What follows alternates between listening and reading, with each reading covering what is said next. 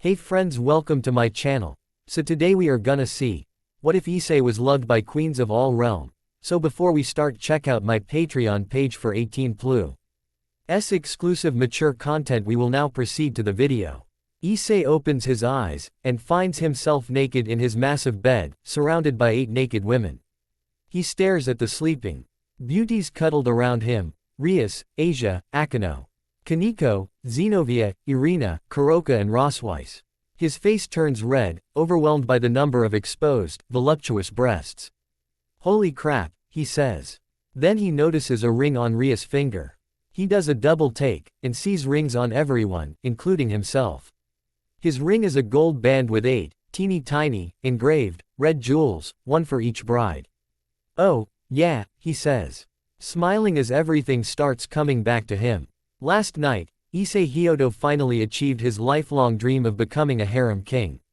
After turning into a devil and joining the peerage of Rias Grimoire, he gradually earned the love and affection of every woman around him through his selfless actions and unmatched kindness. Once he became a high-class devil and formed his own peerage, he acknowledged his feelings for the 8 most special women in his life. He confessed his love to them, which they all reciprocated, proposed to them, which they all accepted, and declared he would mock. He loved to all of them at the same time for their first time, which they all agreed to. As a result, the last few weeks have kept ISSEI busy. Each of his brides wanted their wedding at a different place on a different date. All of which were scheduled and arranged by ISSEI's parents, his bride's parents and the Phoenix family, with ISSEI being the Red Dragon Emperor and the most famous celebrity in the underworld. Every one of his weddings became an international event with devils, angels and all kinds of species in attendance. The first wedding was between ISSEI and Rias, but as promised, she would have to wait until he married the rest of the girls before she could make love to him. It wasn't long before that day finally came. The 8th and final wedding was between Rosweiss and ISSEI. He was now a legal adult married to 8 other legal adults. Not only that, but 6 of his wives, Asia, Kaneko, Zenobia, Irina, Kuroka and Rosweiss, all went through growth spurts. Each of their breasts became just as large as those of Rias and Akano. And so, once the final wedding was over, ISSEI's 8 wives, 7 of whom had been patiently waiting and couldn't hold back any longer, snatched him away and locked themselves in his bedroom. What followed was an unprecedented and historical night of passion, energy and love, the likes of which had never occurred before in the world or the underworld. ISSEI made love to all 8 of his wives at the same time, just like he said he would. And now they rest, basking in the afterglow of their husband's performance. ISSEI carefully gets out of bed so as to not wake any of his wives. He garbs himself with a red robe, and opens the balcony door.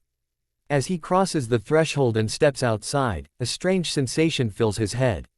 What the hell? He grunts, staring at the doorway. Then he notices the doorknob, and the realization dawns on him. Oh, yeah, again, he says. This isn't his bedroom. Not his real one, at least. Last Christmas, Tuji Shido, Irina's father, gave her a magic doorknob. It leads to a room that can take the form of any location the user wishes, in this case, ISSEI's bedroom. Michael and the angels created the interdimensional room, or special room, as the girls affectionately call it, so that Irina, an angel, and ISSEI, a devil, could make love without the risk of Irina falling. And since it's the only place the 2 of them can properly copulate, it had to be the place where he and all of his wives could share their first night of passion. Rias and the other girls were understanding of Irina's plight, and they were more than happy and willing to use the special room for their big night together. ISSEI leans on the railing, and stares at the horizon. He's on the top floor of his 6-story residence in the real world. The sun starts to rise over the peaceful town of Kuo. Chirping from the morning birds fills the purple sky. ISSEI takes a deep breath, inhaling the cool air. Well done, ISSEI. Gah. Who's there? Asks ISSEI, whirling around. There's no one else on the balcony. Ah, it's your hand, speaks the unseen voice. ISSEI notices the green light blinking within his left hand. Oh, right, hee. Morning, Diedrag. Morning. Yourself, harem king, says Diedrag. How you feelin'? ISSEI glances back at his wives in bed, all still sound asleep. I feel alive. Like really, super, frickin' alive. I'm happy for you, Issei.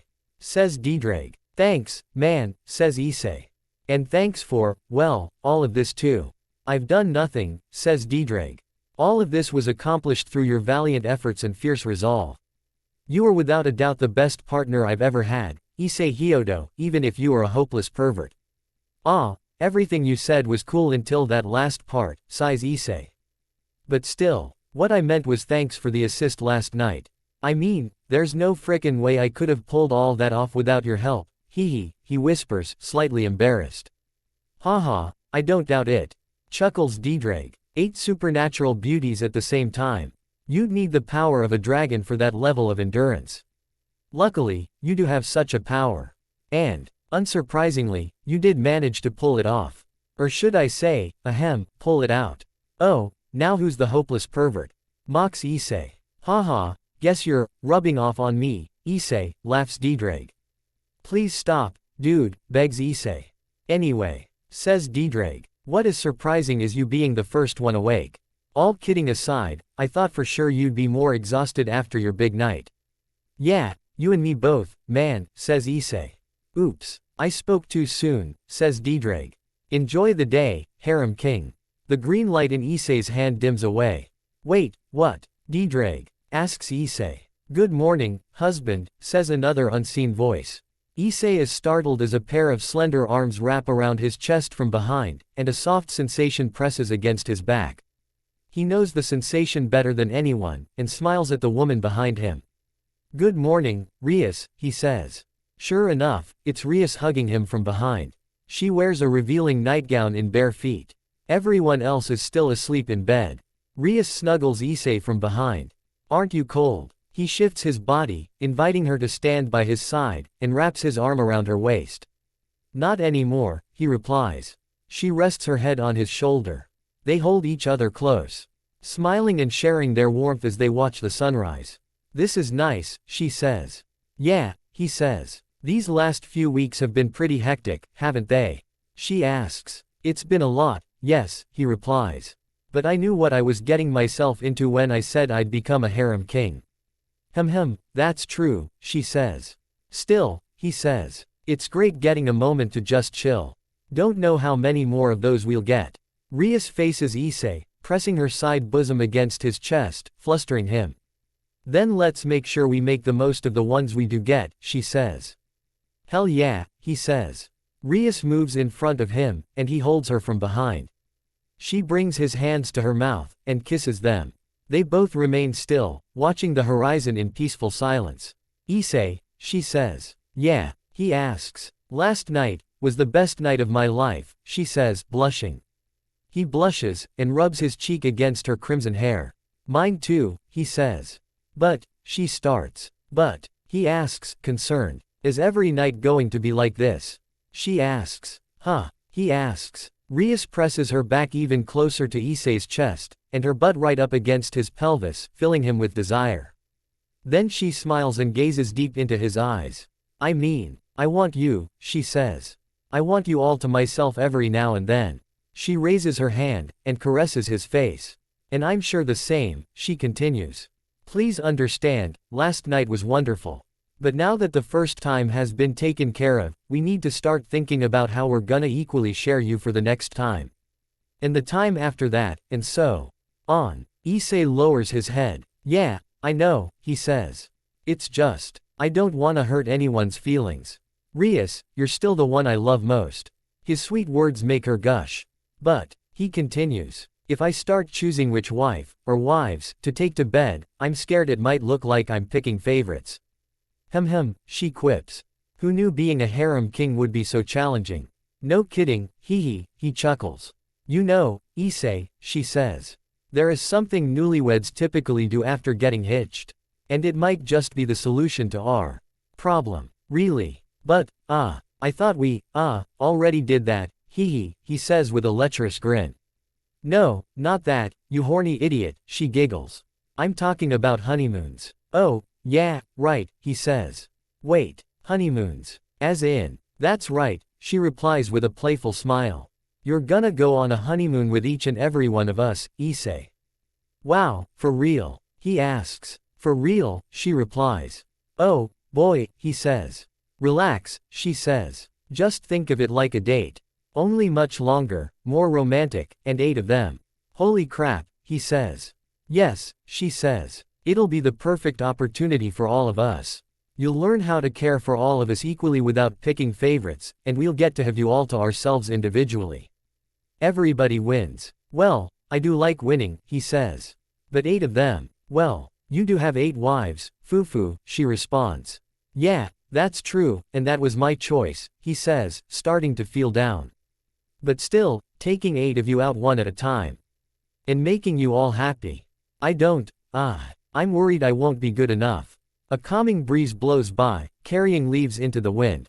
Rias smiles, turns around and cups Issei's face with both hands. It's gonna be fine. Issei, she says. You'll do amazingly, I know you will. Really? He asks. Of course, she replies. How about this? I'll speak to the others, and come up with the order of honeymoons for you. You'd do that? He asks, smiling. Absolutely, she replies. After all, since I have the privilege of being the girl you love most, it's my responsibility to manage the harem. Issei wraps his arms around her waist. What would I do without you, Rias? He asks. She giggles. Okay, I'll have a plan ready after breakfast. But remember, Issei, I can only arrange the honeymoons. As harem king, you're the one who's gonna have to make the most of them for each of us. Yeah, he says with a confident smile. You bet I will. Oh, my, she says, swooned. There you go, acting cool as always. It makes me so hot. They stare lovingly into each other's eyes. I love you, Rias, he says. I love you too, Issei, she says. As the rising sun warms the town in a heavenly glow, Issei and Rias close the distance between their lips. Half an hour later, Issei washes his face in his bathroom. He turns off the water, and stares at himself in the mirror. Okay, he says aloud. Psyching himself up. Downstairs, everyone else is gathered in the kitchen for breakfast. Rias, Asia, Akino and Miki, Issei's mother, prepare the morning meal. Kaneko, Zenobia and Irina help set the table. Hurry up. Girls, says Miki. We need this ready before he comes down. Yes, mother, replies the 6 girls in unison, cheerfully picking up the pace. In the living room, Kuroka, Rosweiss, Ravel, Lefay, Elmenhild, Roygen, Kuno, Yusaka and Ingvild converse on the couches. Kiba and Gasper chat by the window. Azazel and Guro, Issei's father, talk over coffee. Issei enters the kitchen whilst yawning, and smiles as he's greeted by the heartwarming sight of his big, happy family altogether. Today, he thinks, I consider myself the luckiest son of a bitch on earth. Good morning, everyone, he says. Good morning, Issei, replies everyone. If they were happy before, they're extra lively now that he's here. Zenobia and Irina each take Issei by an arm, and lead him to the table. Rosweiss pulls out a chair for him. The second he sits down, Kaneko and Kuroka both claim one leg of his lap. Akino serves him his tea, Asia serves his small plate of food, and Rias serves his large plate. Then all 8 of his wives take turns feeding him. Here you go, Issei, says Rias. Era, open wide, husband, says Akino. Please, Issei, try mine, says Asia. Say ah, Issei, says Zenobia. My turn, darling. Eat up, says Irina. Come on, Issei, says Kaneko. It's yummy, Issei, Nian, says Kuroka. Enjoy, Issei, says Rosweiss. Thanks, girls, says Issei. While he's overwhelmed by all the attention, he couldn't be happier. Azazel, Kiba and Gasper watch the scene with delight. Ravel, Lefay, Elmenhild, Roygen, Kuno, Yusaka and Ingvild observe and jot down notes. Preparing for when they become Issei's brides themselves. Miki sheds tears of joy. I never thought this day would come, she weeps. My baby boy's a man, loved by so many beautiful women. On the other hand, Guro sheds angry tears of jealousy. My son has a harem, he sobs. I'm so proud, but at the same time, so envious. Mom, Dad, you're killing me, sighs Issei. Oh, by the way, Issei, says Rias, offering him another spoonful of grub.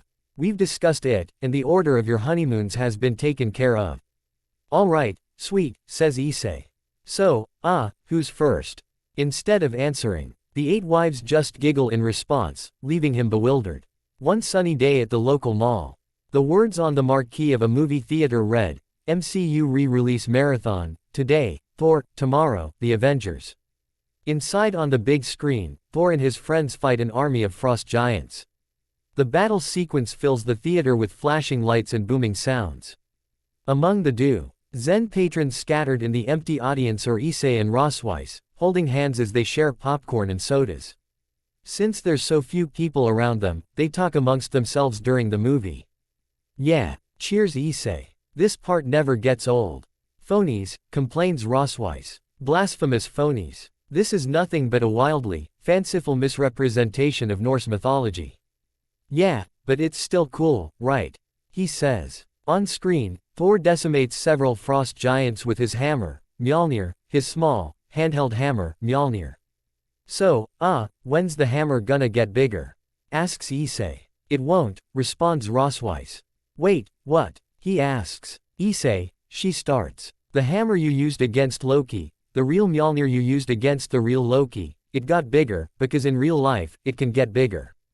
But in these movies, it's always small. Like I said, phony. That's bullshit, he yells. Shish, she says. ISSEI. Hey, shut up down there, shouts a random patron in the back. Sorry, sir, replies Rossweiss. ISSEI. Are you trying to get us thrown out? And on our honeymoon? My bad, he says, sheepish. Then he puts his arm around her shoulder, and kisses her cheek to butter her up. She blushes and giggles with delight. Yes, he thinks. Attempt successful. A bright light from the screen grabs their attention.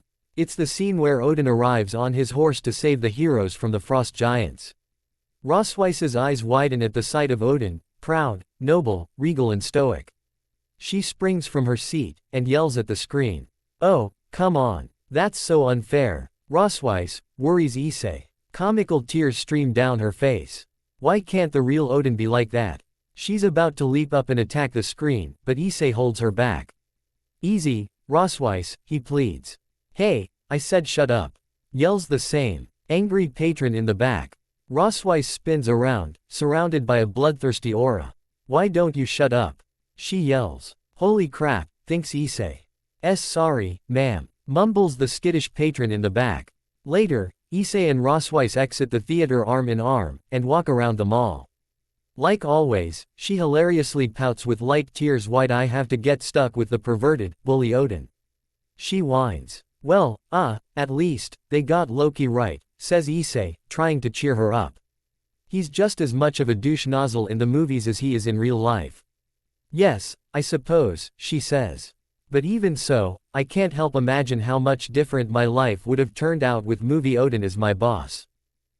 He ponders. Well, I mean, he probably wouldn't Avenue scolded you for being a virgin when we first met, like the perverted Odin did, hee. She gasps, flushed with embarrassment. Shish, shut your mouth, ISSEI. HMPH. She storms ahead, leaving him regretting his words. Oh, come on, honey, he says, chasing after her.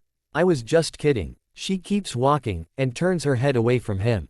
HMPH. He clasps his hands and bows. I'm really sorry. Please don't be mad. Rossweiss relaxes and smiles. You're gonna pay for reminding me of such humiliating things. ISSEI smiles back. Of course, I'll do anything.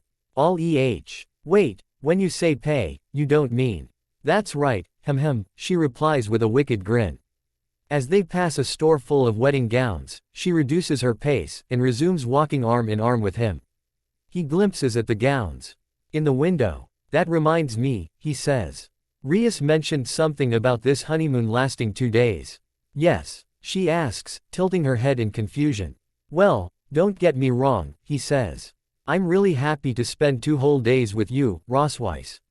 But it feels kinda long for a honeymoon, don't ya think? Rossweiss covers her mouth as she bellows with laughter. She's cackling so hard, her eyes well up with more tears.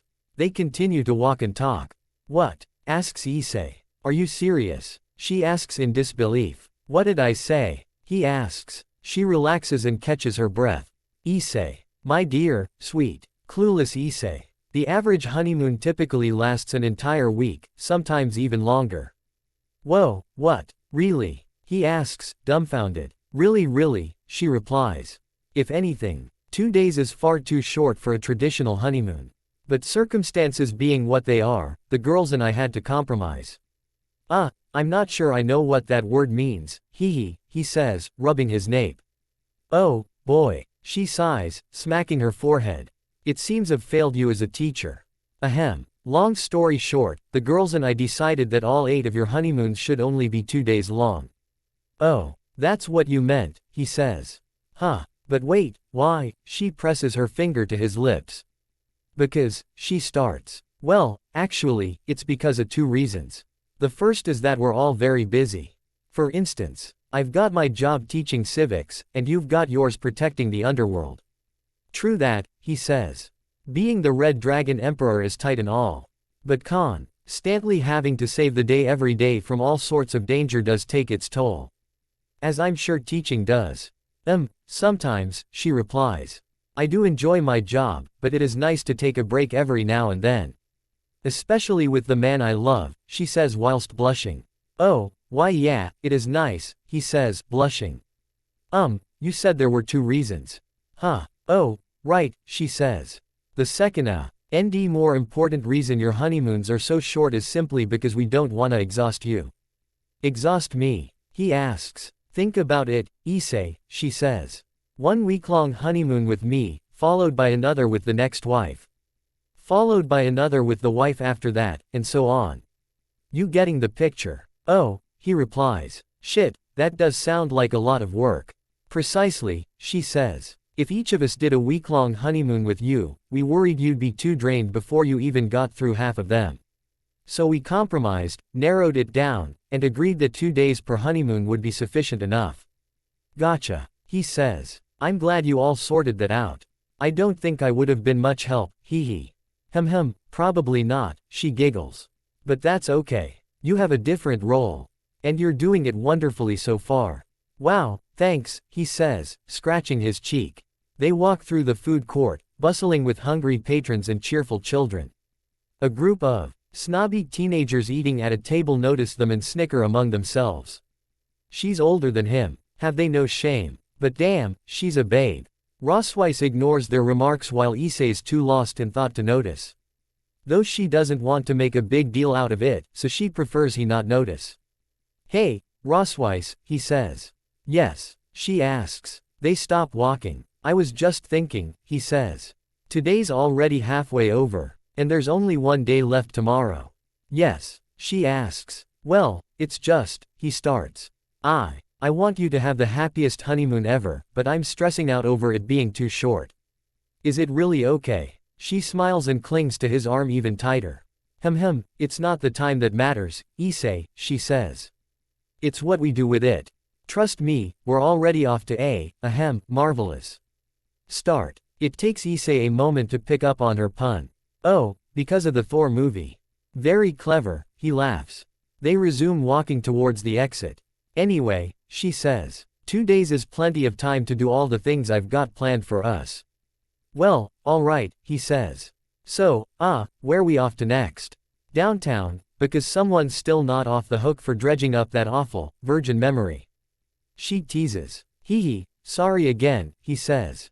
And what about tomorrow? What did you wanna do? She suddenly becomes bright red and uncharacteristically hyperactive. She squeals. Oh. Don't worry about it. After all, tomorrow's tomorrow. We'll deal with it when it comes, hee. ISSEI blinks twice, more confused than ever. Oh. K, he responds. Rossweiss clears her throat, and takes his hand. Anyway, she stutters. Let's hurry up and catch the next train. The shopping district awaits. She takes off running to the exit, pulling ISSEI along for the ride. Hey, wait, slow down, he says. On a speeding train into Tokyo, ISSEI and Rossweiss stand using a pole for support. Once again, a few passers-by stare at them in astonishment, but the couple's too deep in conversation to pay heed. You're planning a big shopping spree, aren't ya? Asks ISSEI, nervous. Only the biggest, teases Rossweiss. On that note, you're paying for everything, and carrying everything. Shit stains. He sighs. Isn't that a little extreme for one measly, virgin joke? Nope, she replies with a coy smile. Besides, it's only natural for a husband to buy gifts for his wife on their honeymoon. Yeah, I guess, he says. He notices 4 young men at one end of the train ogling Rossweiss, and 3 older women at the other end whisper judging amongst themselves. Lastly, he notices Rossweiss's face, becoming more sorrowful with each passing second. The train reaches its next stop. ISSEI wraps his arm around Rossweiss, and pulls her in close, surprising her. He shoots the older women a defiant glare, they cease their whispers, and scroll on their phones. Then he stares daggers at the young men eyeballing his wife, they get scared, and get off the train. The doors close, and the train continues to the next stop. Rossweiss smiles with gratitude, and rests her head on his shoulder. Later, ISSEI and Rossweiss walk the sidewalk, taking in the lavish sights of the downtown Tokyo district. Ooh, this is so exciting, beams Rossweiss. I can't wait to get some new clothes. When she mentions clothes, ISSEI ganders at the ones she's wearing, a coat, a short skirt and a pair of long boots. And that's when it hits him, not only is this attire a far cry from her usual business suit, but it's similar to the one she wore on their first date. The pretend date they went on to trick her grandmother Gondel into believing they were a couple. They walk and talk down the street. Speaking of clothes, Rossweiss, he says. Took y'all long enough to notice, you big dummy. She says with a giggle. He laughs. That was a pretty interesting date, huh? To join his team, then yes. I'd say it was rather interesting, she agrees. Yeah, he says. We were both super pissed off. And ready to kick that dickwad's ass. Well, I'm glad it didn't come to that, she admits. Me too, he agrees. Hopefully, no one will interrupt us today, she says. No shit, he says. Like, what if your grandma just showed up out of nowhere? Haha. Oh, we don't have to worry about her, she says. We don't, he asks. Nope, she replies. I already poke with her regarding all that fake boyfriend stuff. You did, he asks. She replies. And fortunately, she took it well. She really is a caring woman, she says. ISSEI listens in earnest. All she wanted was for me to be provided for when she passed, she continues. That's why I was arranged to marry Vidar in the first place. But instead of just telling her that I didn't want to marry him, I told her I was already dating you. That was the first time I ever lied to my grandmother, and I felt so awful about it. Rossweiss, he says. But then, I told her the truth, she says, smiling. And she said she should be the one apologizing. She knew I didn't want to marry Vidar, and she confessed she should have fought the arranged marriage from the start. But she told me not to worry. Because everything worked out in the end. How so? He asks. You're a good man, ISSEI, she says. Huh, he asks. I know it, and Granny knows it, she says. She was so happy when you became my actual boyfriend. And my providing husband. And so was I. Yeah, me too, he says, smiling. Maybe I should apologize to your granny too. I mean, I did go along with the lie. She giggles. I knew you'd say that. Which is why I took the liberty of apologizing to her on your behalf. Really? He asks. Really, she replies. She said, and I quote, forget about it, ISSEI. Take care of my granddaughter. Love, Granny. Wow, he says, rubbing the back of his head. You're right, she is a caring woman. Didn't think she'd let me off so easy, hee. Well, she might have, she teases. But I won't. Huh? He asks. She brings him to a stop, revealing where she's led them, the downtown shopping market, filled with street vendors and old shops selling the most useless, overpriced items imaginable. Aw, shit, he says. Let's go, she says. For the next 2 hours, the lovebirds fly from one 200 yen shop to another. Though Rossweiss usually hits up the 100 yen shops, with this being her honeymoon and all, she decided to go bigger. Her eyes dazzle at the sight of every trinket and outfit, purchasing them without a second thought. ISSEI trails behind with the bags, he's not so much carrying them as being loaded with them like some pack mule. He can't help but worry over how much his wife is overspending on junk, but as long as she's happy, he's happy too. As Rossweiss continues strolling down the thoroughfare, ISSEI looks over his shoulder, anxious they're being followed. ISSEI, she asks. Oh, sorry, it's nothing, he replies. You think Rias and the others are spying on us, aren't ya? She asks. Oh, well, I wouldn't put it past them, he says. They talk as they walk through the crowd, though it's more like she's walking and he's hobbling. I can assure you no one is following us, she says. Why's that? He asks. Because the girls and I already discussed the matter beforehand, she replies. We agreed that you are our shared husband, ND Rias decreed that no one is to interfere with any of your honeymoons. She and the others will get you all to themselves when their time comes, so until then, they're just gonna have to wait. Phew, that's good to hear, he says. Gotta say, he thinks. I'm really happy and grateful to Rias for arranging this. And I'm really happy and grateful to my other wives for being so understanding. Wait, what the hell? Issei, you dumbass. What are you doing thinking about the other girls at a time like this? All of your attention should be focused solely on Rosweiss. This is her honeymoon. Get it together, harem king.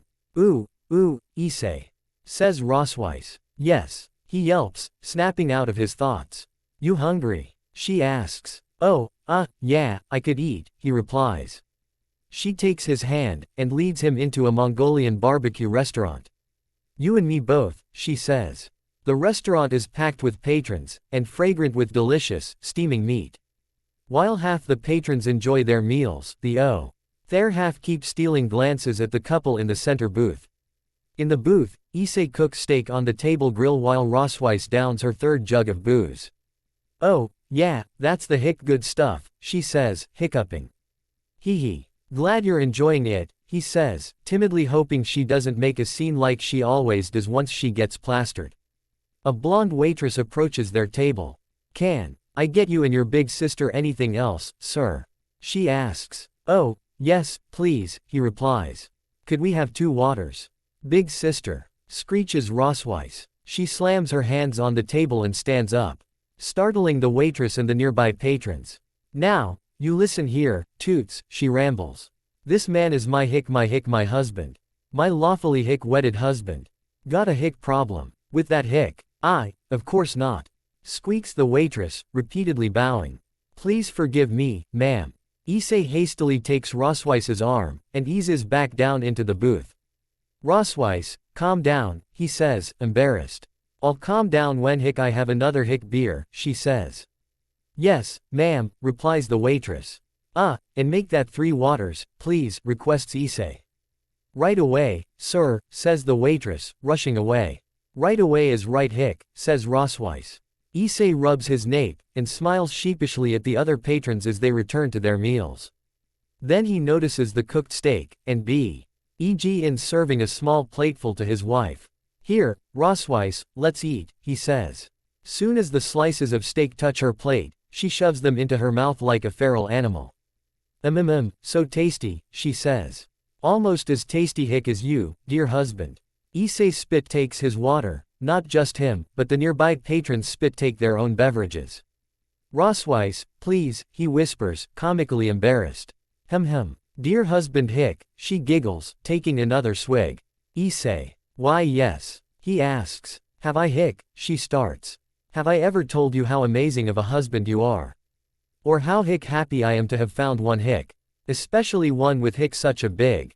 Issei bangs his fist on the table, feigning squashing a bug. Oh, that was close. Cockroach, he says, sweating bullets and praying his feint worked. The other patrons ignore him and return to their meals. Issei sighs in relief. Rosweiss, he starts, desperate. She slouches onto the table, her long silver hair dangles inches away from the table grill. Close to catching fire. You know, Issei she rambles. We haven't had lunch like this since that day with Vidar. Oh, yeah, guess we haven't, he says. Damn, that feels like a lifetime ago. It does she says. I wonder what kind of life I'd be living if I did marry him. He asks. I mean she says. It's not like he's a bad person or nothing It's just. Yeah, he asks, genuinely curious. It's just you're a much better guy, Issei. And a kinder one too, she says. Oh, wow, he says, touched. That's so. Suddenly, her head hits the table. Rosweiss, he asks. She doesn't stir, so he gently shakes her shoulder. She's out cold. Honey, you good? He asks. Just then, the blonde waitress returns with a mug of beer and 3 glasses of ice water. Here are your drinks, sir, she says. Oh, my, is she all right? Oh, yeah, just give her a minute, he replies. And thank you. The waitress sets the drinks on the table and leaves them be. You're very welcome, she says.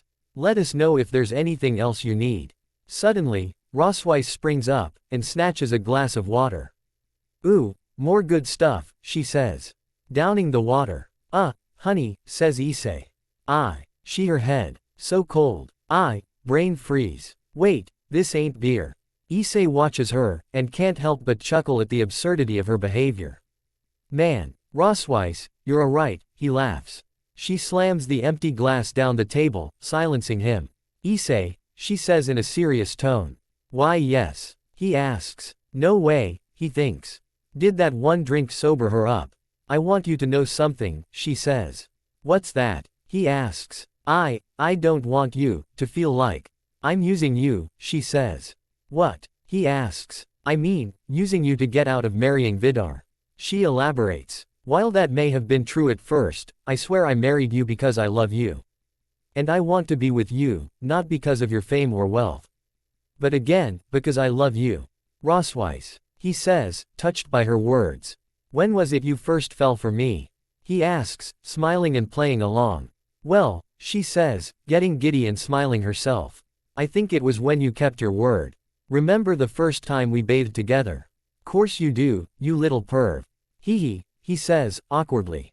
Anyway, she continues. When we were in the bath, I asked you to kill me if that Euclid guy ever captured me and forced me to fight.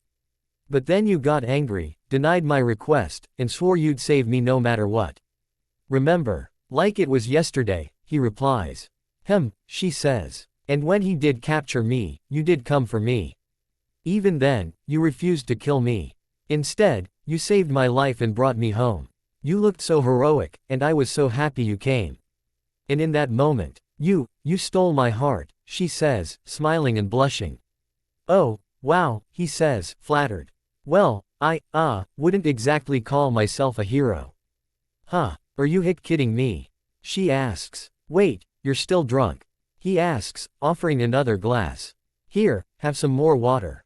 No more brain freeze, she says, thrusting her chopsticks at Issei's face. Oh okay, then, he says. You listen to me, hubby . She rambles. There was this one time all the girls were together talking about all the times. You saved us For Rias, it was from Riser For Asia, it was from Diodora. From Kaneko it was from Thanatos. And Akino from herself. Really? They all said that? He asks. She settles down, snatches a glass of water and drinks, ignoring the brain freeze. You better believe it, chum she rambles. By the way speaking of Akino it was she who encouraged me to tell you how I felt about the arranged marriage with Vidar. And and about how I felt about you. She did. He asks. She replies. So if there's anyone we should be thanking for bringing us together it's her. Yeah, he says. Akino's so amazing, he thinks. She encouraged Rosweiss to confess to me, just like she encouraged me to confess to Rias. I love her so much. Wait, seriously, dipshit, stop thinking about the other girls. Focus on your present wife. When he returns to reality, he notices Rosweiss downing the extra mug of booze. Honey, he warns. Akino's the best she says. Which is why I heeded her advice. And realized that I was in fact worried about marrying Vidar. And that's why, Issei why I came into your room that night to make love to you. Her words cause more spit takes from the nearby tables and booths. Issei's face flushes with embarrassment.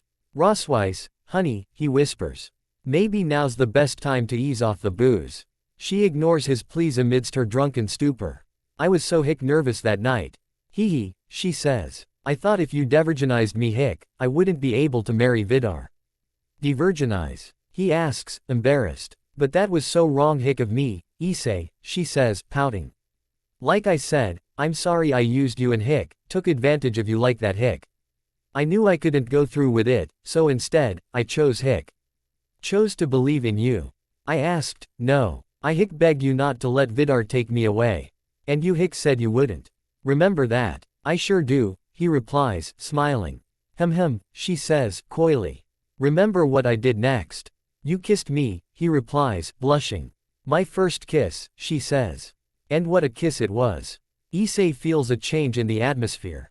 Instead of patrons judging them, most are now listening to Rosweiss's story with open minds. Some are genuinely touched, and some are moved to tears. Even the staff members seem too distracted to continue their work. Rosweiss leans over the table, and puckers her lips. Hey, ISSEI, wanna kiss again?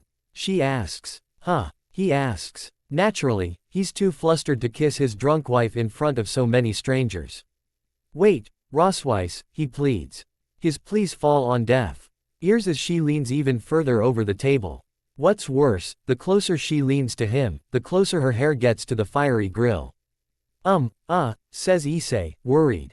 Then he points to something behind her. Hey, look over there, he says. It's your master, Brihilder. She yelps. She stands at attention, eyes wide and face pale. ISSEI just scared the booze right out of her. Bridge Brihilder, she stutters, frozen in place. Gee, glad to see you. Then she turns around, only to see a random family entering the restaurant. Huh? She asks. Gotcha, teases ISSEI. Her face comically turns red with humiliation, and she sits back down. ISSEI. She scolds. First the awful memory, now you're playing dirty tricks. Sorry, honey, but I had no choice, he chuckles. A moment passes, and Rosweiss begins giggling herself. The two lovers have a good, heartfelt laugh as the blonde waitress approaches them. Anything else for you two? She asks. Check, please, replies Rosweiss. Already? Asks ISSEI. What about dessert? She hilariously slams her hands on the table again and stands up, startling ISSEI and the waitress. ISSEI. She belts. Why yes. He asks. Don't tell me you've forgotten. She asks. Huh? He asks before putting it together. Oh, right. Hee hee, my bad. She calms down and smiles at him. Let's go, she says. Day becomes night in the realm of Asgard. In the corner of Valhalla, ISSEI. Rosweiss and a Pegasus stand on the main lawn inside of the Thor Stadium. A replica of the Yggdrasil World Tree stands in the center of the lawn, and floating islands used as footholds for rating game participants scatter the air. The audience bleachers and press boxes are all empty, it's just the three of them in the stadium. While the winged horse grazes in the grass, the two lovers stroll across the arena. Reminiscing, walking and talking. Hard to believe it was just a few months ago we were last here, says Rosweiss. Yeah, says ISSEI. We faced Vidar's team during the preliminary round of the Azazel Cup. You fought like such a badass. Yes, well, that was all thanks to Rias, she says. Rias? He asks. Sure, she replies. I mean, it was her idea to trade me to your team in the first place. Because of that, I became much stronger. Oh, yeah, guess that's true, he says. And while I didn't ask to be traded, I wasn't against the idea either, she says. I would have been content as Ria's servant, but she insisted I'd get stronger under your leadership. And she was right. She stops walking, bringing him to a stop as well. They hold hands and face each other. ISSEI, I'm really happy. She says. Happy that Rias supported me, and even happier that you accepted me. I'm grateful to the both of you. I'm grateful too, Rosweiss, he says. Grateful to Rias for giving you to me. And grateful to you yourself for joining my team. She says. Guess Akino's not the only one we should be thanking. Guess not, he agrees. The moment gets the better of them. And they lean in to kiss. But just before their lips connect, everything around them darkens as the sun dips beyond the horizon. Oh, no, she says. What's wrong? He asks. She sprints toward the Pegasus, leaving him confused in the dust. Hurry, ISSEI, she says. For what? He asks. Damn that tiny brain of yours, she says, mounting the horse. We still have a promise to keep. The light bulb in ISSEI's head finally ligots right, he says. Just as he runs for the horse, Rosweiss kicks his hide and he begins to canter. He runs straight for ISSEI, flapping his wings along the way. Hey, what are you doing? He asks, comically. This is what you get for forgetting, she teases. The Pegasus gallops at Issei, and he flees for his life. Oh, shit, he yells. The Pegasus dips his head under Issei's legs, lifts him up, and flips him over. Issei screams, grabs the first thing he can, and lands behind Rosweiss. She squeals. Issei finds himself grabbing her breasts from behind. Huh, oh, hell yeah, he says, giving them a good grope. Gah, Issei, not now, she says. The Pegasus kicks off into the air, and flies into the sky. Later, Issei and Rosweiss ride the Pegasus through the starlit sky. So, she asks. I remember, he pleads. That big tree back there was the fake Yggdrasil tree. After we won the game against Vidar, we promised we'd go see the real one together. She smiles, relieved it's all coming back to him. And see it, we will, she says. Just then, he rests his chin on her shoulder, and wraps his arms around her belly. Her massive breasts dip onto his forearms. Even though he's aroused, it's not why he's holding her. Issei. She asks, flustered. You know what else I remember? He asks. What? She asks. You accepting my proposal, he replies. Blushing. Rosweiss's cheeks shade into a cherry hue, and she bundles herself closer to him, enjoying his embrace. Why yes, she says. Though that was rather embarrassing. I was just thinking that too, he says. I can't believe I asked you to have many children with me while I was fighting Vidar. Rosweiss adorably covers her face with her hands. Quote, I can't believe I jumped at the chance and said yes, right in front of everyone, she says. Don't get me wrong, I'm still glad it happened, he says, recovering. Me too, she says. As they continue to fly. The memory fills them both with an unusual mixture of embarrassment and joy. But, he says. But what? She asks. Well, I kind of feel a bit cheated, he says. Cheated? She asks. I mean, he elaborates. Vidar said he never actually intended to marry you in the first place. And while that's all well and good, it feels like he put us through all that trouble for nothing. She laughs. Yes, I suppose that's true.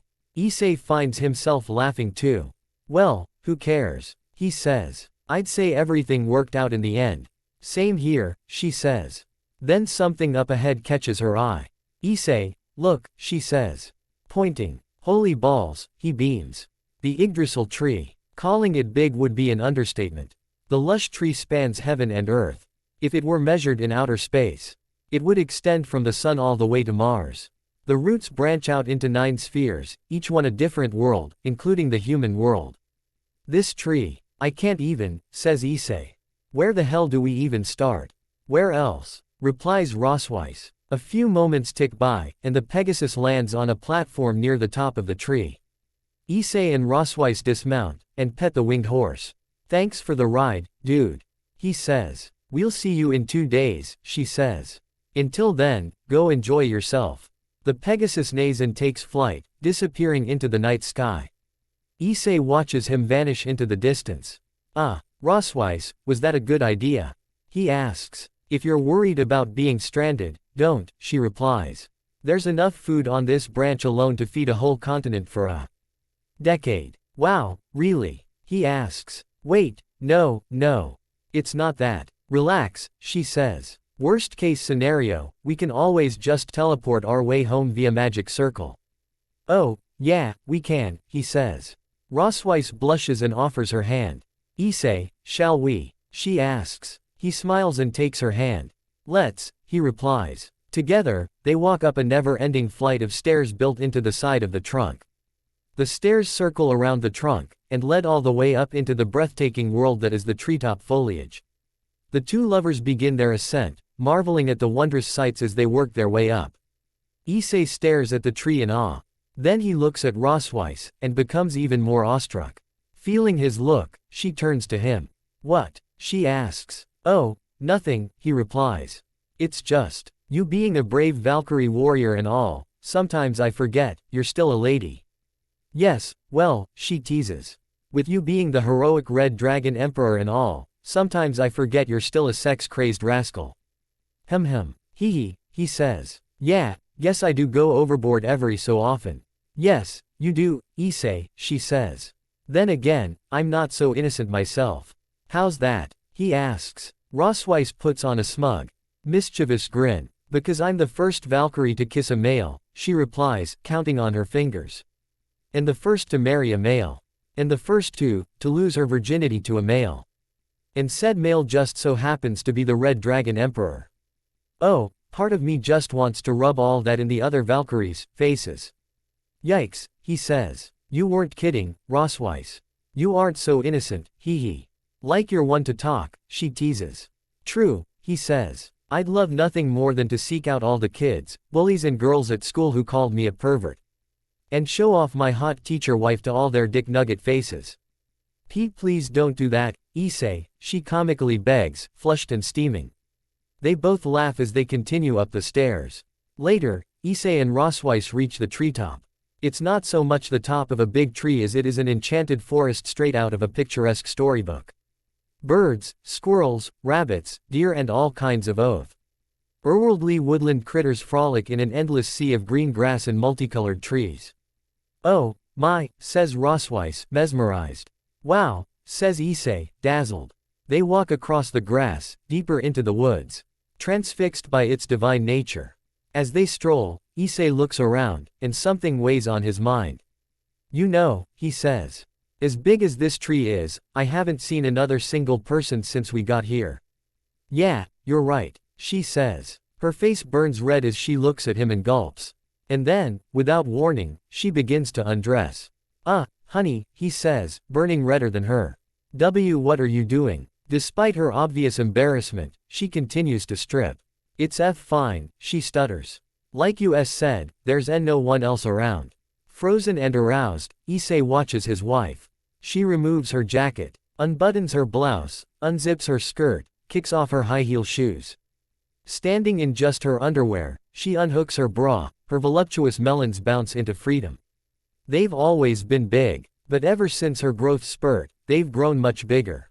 Finally, she slowly slides her panties down her legs, exposing her nether regions.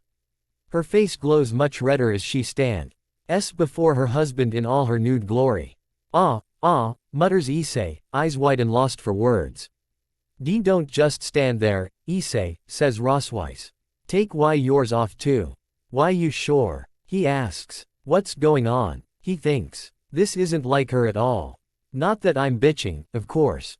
Seeing her do that, I've got a tree in my pants outgrowing Yggdrasil, hee hee.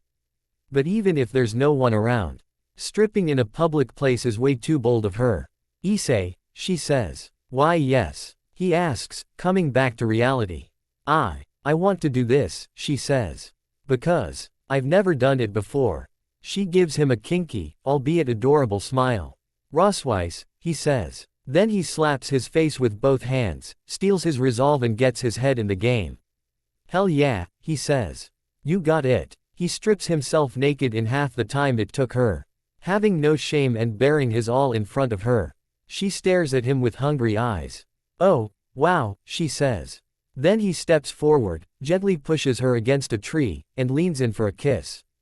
Before their lips connect, she blocks his mouth. No, she says. Huh? He asks. She smiles and takes his hand. Not here, she says. Then she leads him deeper into the woods, leaving butterflies and fireflies dance in the air. ISSEI and Rosweiss frolic through the enchanted forest. The two naked lovers reach an open field of flowers, with the forest on one side. And a majestic view of all of Valhalla on the other. ISSEI chases after Rosweiss, they laugh and enjoy themselves like free spirits in the night. Then she leaps into his arms, and they go tumbling and rolling through the flowers. Laughing along the way until they come to a stop with her on top of him. Rosweiss gestures to the incredible sight of the cosmic sky. Look at that, she says. It's a hell of a view, says ISSEI. Beautiful, she says. Yeah, he says, staring at her. Beautiful. Rosweiss looks down at him, and realizes he's not talking about the sky, which makes her blush. EY smile dreamily at each other for a moment. He rolls atop her, leans down, and presses his lips against hers. When he breaks away, she looks at him with anxiety. What's wrong? He asks. ISSEI, she says. Yes. He asks. Are you happy with me? She asks. What? He asks. Her lingering insecurity finally gets the better of her, and she puts on a sad expression. I mean, she says. Do you mind, that I'm older than you? Issei hastily takes her hand, startling her. Fuck no, he replies. Then he calms down, gives her a gentle smile and caresses her face. You're my wife, Rosweiss, he says. My girl. My older woman. She gasps in relief, and smiles as her eyes fill with tears of joy. Oh, Issei, she says. What about you? He asks. Are you okay being with a younger guy? She wipes her eyes and giggles. Fuck yeah, I am, she replies. You're my younger guy. My man. My husband. Then she caresses his face. My love, she says. Rosweiss, he says. Issei, she replies. Then she closes her eyes and tilts her head, inviting him to kiss her again. And kiss her, he does. As they begin to make love, all the moments and memories between them flash before our eyes. The first time they met was at Issei's house.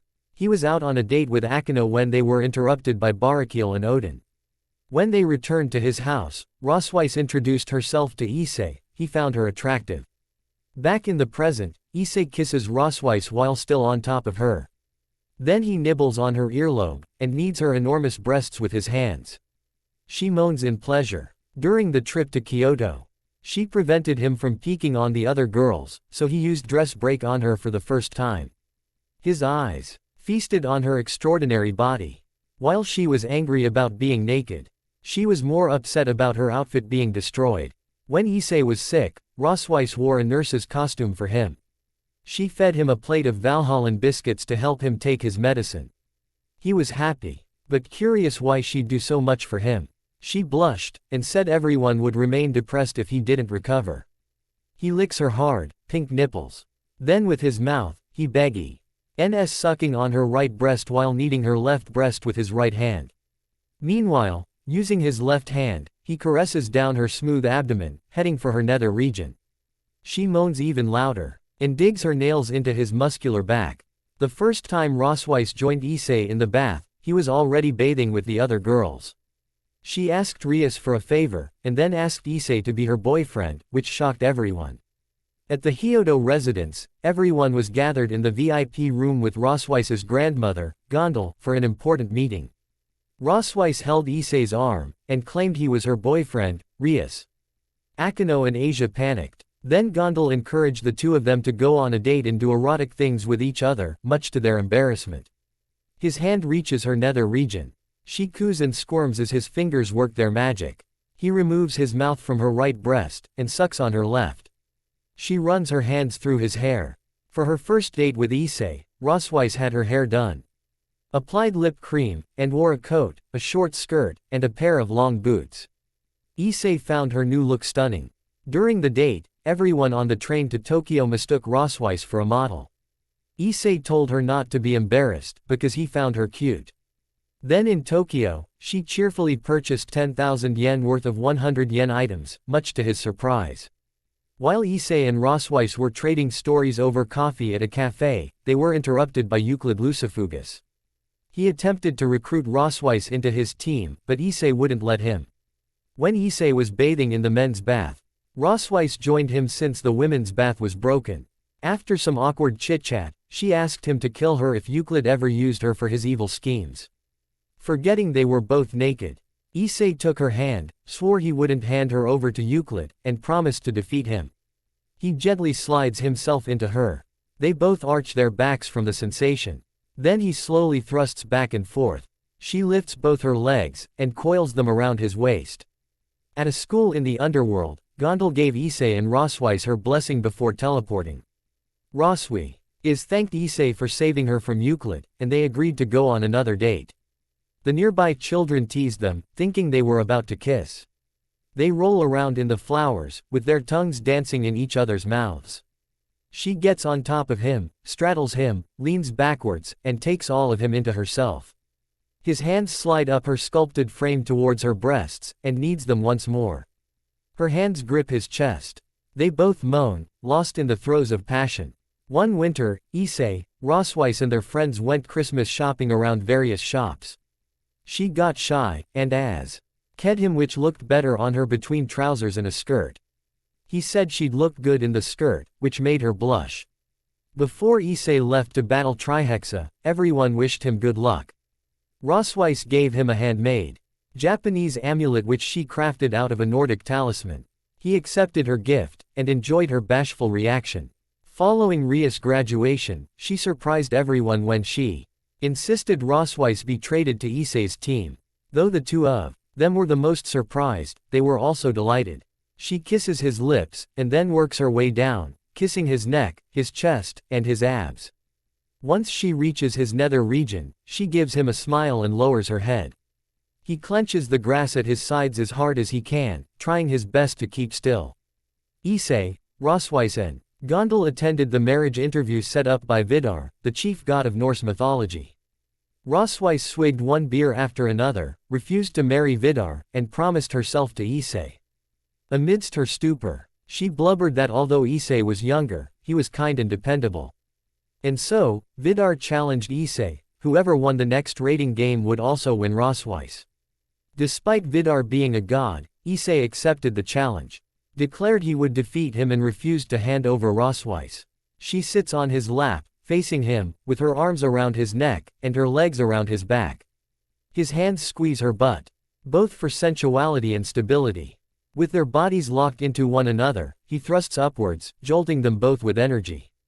One night after training, Issei returned to his bedroom to sleep, only to find Rosweiss in his bed, wearing lingerie. She cried, and begged him not to let Vidar take her away. Issei hugged her, stated he never intended to hand her over, and reaffirmed his promise to defeat Vidar and save her. Overwhelmed with emotion and gratitude, she gave him her first kiss. But before they could kiss again, they were interrupted by Kuroka and Kaneko. As the cat sisters seduced Issei, Rosweiss hugged him and claimed him for herself. He lays atop her, and thrusts himself into her once again, only much faster and harder this time. He takes her hands, interlocks their fingers, and thrusts even harder. During the Azazel Cup rating game, Issei was locked in battle with Vidar. Then in the middle of the match, Issei yelled across the Is, asking her to give birth to many of his children. While embarrassed at first, she yelled back, accepting his request. Vidar burst into laughter. He was impressed by the public confession, and revealed he never actually planned to marry Rosweiss, which still didn't stop Issei from defeating him. Afterwards, Rosweiss asked Issei to go on another date, this time, to the real Yggdrasil World Tree. He cheerfully accepted her request. They both lay side by side, hugging each other. He brushes her long, silver hair behind her ear, and brings her in for another deep kiss.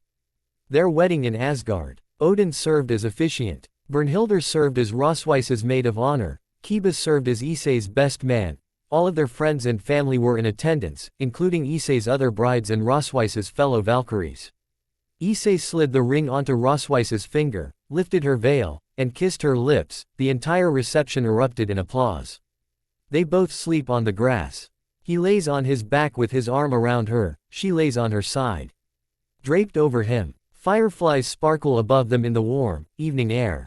The following morning, a warm breeze fills the air as the first rays of sunlight beam over the horizon. Issei and Rosweiss lie naked and asleep in the flowers, holding each other. They both stir awake, gaze at one another, and smile. "Good morning," says Issei. "Good morning," says Rosweiss. "How do you feel?" he asks. "A little sore," she replies. "Sorry," he says. She takes his hands, and kisses them. "No, it's okay," she says. "I wanna remember this pain." Birds chirping in the distance stirs them into motion. They both sit up, treated to another stunning view of the cosmic world. "Wow," he says, awestruck. She says. "Too bad we have to leave soon." "Yeah," he says. "But don't worry. I'll make sure today is just as fun as yesterday." "No, even funner." "Issei," she says. "So what do you wanna do?" "Ooh, I know," he says. "Issei," she repeats. "We could catch the next Thor movie," he suggests. "Not as good as the first, I admit, but..." Rosweiss grabs his arm. "Issei," she yells. He yelps, comically taken aback by her tone. "Why yes, Rosweiss?" he asks. She sta. Res at him with rosy cheeks and a sweaty brow. She stutters, embarrassed. What is it? He asks, concerned. She gulps, and musters the courage to speak. When I said we have to leave, I didn't mean today, she says. I want to spend the whole day here, with you. Oh, he says. A gentle breeze carries flower petals past them. All right, sure, cool, he says, excited. I mean, look at this place. There's gotta be a million things we can see on this tree. I'll just get our clothes real quick. No, she says. He starts to stand up, but she yanks him down, pounces him onto the grass, and lays atop him. Issei stares up at Rosweiss's bright red face, confused and aroused. Rosweiss, he asks. You're really gonna make me say it. Okay, fine, she says. Then she inhales a great gulp of air while Issei watches in utter bewilderment. Issei, she says. I want to, too. Issei sees how hard she's struggling before his pea-brain finally gets it. When he does, he turns almost as red as her. Oh, he thinks. Shit, I've gotta be the most idiotic harem king in the history of harem kings. She wants to have more sex. No, she only wants to have more sex. Like, for the rest of the day. Shit, that explains everything. These honeymoons, they're only 2 days long, because day 1 is for the date, and day 2 is for bumping the uglies. And of course, someone as shy and reserved as Rosweiss would never spit that out. Okay, I definitely pissed her off for not figuring it out. Gotta do damage control and fix this.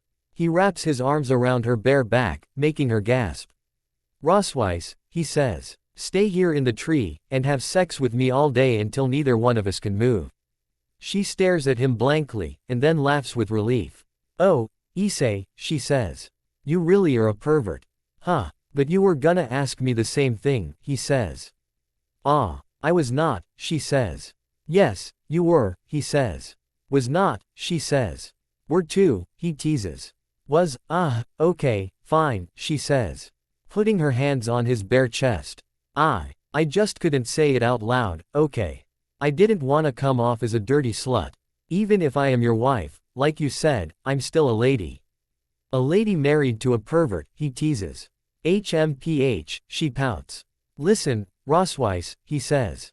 There is no guy in the world, any world, who doesn't love a dirty girl, especially me. Really? She asks. Hells yeah, he replies. So if you're up for doing the nasty all day right here in these flowers, I'm sure as shit not complaining. No, she says. He asks. She gives him a seductive grin. Not just in these flowers.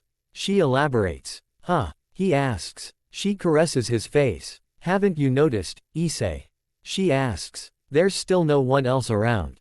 Which means we still have the whole world tree to ourselves. So, let's make love on as much of it as possible. Issei takes a moment to process her words. Now that sounded slutty, he says. Let's do it, he says, excited. She giggles. Then she plants another surprise kiss on his lips.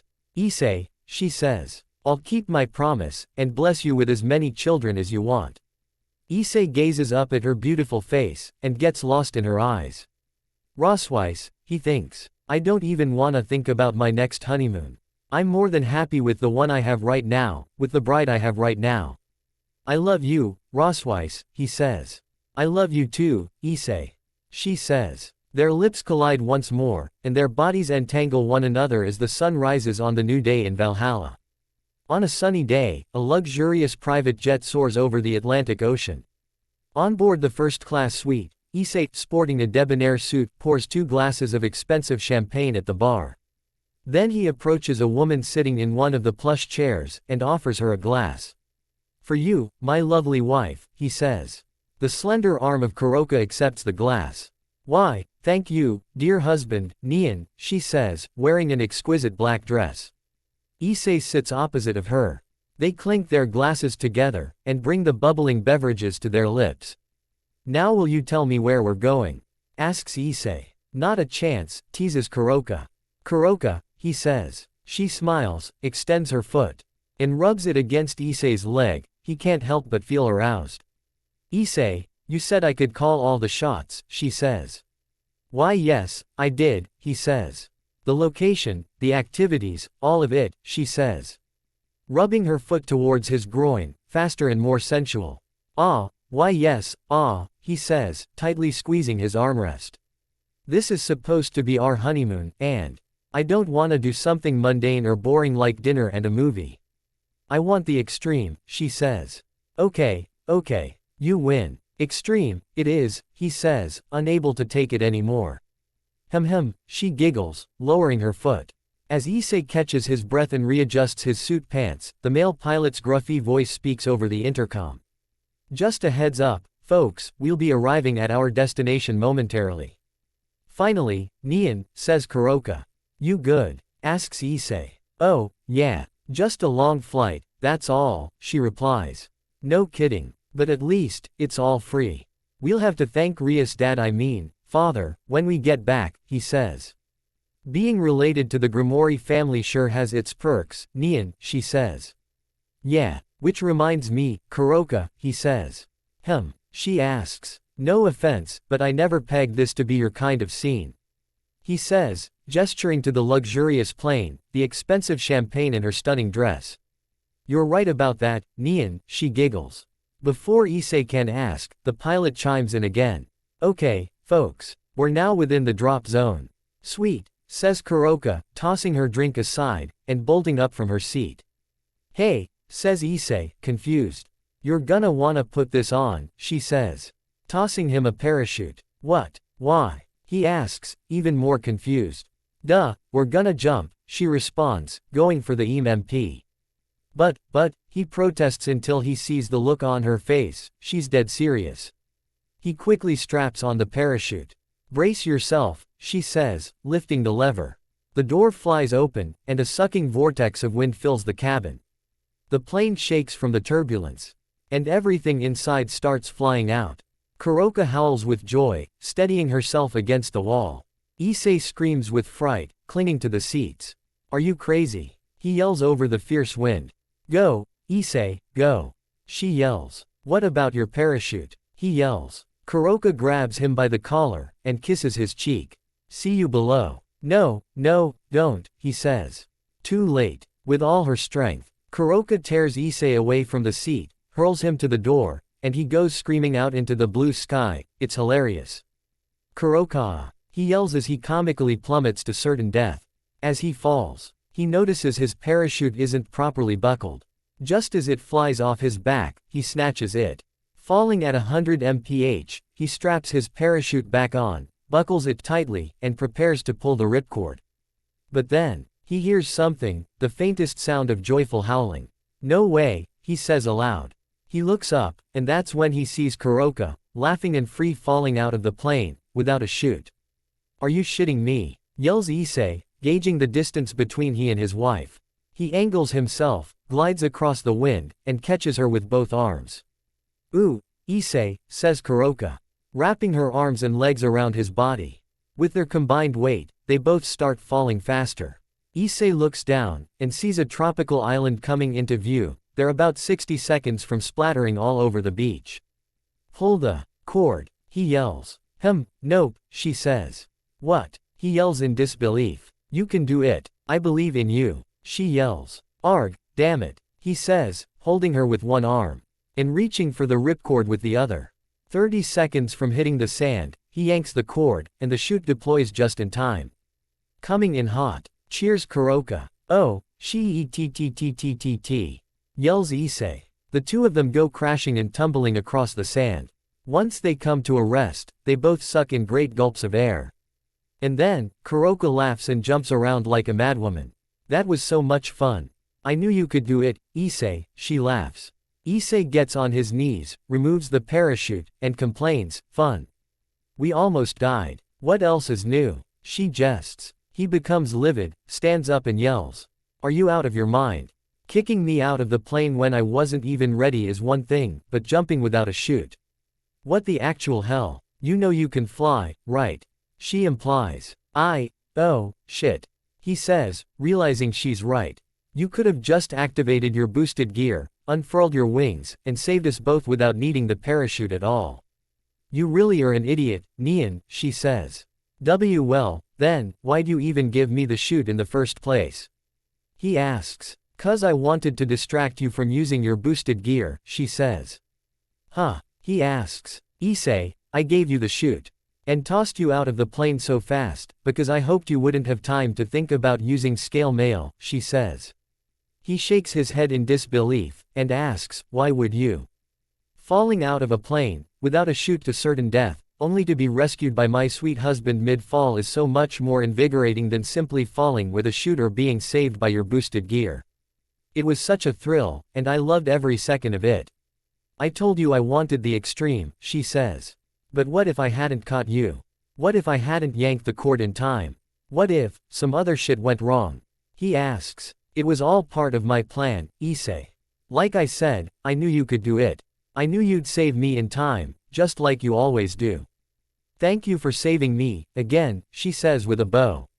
"Well, you're welcome, Kuroka. I'm happy you trust me so much, but still, that was too damn dangerous," he scolds. "Oh, I suppose it was a little. And for that, I'm sorry," she says. Issei smiles and nods, accepting her apology.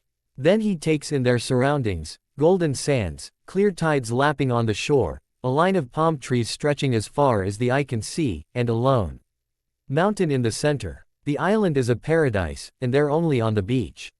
He bends down, and scoops a handful of sand, marveling at the grains slipping through his fingers.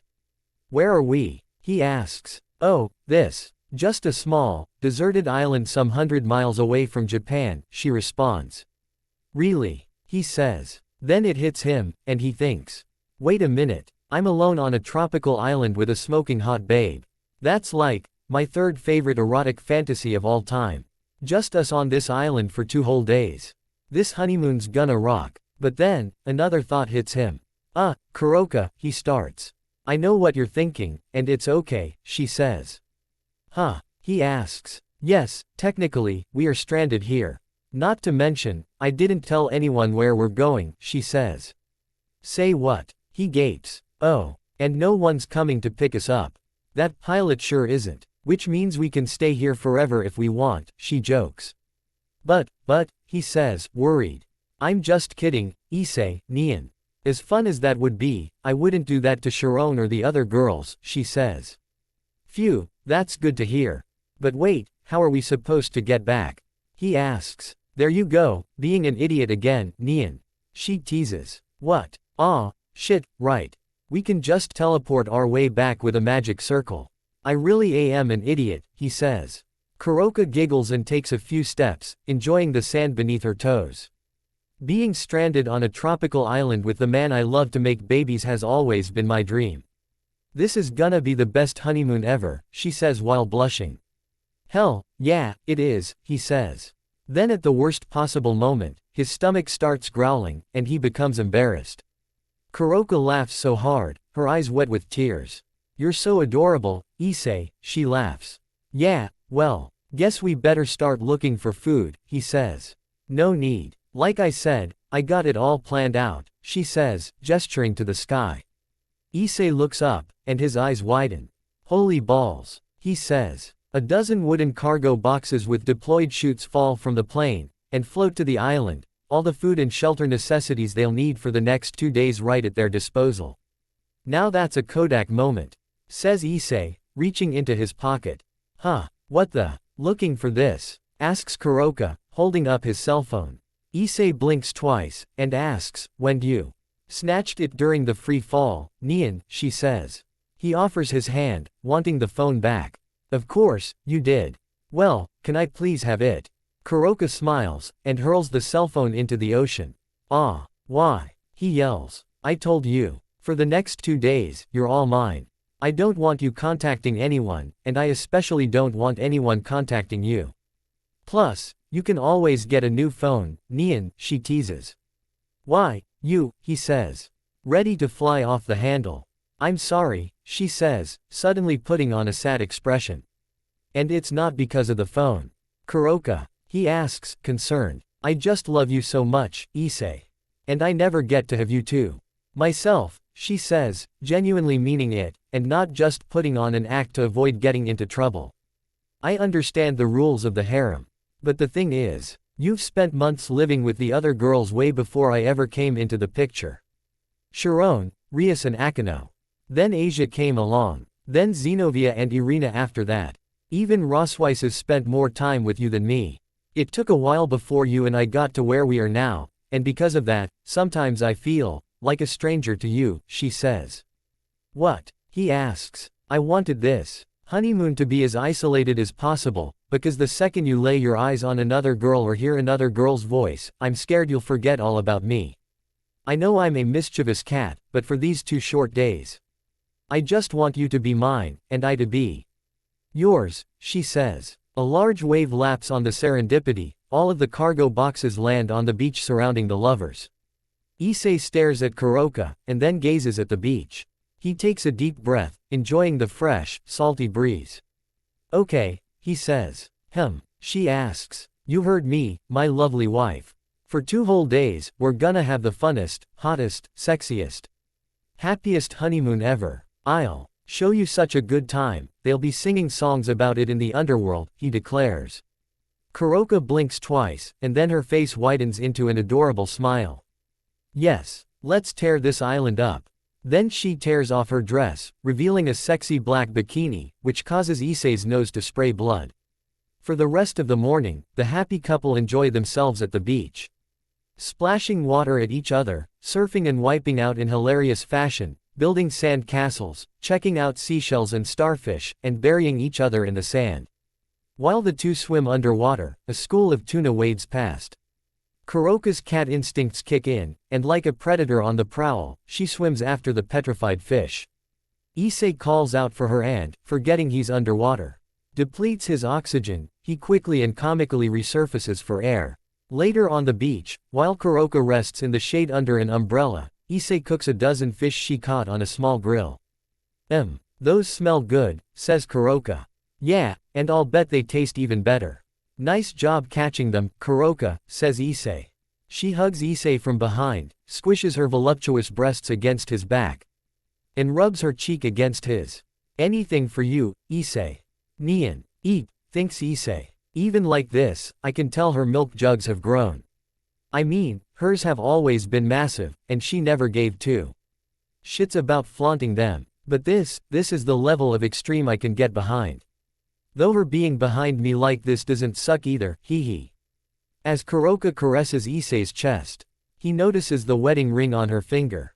She clocks his look, and says what he's thinking. Hard to believe we're married, considering how we started. Well, I wouldn't put it that way, he says. It's okay. After all, a lot of things happened before we got here, she says. Yeah, we went from enemies to allies to friends, lovers, and now spouses. Life's funny, I guess, he says. Kuroka sits back under the shade, putting some distance between her and Issei. I'm really happy, things didn't turn out differently, she mumbles in a somber tone. Issei watches her for a moment, too distracted to notice the burning fish on the grill. Ah, shit. He quickly fans the flames with a beach towel. Kuroka notices, and howls with laughter. Several moments later, the 2 enjoy their lunch under the umbrella. Kuroka wolfs down the fish that are still in one piece. Issei is forced to eat the ones he overcooked. Comical tears stream down his face as he endures the black, crunchy tuna. Tasty, teases Kuroka. Please don't, pouts Issei. She offers him one of her fish. Here, really? He asks. I need you good and strong for what comes next. After all, you can't perform on an empty stomach, Nian, she says with a wink. Issei blushes, and accepts the fish. Yeah, hee. Can't have that now, can we? What? You'd think I do this out of the kindness of my heart. She teases. Still as mischievous as always. He sighs, eating the good fish. Kuroka scooches over, sits on his lap, and leans her back against his chest. Only for you, dear husband, Nian. Issei becomes aroused, and hugs her from behind. Together, they gaze at the dazzling, blue horizon. I'm happy things turned out this way too, he thinks, reminiscing about his life with Kuroka. Back in the underworld, when Issei first met Kuroka, she tried to take Kaneko Sharon away. This led to her and Issei duking it out. The Red Dragon Emperor amplified his power, managed to defeat Kuroka, and even almost killed her. But he stopped himself. Though she was evil, she was still Kaniko's sister, so he spared her life just this once. She was perplexed by his power, but even more so by his mercy. After that, Issei and Kuroka occasionally kept running into each other. Due to circumstances, she even ended up lodging in Issei's house. Though Issei was wary of Kuroka, she on the other hand grew fond of him. As they spent more time together, she opened up to him about her past. Kuroka's parents abandoned both her and Sharon when they were little, and eventually died in an explosion. Afterwards, the two girls were taken in by a new, cruel master who only saw fit to use them for his own personal gain. When Kuroka learned their master was going to force them to become stronger via dangerous experimentation, she killed him in order to save Sharon. But in doing so, Kuroka was branded an enemy among the Devil Society. She couldn't bear the same fate befalling her sister, so with no other choice, she played the role of the villain. Refused to tell Sharon why she killed their master, and fled for her life, leaving her younger sister behind to face the hate and ostracism alone. Sharon understandably grew resentful of her older sister, so much so that when she was welcomed in Ria's peerage, she discarded her old name, and took on a new one, Kaniko Tuju.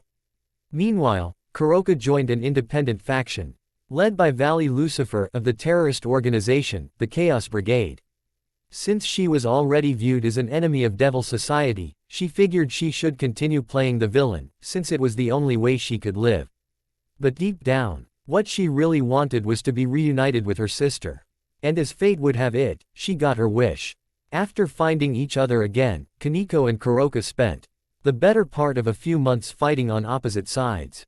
However, following the truce between Rias and Valley's peerages, Kuroka moved into Issei's home, and finally reunited with Kaniko. But even after the younger sister learned the truth about their former master's death, Kaniko found it difficult being around Kuroka. Unable to resolve the matter on her own, Kuroka turned to Issei. She just wanted to protect her sister, but understood how much pain her actions caused her. What Kuroka desired now more than anything was to keep living with Kaniko in peace and quiet. She was willing to do anything to make things right with her sister, and she even offered to help Issei fight off any new foes who entered his life. Issei, being the good man he was, encouraged her to reconcile with Kaniko, and promised he'd help her do so. This spurred Kuroka's understanding of why so many girls fell in love with Issei, as she too began feeling more than attraction for him. Then came the rating game between Rias and Valley's teams. Kuroka and Kaniko agreed to have their duel there, and settle their sisterly feelings once and for all. But a ruthless god named Thanatos sought to capture them during the game. Refusing to let him interfere, Issei stopped him. He risked his life fighting Thanatos and his army of Grim Reapers so that the sisters could have their duel. For them, it was more than just proving which of them were stronger. It was about them starting over, and learning to understand one another. But of course, because this duel was so important and personal to Kuroka, she couldn't ignore how far Issei was willing to go to make it happen for her. He went out of his way to protect both her and Kaniko from a god with his own two hands. How could she not fall in love with such a man? After the game and the failed attack from Thanatos, Kuroka and Kaniko once again became sisters. Not only that, but they became Issei's newest lovers, and eventually, his brides. With Ria's approval, Kuroka even took on her sister's given surname, and became Kuroka Tuju. Although, she also fancied Kuroka Hyodo. Back on the beach, Issei continues staring at the horizon. He's so lost in thought, he hasn't even noticed that Kuroka's no longer sitting on his lap. Then he feels her pinching his leg. Ouch. Oh, Issei, says Kuroka. He turns to her and says, Kuroka, why'd you die? She lies face down on a towel under the umbrella, holding a bottle of suntan oil. With a sex, would you mind? Oh, hell yeah, he replies, snatching the bottle. He squirts the oil into his hands, and is about to rub it onto his wife. Oh, just a sec, she says, confusing Issei. Her two tails rise into the air. One tail dips behind her top, and unhooks it. Issei's jaw drops a bit. Then her other tail reaches down to her bottom, and slowly pulls it down her legs. Issei's jaw drops lower. Lifting her bikini top and bottom with her tails, Kuroka tosses them aside and gives Issei a wink. Okay, Nian, she says. Issei's jaw practically hits the sand. His wife lies before him, completely naked. Holy crap, he thinks. She is so frickin' hot. How'd an idiot like me ever get to be so lucky? Then again, if the other girls knew about this you dumbass, Issei. What did I say? No thinking of the other girls. Issei asks Kuroka. Right, sorry, says Issei. He lathers his hands with more oil, and applies it to Kuroka's skin. He rubs the oil deep into her neck, then glides his hands down her smooth back, careful not to miss her sides. He lathers his hands again, and squeezes her legs and butt with great fervor. Like a painter covering a wall-sized canvas, he firmly but gently massages every nook and cranny of her body. Meow, she says, enjoying every last bit of his touch. In fact, she enjoys the sensation so much. She has to squeeze her tails with her hands just to keep them from wildly thrashing around. Issei leans down to her cat ear, and chillingly whispers, now, roll over. Kuroka rolls onto her back, baring her breasts and pelvis. Please be gentle, she says. Really? He asks. No, Nian, she laughs. Oh, you're gonna pay for that, he teases, lathering more oil. Then he goes for his favorite part. Her gigantic breasts. He kneads them so roughly, he nearly tears them off. Oh, wow.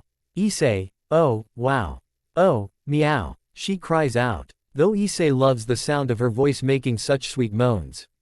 He realizes this may be too much for her, and moves his hands downwards. He can feel her warm skin sizzling the cold oil in his hands. She pants as he rubs down her abdomen, then her hips, her legs. And finishes with her inner thighs. All done, he says. Thank you, Issei, Nian, she pants. Issei quickly spins around, grabs a beach towel and covers his nose just as blood spews from it. Shit, that was way too close, he thinks. A few seconds more, and I would have passed out for sure. What the hell's wrong with me? This isn't the first time I've put lotion on a girl's naked body. Yet I'm still getting all worked up over it. No, I refuse to be such a pussy harem king. As he calms down and buries the bloodied towel in the sand, Kuroka seizes him from behind. My turn, she says. Huh, wah. He yelps as she yanks him down onto the towel. Kuroka. His eyes bulge as Kuroka unscrews the bottle, and empties the oil all over her naked body. She glistens in the hot sun. Just relax, dear husband. Let your gorgeous wife take care of you, Nian. Oh okay, he mutters, overwhelmed beyond arousal. She lowers her nude body onto Issei's, leaving his trunks on. Then like a masseuse with Nuru gel, she slides her gargantuan melons across his chest. Issei's so flustered, he grabs a handful of sand on both sides, and squeezes until they're ground into dust. While he keeps still, Kuroka moves gracefully, giving his arms, abdomen, hips and legs the distress they deserve. She nibbles on his earlobe, and whispers, roll over, Nian. Yes, ma'am, he says. Though he's so turned on. He doesn't so much roll over onto his front as he does flop over like a dead fish. This time, Kuroka sits her butt onto his, and lays down. She massages his backside using her own. How does that feel? She asks. There are no words, he replies. There really aren't, he thinks. It was hard enough, both figuratively and literally, to rub the oil on her. But her rubbing it on me like this. Calm down. Dude, don't you dare go passing out now. You gotta endure this, that's how you prove your love to her. Then she gets on her knees, and paws at his backside. Using what's left of the oil she has. She caresses his neck, shoulders, back, legs and inner thighs as best as she can. Sorry, Issei. Doesn't look like I'm as skilled at this as you are, she says. With that, Issei bursts up. And takes Kuroka's hand. You kidding? That was the hottest thing ever. I'm so frickin' aroused right now, I'd need the ocean to cool off. Wait, did that sound creepy? He asks. Kuroka gasps, and starts giggling. I'm so happy to hear you say that. But instead of the ocean, how about I show you somewhere else to cool off? She inquires. Huh, hey, wait, he calls out as she goes frolicking naked into the jungle. Catch me if you can, Nian, she calls back. Kuroka. Hell, he says, chasing after her into the jungle, still wearing his trunks. The sun begins to set, but the island air remains warm. Kuroka. calls Issei as he stumbles through the underbrush in his bare feet. He steps on a plant, and yelps, "Ouch, shit. Come on, Kuroka. This isn't funny anymore." Unbeknownst to Issei, Kuroka watches him from up in the trees. The naked, feline-esque beauty bounds from one branch to another, following her husband in total silence. "I think it's hilarious, Nian," she whispers aloud. Issei wanders through the jungle, no idea where he's going or where his wife is. Damn it, she would do this, he thinks. Kuroka's always been a mischievous cat. Then again, that doesn't make her a bad person. Sure, she's lazy as hell, and plays pranks like this all the time. She doesn't wear anything underneath that kimono of hers, not that I'm complaining, of course. She doesn't attend school, or help around the house. Never does any chores, always steals everyone's food, and sneaks into my room to play video games. Instead, she's always offering her body to me as payment, thinking that'll compensate for her lack of contributing. Though again, I'm not complaining. But, she values her sister more than anyone. And though she doesn't help out much, she does train Kaneko day in and day out. Also that Kaneko can continue living in peace. A sister as kind as that would make a good woman. Maybe that's why A sound snaps him out of his thoughts. Is that water? Maybe she's over there, he says aloud, heading in the direction of churning water. Up above, Kuroka prowls after him on the tree branches, like a hunter stalking her prey. Her eyes fix upon Issei's back. Issei, she thinks. Life is so bizarre. There was a time when I was ready to cut your throat. Now, somehow even more than Sharon, you've become my most precious beloved. At first, I was just using you as a substitute for Valley. I wanted powerful offspring seeded from a dragon, and I didn't care who I got the strong genes from. But when I'm around you, my heart beats joyfully. She aces her hands against her large breasts, feeling the thumping of her heart. The sight of Issei walking just a few feet ahead overwhelms her with elation. Hanging out with you is so much fun, and I feel at ease when you're around.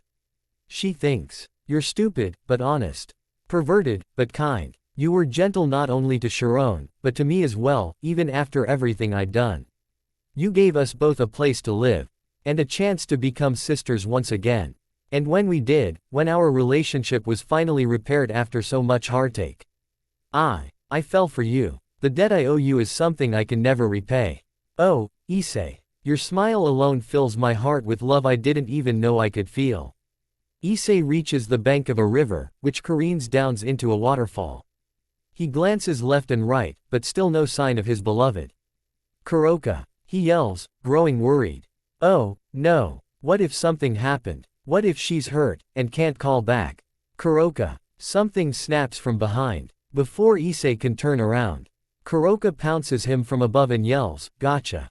Then they both go splashing into the river, the current takes them over the waterfall, Kuroka screams with joy, Issei just screams. They fall into the plunge pool below. A few moments then both Issei and Kuroka resurface. Issei coughs up water, and Kuroka continues laughing. What the hell? He says, splashing water at her. Oh, come on, I was just having some fun. She says, splashing water back. Again, fun. I thought you were in trouble, he says. My hero. Thank you for worrying about me, Issei, she replies. You mischievous cat, he says. You perverted dragon, Nian, she laughs. Issei sighs and laughs too, knowing he can't stay mad at her. Then he takes a gander at where they are. It's a secluded lagoon, surrounded by idyllic jungle on all sides, complete with the waterfall in the background, and a clear view of the starlit sky up above. Wow, he says, standing up. Oh, my, she says. Issei looks down, and blushes, his trunks are gone. Washed away from the river.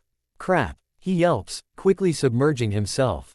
Kuroka laughs again and says, you really are adorable, Issei. It's not like I haven't seen it before. And not just seen, Nian. Quote, why yeah, I know. Guess it was just a reflex, he says. I prefer you naked anyway, she says, smiling. Yeah, you too, he says, smiling back. So, how's the water? Cool enough for you? She asks, flicking some water at him. Yeah, it feels good. Maybe a little too cold. Must be because it's getting late, he says, looking up at the night sky. Kuroka swims closer to Issei, wraps her arms around his neck, and pushes her bosom against his chest. Then allow me to warm you up, Nian, she says. Issei grows beyond flustered. Oh okay, he says. Manning up, he embraces his wife, and rubs his hands across her back. That feels nice, she purrs. Then she plants a kiss on Issei's lips, leaving him speechless. That does too, he says. Want some more? Nian, she says. All Issei can do is nod his head, and lean his face closer as Kuroka closes the distance. They share a much more passionate kiss this time, lasting a solid 20 seconds before breaking away. Kuroka lowers her head. What is it? Asks Issei. Oh, it's just, do you remember the duel between Sharon and me? She asks. Yeah, he replies. Remember what we said? She asks. Issei gulps. You said that whoever won the duel, between you and your sister, whoever won would get the first night with me. Exactly. Sharon won the duel, Issei. She should have had you before I did. But we ended up having you together. I know we all agreed to share you for the first time, but even so, she says. Kuroka, he says. And now, I can't help feeling guilty. On the one hand, I get you all to myself. I'm so happy, I could fly if I wanted to. But on the other hand, part of me feels that Sharon should have gotten her honeymoon first, seeing as how she won the duel, she admits. Wow, thinks Issei. Even now, as much as she loves and wants me, she's still being considerate of her sister's feelings. She really is a kind woman. A cool breeze blows past, carrying leaves over the lagoon. Issei lifts up her chin. It's okay, Kuroka. Huh? She asks. Kone, I mean, Sharon would never hold this against either of us, she loves us both too much for that. Besides, that night when we were all together, I did. Well, I did, technically make love to Sharon first before making love to you. So in a way, your duel was still honored, he explains. Issei, she says. He rambles on. Also, she kissed me before you did. And she's had more, other firsts with me than you, so this kinda evens it out. I mean, yes, what I'm trying to say is. Kuroka ams her lips against his with such force, they fall back against the bank. She breaks off, smiles with excitement, and says, that's right. I retract my guilt, and claim you, my darling husband, all for myself. Let's tear this island apart with our love, Nian. Issei gazes at her, the full moon radiates in the sky, basking her in celestial light. Hell yeah, come here. They both resume making out. At first, it's wild and primal. But then becomes much more gentle and sensual. Kuroka entangles both her tails around Issei's waist. He holds her lower back with one arm, and her smooth face with the other. They slowly sink beneath the surface, and continue kissing underwater. As they begin to make love, all the moments and memories between them flash before our eyes. When they first met in the underworld forest, Kuroka used poison fog on Rias and Kaneko. Issei powered up and attacked, but prevented himself from killing her. Then he warned her to stay away from Kaneko. One day in the basement of Issei's house, Rias, Sona and Valley's teams were all gathered together. After the teams reluctantly agreed to a temporary alliance, Kuroka appeared. Issei stood between her and Kaneko, refusing to let the latter be taken by the former. Instead, Kuroka licked his cheek and flirted with him. Though she was evil, he couldn't deny how cute she was. Then she offered her body to him, so she could bear powerful children. Back in the present, Issei and Kuroka float through the water, gazing at each other. They lean in close, and their tongues melt into each other's mouths. When Ophis and Kuroka made a surprise visit to Issei's house, Kuroka hugged Issei from behind. Her tremendous breasts squished into his back, he enjoyed the sensation, and she enjoyed teasing him. One night in Kaneko's room, Kuroka discussed mating season with her sister. Issei just happened to be walking by in the hall when he overheard them, and got pulled into the room by Kuroka. Then she tried getting Kaneko to give into her mating urges via seducing Issei. When he did his best to refuse their advances, Kuroka removed her pajamas, and tried to make love to him in front of Kaneko. He enjoyed the elasticity of her soft, magnetic breasts. She licked his belly, getting her taste of the Red Dragon Emperor. Before things got too steamy, Ravel entered the room and stopped them. Still in the lagoon, she leans him against the rocks, kissing him. Then she slides her hand down his abdomen, towards his area, and strokes his organ. Indecipherable sounds escape his mouth. Following an intense battle where Kuroko was injured protecting Kaneko, Issei visited her in her room. Kuroko was recovering in bed. Kaneko and Revel were watching over her. Kuroko refused to tell Kaneko why she saved her, so the younger sister left the room with Revel chasing after her. Upon Issei's request, Kuroko explained why she killed their former master. She admitted she was a stray cat who liked to wander and fool around, but accepted that Kaneko was a house cat who needed somewhere to belong. Kuroko entrusted her sister's safety and happiness to Issei, but not before sexually teasing him one more time. On a sand bank, he lays her down gently, and gets atop her. Her beautiful face and voluptuous breasts rise out of the shallow water. He puts his hands and mouth on her breasts, alternating between kneading and sucking them. She coos and ahs in ecstasy.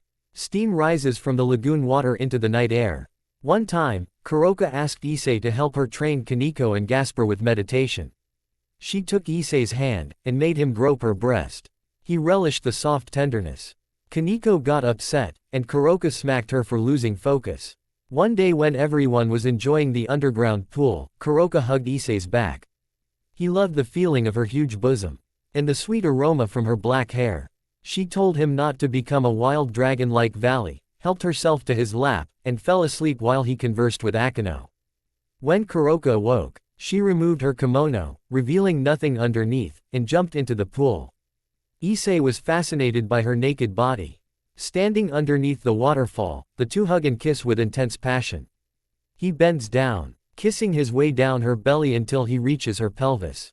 She grips his head, and runs her fingers through his hair as he orally pleasures her area.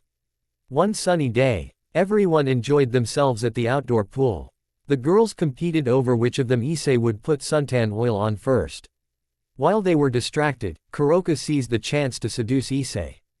Covering her breasts with, she performed her trademark hug from behind, and erotically rubbed her oily breasts all over his back, arms, legs and neck. Before she could drag him into the changing room to mate, Kaneko stopped her. And, before Kuroko left, Issei requested she call him by name instead of Red Dragon Emperor. She complied with a smile. One night at Issei's house, the girls were being regal. Ed with stories of Issei's perverted grandfather by Guro. Feeling embarrassed, Issei went into the kitchen for a drink, only to overhear Kuroko conversing with Kaneko about their own parents, who abandoned them. The topic saddened Kuroko, and Issei found her silence beautiful. Night turns to day. The following morning, the husband and wife make love in the underbrush of the jungle. She straddles him, gently grabs his erected organ, and guides it into her. He jerks from the sensation. She clutches his shoulders, and forces him down as she rides him hard and fast.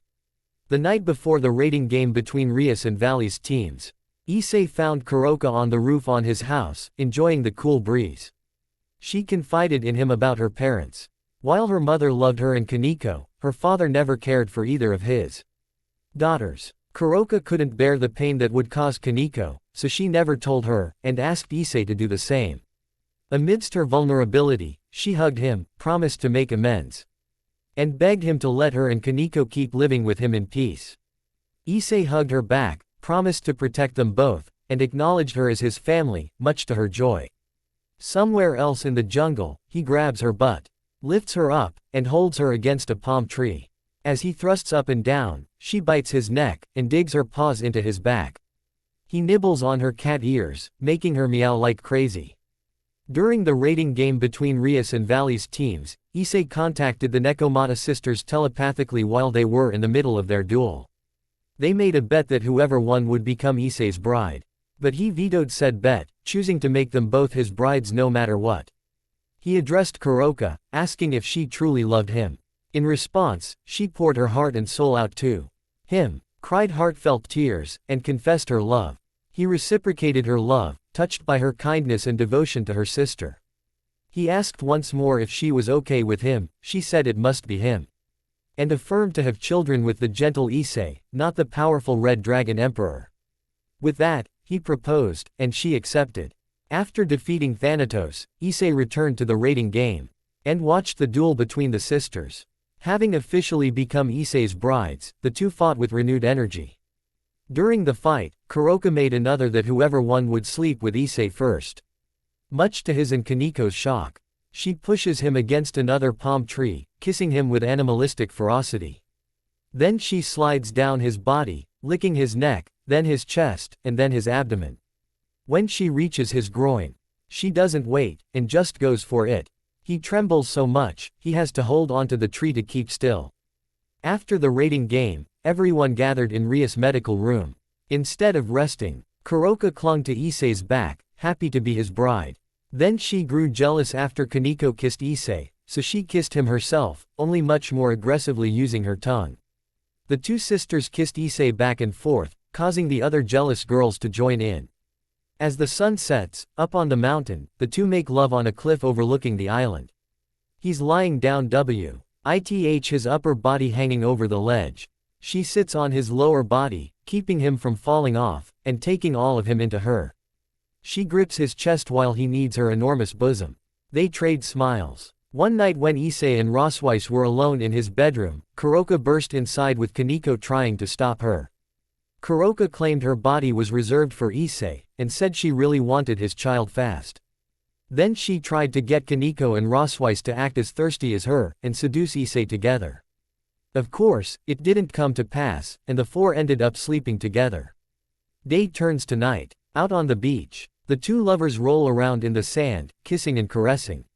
He gets atop her, rolls her over on her front, and slides himself into her from behind. As he repeatedly thrusts into her backside, he reaches underneath and squeezes both her melons. She moans in pleasure. Their wedding in Kuo town. Despite Kuroka's wild and adventurous nature, she surprisingly wanted her wedding to be the one normal thing in her life. Of course, that didn't make it any less special for her or Issei. In an ordinary church, everyone was attendance, including her comrades from Valley's team. Valley himself served as officiator. Kaniko served as her sister's maid of honor, and Kiba again served as Issei's best man. Issei slid the ring onto Kuroka's finger, lifted her veil, and kissed her lips. The entire audience erupted in applause. The ocean waves lap onto the shore. Issei and Kuroka lay on the sand in post-coital bliss, holding hands. Their naked bodies are warm enough for the open air. As they stare at the countless stars, Kuroka rubs her belly. "I can already feel a new life growing within me," she says. Issei pulls her closer. They both lay on their sides, holding each other. "Kuroka, are you happy? Where did that come from?" she asks. "Well, it might just be my imagination, but you seemed a little down today," he says. Issei, "I am happy, more than you know," she says. Then she touches his face and continues, "It's just. I don't know if I deserve to be." "What?" he asks. "My parents abandoned me. My trusting master turned out to be a monster, and I killed him. I ruined both my and Sharon's lives. I was hated by everyone, even my own little sister. I lived on the run as part of a terrorist faction. I only thought of having kids with Valley, never to be actually loved by anyone," she says. "Kuroka," he replies. "But now, my sister and I are together again. I have a new family with her, you and everyone else. I get to live peacefully with all of you. I fell in love, true love. And he loves me back. And one day, very soon, I'll have his child. Everything I ever wanted, everything I ever dreamed of, but didn't believe I deserved after all I've done. It makes me so happy," she says. Without warning, her eyes become misty. "Issei, is it okay for me to be happy? Do I deserve to be?" As heartfelt tears stream down her face, Issei wipes them away. "Kuroka, we all get shit wrong every now and then. Hell, I've screwed up so many times, I've lost count. But I owned up to my mistakes, and made things right. You did the same," he encourages.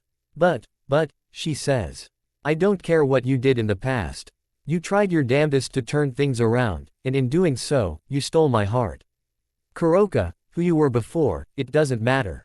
I love you here in front of me right now, so does Kaniko and everyone else. Being with you, it makes me happy too, more than you know," he says.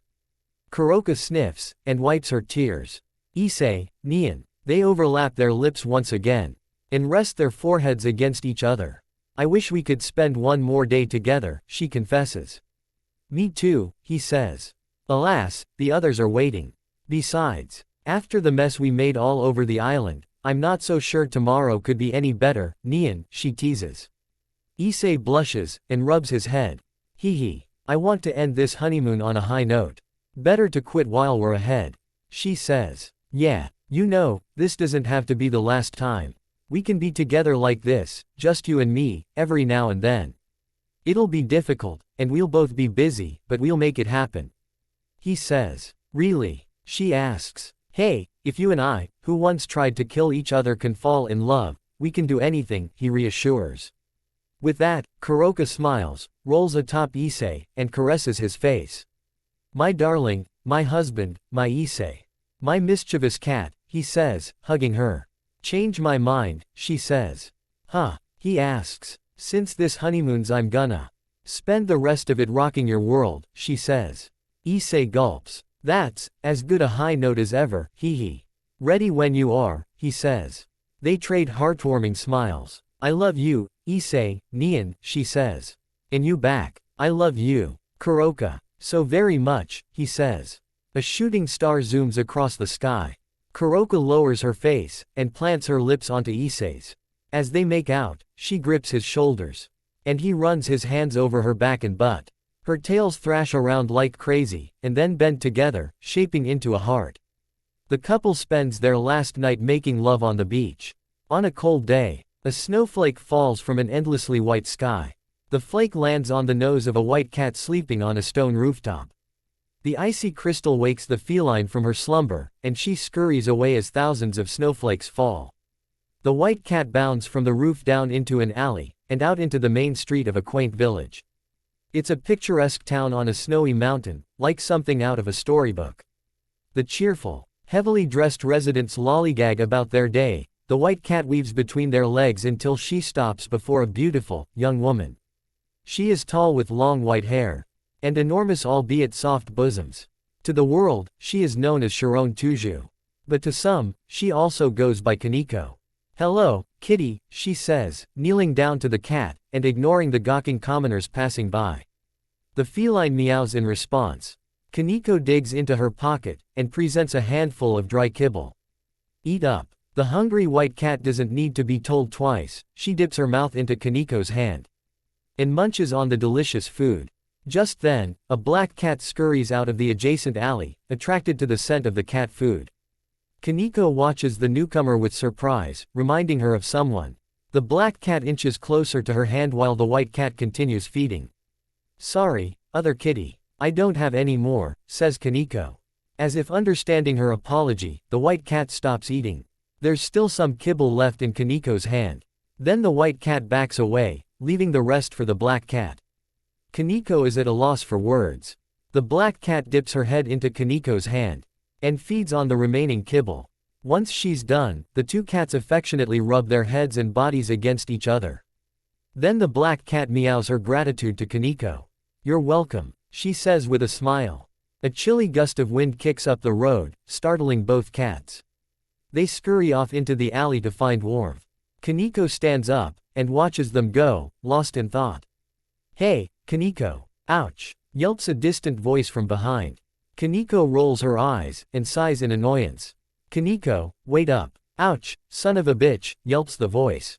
Kaneko turns around, and sees her doofus husband Issei waddling after her.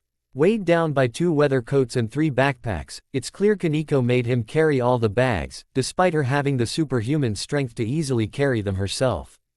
Issei's eccentric attitude and amount of luggage draws attention from the commoners. They stifle their laughter as they watch him waddle. There you are, Kaneko, says Issei, smiling. Listen, mind if we take a break? We've still got time before the hike. Kaneko marches up to Issei, and wails him in the gut. Ooh hfff.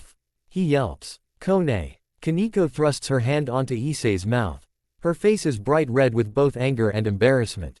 She scolds, Issei, how many times do I have to tell you? Call me that only when we're alone. She removes her hand from his mouth. He rubs his gut. Oh, crap. That's right. I forgot. Sorry, Kone Kaneko shoots him a death glare. I mean, Sharon. Sharon. Right, you're Sharon, he says. Kaneko shakes her head with a smile.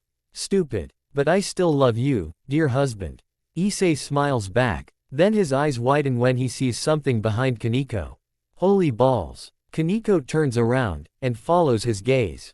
Oh, yeah. It's a hell of a lot bigger in person. Towering over them is the majestic Mount Everest, with the top half of the summit consumed by the clouds. And this village is nestled at the base of the mountain. Kaneko's eyes drop from the mountain back onto the street, cart vendors selling food, street musicians performing live music, and lovely couples enjoying strolling side by side. Issei, let's take that break, and have some fun before the hike. She says. Sweet, he replies, offering his hand. She blushes, smiles, takes his hand, and strolls with him down the street. Issei steals a glance at his wife's figure. It's still hard to believe, he thinks. Just a few months ago, she looked like her usual, teeny-tiny, itty-bitty titty self. Now, she looks just like Kuroka, only with white hair. Hell, they could be twins. Wait, holy shit, a threesome with twins. That's like only ever been my fifth favorite fantasy. Would they be up for it? If so, I could arrange it once we get back, and huh. Ah, hell, I'm doing it again. Focus on her, Issei. Focus on Kone Sharon. Shit, not again. Okay, Sharon all the time. Kaneko alone. Sharon all the time. Kaneko. Issei asks Kaneko. He snaps out of his trance. Yes, Sharon. Let's have some fun. Then hike at noon. I wanna reach the peak before nightfall so we can catch the sunset, she says. Sure thing. Whatever you want. This is your day, he says, making her giggle. Actually, he thinks, what's even harder to believe than her new, sexy body is us being married. Of all the girls, I thought Sharon and or Kaneko hated my guts. Sure, we were both Ria's servants. But it still took a while before we got here. Well, I guess part of that is my fault. I'm so big on big boobies that I didn't hesitate to go after girls like Rias or Akano. Was I holding back on Kaneko, refusing to fall in love with her?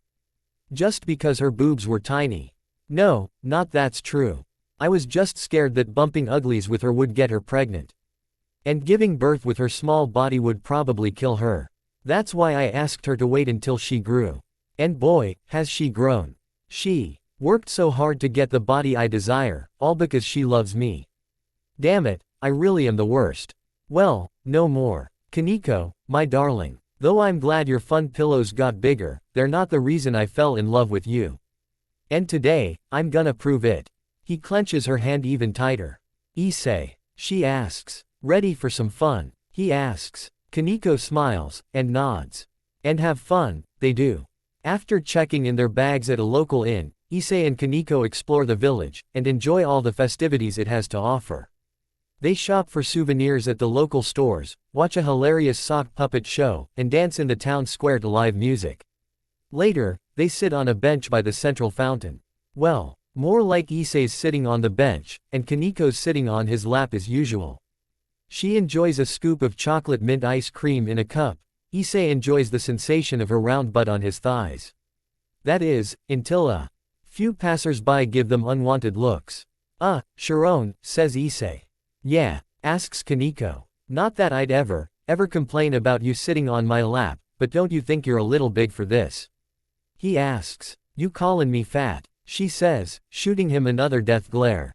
No, no, no, no. I'd never. It's just, he says, comically waving his arms in the air. This is my seat, Issei. Now and always, she declares. Right, of course, he says. Here, she says, offering him a spoonful of ice cream. Oh, thanks, he says, chomping down on the spoon. Good stuff. An indirect kiss. She giggles. What's that? He asks. Nothing, she says, then resumes eating her ice cream. They both watch the other couples pass by, just as lovey-dovey as they are. Issei, she says. What's up? He asks. I'm having a great time. In fact, I'd say this the fifth best day of my life, she says, blushing. Great. What are the other four? He asks. That's a secret, she teases. Adjusting herself on his lap. Issei feels aroused from her moving around on his thighs. Then he glimpses the ring on her finger. Actually married, he thinks. I remember when she first proposed to me. Way before I proposed to Rias. It was the first time the idea of marriage came into my life, and I can't believe it came from Kaneko. And I promised to marry her if she grew. And like I said, boy, has she, hee. Kaneko smacks Issei on the head. Ouch. You're staring at my chest again, she scolds. My bad. But can you blame me? He insists. Not really, you are you, after all. But it's cool. Not too long ago, I was on the A-team. Hell, back when you were sick and felt pain. Every time you saw a woman's breasts, you were still able to see mine because they were so small, she says. Please don't bring that up. Being unable to see breasts is the worst, he says. The old me would have clobbered you for being such a pervert. Yet here we are, happily married. Plus, I think I prefer the perverted you over the you that can't see breasts. That's the Issei I fell in love with, she says, blushing. Sharon, he replies, blushing. The nearby bell tower starts to ring 12 times, it's already noon.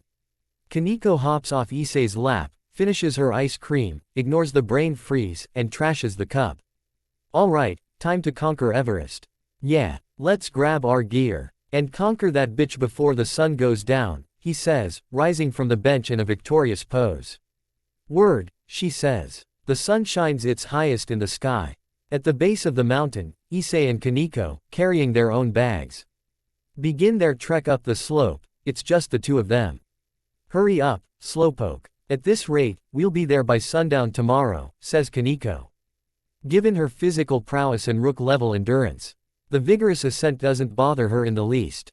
On the other hand, Issei heavily pants as he trudges through the ankle-deep snow. Sure, no problem, Sharon, he comically pants. Kaneko scowls, rolls herself a snowball, and hurls it into Issei's face. He collapses, and splashes into the snow. Ow, what was that for? He asks, wiping his face. You did it again, she scolds. Huh, oh, shit, Shiro Kaneko. Crap, right, crap, right. Kaneko, he says. You're the worst, she says, then turns around and huffs away, putting some distance from Issei. Damn it, I gotta do something, quick. He panics. Then he gets an idea, rolls himself a snowball, and tosses it at Kaneko. But he overshoots the throw, and sends it flying over her head. She watches the snowball pelt a tree a few yards away. Issei feels both embarrassment for such a pitiful throw, and fear for what Kaneko's about to do next. Oh, shit. Kaneko bends down, waves her arms around in the snow, and lifts a snowball the size of a boulder over her head. She's about to throw it at Issei. Wait, hold on, he comically pleads. Issei, I send this with love, she says. Then she tosses the massive snowball down the hill. It rolls, builds and picks up speed. Like Indy outrunning the boulder in the tomb, Issei screams for his life as he flees from the gigantic snowball. Oh, she. The snowball crashes into him, and flattens him in hilarious fashion. Later, the couple resumes their hike up the uneven, frozen terrain. They walk side by side, holding gloved hands. Issei looks up. As the clouds part, he can barely make out the peak. You know, I've always dreamed of scaling Everest. Me too. When we were kids, my sister and I used to pretend to be brave mountaineers. We'd climb rocks, trees, houses, and use our imaginations to fill in the blanks, she says. That's adorable. Guess even Kuroko was once a kid, he says. Kaneko lowers her head, and says nothing for a moment. I wish, what was that? He asks. Nah, it's nothing, she says. Come on, tell me, he says. It's fine, Issei, she retorts. Kaneko, he says, sternly. A freezing gust of wind sweeps across the slope. Kaneko feels the chill, so Issei pulls her closer, sharing his warmth. She softens and relents. I just wish I didn't waste so much time hating my sister, she confesses. What do you mean? He asks. For years, I refused to use my senjutsu power, because I was afraid of ending up like Kuroko. But thanks to you, I found the courage to harness my power, and overcome my fear. And what's more, as it turns out, Kuroko was never evil to begin with. I understand why she did what she did, and why she didn't tell me. Even so, I wish things occurred differently between us, she says. Kaneko, he replies. All that time I wasted being afraid of my power, I could have spent getting stronger with you and the others. We could have gotten stronger. Together. And my sister and I wouldn't have had to separate. We could have grown together, she chides. Kaneko, you have become stronger. And you were right on time. As for Kuroka, the past is the past. You two can spend the rest of your lives growing more, and loving each other. Everything's gonna be fine, I promise, he encourages. Kaneko gasps, and then blushes, she's powerless against her husband's kind words. You always know what to say. I do. He asks. Keep your pants on. You're not that cool, she says. Hee, yeah, guess not, he says. You're more than that, she says. Huh, he asks. Issei, do you remember when I asked you if you were afraid of my Nekomata power? She inquires. Yeah, he responds. Remember what you said to me? She asks. Ellipsis. Issei smiles, stops hiking, and grabs Kaneko's shoulders. I promised I'd street up you if you lost control of your power, and I'd always protect you no matter what. That hasn't changed, Kaneko, and it never will. Kaneko blushes feverishly, and her eyes become misty. Issei, she says whilst hugging him. He's surprised at first, but then hugs her back. They remain still for a moment, enjoying the warm embrace. But then, another flurry of wind kicks up, and ruins the moment. Let's hurry, he says. Right, she says. Over the next couple hours, Issei and Kaneko continue their arduous trek up the mountain. Even as the air grows thinner and the wind fiercer, the two press on together. Finally, they reach the peak of Mount Everest. And not a moment too soon. They quickly take a selfie to capture the triumphant moment, set up camp, pitch their tent and perch themselves on a rock, just in time for the sunset. The sky is clear, the air is calm, and the horizon burns a stunning combination of orange and purple. Kaneko rests her head on Issei's shoulder, and he pulls her in close. Beautiful, isn't it? He asks. Isn't that what you're supposed to say to me? She teases. Oh, well, he panics. Just kidding, she teases. Geez. But you are beautiful, he says. She snuggles closer to him with delight. As the sun dips below the horizon, the land grows darker, and the air much cooler. Kaneko shivers in Issei's embrace. Hold on, I'll get a blanket, he says. Before he stands up, Kaneko grabs his arm, confusing him. Only now does he notice she's not shivering, but crying. Kaneko, he asks, quickly sitting back down. Issei, I need to tell you something, she says. Sure, he says, genuinely caring for his wife's dismay. When you died, Revel and I talked. I told her that I was prepared for it. After all, our lives are fraught with danger. Any moment could be our last. I prepared myself on the off chance that you or Kiba would perish in battle. Revel scolded me for thinking such things, and for accepting your death so easily, she says. But that's not your fault. That was, well, he says, unsure of how to respond. Please, let me finish. The truth is, I wasn't prepared at all. I had just confessed to you, and asked you to take me as your bride. Then you went and died on me, leaving me alone and without an answer. I was devastated. Every second without you hurt worse than the last. It was the most unbearable pain I've ever felt in my life, she says, weeping softly. Issei hugs her tightly. I'm sorry, Kaneko. I'm so sorry. Kaneko hugs him back, calms down, and smiles. But you came back. You came back to us, to me. I held you in my arms, feeling your warmth. Remembering your scent. Your body changed, but it was still you. My Issei. Fast day of my life, she says. It was one of my best days too, he says, stroking her hair. Kaneko pulls back, and wipes her eyes. And Revel's. You know, she was hurting just as much as I was. Really? He asks. Issei, you gotta pay more attention to her from now on. You may have 8 wives. But there's no reason to stop your harem at that.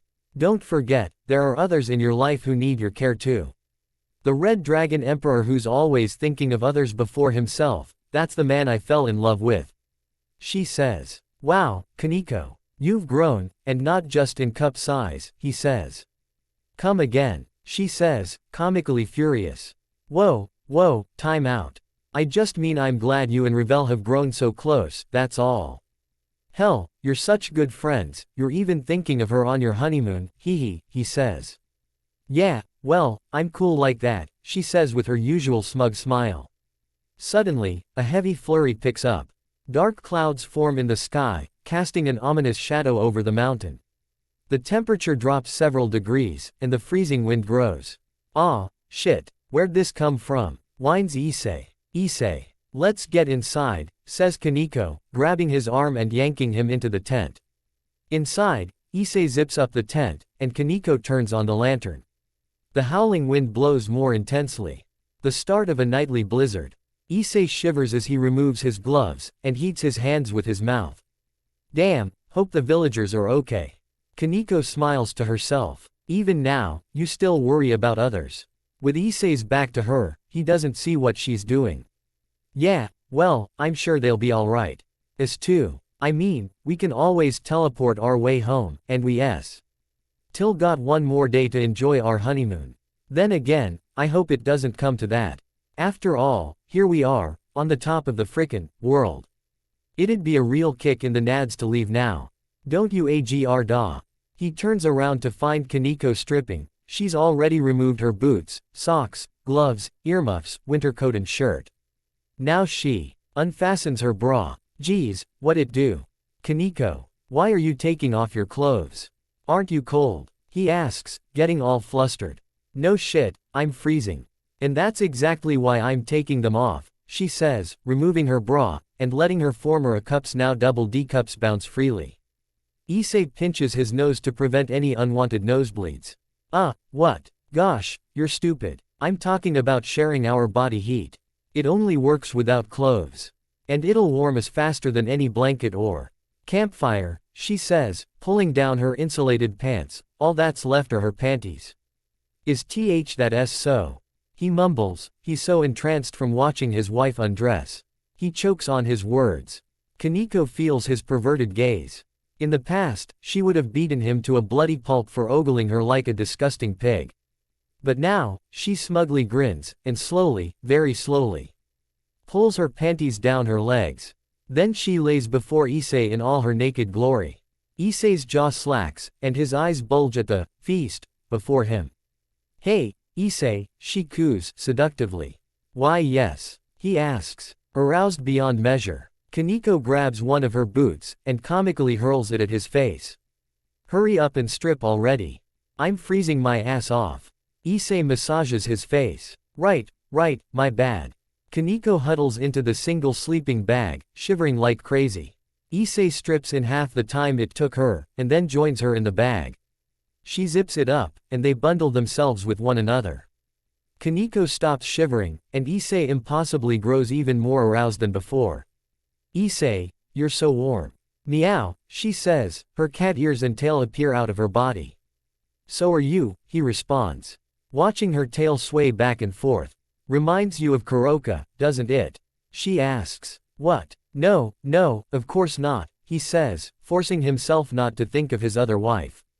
It's fine. After all, you were just with her before me, she says. The howling wind subsides, and the blizzard's already calming. The tent stops shaking, but it's still freezing.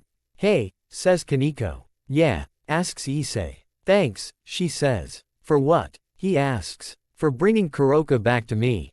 For helping us become sisters, she says. Issei smiles. You're welcome. Kaneko's eyebrows twitch with slight anger.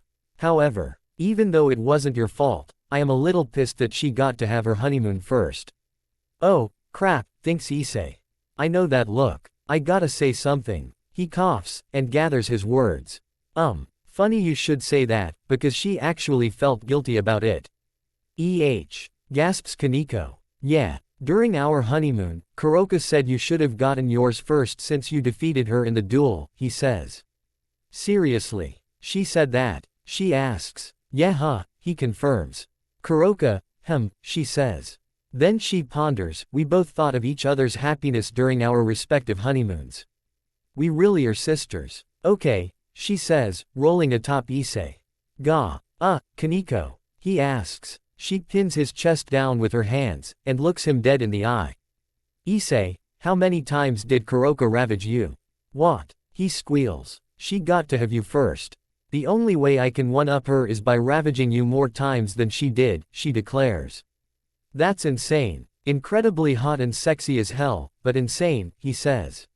Remember, I plan to have your baby, and I wanna have it before she does.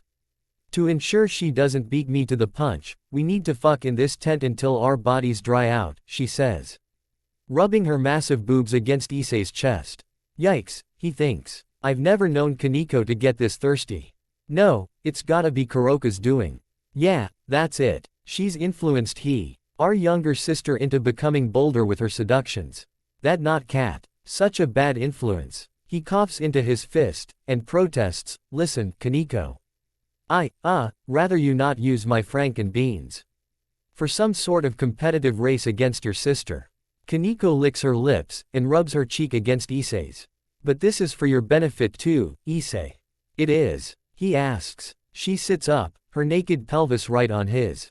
And a gloomy expression on her face. When Asia almost died, you lost control and unleashed your juggernaut drive.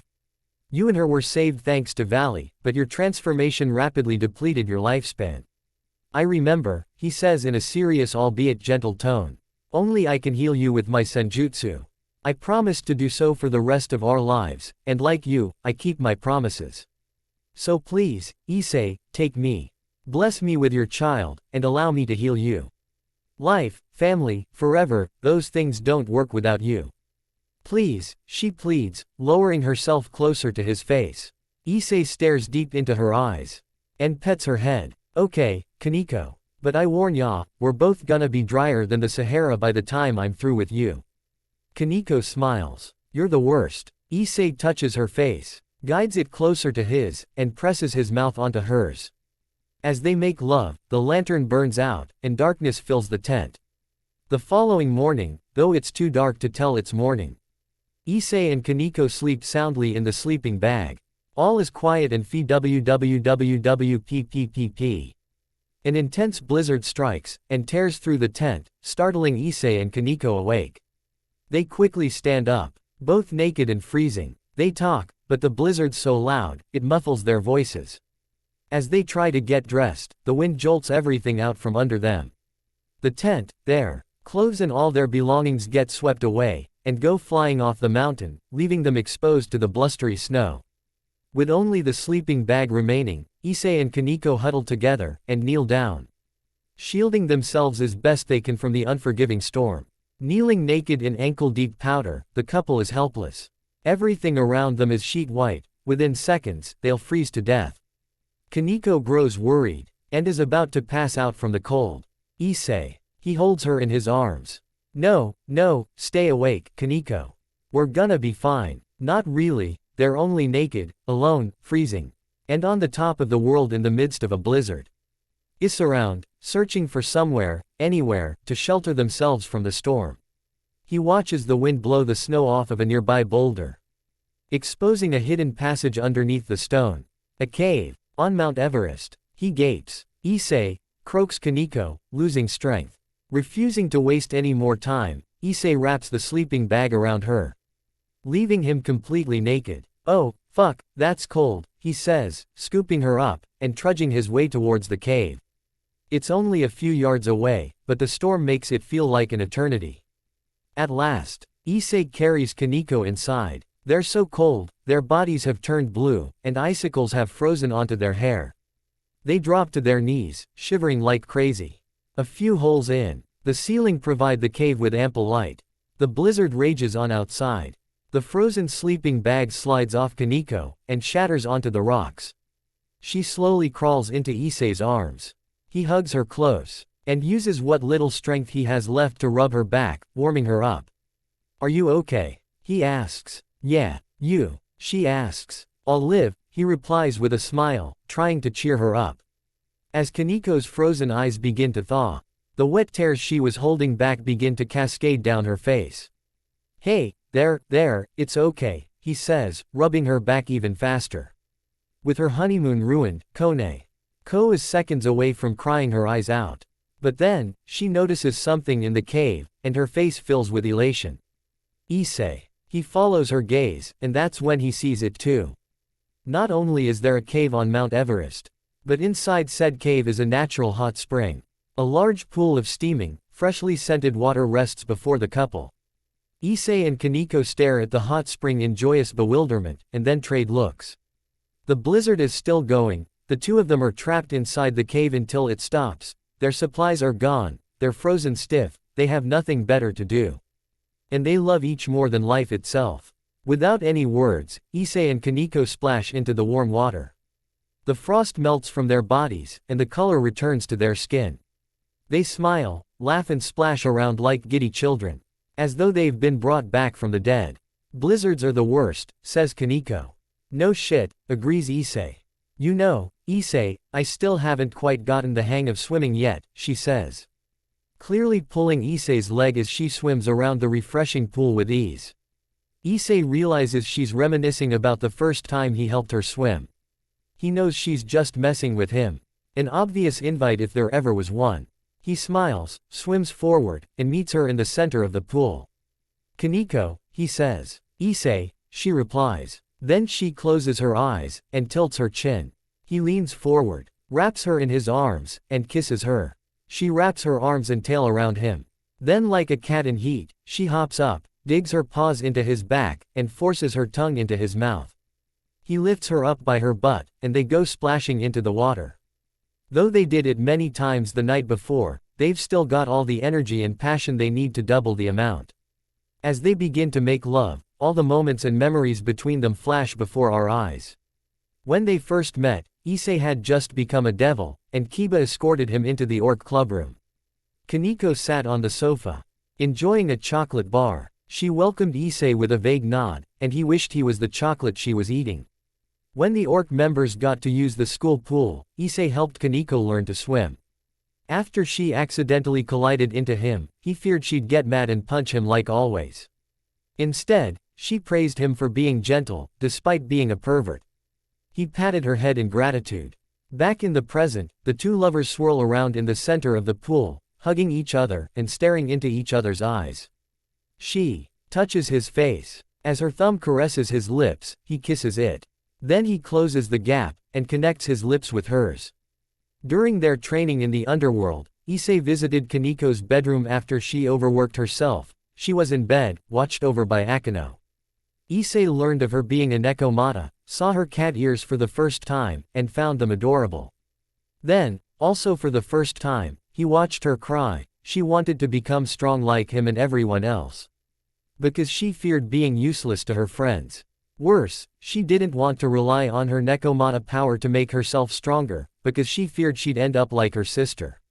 When Kuroka attacked Issei, Kaneko and Rias in the forest, Issei lamented himself for always being so weak. But Kaneko said he wasn't weak at all. Unlike previous Red Dragon Emperors who became drunk over their own power. Kaneko believed Issei had the potential to be a kind dragon, and encouraged him to do so.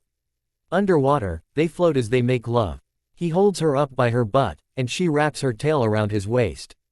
He thrusts upwards, and she jerks in ecstatic pleasure. Before the raiding game with the Sea-Tree group, Kaneko asked Issei to give her courage. He grasped her hand, told he wasn't afraid of her Nekomata power, and promised to save her should she lose control. His words made her blush.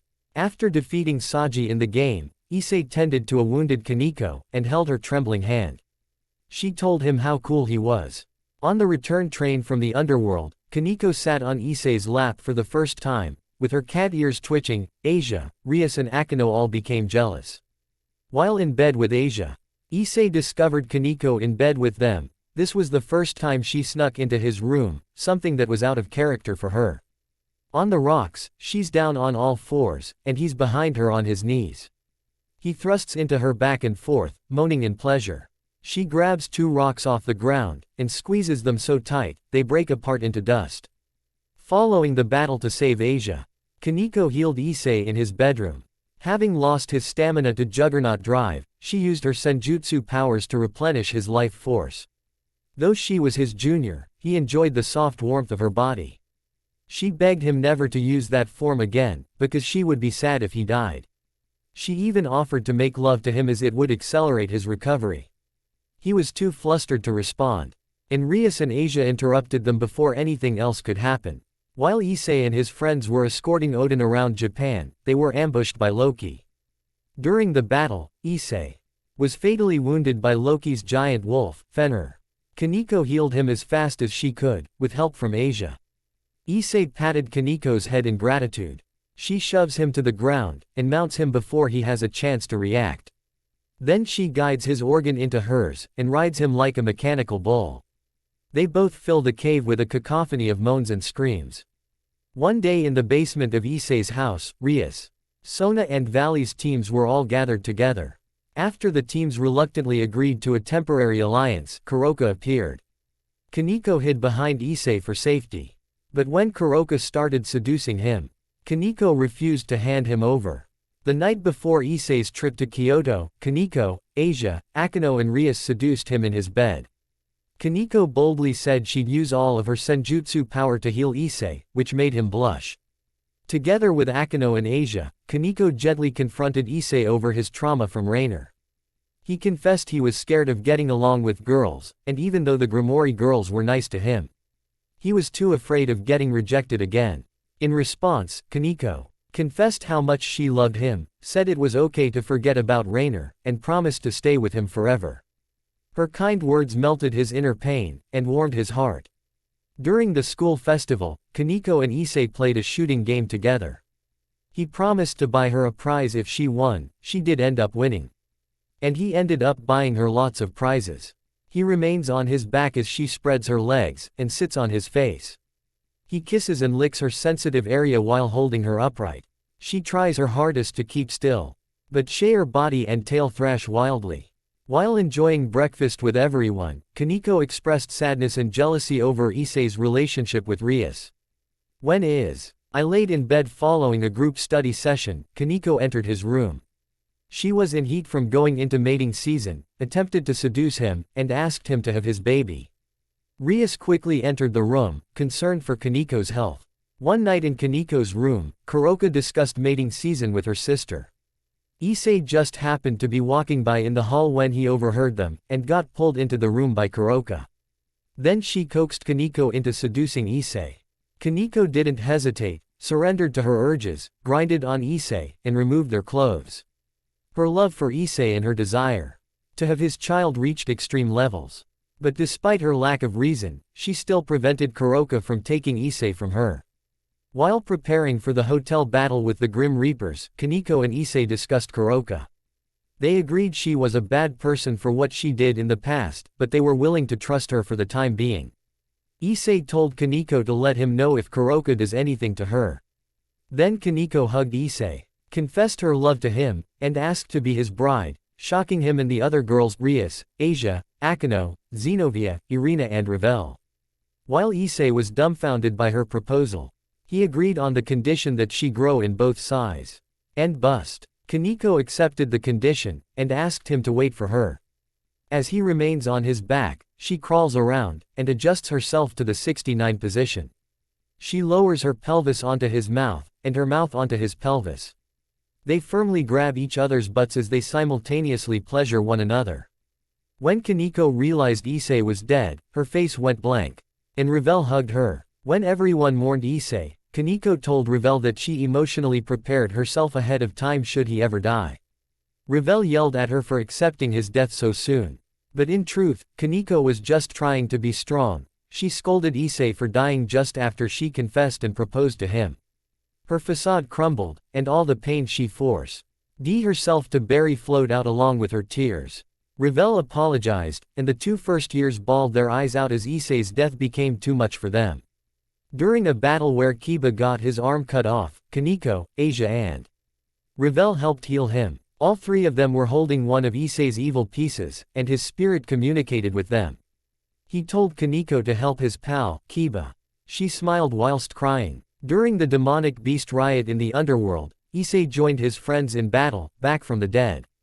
Overwhelmed to see Issei alive, Kaneko cried tears of joy, ran up to him, hugged him tightly, and welcomed him home. When Issei was sick, Kaneko slept with him, wearing a white costume with cat ears and a tail. She fell asleep while healing him. He patted her head, and she muttered in her sleep for him to get better soon. When Miki cooked Issei's favorite miso soup to help him get well, Kaneko asked her to teach her how to make it. She wished to learn the hidden taste of the Hyodo residents. He sits up, and she sits on his lap, facing him. They embrace each other lovingly as he thrusts upwards into her. She responds by shoving her tongue into his mouth, and then biting his shoulder. While relaxing in the living room after training, Kaneko sat on Issei's lap, and fed him some of her chocolate mint ice cream. He enjoyed the indirect kiss. Then Revel scolded Kaneko for always sitting on Issei's lap. But Kaneko claimed his lap was her special seat. Revel got jealous, and the two juniors repeatedly pushed each other off his lap, claiming it for themselves. They stopped fighting once they each claimed one of his thighs. When Issei shared a heart-to-heart with Akeno in his bed, Kaneko entered his room, intent on sleeping with him. Since Revel stole her special seat, she resolved to hug Issei, claim the bed as her new special position, and slept with him that night. While fighting a group of vampires, Kaneko transformed into her Chiron mode so she could release her full power. Her small body grew in height and bust. She looked just like Kuroka, only with white cat ears and a white tail. Issei was mesmerized by her new appearance, especially her huge breasts. Before Kaneko returned to normal, she blushed and promised Issei she'll look just like this when she grows up so that she can bear his child. He gently lays her down on her back, and lays himself atop her. Their eyes sparkle as they gaze at one another, and then their lips meet. As they kiss, he kneads both her enormous breasts, and she wraps her legs around his lower back. When Issei woke up in the hospital, Kaneko cried tears of joy. But then he revealed he could no longer see women's breasts, except for hers since hers were small. Apparently, he lost his perversion.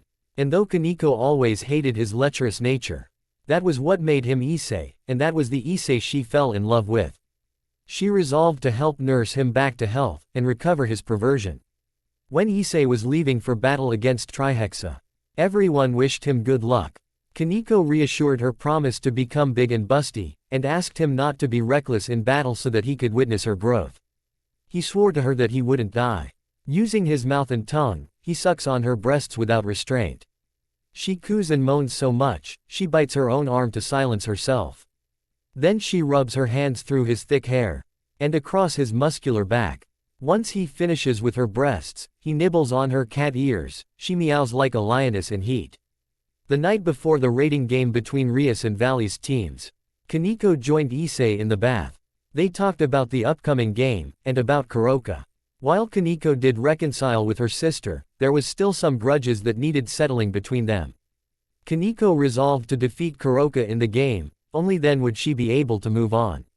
Issei was about to tell her the truth about her parents, but she declined, even if she never knew the truth. She was content with her life and new family. Lastly, she reminded Issei again that when she grows bigger, he should answer her proposal to be his bride. During the raiding game between Rias and Valley's teams, Issei contacted the Nekomata sisters telepathically while they were in the middle of their duel. They made a bet that whoever won would become Issei's bride. But he vetoed said bet, oozing to make them both his brides no matter what. With that, he addressed Kaneko, and finally accepted her proposal from so long ago. She was delighted. They both get on their knees, with him behind her. He does the following all at once. He thrusts into her from the rear, kneads both her large breasts with his rough hands, and kisses her neck. She raises her hand, caresses his face, turns her head, and kisses him. After defeating Thanatos, Issei returned to the raiding game, and watched the duel between the sisters. Having officially become Issei's brides, the two fought with renewed energy. During the fight, Kuroka made another bet that whoever won would sleep with Issei first, much to his and Kaneko's shock. But Kaneko became serious, and accepted the challenge. After the raiding game, everyone gathered in Rias' medical room. Kaneko asked Issei to kneel down. Once he did, she gave him her first kiss. Kuroka became jealous, and kissed Issei herself. The two sisters kissed him back and forth, causing the other jealous girls to join in. They lay side by side, hugging and kissing to their heart's content. But then he stops when he notices tears in her eyes, and a smile on her face. She shakes her head, assuring him she's okay. He realizes she's just happy, and smiles back. She touches his chest, feeling his heart, and they resume kissing. A single tear of joy cascades down her cheek. Their wedding in the underworld.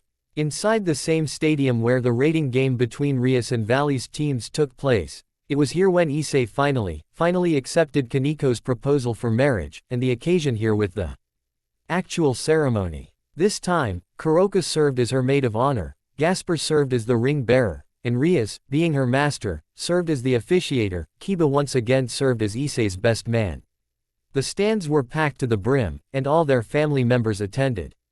ISSEI slid the ring onto Kaniko's finger, lifted her veil, and kissed her lips. The entire reception erupted in applause. The blizzard has ended, and the moonlight beams through the holes in the cave's ceilings. ISSEI and Kaniko lie down on the rocks, which have been set up like a lawn chair. As always, she's in his lap, laying her back against his chest. They gaze at the stars, still catching their breath. Wow, he thinks. That was, definitely more times than Kuroka. Hee. Then it occurs to him, and he says, I've got it. Got what? Asks Kaniko. You said today was the 5th best day of your life, and me coming back from the dead was the 2nd, right? Well, I can guess the other 3, he says. Go ahead, she responds, playfully intrigued. The first was when you joined Rias Peerage, he says. Yeah, she confirms. The third was when I accepted your proposal, and made you my bride, he says. Half right. That same day, I defeated and reconciled with Kuroka. 1 to go, she says. The 4th, easy. Our wedding day, he says. What do you want? A prize. She teases. But actually, you got one of those wrong. Huh, he gapes. You said today was the 5th best. That was yesterday, dig for brains, she says. Oh, right, he says. But it's cool. Because that would make today the 6th best day. And I already know what the 7th will be, she says, blushing. You do? He asks. Kaniko takes ISSEI's hand, and places it against her belly. ISSEI, can you feel that? I think I can, he says. A new life will grow within me. Her birth will be my 7th happiest day, she says. Yeah, wait, her? He asks. It'll be a girl. I know it, she affirms. A little girl, he says. Then once more, he notices Kaniko's eyes becoming misty with joyful tears. Kaniko, I'm just so happy. My greatest wish was to bear your child. And I wouldn't have been able to with my old, smaller body, she says. ISSEI kisses her cheek. Now you're all grown, big and strong enough to carry our daughter, just like you said you'd be. Kaniko wipes her eyes. By the way, ISSEI. We can still, you know. Huh? He asks, not following. We can still do it, you pervy moron, she says, turning around, and lying her front onto his. Hell, even when I'm pregnant. I still expect us to keep doing it. Really? He says, flustered. Meow, she says, smiling. She presses her lips against his, already set to go another round. ISSEI strokes her back, and gives her butt a good spank. Ouch. ISSEI, she says, ticked. Sorry, couldn't resist, he says, sheepish. Just kidding. Considering the number of times I've hit you, I think you should spank me twice as many. She says. ISSEI can't tell if she's still kidding or not, but it warms his heart all the same. I love you. Kaniko, he says. I love you too, ISSEI, meow, she says. Her eyes becoming misty once more. They kiss again, slide back into the pool, sink underwater, and make love in the cave for the rest of the night. The sound of screaming. A group of young adults scream their lungs out as they ride up and down the vertical loop of a roller coaster. It's a beautiful, sunny day at the amusement park. The streets are crowded with bustling patrons of all ages, enjoying all the food, rides and attractions to their heart's content. At the main gate, a young blonde woman stands before the park, her eyes filled with elation. Her name is Asia Argento Hyodo, one of ISSEI's 8 wives. The only one who took his surname, and the second person he loves most in the world, only behind Rias. Many of the people passing by look at Asia with stunned expressions. She's so beautiful, whispers one patron. Is she an actress? Whispers another patron. Wonder if she's single, whispers another. Asia becomes self-conscious from all the attention. Where is he? She asks aloud. Just then, a trio of jerky thugs approach her. Hey, babe, says Jerky Thug 1. You here alone? Asks Jerky Thug 2. Why don't you come hang with us? Suggests Jerky Thug 3. Oh, no thank you. I'm waiting with my husband, replies Asia, holding up her hand, revealing her ring. But the thugs don't back down. Ah, she's married, says Jerky Thug 1. Shame on him for leaving his cute wife all by herself. Says Jerky Thug 2. Tell you what, we'll keep you company, till he gets back, says Jerky Thug 3. No thank you. Now, if you please, says Asia in a stern voice as she walks away. But the thugs block her path and surround her. Now, sweetheart. Let's not make a scene, warns Jerky Thug 1. A rough hand grabs Jerky Thug 1's shoulder from behind and pushes him aside. It's ISSEI, wearing sunglasses. I couldn't agree more, pal, he says. ISSEI, says Asia, overjoyed. Hey, what do ya think you're doing, shithead? Says Jerky Thug 1. ISSEI ignores him and hands Asia a pair of sunglasses. Sorry for the wait, honey. They were under the seat. Oh, thank you, she says, putting them on. Wait, this shithead's your husband? Asks Jerky Thug 1. Still ignoring him, ISSEI offers his hand to Asia. Shall we? Yes, she says, taking his hand. Having enough, Jerky Thug 1 grabs ISSEI by his shoulder. Listen, you asshole, he starts. ISSEI calmly lowers his sunglasses and glares at him with murderous eyes. Back off, bitch. Jerky Thug 1 releases ISSEI's shoulder and takes a few steps back. Even the other two thugs are petrified. ISSEI puts his glasses back on and smiles at Asia. Let's go, honey. She replies, delightfully.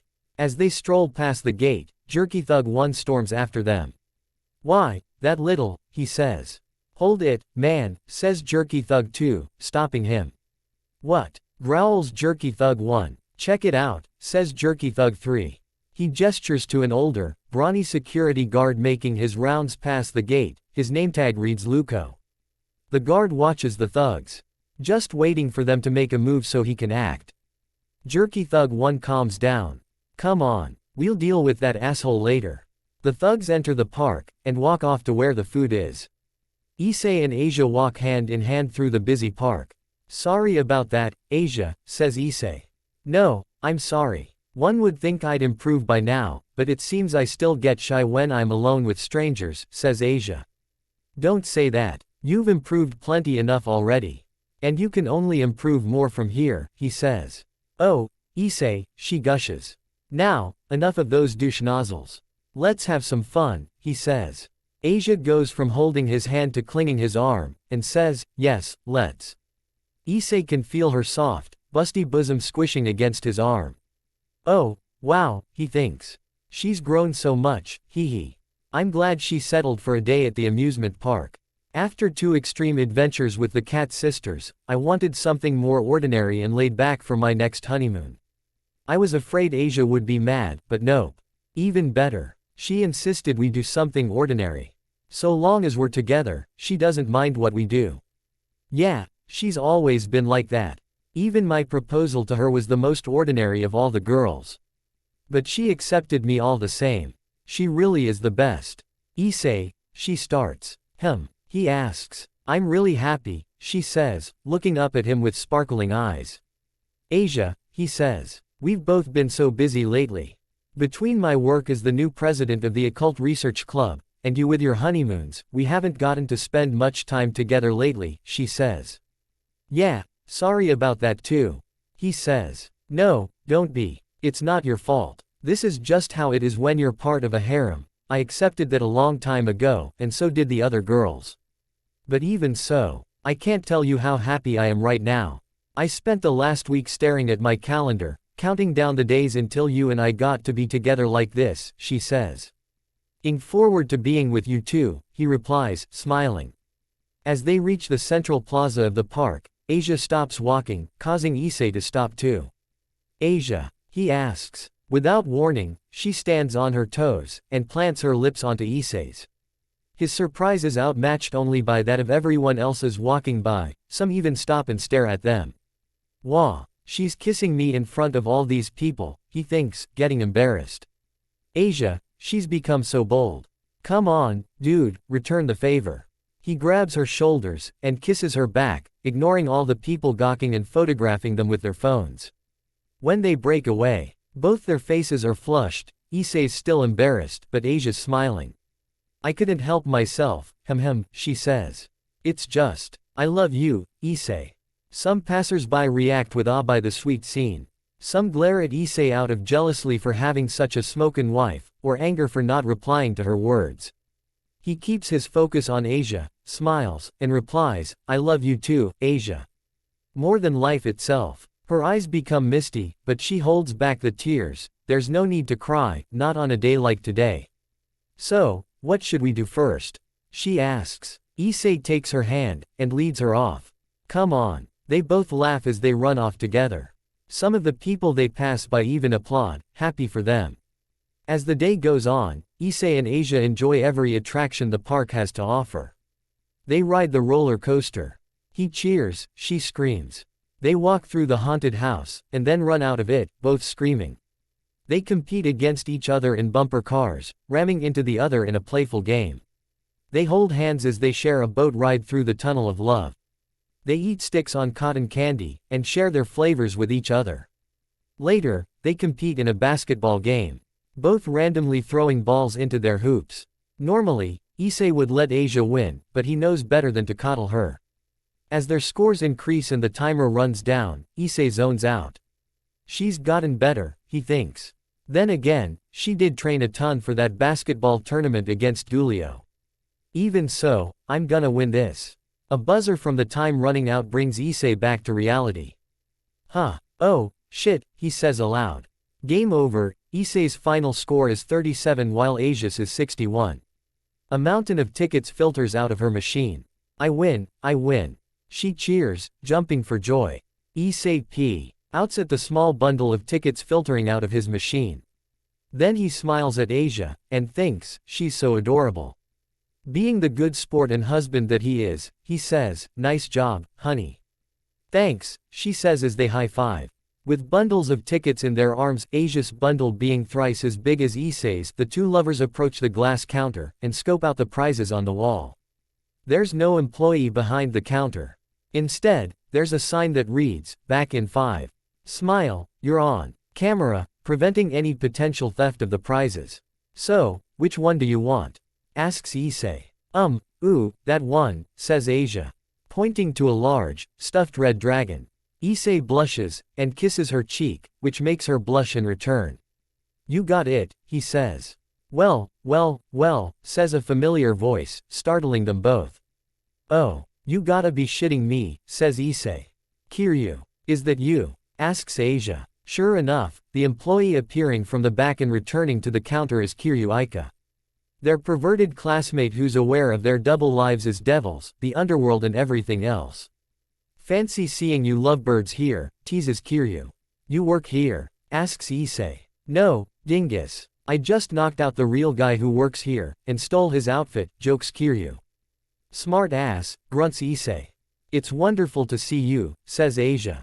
Likewise. So you sweethearts here on a date? Asks Kiryu. Oh, actually, we're on our honeymoon, says Asia, blushing. How about that? Congrats, you both, says Kiryu. Thank you, says Asia. Yeah, thanks. Pretty sweet gig you got here, says Issei. Yeah, but only for the summer. After this, I head off to the States to study abroad, says Kiryu. Study abroad? I didn't think you had the brains for that, teases Issei. Says the man who stacked up less tickets than his wife. And I see that's not all she stacked up, hee, teases Kiryu, eyeballing Asia's enormous chest. Asia gasps, and covers her breasts with her arms.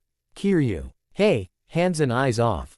Those stacked gems are mine, declares Issei, making a scene. Asia pinches his cheek, embarrassed. Issei. Ow. Sorry, he whines. Kiryu laughs like crazy. Oh, man, Hyodo, you haven't changed a bit. Still the same perverted idiot as always, she teases. Like you're one to talk, retorts Issei. But I am happy for you guys. Truly, says Kiryu. Asks Issei. I always knew you two would end up together.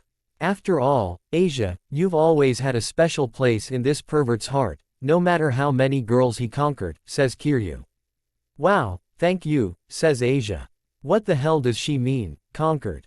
Thinks Issei. And, Hyodo, even though Asia's way too good for a perv like you, I never doubted how happy you'd make her. So props, says Kiryu, giving him a thumbs up. Oh, thanks, Aika, replies Issei. But be warned, the second you screw up, those stacked gems are all mine, teases Kiryu as she mimes fondling Asia's breasts. The hell, they are, shouts Issei. Anyway, says Asia, placing their tickets on the counter before things get any more out of hand. Kiryu, could we please get the cute red dragon up there? Sure thing, says Kiryu, accepting the tickets. And handing her the large toy. Oh, he's so cute, says Asia, snuggling her face against the plushy dragon's cheeks. The sight makes Issei beam with joy, until his stomach starts growling.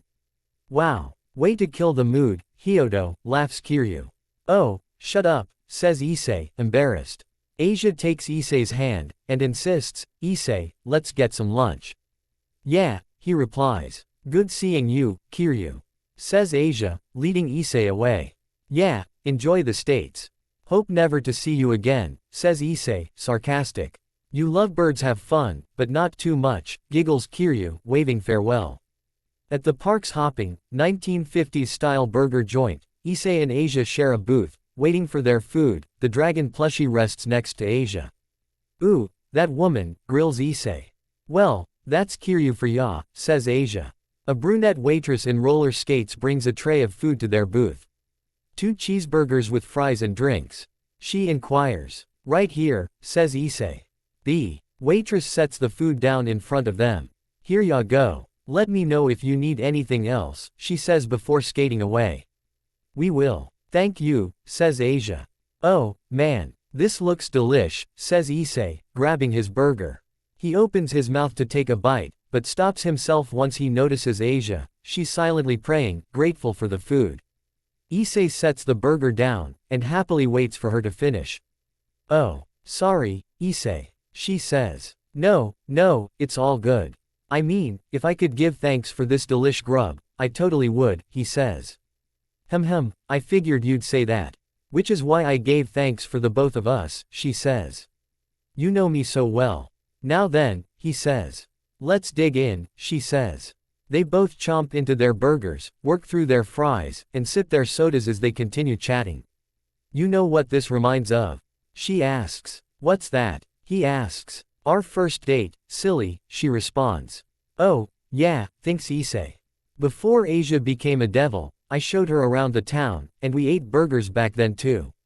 I didn't care that she was involved with the church, I just wanted to be her friend. Now she's my wife. If I was able to pray and give thanks, it'd be for that. Issei. She asks. How could I forget? He replies. Asia. She asks. Issei reaches forward, and touches her hand on the table. I'm so happy you came into my life, he confesses with the sweetest of smiles. Asia feels a gentle warmth surge through her body. Once again, her eyes become misty, and once again, she wipes them away, refusing today. Same here. I'm so happy you came into mine, Issei, she confesses. Holding his hand, they smile at each other, the environment around them disappears, and transforms into a pink aura, their own little world, blocking everything else out. But then, the moment is ruined by another growl emitting from Issei's stomach, and not the kind of growl that means he's hungry. Oh, shit. I'll be right back. Here's my card for the check, he says, leaving his credit card on the table. And rushing to the restroom. Asia watches him go, stifles her giggle, and says to herself, he's so cute. Then she closes her eyes, clasps her hands, and speaks another prayer. Dear Lord, thank you so much for these 2 special days with Issei. Thank you for bringing us together. Thank you for protecting us throughout all the dangers we faced. Thank you for helping him see me as someone to love. I'm beyond grateful to him, and if it's not too much to ask, please. Let me give birth to a healthy child of his. It's my greatest wish. Please make it so. Amen. A single tear of joy careens down her cheek. In the men's restroom, Issei washes his hands at the sink. Shit, he thinks. My body's got the worst timing today. Another individual washes his hands next to Issei. It's Luko. The security guard. You're a lucky man, kid, says Luko in a pleasant tone. Huh? Asks Issei, bewildered by the stranger speaking to him so casually. Take good care of her, says Luko, drying his hands. And entering a stall to do his business. Issei blinks twice, but smiles to himself, and heads for the door. Just as Issei steps out of the restroom. "I said leave me alone," says Asia. Her voice carrying across the restaurant. "Asia," says Issei. Then he reacts when he sees the same trio of jerky thugs from the main gate heckling his wife at the booth. "You've only got your hubby to blame, babe," says Jerky Thug 2. "Yeah, abandoning you seems to be his forte," says Jerky Thug 3. Asia notices Issei storming his way over from the restrooms. Happy to see him, but refusing to burden him with another rescue, she grabs her dragon plushie, leaves a tip on the receipt, and bolts from the booth to meet him. "If you'll excuse me," she says. "Hey, babe, where ya going?"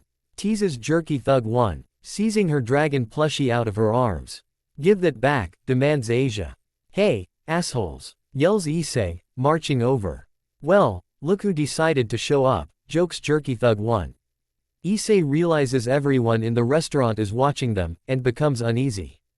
"Damn it," he thinks, clenching his fists. "I wanna clobber these pieces of shit so badly. But I can't, I'm not like that anymore. Besides, one punch from me, even at 1% of my strength, would kill these fuckers. So what do I do?" The jerky thugs play hot potato with the dragon plushie, much to Asia's dismay. Having enough, she makes a grab for the plushie.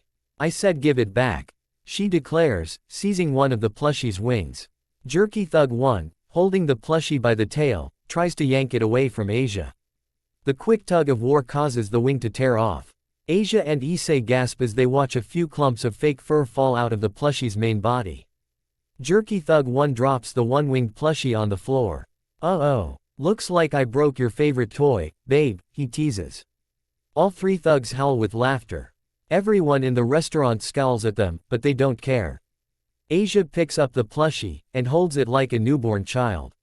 Her body quivers, and her eyes become wet. "Oh, that's it," thinks Issei, stepping forward. But before he can pulverize Jerky Thug 1, slap. Asia slaps Jerky Thug 1 so hard, he falls down into the booth. Issei, the other two jerky thugs, and everyone else gape in disbelief. "You bitch," snarls Jerky Thug 1. Issei moves in front of Asia, ready to throw down. Jerky Thug 1 raises his fist. But then a strong hand comes out of nowhere and grabs him. It's Luko. "That's enough," he says. "Oh, shit," says Jerky Thug 1. Luko slams Jerky Thug 1 face down onto the table, right into Issei and Asia's messy trays. His face gets covered in a smorgasbord of sauces. "Crap, let's bounce," says Jerky Thug 2. "Yeah," agrees Jerky Thug 3.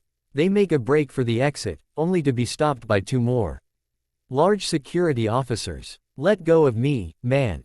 She slapped me." "That's assault," squirms Jerky Thug 1. She who?" implies Luko. When Jerky Thug 1 looks up, both Issei and Asia are already gone. Luko let them escape on purpose.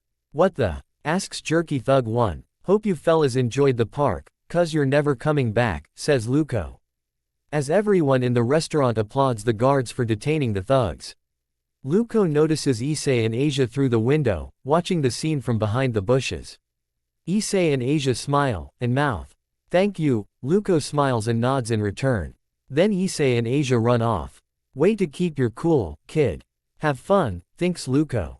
As the sun sets, Issei and Asia run hand in hand onto the next car of the Ferris wheel. Soon as they get on, they burst into laughter. "Holy crap," says Issei. "That was crazy," says Asia. "Yeah, and that guard. Wasn't he the coolest?" he asks. "Uh-huh. Anyone else would have questioned us for the night. Our honeymoon would have been over," she says. "I know, right," he says. The Ferris wheel activates, and the car begins its rocky ascent.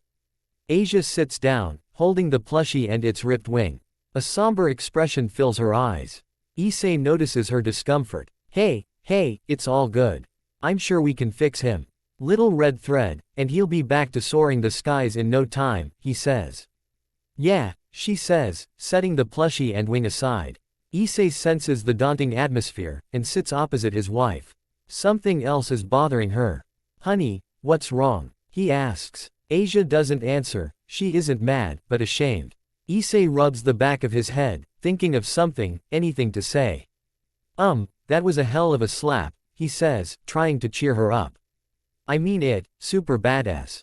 That dickwad got what he deserved. So please, don't feel bad about it. Thank you, Issei, she says.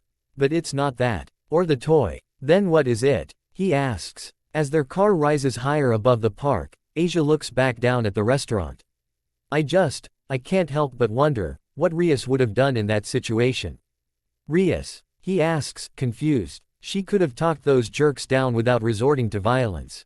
If this was her toy they ripped, she still would have kept a level head, and resolved the matter calmly. She's strong, wise, confident, and always sure of herself. I know I shouldn't compare myself to others. But sometimes I just can't help feeling insecure. Like I'm playing second to her, she says. Asia, he says. After all, she was the club president before me. And I love running the occult research club. I love the members. And all the activities we do together. But even though Rias was my predecessor, I never felt like I had to measure up to her. She had her style of running the club, and I have mine. As long as I can make everyone happy, I can accept that, she says.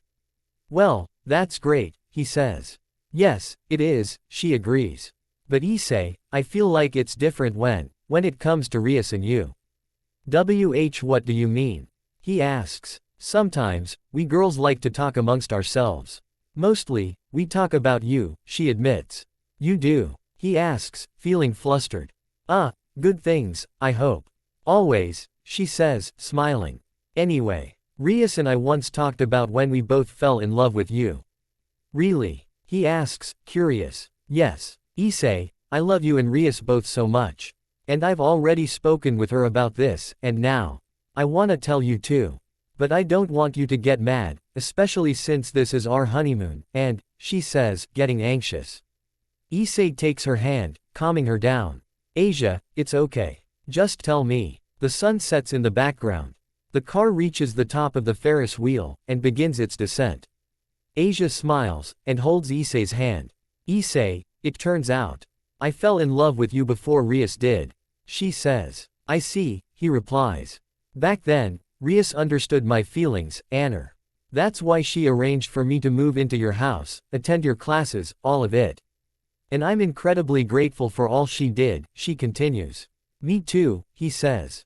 But, you were in love with her. And only her, she says. Well, he starts, unsure of how to respond. It's okay. Like I said, she's an amazing person. It's only natural you'd develop feelings for her. And then, even though Rias was trying to set you up with me, she had to go and fall in love with you herself. And since you felt the same, I guess I was scared, she confesses. Scared? Of what? He asks. Well, I was scared of Rias taking you away from me, she admits. I know. That's a horrible thing to say. But, it's just how I felt. And it didn't help that, back then, I also felt like you didn't see me as a woman, but rather a sister, she says. Issei lowers his head in shame, knowing her words to be true. You're right. And I am so sorry I treated you that way. It's fine, Issei, I'm not mad. After all, things worked out for us in the end. And if anyone's apologizing, it's me, she says. What do you have to apologize for? He asks. Rainer, she says. Issei feels a cold shiver running down his spine, remembering the pain Rainer put both him and Asia through. What she did to you, it was why you couldn't bring yourself to love me back. At least, not the way I loved you. I know what it's like to suffer at her hands, so I of all people should have known you were still suffering, and helped you through it. Instead, I was only thinking of my own feelings. I'm so sorry, she says as her eyes become moist. Asia, you did help me through it. Thanks to you, Akino and Kaneko, I was finally able to move on. If I had just told everyone from the start that I was still hurting, it would have saved us a hell of a lot of trouble. So, thank you, he says. Oh, Issei, she says, smiling. And as for Rias, she'd never just take me away from you. She loves you too, you know, he says. Of course, I know she wouldn't do such a thing, but I still feel awful for even thinking she would. And, she says. Yeah, he asks. I feel especially awful, because I once let myself imagine what our lives would be like if we never met Rias, she says. What? He asks. It's the worst sin I've ever committed, Issei. I thought that, if Rias was out of the picture, you and I would have gotten together instead, she says. I told Rias about this, apologized to her so many times, and she forgave me. She wasn't mad in the slightest. But even so, I still pray every night, begging forgiveness for thinking such a horrible thought. And besides, I know better. If you and I never met Rias, then you and I never would have met, period. So us getting together wouldn't even be possible. I owe so much to Rias. And like I said, it all worked out, you and I ended up together anyway. I can't imagine life without you or Rias in it. And I never want to ever again. Oh, ISSEI, I'm so sorry, she says, tears streaming down her face. She's so brave, thinks ISSEI. She must have been carrying this insecurity for a long time. And now here she is, vulnerable, letting it all out, waiting for me to judge her. Well, she's not wrong. As delicately as I can say this, if not for Rias, she would have been number one in my heart. I bet at some point, Akano and the others wished they could have been my best girl too. But they're all happy and content just to be loved by me, and they've all accepted Rias as the one I love most. Even so, Asia has every right to feel the way she does. She might not show it, but the fact that she was just one girl away from being my best must be painful. She was brave enough to admit that to Rias. And now, she's being brave for me. She deserves a proper answer. He takes both her hands, and leans up to her face. You're right, Asia, we will always be together. You, me, Rias, all of us. For the rest of our lives. And if it's forgiveness you want, you got it, he says. Oh, ISSEI. Thank you, she says. But I have to ask. Do you feel like Rias betrayed you? He asks. No, of course not. While I may have loved you first, I never resented Rias for falling for you. Or you for falling for her. No matter who was your favorite, ISSEI, I wanted to support you. I couldn't say I love you if I didn't, she says. And you did support me, more than you know, he says. She says. The car descends closer to the platform, but neither of them notice. Asia, he says. Yes, she asks. If there's anything else troubling you, please tell me now. I promise I won't get mad, he says. Well, there is one last thing, she says. Fire away, he says. I guess, in the end, I was just afraid of being left behind, she says. What? He asks. Well, since you already had Rias, I was once afraid that you didn't need me anymore, she admits. That's not true at all, he says. You're right, I'm sorry. I know better than to think that way. Besides, Rias did always let me sleep with you, and you kept talking about your dream to be a harem king. So I held out hope that even if Rias was your best girl, there'd still be a place for me in your heart, just like Kiryu said.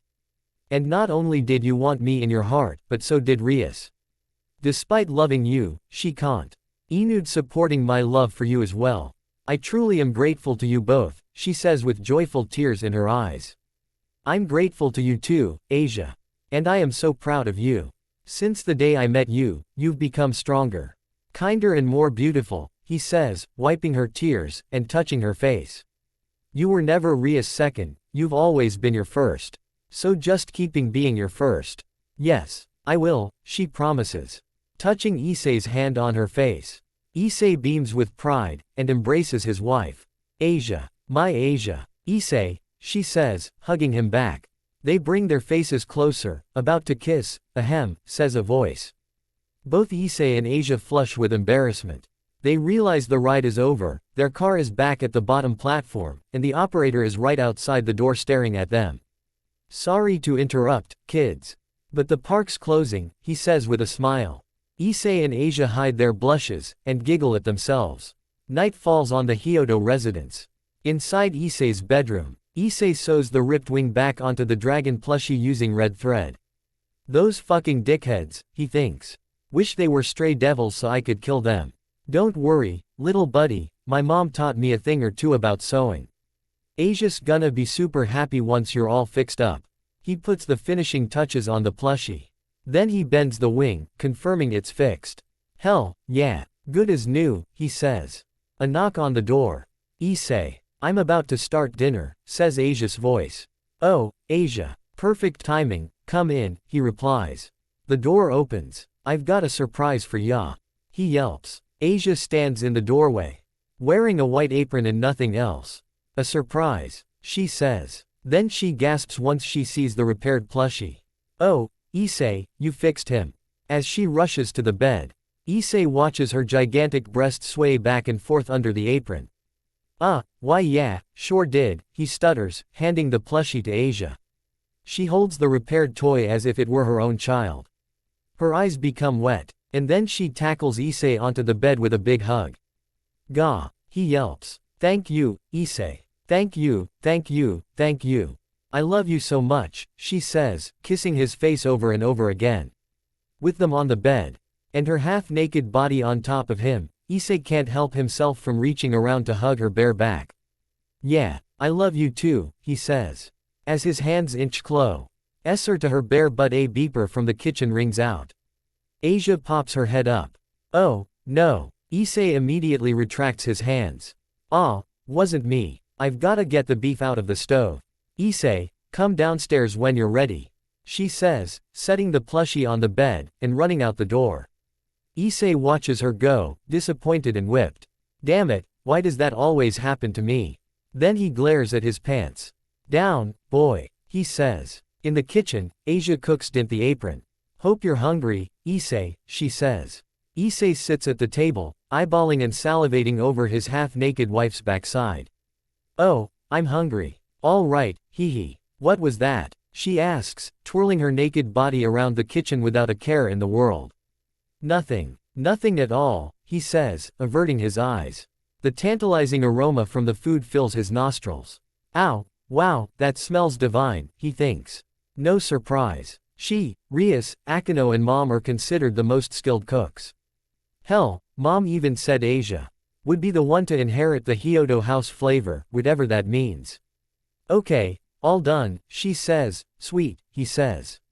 Asia presents him with a dozen plates, all sporting a variety of delicious grub. Holy crap, Asia, this looks phenomenal, he says. Thank you, she says, delighted. But, I don't know where to start, he says, sheepish. Well, then, mind if I pick for you? She asks. Yes, please, he responds. Using a pair of chopsticks, Asia picks up a boiled egg out of a bowl of ramen, and offers it to her husband. Say he says, opening his mouth. Asia feeds him the egg. Good. ISSEI chews and swallows the egg. Oh, yeah, real good. I'd say you've more than mastered the Hyodo house flavor. Really? That makes me so happy, she says, overjoyed. She picks up another boiled egg from the ramen bowl. But instead of feeding it to ISSEI, she puts it in her mouth. Then she sits on ISSEI's lap, wraps her arms around his neck, and pushes her bosom against his chest. Asia, he asks, flustered. Asia's face turns cherry-hued. She's shy, but fights through the embarrassment, and kisses ISSEI with the egg still in her mouth. Oh, hello, he thinks. She's feeding me with her mouth. This is so hot, and so delicious. It's like an orgasm in my mouth. She must really love me. Asia breaks away, still cherry-hued. Did you like that? ISSEI gulps. Shit, he thinks. She's so fucking hot. I wanna take her. I wanna do that thing where I swipe all the dishes off the table, and then plow her on the table right here and now. But, I don't wanna eat all the grub she worked so hard to cook. Plus, you know, I can't help but wonder where everyone else is, he says. Oh, don't worry. They're all out, she says, remaining on his lap. They are, he asks, using her hands this time. Asia feeds ISSEI as she speaks. Your parents, our parents wanted us to have the house to ourselves, so they're out on a double date night with Ria's parents in the underworld. I don't know whose parents I should be more worried about, he replies. That's true, she giggles. You, remember when Mom and Dad accepted you as their own daughter? He asks. Of course, I do. It was one of the happiest days of my life, she says. Same here. So never forget, Mom and Dad are just as much your mom and dad as they are mine, he says. Right, Mom and Dad. Oh, I love calling them that, she says. Yeah, and speaking of happiest days of our lives, well, almost happy, he says, somber. ISSEI, she asks, concerned. When I became a devil. I was scared mom and dad would be in danger if they ever found out. But, I was more scared that they'd reject me for what I was, and not love me anymore. So when they did find out that you and I were both devils. When I stood before them with my dragon scales and wings showing, looking like a monster, you begged them to believe it was me, that I was still their son. And you know something? He asks. Asia shakes her head in response. I begged to myself that even if they never accepted me, that was okay. As long as they still accepted and loved you, Asia, they could reject me all they want, he confesses. Oh, ISSEI, she says. But, they accepted you and I both. Even after learning the truth, they still loved us all the same. I've never been so happy or grateful to have them as my mother and father. I really love them, so much, he says, smiling whilst crying. As he rubs his eyes, Asia rubs hers as well. Me too. And that love was enough to defeat that jerk Rizvam, she says. Yeah, I wish I could have gotten a few more licks in after he kidnapped mom and dad, he says. That would have been a sight, she says, causing them both to crack up. Oh, wait, what about Rias and the others? Are they out too? He asks. Yep, I think they're off attending to their own matters in the underworld, she answers. Well, how conveniently thoughtful of them, he says. Thankful his friends did him a solid by leaving him and Asia alone for the night. Very thoughtful. Though it was difficult to get Kuroka to leave, she says. Why am I not surprised? He asks. They both chuckle again, and resume eating. Outside, the streetlights illuminate an elderly couple out for a nightly stroll on the sidewalk. They pass the Hyodo residence, gawking at the 6-story building.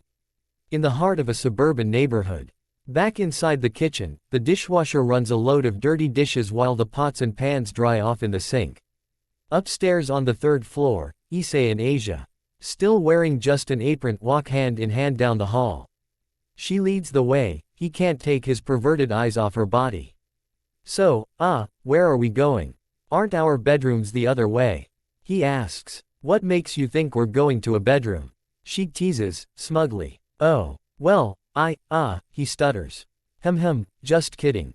As for where we're going, it's a surprise, she says. Cool, he responds. Then he gazes around the hall.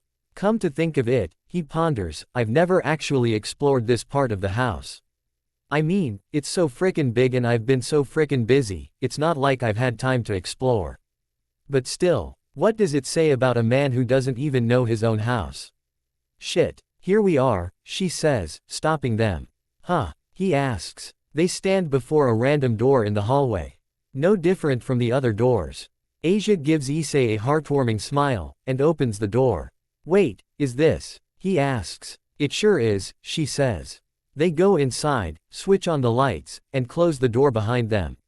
It's ISSEI's old bedroom, the same one he had before his house was magically renovated. Everything's the same. The bed with the perverted alarm clock above it, the sexy posters on the wall. The desk with the chair and computer, etc. ISSEI spins around, taking it all in. It's my room. Actually, it's a replica. Since your old bedroom was converted into your new bedroom, I asked Rias' dad, Uncle Zeoticus, if he could build a replica of the original. Since there was so much extra space in the house, he was more than happy to oblige, she explains. ISSEI sits in his chair. Damn, feels like ages since we've been here. It sure has, she says. But Asia, why would you want this room built? He asks. Well, I just wanted a place where I could come and think every now and then, she says. Come and what now? He asks. Sometimes, I like to be alone so I can clear my head, or pray and give thanks for all the wonderful things I have in my life. I Shanali do so in my bedroom or the clubroom, but I wanted somewhere more. So when I thought of a place where I always feel safe and relaxed, this room was the first place that popped into my head, she explains. So you come here just to get a load off from time to time. I get that, and I'm honored my old bedroom makes you feel that way, he says before eyeballing the sexy posters. Though I am surprised you can feel so safe and relaxed here, hee. Asia sits on the bed. You know, I like the new house, but this room, it's always been my favorite. Yeah, he says, lowering his head. Ellipsis. ISSEI. She asks. Oh, my bad. I just spaced out for a sec, he says. Asia's face fills with worry and regret. Does this room remind you of the bad times? Well, he starts. I'm sorry. I never should have brought you here, she says. Issei bolts from his chair, grabs her shoulders, and looks her in the eye. No, it's okay, really. Don't say sorry. I should apologize for killing the mood. Asia wipes her eyes, and ISSEI releases her shoulders, and smiles at her. Then he walks to the window, and gazes outside. In a way, yes, it's making me remember. But I know better than to bottle up my emotions. And act like everything's okay. So if you wouldn't mind, honey, I'd like to vent. Please go ahead, she replies, sincere, lovingly and willing to listen. Ellipsis. Asia, when Rainer took you fro. Me, I felt like part of my soul was taken with you. And when that asshole Shalba Beelzebub took you, I lost all touch with reality. I swore I'd always protect you, but I failed. I lost you twice, and I was devastated both times. I was so pissed at Rainer, I attacked her without reason. And Beelzebub, I transformed using Juggernaut Drive, and nearly destroyed the underworld just to kill him. If I were to lose you again, he says. It was my fault, Issei, she says.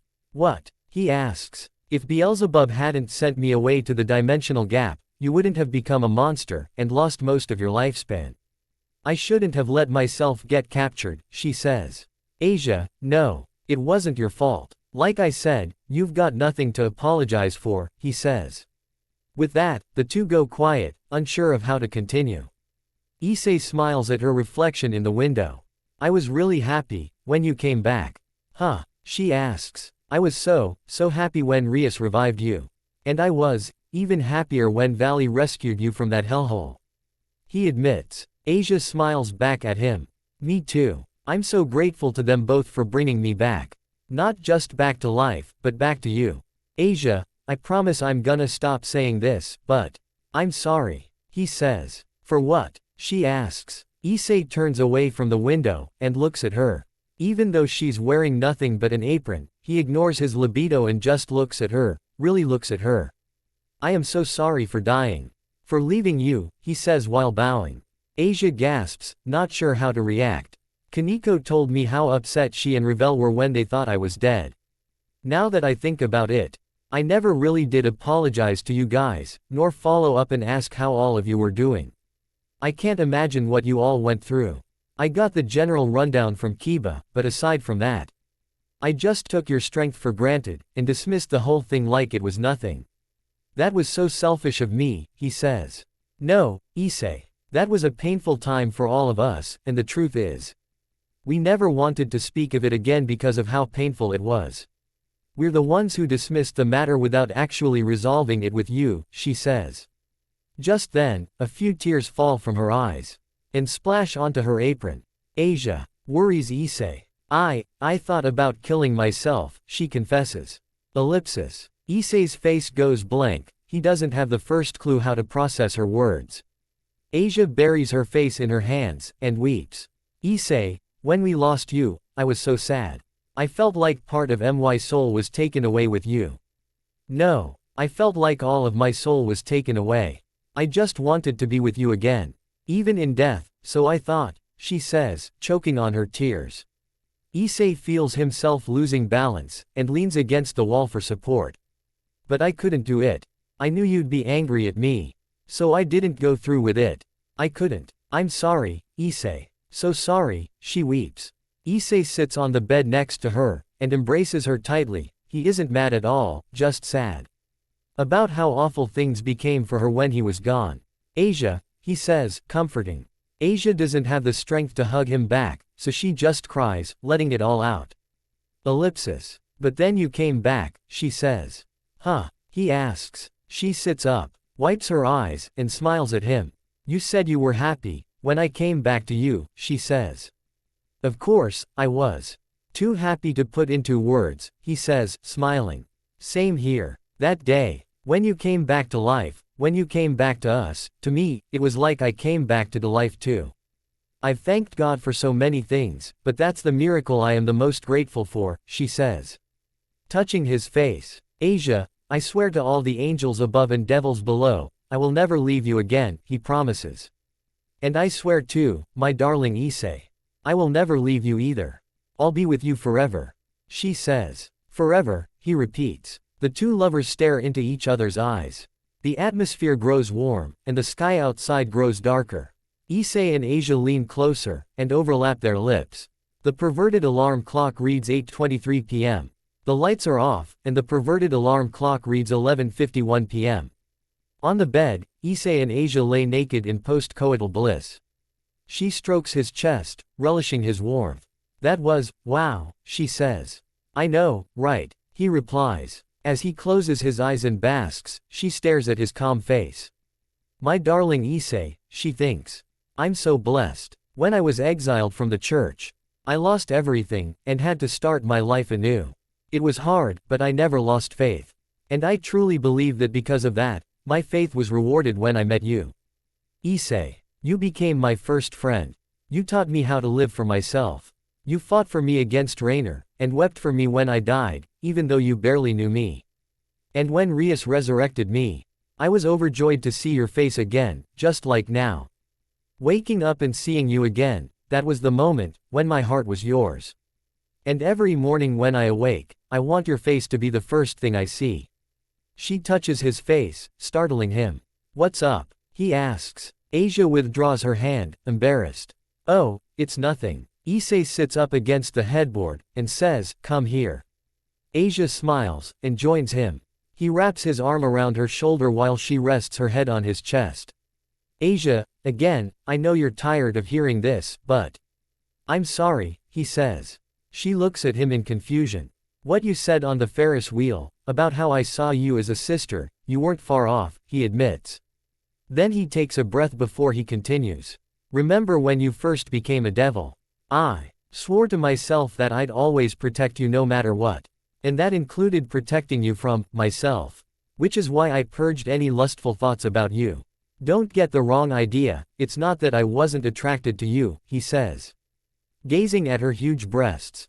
It definitely wasn't that. Then what was it? She asks, curious. I just thought that I should treat you like a sister. After all, Mom and Dad already thought of you like a daughter. So I thought I should act like a brother to you. But I didn't realize that, just because you were their daughter didn't mean you had to be my sister. Being their daughter meant you could also be my wife or lover. I should have acknowledged that possibility from the start. But I didn't, because I didn't think you felt that way about me. I didn't think you loved me that much. And kept you waiting. I can't apologize enough for that. I really was attracted to you, and I've loved you for a long time. He stutters. She presses a finger to his lips. It's okay, ISSEI, she says. I admit, I was a little upset that you refused to see me as a woman. Besides, I knew you already had feelings for Rias. But at the same time, you kept going on about wanting a harem. So I figured sooner or later, you would see me as a woman instead of a sibling, and accept me into your harem. And even if I wasn't the one you loved most, I could still be someone you loved, period. That was good enough for me. No, it was more than enough. And well, part of it was my fault. Your fault? He asks. You were my first love, ISSEI. But I didn't know the first thing about love. Dating or any sexy stuff. I just didn't want to be left out when you were around Rias or Akino. I knew I couldn't compete with them, but I still refused to give up, she says. And I'm really glad you didn't. Sorry you had to work so hard for a clueless idiot like me, he says. Oh, please don't talk like that. You're more than your mistakes. Besides, you did eventually see me as someone to love, didn't you? She inquires. Hell yeah, I did, he responds. When was that, by the way? I'm curious, she asks. I'd say after the three-legged race, he answers. Really? She asks. Yep. And then, you became my servant, he says. Yes. And I was so overjoyed when I did, she says. Me too, he says. Then he kisses her cheek, slides off the headboard, and lays down in bed. Asia snuggles next to him. They bask in blissful silence for a moment. But not as overjoyed as when you proposed, she thinks. After that monster Diodora proposed to me, I prayed that you would be the next person to do so. And you did, ISSEI.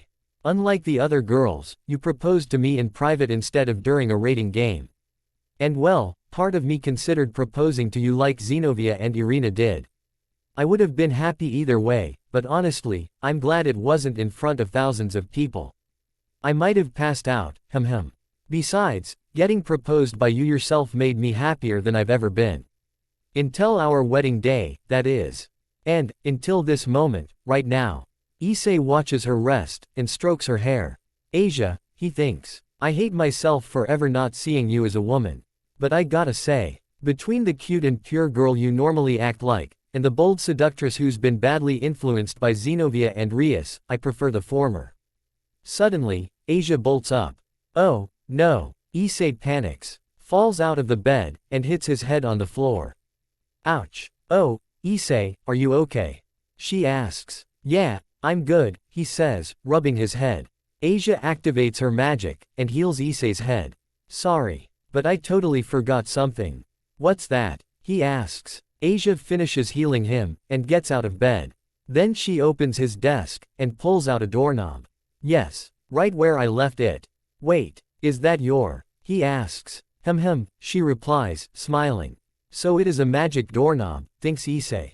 Like the one Irina has. Well, her dad did make doorknobs for all of the girls when they asked. But why would Asia leave it here? And what's she using it for now? Asia, still naked, opens the door, and checks the hall to make sure no one's around.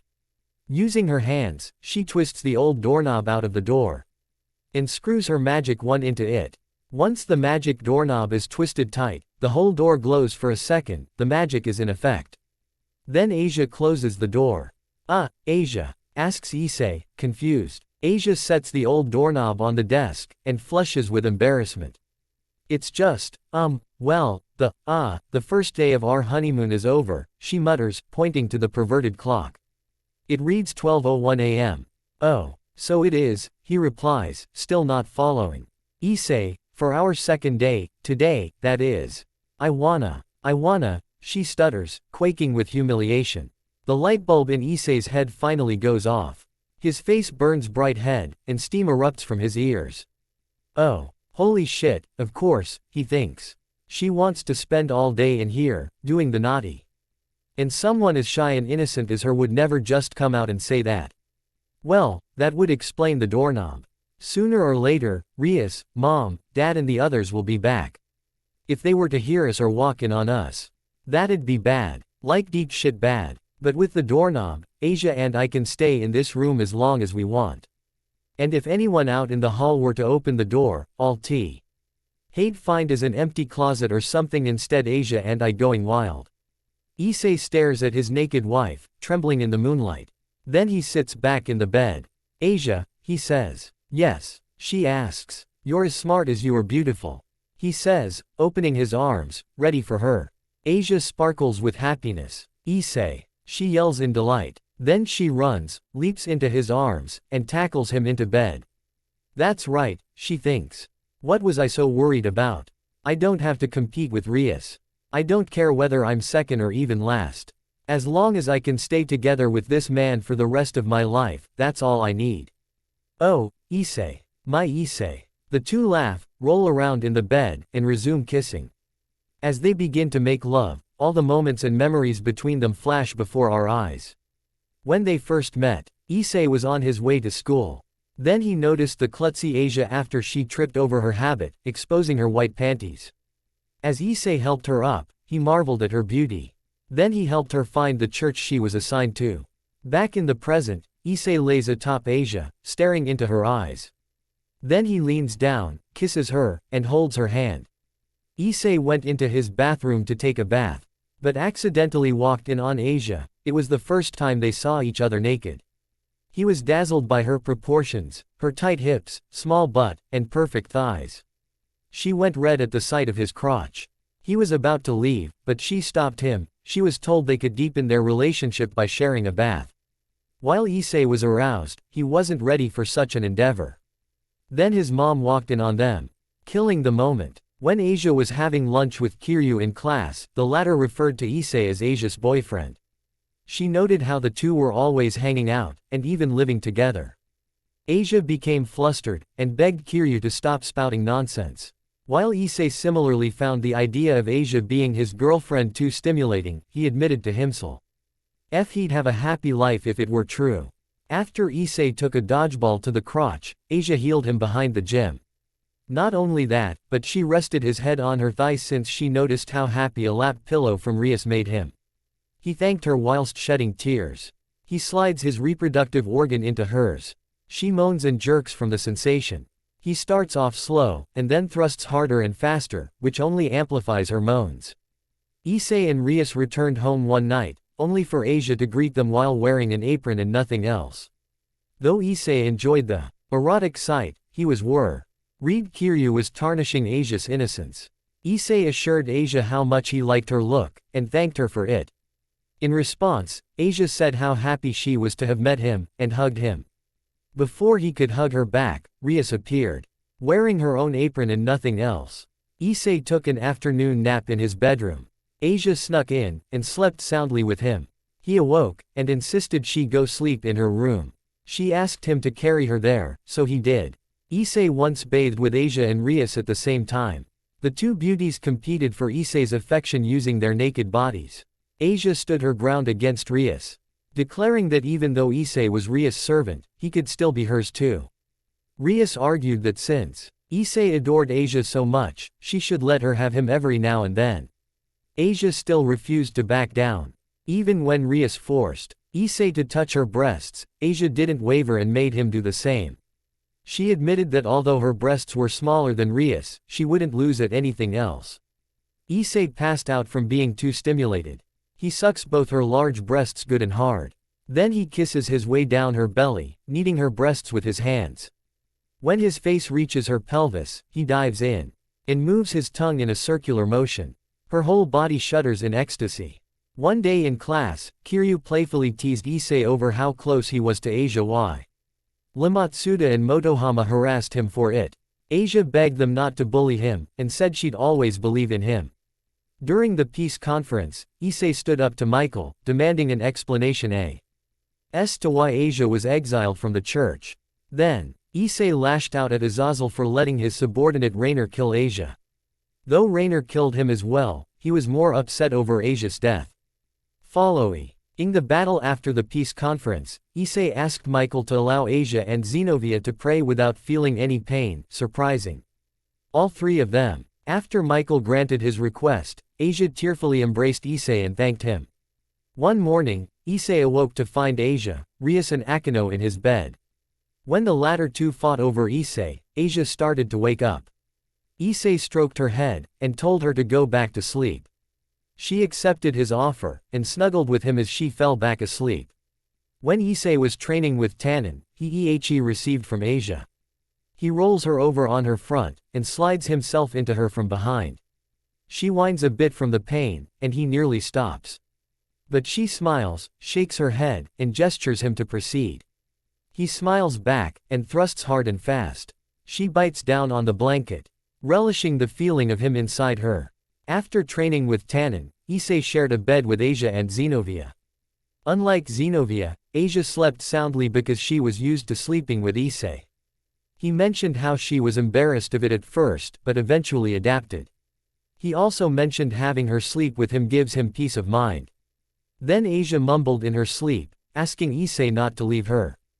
After returning from the underworld via train, Diodora Astaroth appeared on the train platform, and introduced himself to Asia.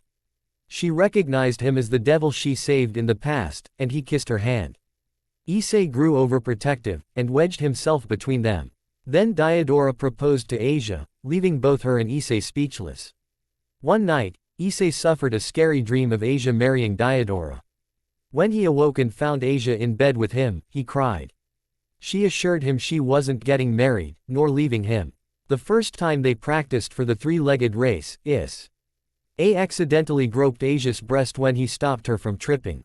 He apologized, but she insisted it was fine. She even asked him to tell her beforehand if he'd like to touch her. As night becomes morning, she rides him in reverse cowgirl position. She grasps his legs, maintaining her balance as she bounces up and down on his erected organ, howling with pleasure. He squeezes her round butt, holding her steady as she slides up and down. During another practice session, Asia told Issei she didn't regret saving Diodorus since it led to her new life. When Issei asked her if she'd ever return to the church, she said no. Because she loved the club, her friends and especially Issei. He felt stupid for even asking such a question, and swore they'd always be together. Later in the gym's storage room, Zenobia seduced Issei and coerced Asia into joining her. While Asia wasn't sure at first, she refused to let Rias or Akino get ahead of her, and boldly began seducing Issei herself after Zenobia stripped her. Before things could get extreme, Irina burst into the room, stopping them. One day, Diodora attempted to recruit Asia into his own peerage. After Rias declined his offer, Diodora professed his love for Asia and almost kissed her hand before Issei stopped him. Diodora angrily called Issei a filthy dragon, and Asia slapped Diodora in response. Diodora remained calm, and declared to Issei that Asia would be his following their rating game. Issei accepted the challenge, refusing to let her go. One night, Issei and Rias entered his room to find Asia, Akino, Zenobia and Kaneko wearing see-through outfits. Even more so, they weren't wearing any underwear, exposing themselves to the delightful Issei. Asia felt shy with her areas exposed, which Issei found cute. Asia once said a prayer, asking the good Lord to let her stay by Issei's side forever. She also humbly asked that if someone else were to propose to her after Diodora, she wished it were Issei. She professed her love for him, her dream of marrying him, and asked the Lord to look at her with warm eyes while she spent every day with him. In the bathtub, he lays in the hot water, moaning in pleasure. Her head rises from the surface as she comes up for air. She smiles at him, kisses his cheek, takes a deep breath, and lowers her head back underwater. He moans even louder. Asia told Issei and his parents that she never grew up with parents of her own, and worried living with them was a bother. Miki and Guro assured Asia that they love her, and consider her their daughter. Asia tearfully called them mom and dad for the first time. Then Issei told her that they were her family, and their house was her house too, which made her smile. Before the rating game against Diodora, Asia nervously took Issei's hand. He smiled, held her hand, and resolved to protect her from Diodora. When Diodora captured Asia, Issei told Azazel that he and the others would save her. Azazel angrily told them to leave the battlefield, but Issei became even angrier. He proclaimed Asia was his family, and he wouldn't lose her ever again. Issei and the others found Diodora and Asia in the shrine. When Diodora gloated about what he'd do to the virgin Asia, Issei gave him the mother of all beatdowns. He only spared the villain, because he was related to the current Mao. But Issei still threatened him never to come near Asia again. When the group was unable to free Asia from the device Diodora trapped her in, she asked Issei to kill her in order to protect Azazel and Michael. Issei vehemently denied her request, repeated his promise to protect her, freed her from the device using dress break, and embraced her. She tearfully hugged him back. Though she was scared, she never lost faith, and knew he would save her. Asia disappeared after she was enshrouded by a pillar of light. Just then, Shalba Beelzebub appeared, killed Diodora, and claimed he was the one who killed Asia. Issei became so distraught, he lost touch with reality and called out Asia's name. Then he turned his attention to Shalba. Fueled by his rage for losing Asia, he transformed into a monstrous dragon, and went berserk to avenge her. A tray of food rests on the bedside table. He plucks a strawberry from the tray, slides it from her knee all the way up to her lips, and feeds it to her. She plucks a slice of mango, circles it around his lips, and feeds it to him. Then they make out, sharing the lingering tastes of strawberry and mango with each other. After Issei returned to normal, he was elated to see Asia alive and safe. He took her hand, and asked her to come home. She accepted, and said their parents were waiting for them. Issei joined Asia in the three-legged race. Though he was still drained from using Juggernaut Drive, he absolute. Ely refused to let anyone else race with her. She nearly cried tears of joy when he arrived, and together, they won the race. After their victory, Issei became weak, still feeling the fatigue from Juggernaut Drive. Rias advised Asia to heal him behind the gym, and encouraged her to do her best, which made her blush. Asia not only healed Issei, but gave him her first kiss, and confessed her love. Issei was so happy, he collapsed. Following the Diodora incident, Asia and Issei became so much closer that she started kissing him on the cheek every morning. While Issei and his friends were escorting Odin around Japan, they were ambushed by Loki. During the battle, Issei was fatally wounded by Loki's giant wolf, Fenrir. Asia healed him as fast as she could, with help from Kaneko. Issei hugged the tearful Asia, and said he could never leave her. When Asia and Rias were transformed into little girls, Azazel asked which one Issei would help if he could only help one of them. Issei countered, and said he'd use twice as much power to help them both. But when he activated the spell to change them back, Gaspar and Zenobia accidentally interrupted it. The girls returned to normal, but then it was Issei who became little. Asia and Rias found him adorable, and couldn't stop hugging him, much to his hilarious dismay. He grabs her by her butt, and lifts her up. She wraps her arms around his shoulders, her legs around his waist, and mounts him. Then he slams her against the wall, right onto one of his sexy girl posters, and thrusts up and down with relentless energy. She digs her nails into his back, and bites his neck. The night before Issei's trip to Kyoto, Akino and Kaneko seduced him in his bed. When Asia entered the room, she refused to be left out and pounced Issei, determined to sleep with him. She even defied Rias, and claimed Issei was hers. During the school trip to Kyoto, Issei and Asia trained on the hotel roof. He apologized for taking up her time, but she said she was happy to be together with him. When Issei and his friends were touring Kyoto, they ascended a slope of Saint Urban legend about people dying in 3 years if they were to fall on the slope. Asia got scared, and hugged Issei's arm to feel safe. In a temple, Issei and his friends visited a shrine used for prayers and love wishes. Kiryu suggested Issei test his love compatibility with Asia. They did so, and found their prediction to be favorable and auspicious. Asia was so happy, she cried tears of joy. Asia visited Issei's hotel room, wanting to play. But when Matsuda and Motohama arrived, Issei hid with Asia in the closet, not wanting the two perverts to see them. After they left, Asia tugged Issei's arm, and asked if he kissed Rias back at the Tokyo train station. He said it was just a goodbye kiss. With that, Asia tenderly kissed Issei herself. As their lips overlapped, he realized how precious she was to him. Their romantic moment was ruined when Zenobia and Irina appeared, causing Asia to faint from embarrassment. When Zenobia and Irina seduced Issei in the closet, Asia woke up, and declared she'd be the one to bear Issei's child, shocking all of them. Then she stripped and began seducing Issei herself. But the closet was so cramped, Issei hit his head, and passed out.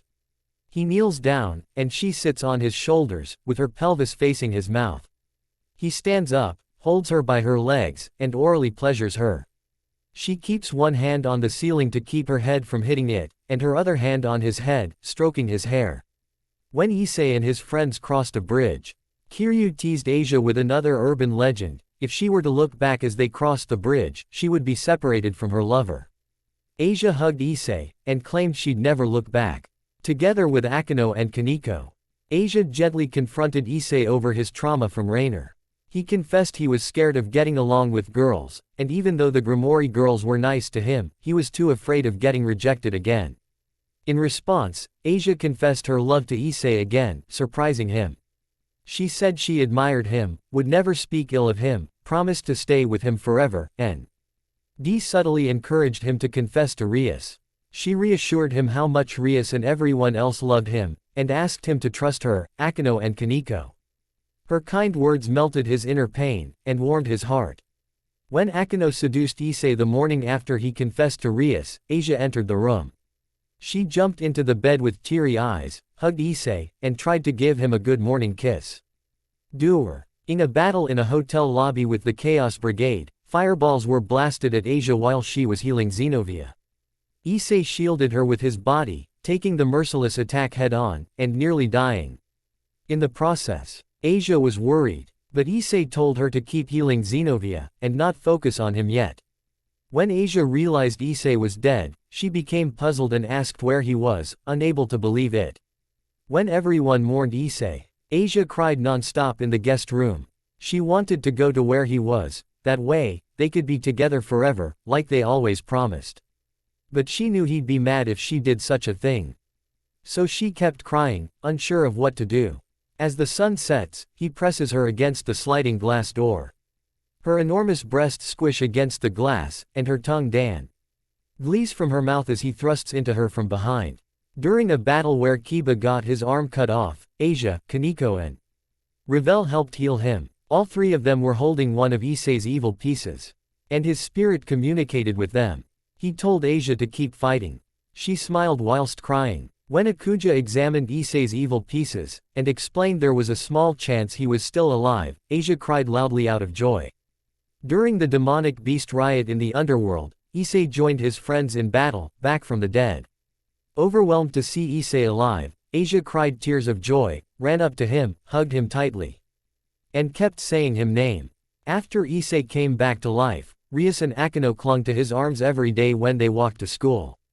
Asia was upset his arms were taken, so she planned with Zenobia and Irina to ride his back or on his shoulders. When Issei was sick, Asia wore a nurse's costume for him. He was awestruck, and mistook her for a goddess.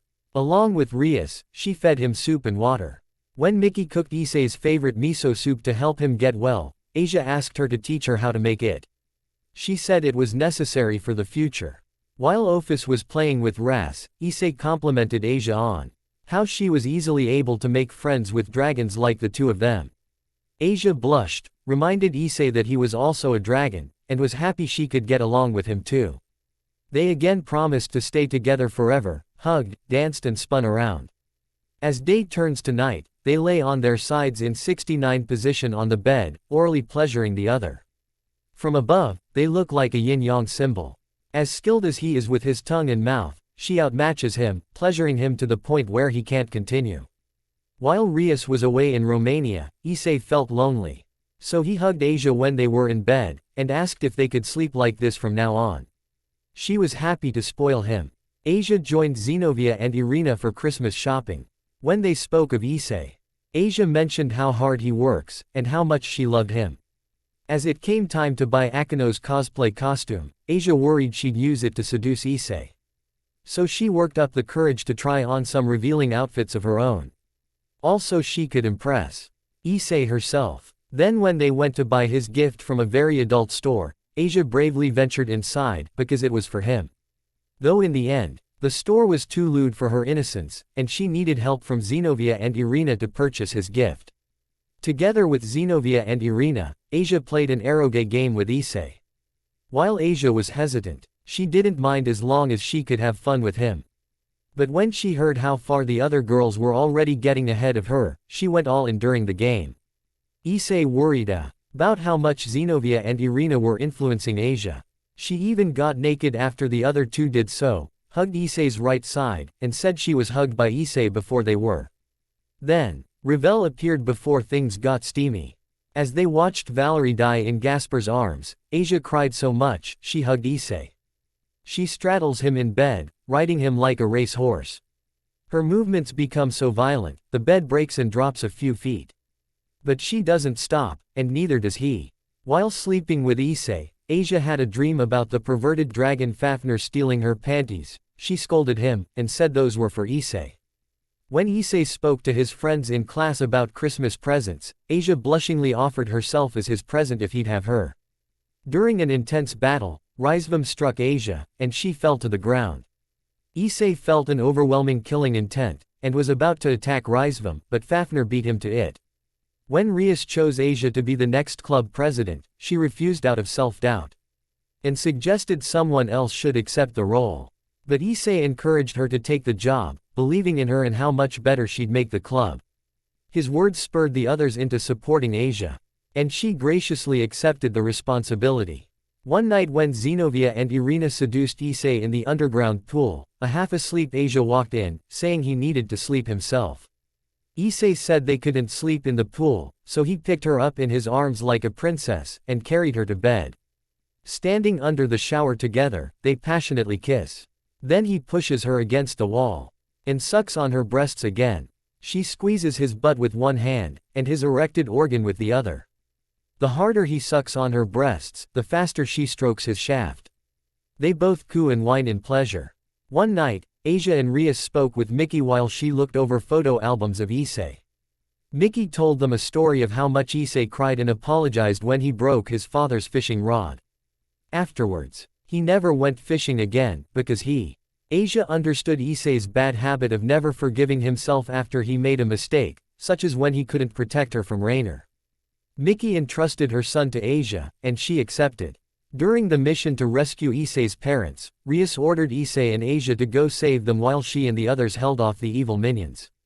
As Asia was their daughter as much as ISSEI was their son, it was her responsibility too. ISSEI asked her to come, and she agreed without hesitation.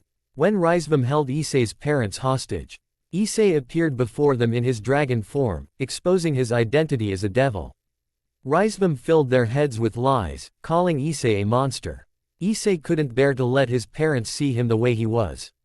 But then Asia stepped forward and tearfully begged them to believe that even though ISSEI was a devil and a dragon, he was still their son. Mickey and Guro knew it was still ISSEI, accepted him no matter what, and hugged him along with Asia. Then they encouraged him to defeat Rizvam. When ISSEI woke up in the hospital, Asia cried tears of joy, and promised to work hard to help him recover in the future.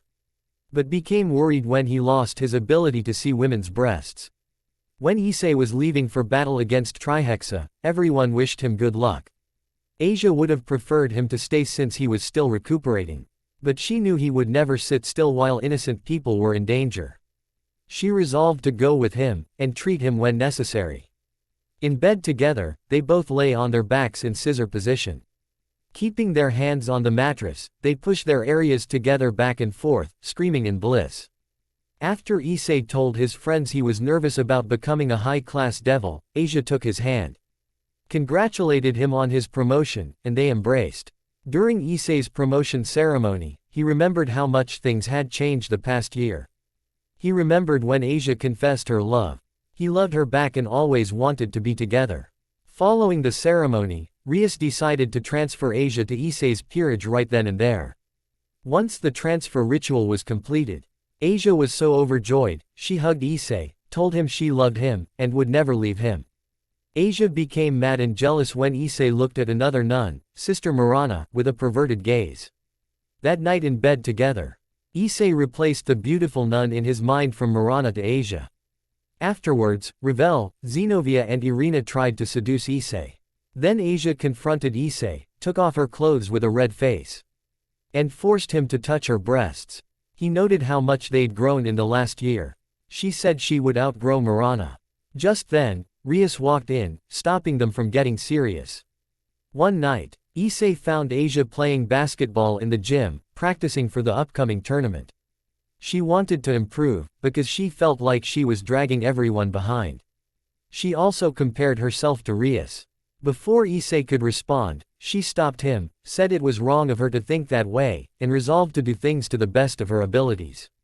ISSEI intended to help her, but he was proud she was able to stand on her own. During the basketball game against Dulio's team, ISSEI cheered for Asia to shoot. She scored, bringing their team 2 points behind Dulio's. ISSEI warned Dulio not to underestimate Asia. They roll around in bed, hugging, caressing and kissing every inch of their bodies. He gets atop her again, and thrusts into her again. She grabs the back of his neck, brings his head down, and kisses his lips. One day when they were walking through the park on their way home, ISSEI and Asia found a crying little boy who scraped his knee. As Asia healed him, it reminded ISSEI of when she healed that other boy on the day he first met her. After the boy left, ISSEI held Asia's shoulders, asked her to marry him, and promised to make her happy. Large teardrops flowed from Asia's eyes, and she joyfully accepted his proposal. As they were about to kiss, they were interrupted by Zenobia and Irina, who were eavesdropping, and congratulated them. Their wedding at Kuo Academy. Asia wanted to have her wedding in Japan, and decided the high school was the best venue. Her fondest memories were of her time at the school, and since she became the New York president. The ceremony took place right in front of the clubhouse. Mickey went all out on Asia's wedding dress, and Guro walked her down the aisle. Michael served as officiator, Zenobia served as Asia's maid of honor, and as usual, Kiba served as ISSEI's best man. The lawn was packed with guests. ISSEI slid the ring onto Asia's finger, lifted her veil, and kissed her lips. The entire audience rose and applauded. A couple raindrops splash against the window. Asia stares up at Issei with tearful delight. She's just so happy to be with him like this. A few tears fall from Issei's own eyes, and splash onto her face. This is the first time he's ever cried while making love to a girl, because he loves Asia so much. They trade smiles as the happy tears flow from their eyes. He lowers his body, resting on top of hers. She hugs him, and strokes his hair. The perverted alarm clock reads 3:47 a.m. Heavy rain pelts the window. Issei and Asia spoon in bed, both still awake. He caresses her from shoulder to leg, and kisses her neck. "Thank you, Issei," says Asia. "For what?" he asks. "For this. For everything. For loving me," she says. Then she rolls over, and looks him in the eye. "I can't tell you how long I've waited for this. Sorry I took so long," he says. "No, don't be. It was worth the wait. We're together now, and we'll always be together. Right?" she inquires. "Always. I promise," he confirms, hugging her tightly. Asia rubs her belly. "And I promise. I'll bear as many children as you want." "Asia, thank you for everything," he says. She hugs him back. "I love you, Issei." "I love you too," he replies. As they lean forward and kiss again, a single tear runs down Asia's cheek, happy and blessed to be with the man she loves. On a sunny day, a little girl runs through the woods. She wears a sleeveless black shirt, khaki shorts and blue tennis shoes. Wrapped around her waist is a green jacket, and her long chestnut hair is tied up in the back. Upon first glance, she could be mistaken for a boy. The girl hides behind a tree, giddy and happy with herself. Then she peeks around the trunk, watching the underbrush. A few seconds pass by, and then a little boy comes running through the underbrush, covered in leaves and twigs. He stops to catch his breath, clearly not as agile as the girl. He wipes off the leaves on his white t-shirt, the twigs on his blue shorts, and the dust on his yellow tennis shoes. As he looks around, the girl hides back behind the tree, out of sight. "You can run, Irina, but you can't hide," says the boy, trying to act cool. The girl, Irina, giggles to herself. Then she jumps out from behind the tree, and taunts, "Come and get me, Issei." As she takes off through the woods, the boy, Issei, gives chase. They're playing tag. "Oh, you're not getting away that he yelps as he runs face first through a spiderweb. Still running, Irina looks back and sees Issei struggling to get the web out of his face. She giggles again, not paying attention to where she's going. Suddenly, she trips over a tree root, and scrapes her knee on the hard ground. As Irina sits up, she hugs her leg, and starts to cry. Issei finally gets the web off his face, notices his friend bursting into tears, and rushes over. "Irina, what's wrong? It hurts," she sobs. Issei gasps when he sees her leg, light blood and pus ooze out of her knee. He puts a comforting hand on her shoulder.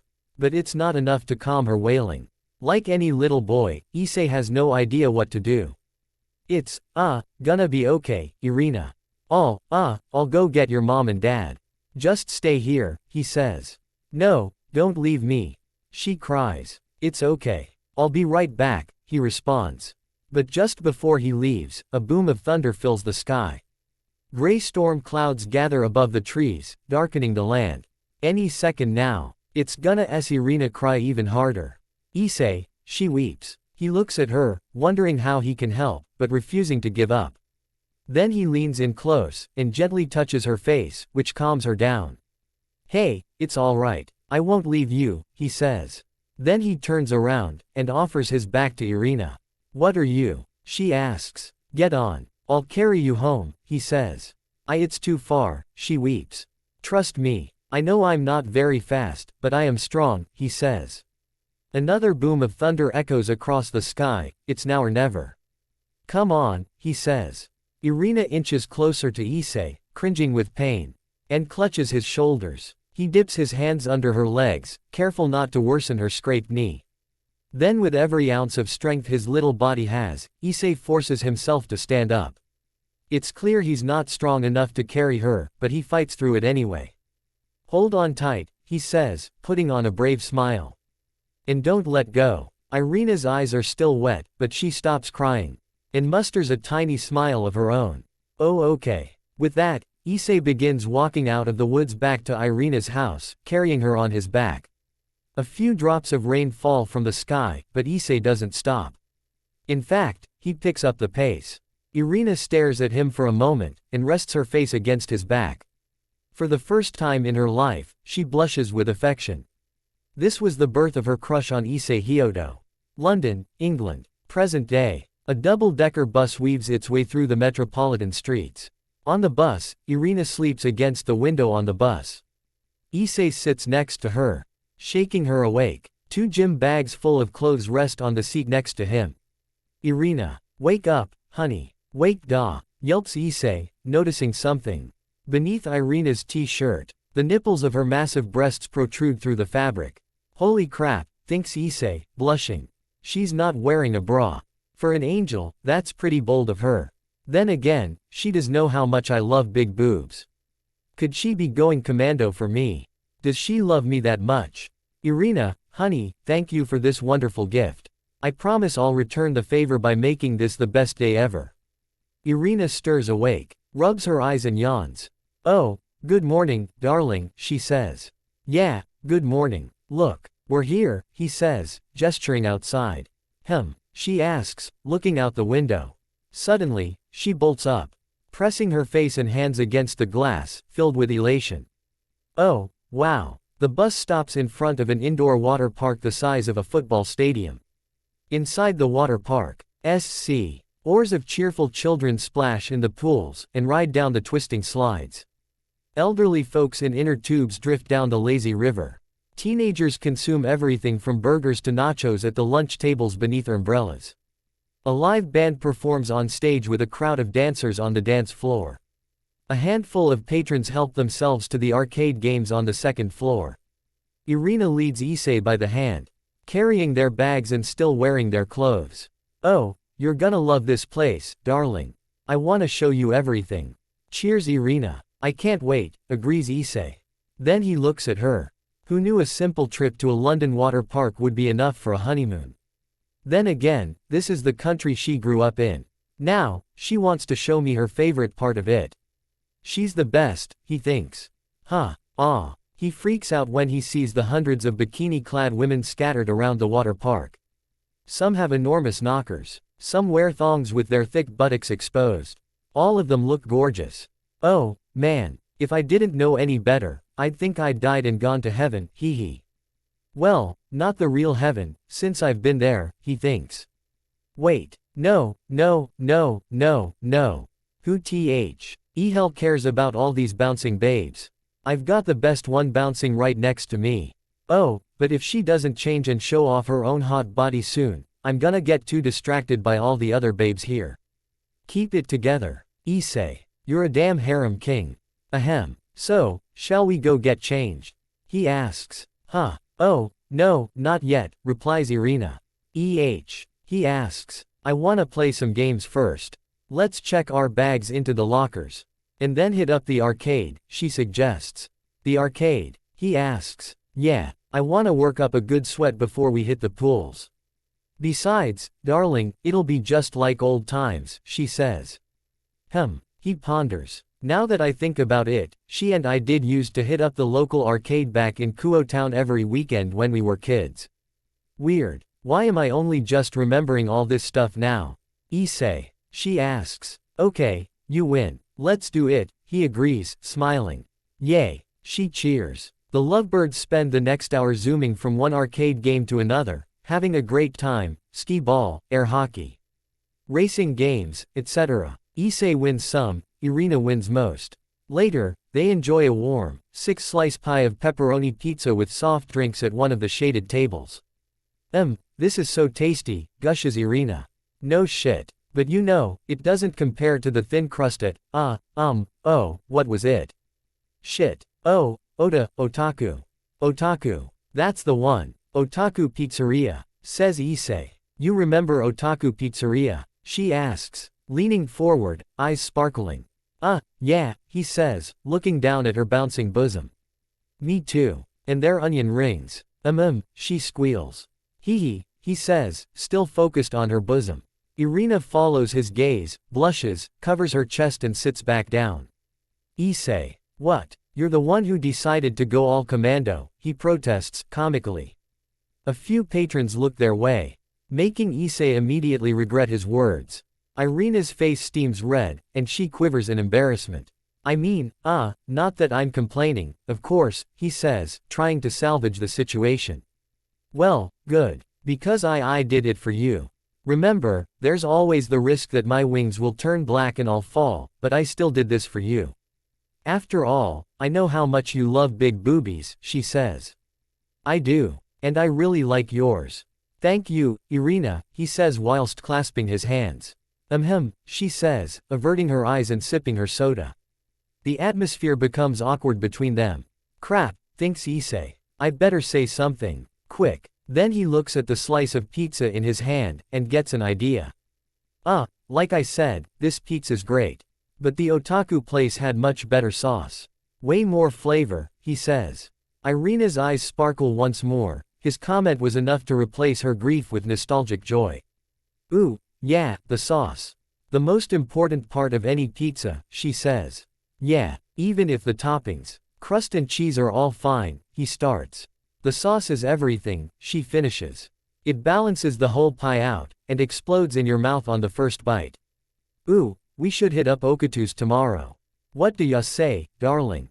Huh, oh, well, the thing is, he starts. She asks, blinking twice. They, tore it down a few years back, and built a massage parlor over it, he says, sheepish. What? No. How could they? She pouts. Sorry, Irina, he says. No, darling, it's okay. I'm glad I heard it from you. It's just, you and I made so many memories at Otaku. Sometimes, I forget how much things have changed since I left Kuo town, she says. Sensing her depression, Issei reaches across the table, and grasps her hand. Yeah, a lot did change after you left. But so what? As long as you and I still remember, that's enough. After all, we're precious childhood friends, aren't we? He asks with a smile. Irina smiles widely, and holds Issei's other hand. Oh, darling, yes, precious childhood friends, she says. And look, we're making new memories right now, aren't we? He implies, cheering her up even more. You bet. Now let's get into the pool, and make some more. She says, standing up. Aren't you supposed to wait an hour after eating before swimming?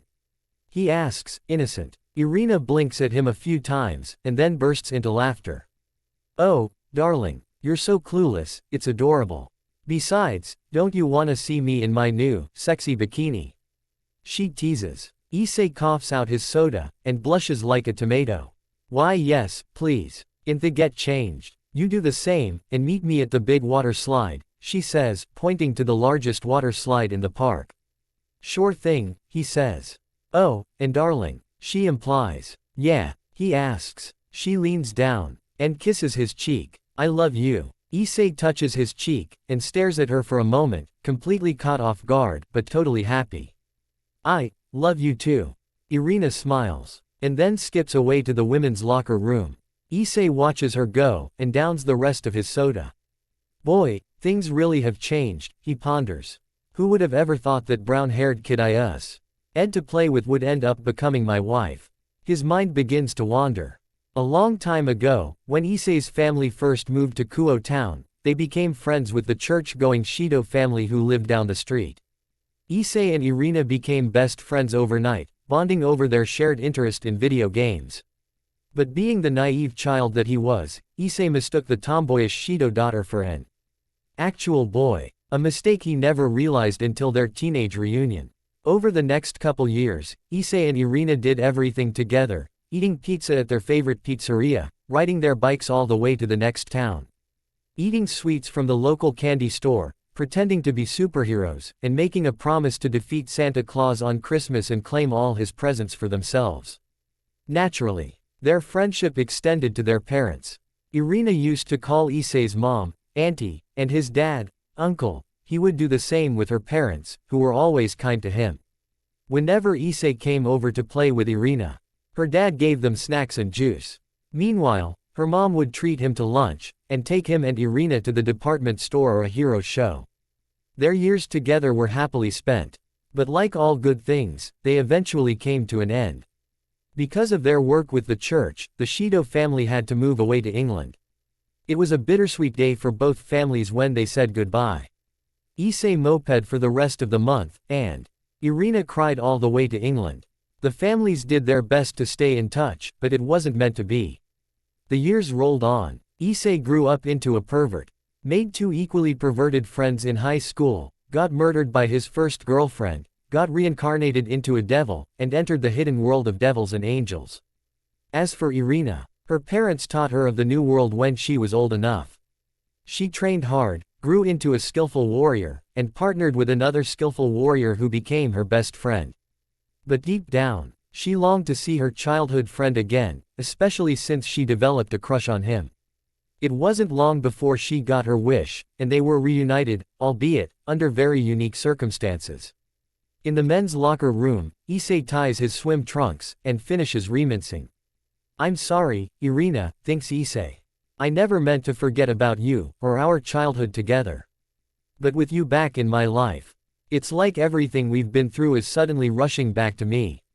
Hell, I haven't even thought of Otaku's Pizzeria until today. I promise, from now on, I'll do better to remember." He removes his shirt, stuffs it in his bag, shoves the bag into his locker, and shuts the locker. "All right," he says to himself. At the big water slide, Issei waits at the end of a short line. "Man," he moans. "She went to change before me, so what's keeping her?"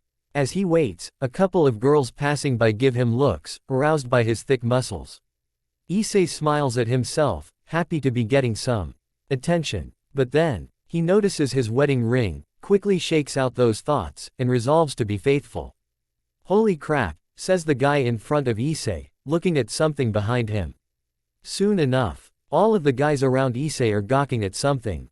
"Darling," cheers a voice. Issei turns around, and his jaw practically hits the ground. Irina comes running towards Issei with a big smile on her face. And a tight yellow bikini on her body. Her massive breasts sway back and forth as she runs. Every male in the water park stops what they're doing, and ogles her as she passes by. "Sorry to keep you waiting," she says as she clings onto Issei's arm, pressing her breasts against him. "Oh, waiting. Who's waiting?" He replies. "All right, next up," calls the lifeguard. Issei and Irina make their way to the top of the slide. "All right, you two riding down together?" asks the lifeguard. "You bet," says Irina. "We are," asks Issei, incredulous. "Okay. First, the lady steps forward onto the slide," explains the lifeguard. Irina does as she's instructed, submerging her ankles in the churning water. "Next, the gentleman stands behind the lady," continues the lifeguard. Okay," responds Issei, flustered as he stands an inch behind his beautiful wife. "Now, the gentleman sits down first, and the lady sits in the space between his legs," instructs the lifeguard. As Issei lowers himself onto the slide, his eyes fixate on Irina's juicy butt right in front of him as she does the same. "Okay, kids. For safety measures, the gentleman needs to wrap his arms around the lady," says the lifeguard. Like this?" asks Issei, embracing Irina from behind. Tighter. Really tight. Remember, safety measures," says the lifeguard. "Come on, darling," says Irina. "Hold me tight. And don't let go." The exact same words he said to her that day in the woods. "Oh okay," gulps Issei, squeezing Irina tightly against his chest. His erected rod grinds onto her butt, which flusters them both. "So big," whispers Irina. "What did you say?" asks Issei. "Nothing. Nothing at all. Now, come on, darling. Let's go," she says. "All right, kids," says the lifeguard, giving Issei a push. "Have fun." Irina and Issei go sliding and splashing through the twisty tunnel together. "Woo," she yells. "Oh, sheet," he screeches. As they gain speed, Issei's arms loosen and rise onto Irina's chest. Now he's holding her by her breasts. His hands sink into the soft, elastic mounds. Irina coos from his touch, and blood sprays from Issei's nose. At last, they splash into the pool at the base of the slide. Seconds later, they both come up for air. "Sorry about that, Irina. It was all gravity's fault, I swear," he starts. Instead of answering, Irina rushes behind Issei, and glues herself to his back. Irina? He asks in confusion. Whoa. He feels a familiar sensation pressing against his back. It's Irina's bare breasts. My top, she whispers, her face rosy. It fell off. What? He asks. Shish. Don't make a scene, she says. ISSEI notices the number of hormonal men in the pool. Right. We, better hurry up and find it, he says. Yeah, I'm the only one. Who gets to see Irina's succulent mounds, he thinks. Come hell or high water, if any of these dickwads sneak a peek, I'll pummel them. He waddles through the water with Irina pressed against him, but there's no sign of her top anywhere. Excuse me, pretty lady, says a voice. ISSEI and Irina turn around to find a little boy holding Irina's top. Is this yours? He says, offering it to Irina. She beams with joy, and accepts the top. Oh, thank you. Just a sec, she says. Then she submerges underwater to put her top back on. ISSEI rubs the little boy's head. Thanks, little dude. You're a lifesaver. I am, he asks. Irina springs out of the water, and bear hugs the boy, burying his face in between her breasts. Oh, bless you, you sweet, kind child. Thank you. The good Lord truly loves you. The little boy's face turns beet red from the close contact with Irina's bosom. This may be his first time experiencing a woman's body. ISSEI can't help but feel a tinge of jealousy. It's cool, he thinks. Calming himself down. He did us a solid. And besides, he's just a kid. Got nothing to worry about. When he's all grown, he'll have plenty of his own breasts to motorboat. Thank you again, says Irina. You're welcome. Bye, pretty lady, and pretty lady's husband, says the little boy as he swims away. Later, says ISSEI. Bye. Okay, darling, let's go aay what? He asks. And this time, I'm riding behind you. She says. As the sun sets, ISSEI and Irina ride a double-decker bus back to her house, wearing their clothes and exhausted after a long day of fun. Only this time, it's ISSEI who's fast asleep. He sways back and forth, until his drowsy head lands on Irina's breasts, using them as a pillow. While initially flustered, Irina smiles, strokes his hair out of his face, and lets him sleep on her breasts. My darling ISSEI, she thinks. How I long to see you again. But when I did, I couldn't believe how much you've changed. Not only did you become a devil, but a pervert to boot. I was worried. I feared you and I would cross paths, and I'd have to kill you. I thank the good Lord that it didn't come to that, and that we were able to become friends again. She notices his hand on his lap, and holds it. I wanted to tell you how I felt, she thinks. How I've always loved you, ever since we were kids. But my status and commitment as an angel wouldn't let me. As Lord Michael's ace, I thought I'd have to bury my feelings, and devote myself to my duties. But no matter how hard I tried, I couldn't bring myself to stop loving you. And I hated myself for even considering it. But I also couldn't shake the feeling that I wasn't allowed to love you. I'm an angel, you're a devil, and that made me insecure. But you didn't care about such things. To you, I was Irina. Your childhood friend, angel or not. You have no idea how happy that made me. Now, all I want is to make you happy too. The bus drives over a bump in the road, which stirs ISSEI awake. He realizes his face is in Irina's bosom, so he panics and backs away. Sorry, Irina. He pleads with a red face. It's okay, darling. After all, they're only for you, she says. ISSEI's face curves into a smug, perverted grin. Suddenly, a loud pop echoes through the air. The bus swerves back and forth, scaring the passengers. ISSEI and Irina hold onto each for balance. It's all right, folks, it's all right. Just a blown tire, shouts the bus driver. He calmly pulls the bus over. Later on a downtown city street, the bus is pulled over to the curb. Passengers disembark while the driver works on replacing the tire. Just then, another double-decker bus pulls up to the curb. The waiting passengers from the first bus hop on board the second one. Come on, darling, says Irina. As ISSEI follows her, he notices a store down the street and stops walking. Darling, she asks. ISSEI smiles at her, and takes her hand. No, you come on, he says, leading her away from the bus, much to her bewilderment. ISSEI and Irina step inside a candy store. Multicolored assortments of gum balls, sour gummies, licorice, caramel treats, and every kind of chocolate imaginable fill the shelves and walls. Irina's gym bag hits the floor as she's overcome with excitement. Just like old times, huh? Implies Issei. Oh, darling, this is wonderful, replies Irina. So, which one you want? My treat, he says. Later, Issei and Irina walk the sidewalk through an urban neighborhood on the outskirts of London, with their gym bags strapped over their shoulders, and bags of mixed candy in their hands. While Issei's candy bag is half full with sour belts and jawbreakers, Irina's bag is overfilled with one piece of every candy from the store. We can get back on a bus if you want, says Issei. That's okay. I needed to stretch my legs. Plus, this way, we can enjoy the sunset, says Irina, gesturing to the sun dipping beyond the horizon. He watches her inhale one candy after another. Seems that's not all you're enjoying, he teases. Oh, if heaven were a food, this would be it, she gushes, enjoying some cinnamon chewables. Reminds me of the tasty candy they serve at the Underworld rating games, he says. Yeah, but it's too bad they don't serve any of those Red Dragon Emperor gummies up here, she says.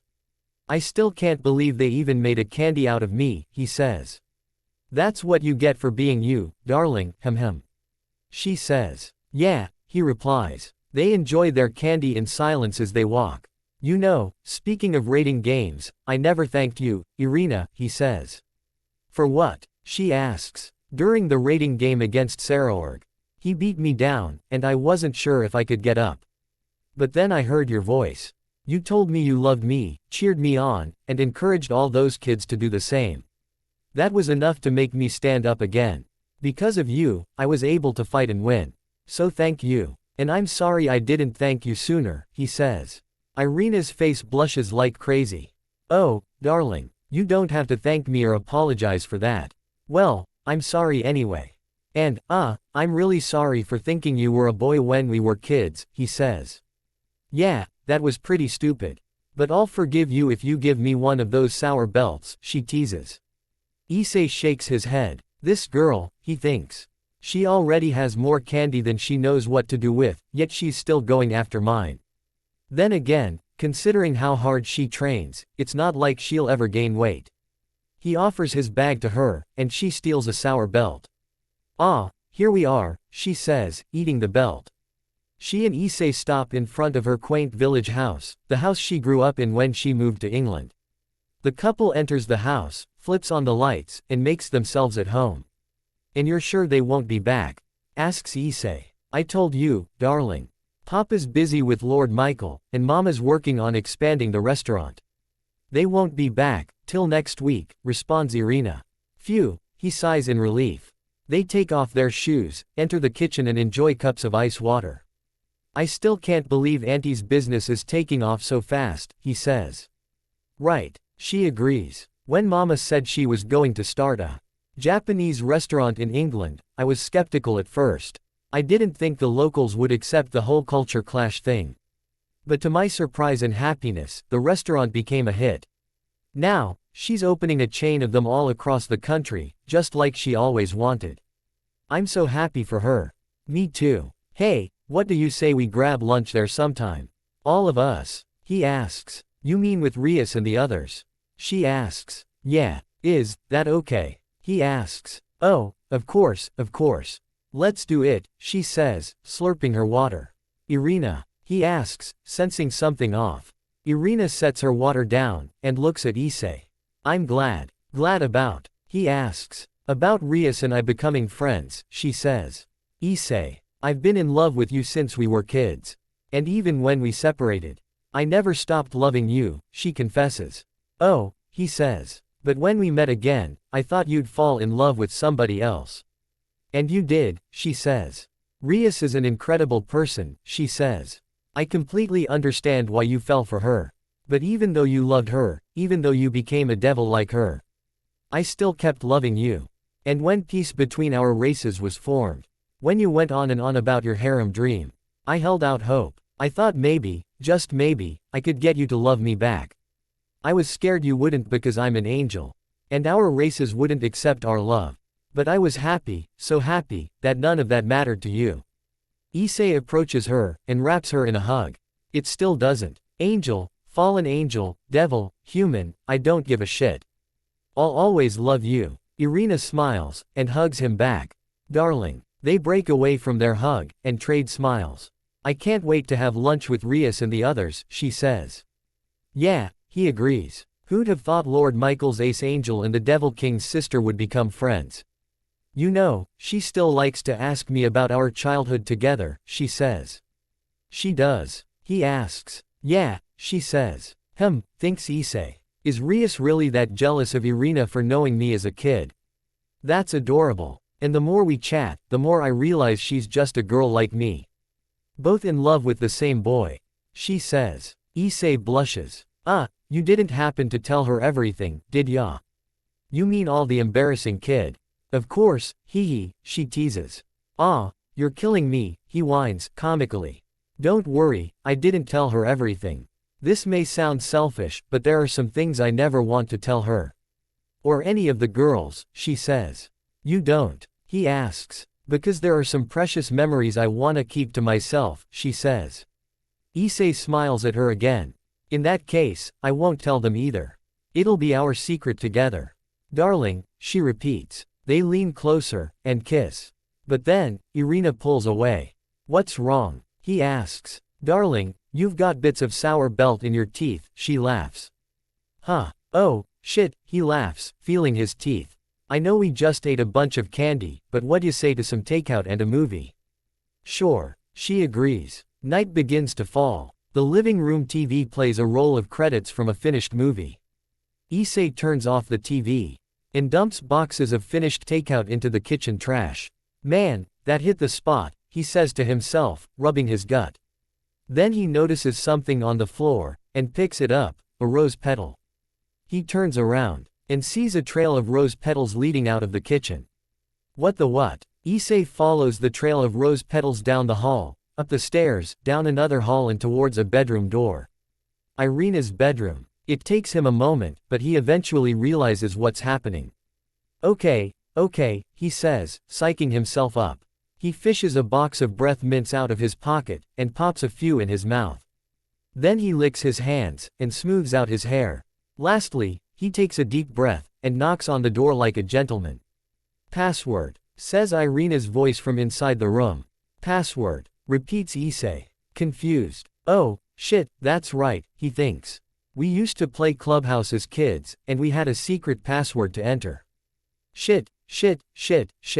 What was it again? Damn, if I don't remember it. She's gonna flip, and I'll spend the night treating my blue balls. Come on, dig for brains, think. Your naughty time depends on it. Shit. The wheels and gears in Issei's brain finally turn. He bangs against the door in delight. What? Says Irina, frightened from the sudden excitement. Omnivox, says Issei. The password is Omnivox. Come in, darling, she replies in a seductive tone. Omnivox, he thinks. The big bad from our favorite video game. Phew, who would have thought that asshole would be the difference between me sleeping on the couch or in a warm bed with a warmer wife. He grabs the doorknob. Soon as he does, a familiar sensation surges through his body. It's a magic doorknob, he thinks. So this is the interdimensional room. Of course, it is. Now, this is her old bedroom. But with the doorknob here, it could still be her bedroom. Or she could have changed it into any kind of room she wants. Wonder what I'm in store for. Issei opens the door, takes a step and his foot crunches into snow. Holy holidays, he says. Sure enough, the bedroom looks straight out of a winter wonderland. Snow falls from the ceiling, and piles onto the floor. But it's not cold. A snowman striking a, welcome, come on in, pose stands next to the door. A Christmas tree decorated with lights and ornaments from base to top stands in one corner. A TV plays loop footage of a burning fireplace in another corner. The trail of roses continues across the snow-covered floor, leading to the large, white bed. And laying atop the bed, with a bed of roses beneath her, is Irina. She wears a Santa Claus hat, jacket, and nothing else. Her nude body is wrapped in twine, and she has ribbons covering her breasts and pelvic area. Merry Christmas, darling, she says. Sitting up on her knees and spreading her arms. Come open your present. Issei can't take his wide eyes off her. Oh, man. Making love to an angel in a Christmas-themed bedroom. He thinks. I'm definitely adding that to the sex resume. Issei gulps and stutters, ho, ho, ho. As he approaches the bed, the door closes behind him. A few hours later, the bedroom door opens. Issei and Irina, forcefully kissing each other in the nude, stumble out into the hallway. Issei extends his hand, grabbing at air, reaching for the doorknob. At last, he grabs the knob, and shuts the door. Okay. Which theme next? He asks. You choose this time, darling, she says. Me. I got it, he says. While holding the doorknob, he concentrates for a second. Okay, I got it, he says. By the way. Yes, she asks. The only way we can change the room is by opening and closing the door from the outside, right? Which means we'll have to leave the room, shut the door, and then walk back inside in order for it to change, he says. Yes, she says, not following. Well, I was just wondering. Is there a way your dad and Lord Michael can, I don't know, alter the room? Like make it change while we're still inside without having to step back out into the hallway every time? He asks. You're right, that would be ideal. I'll ask Papa and Lord Michael about it, she says. I love you, he says. Kissing her cheek. Her face lights up like the 4th of July, and she presses her bosom into his chest. She can't hold back any longer. That was sneaky, darling. Now come on, open the door. Yes, ma'am, he says, getting flustered. Then he opens the door. The bedroom, now bigger on the inside, has been transformed into outer space. Everything inside, including the bed, floats in zero gravity. The walls, floor and ceiling are all black, filled with an infinity of stars. The sun, moon and planets glide across the walls. Less like a planetarium, more like outer space itself. Wow, cosmic, says Irina. You like it? Asks Issei. Irina steps inside the room. The second she does, her naked body levitates into the air, zero gravity at work. Darling, I love it. She responds, offering her hand to Issei. He takes her hand, floats into the air with her, and pulls the door shut behind him. They float naked through the stars. Once they've basked enough from their surroundings, they return their focus to each other, and hug. But Issei notices the dismay in Irina's eyes. What is it? He asks. Issei. I'm really happy. And I'm grateful to my father, and Lord Michael for creating this room for us, she says. But, he asks. But this is the only place you and I can ever make love, she says. What? He asks. The other girls can openly share their love and affection for you. But I have to be careful since I'm an angel. I can't be as outward or expressive with my feelings for you lest I fall. Like I said, I can only make love to you in this room. But Rias and the other girls can do so anywhere, she says. Issei cups her face, and looks into her eyes.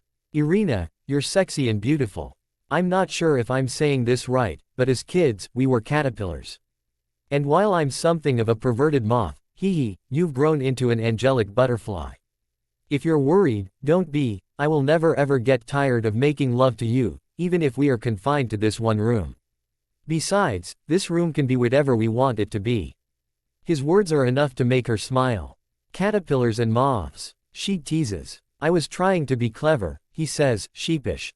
Thank you, Issei. She starts. You know, sometimes, I feel like I'm the luckiest girl. Why's that? He asks. I got to know you as a kid. I've a relationship with you that predates the other girls. And I've seen sides of you they never will. Plus, I was your first kiss, she says. Yeah, that's true, he says. But most of all, I've been in love with you the longest. And now you finally, feel the same, she says. They touch their foreheads, and lovingly gaze into each other's eyes. Sorry I made you wait, he says. Darling, she says. As they share another kiss, Irina says a prayer. Oh, Lord Michael, she prays. Thank you for this room. I promise I'll put it to good use, make love to this man who I love with every fiber of my being, and bless heaven with our children. Thank you for Issei Hyodo. For bringing me back to him. For allowing us to love one another despite our difference enough. Amen. A single tear careens down Irina's face. Issei tenderly wipes it away. She cups his face with her hand. They stare at each other for a few moments, and then they kiss again. As they begin to make love, all the moments and memories between them flash before our eyes. When they first met, Issei and Asia returned home from school, and Miki was entertaining Irina and Zenobia in the living room. Issei found them both beautiful, but was wary of them since they were with the church. Irina recognized him, but he didn't her, not until his mom showed him a picture of them as kids. He was shocked the boy from his childhood was actually a girl, and even more shocked to be reunited with her after so long. During their duel, Issei tried to use dress break on Irina. She was surprised to see how much of a pervert her childhood friend had grown into. Despite being on opposing sides, Issei proposed an alliance with Irina and Zenobia to recover the Excalibur pieces. They worked together until the crisis was resolved. When Irina transferred to Kuo Academy and was enrolled in Issei's class, she was overjoyed to be together with him, and wished to rekindle their childhood friendship.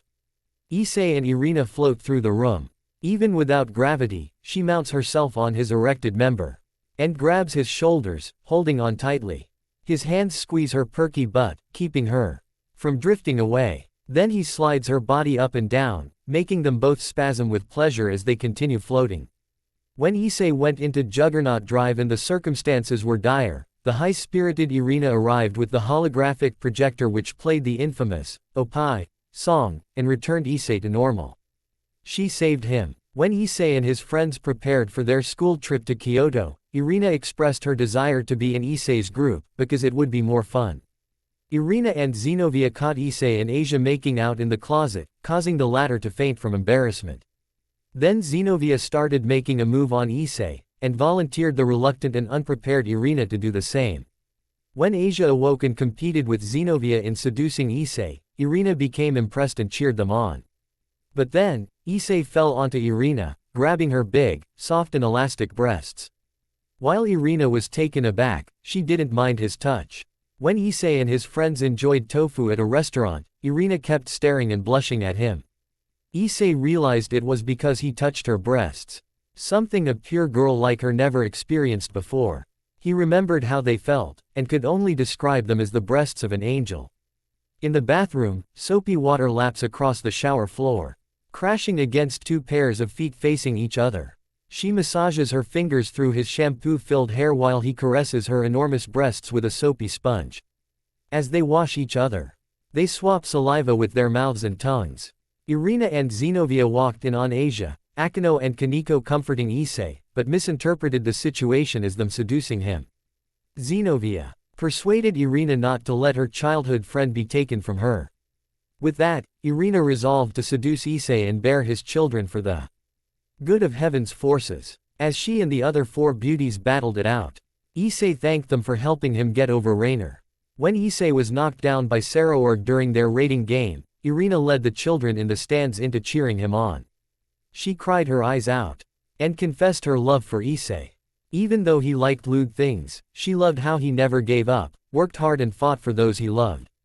As she and the children rooted for Issei, he felt his strength renewing and stood to face Saraorg once again. The next morning, the interdimensional room now takes the form of a jungle wilderness. The floor is grass, the ceiling a canopy of leaves, and trees and vines extend from one leafy wall to another. Animal pelts line the furniture. On the floor, grass, both lovers are on their knees, with him behind her. He thrusts his member into her rear, uses one hand to massage her pelvic area, and another to knead both her breasts. She screams with ecstasy, turns her head, and slams her lips against his. During the demonic beast riot in the underworld, Issei joined his friends in battle, back from the dead. Overwhelmed to see Issei alive, Irina cried tears of joy, and wasn't ashamed to let it all out. Issei was grateful she worried about him. After Issei came back to life, Rias and Akino clung to his arms every day when they walked to school. Irina suggested to Asia and Zenobia that they could ride on his shoulders as a last resort. When Issei was sick, Irina and Zenobia wore nurses' costumes for him. He was especially happy to see Irina in the outfit, because it was like having an angel for a nurse. They made him a disgusting bowl of soup, thinking it would cure him, but had no knowledge of how to cook. While the soup was gross, Issei refused to make them sad, bit the bullet and drank the rancid broth. When Mickey cooked Issei's favorite miso soup to help him get well, Irina asked her to teach her how to make it, believing she should learn how to cook. The special room takes the form of an S&M dungeon. Torches O.N. wall sconces provide atmospheric light. The glass windows have become iron bars. The floor is rough cobblestone. The furniture is replaced by sexual torture devices. Both of the lovers wear black blindfolds. He's tied up to a wooden pole. Naked and unable to move. She kisses every part of his body, working her way down. When she reaches his pelvis, she licks her lips, opens her mouth, and goes for it. He yells his lungs out. And digs his nails into the pole. While having a friendly argument with Zenobia, Irina reminded her that Issei was her childhood friend, something she was very proud of. When he got dragged into the quarrel, he agreed they were indeed childhood friends, which made her happy. When the girls were seducing Issei after Rias left for Romania, Irina and Zenobia joined them. Actually, Irina was dragged into his bedroom by Zenobia, and pressured into seducing him while Rias was away. Issei took the chance to ask Irina how she, an angel, could make babies with someone without falling. She and Zenobia explained the procedure while stripping off their pajamas. Issei worried Irina would fall if they made love, but she believed they could overcome it since they were childhood friends. Zenobia questioned Irina's love for Issei, saying she only felt that way because everyone else did. But Irina said that he looked cool, and they made a promise to each other when they were kids. Issei was confused, and didn't remember said promise. While everyone enjoyed themselves at the underground pool, Irina and Zenobia competed in a swimming race with Issei's lap as the prize. Though Irina lost, that didn't stop her from hugging Issei from behind. He savored the elastic sensation of her breasts squishing against his back. Irina joined Asia and Zenobia for Christmas shopping. When they spoke of Issei, Irina thought that while he was lecherous, he was also kind, passionate and charming. As it came time to buy Akino's cosplay costume, Irina realized she'd use it to seduce Issei. So she tried on a revealing devil-themed costume for fun. Then when they went to buy Issei's gift from a very adult store, Irina and Zenobia went inside after Asia was too overwhelmed to do so. The special room takes the form of an oasis in the middle of a desert. There's a lagoon where the floor should be, surrounded by sand and brush. The ceiling is a blue sky with a sweltering sun. A lawn, palm tree stands between the floor and ceiling. In the shade beneath the tree, he lays on the ground, and she slowly rides on top of him, savoring every inch of his hard rod. He holds her by her thighs, and she pins down his chest. They trade smiles. Together with Asia and Zenobia, Irina played an eroge game with Issei. While she was hesitant at first, she wanted to have fun and make memories with Issei. Then Zenobia revealed Irina was working with Michael on finding a way for her, and which made her blush. Zenobia teased her further, saying she is merely a self-proclaimed childhood friend of Issei's. Irina resolved to play the game, prove she was Issei's real childhood friend, and stripped herself naked following Zenobia's lead. Then she clung to Issei's back while Zenobia stripped him. She wanted to hug him naked every day to the extent she wouldn't fall. Then Ravel appeared before things got steamy. As the holiday season approached, Irina happily reminded Issei of the promise they made when they were kids. He still didn't remember, but she believed he would. When Issei spoke to his friends in class about Christmas presents, Irina wiggled her body whilst blushing, and offered herself as his present. When Irina's father, Tuji, introduced himself to Issei's friends, he presented a magic doorknob that led to a special room where angels and devils could mate, and encouraged his daughter to deepen her love with Issei in said room. Irina freaked out in hilarious humiliation, and worried Issei would hate her for asking Michael to invent such a room. But instead, he was flattered. The night Issei met with Irina in the special room, they sat on the bed and discussed the promise they made as kids, to defeat Santa Claus, and share all his presents. Irina became overjoyed he remembered their promise. They reminisced about all the fun activities they did when they were kids. The warm atmosphere got to Irina, and she made Issei touch her breast. Her wings didn't turn black, meaning the special room worked and she could sleep with him without falling. She pushed Issei down, and he marveled at her body. But they stopped once they noticed the other girls peeping on them. The special room takes the form of a haunted house during Halloween. Everything is dark and creepy. The floor has become creaky floorboards. Cobwebs fill the corners of the ceiling. A dusty grand piano idles against the wall. There's an illuminated jack-o'-lantern impaled atop each of the 4 bedposts. And on the bed, the 2 lovers engage in 69 position. He lays on the mattress, she curls atop him. And they orally pleasure one another. When the hospitalized Tuji felt ashamed of his past and tearfully asked Issei to take care of his daughter, Issei said that she was not only his important childhood friend, but also an important girl in his life. He promised to smile together with Irina, which made her father relieved. After speaking with her father, Issei spoke with Irina on the rooftop of a tall building. She wondered if she had stayed in Kuo town, and became a devil instead of an angel, it would have been easier for her to get closer to Issei, Rias and the others. Issei didn't care if she was an angel or devil, nor if their relationship was forbidden. He called her his childhood friend, and promised he'd protect her. She asked who'd he save between her and Rias. He said he'd be strong enough to save them both. She started crying, so he hugged her. Then she hugged him back, and they promised to stay together forever. While out shopping at a convenience store one night, ISSEI and Irina talked about their promise, and bantered how they'd actually go about defeating Santa Claus. Then it started to snow. At that moment, Irina surprised Issei, and kissed him on the lips. He enjoyed being kissed by an angel in the snow on Christmas. She revealed that was actually the second time she's kissed him, the first being when they were kids. Just then, Azazel appeared, dressed as Santa Claus. He knew of their promise, and happily indulged them. Issei and Irina laughed, and faced him in battle. When the orc members celebrated New Year's Day at a shrine in Kyoto, Irina called Issei, darling. Something she started doing since their Christmas kiss. During a meeting, Michael asked Irina if she's been making love to Issei in the special room. Both their faces went red. Irina assured Michael it was only a matter of time. Whereas Michael was satisfied, Issei was flattered. The special room takes the form of a garage, filled with 6 of the most expensive cars in the world. A red Mustang violently rocks back and forth. The windows are wet and foggy with moisture.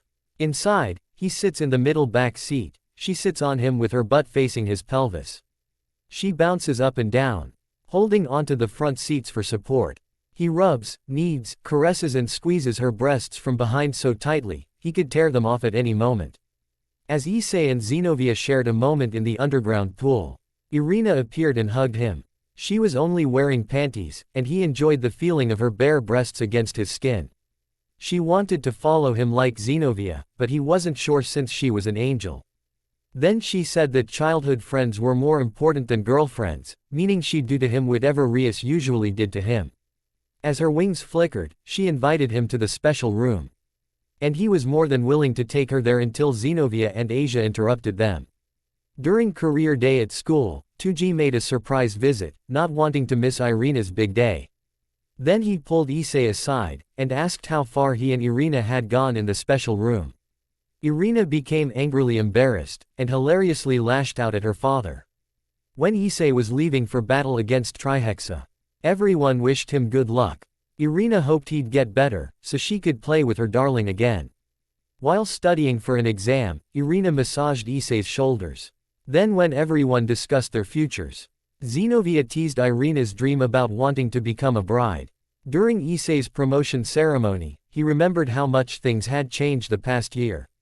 He remembered when Irina kissed him over Christmas, and believed he'd never forget such a kiss.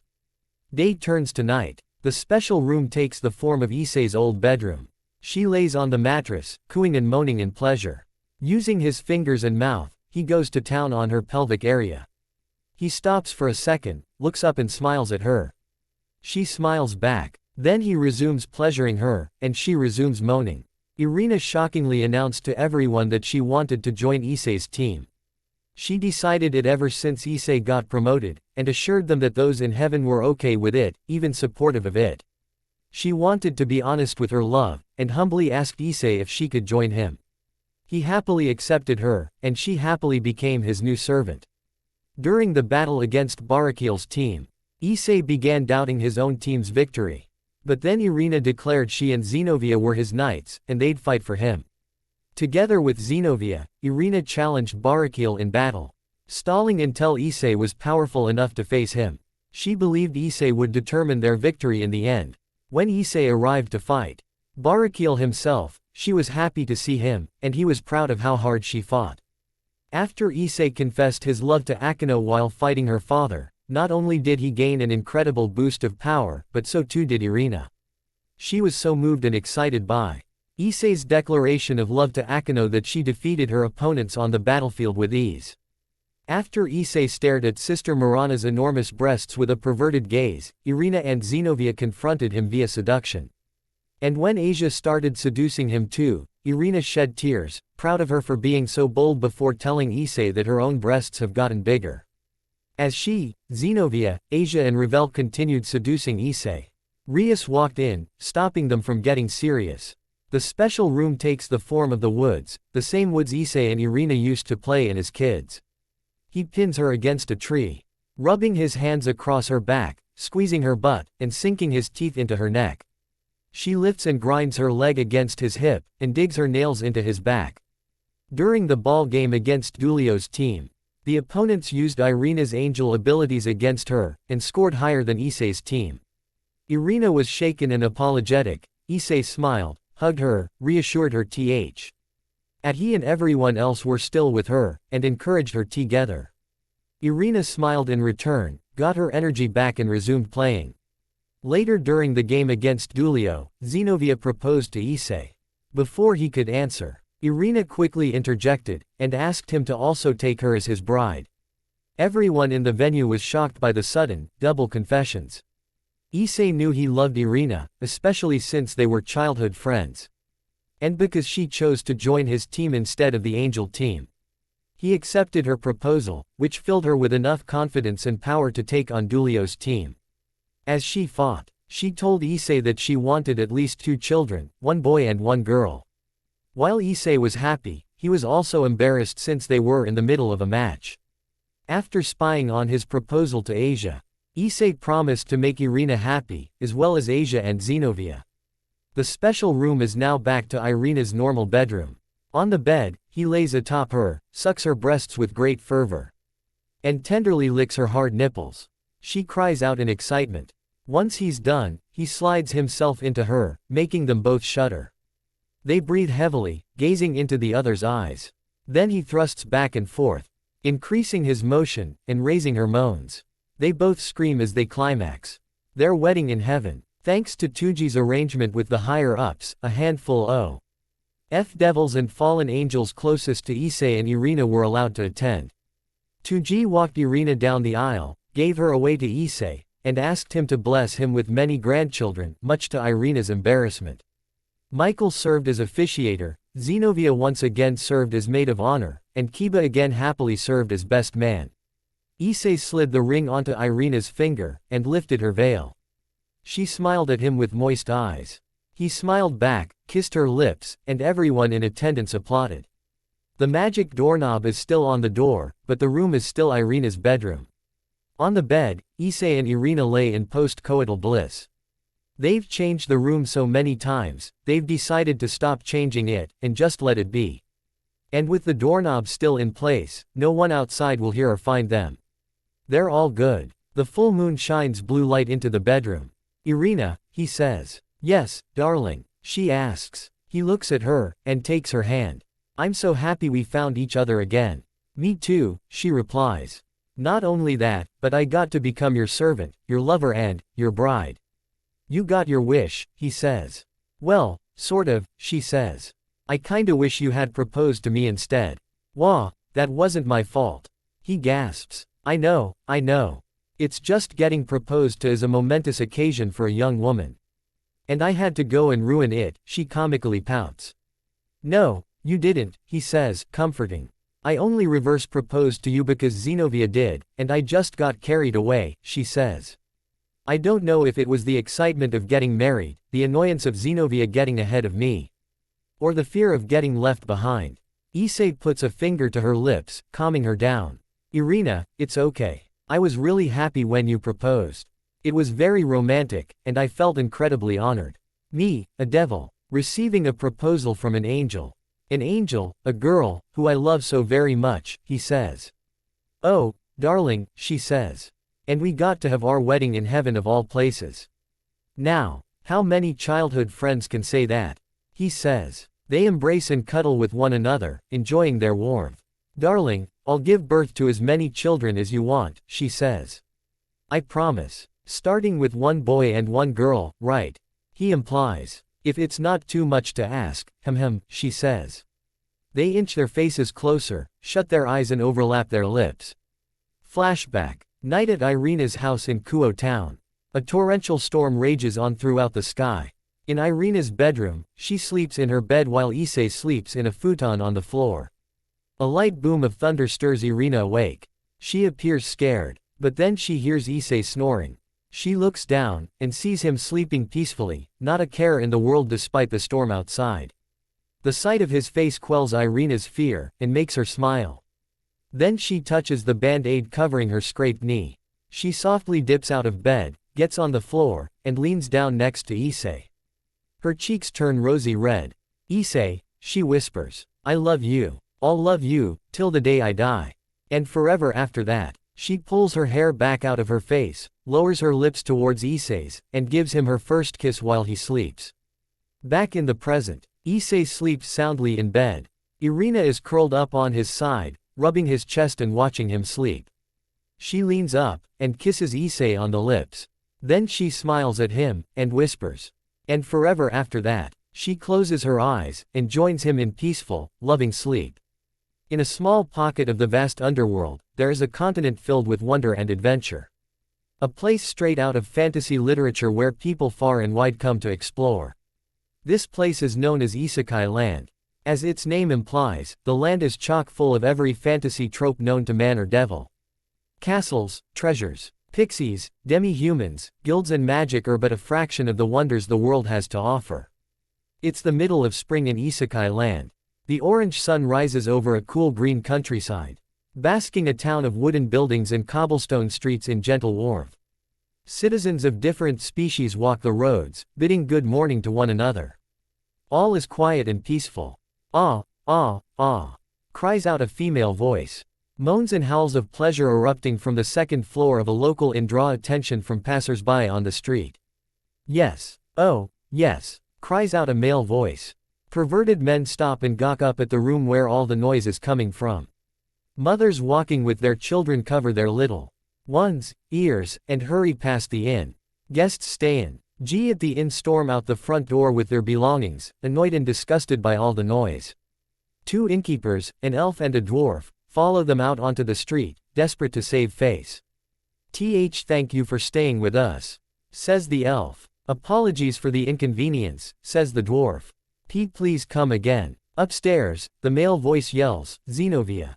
Xenovia. Then the female voice yells, Issei. Issei, I love you. Oh, yes. The two innkeepers glare at the second floor window, cursing the two guests inside ruining their business. How long have they been at it now? Asks the dwarf. They haven't stopped since midnight, replies the elf. Fuck, shouts the dwarf. In the second floor room, the place is trashed. Clothes on the floor, furniture toppled over, the bed broken, it looks like a hurricane blew through the place. And at the center of it all is Issei and Xenovia under a blanket. He lays on the floor with her riding atop him. She's bouncing on his crotch so hard and fast, they're about to break through the floor.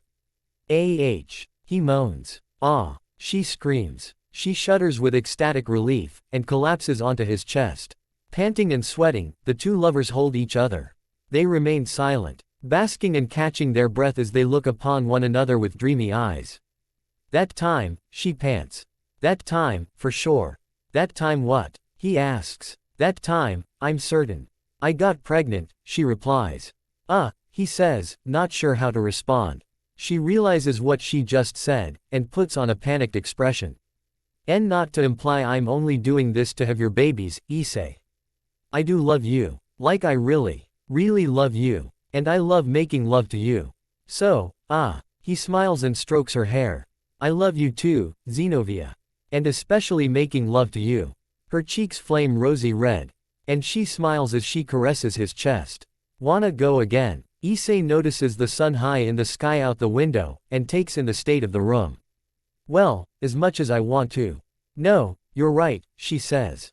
We should head out. If we don't get to the guild soon, all the good quests will be taken. Yeah, but first, he says.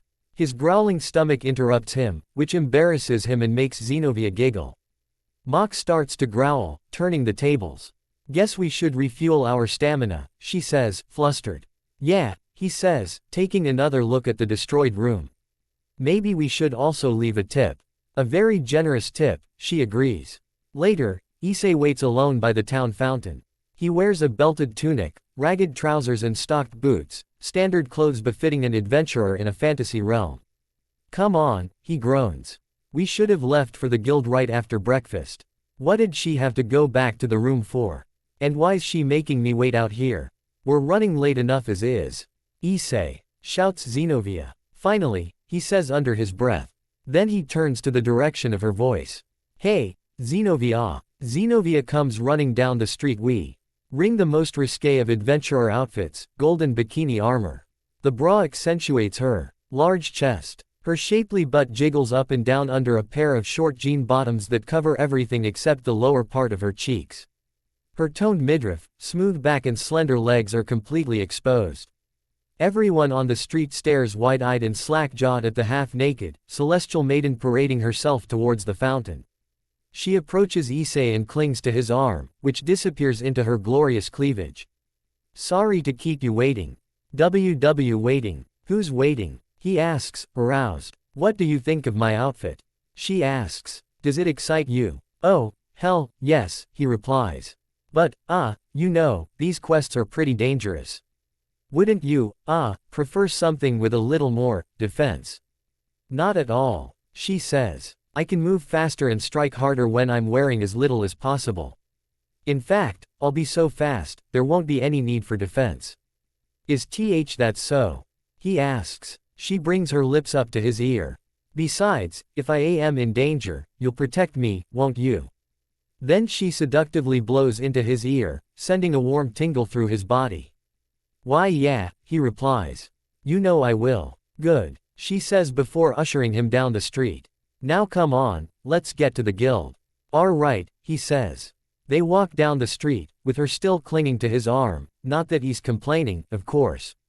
They pass food vendors, local merchants and fellow adventurers of all races. I still can't believe a place like this even exists, he says. Really? I'm not too surprised, she says. The underworld is so immense, it's only naturally there'd be a magical land like this somewhere within it. I guess you're right, he says. It is pretty dope, huh? Yes, it's absolutely breathtaking. She replies. Yeah, it is, he thinks. Once we found out about Isekai land from Sears, Xenovia said right then and there that she wanted to go on a quest with me for our honeymoon. Not gonna lie, this has gotta be the strangest and most random honeymoon I've had yet. But then again, that's just like her, always charging in headfirst. Besides, these quests are supposedly chock full of monsters. And it's been a while since I've been in a good fight. Hey, wait a minute.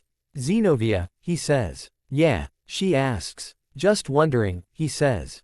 It's been a while since we've hunted any stray devils or competed in any raiding games. We, and by we, I mean mostly me, have been really busy with all the weddings and honeymoons. I'd hate for my skills to get rusty, and I think this'll be the perfect opportunity to get back on the horse. So thanks. She blushes feverishly. ISSEI, you don't have to thank me.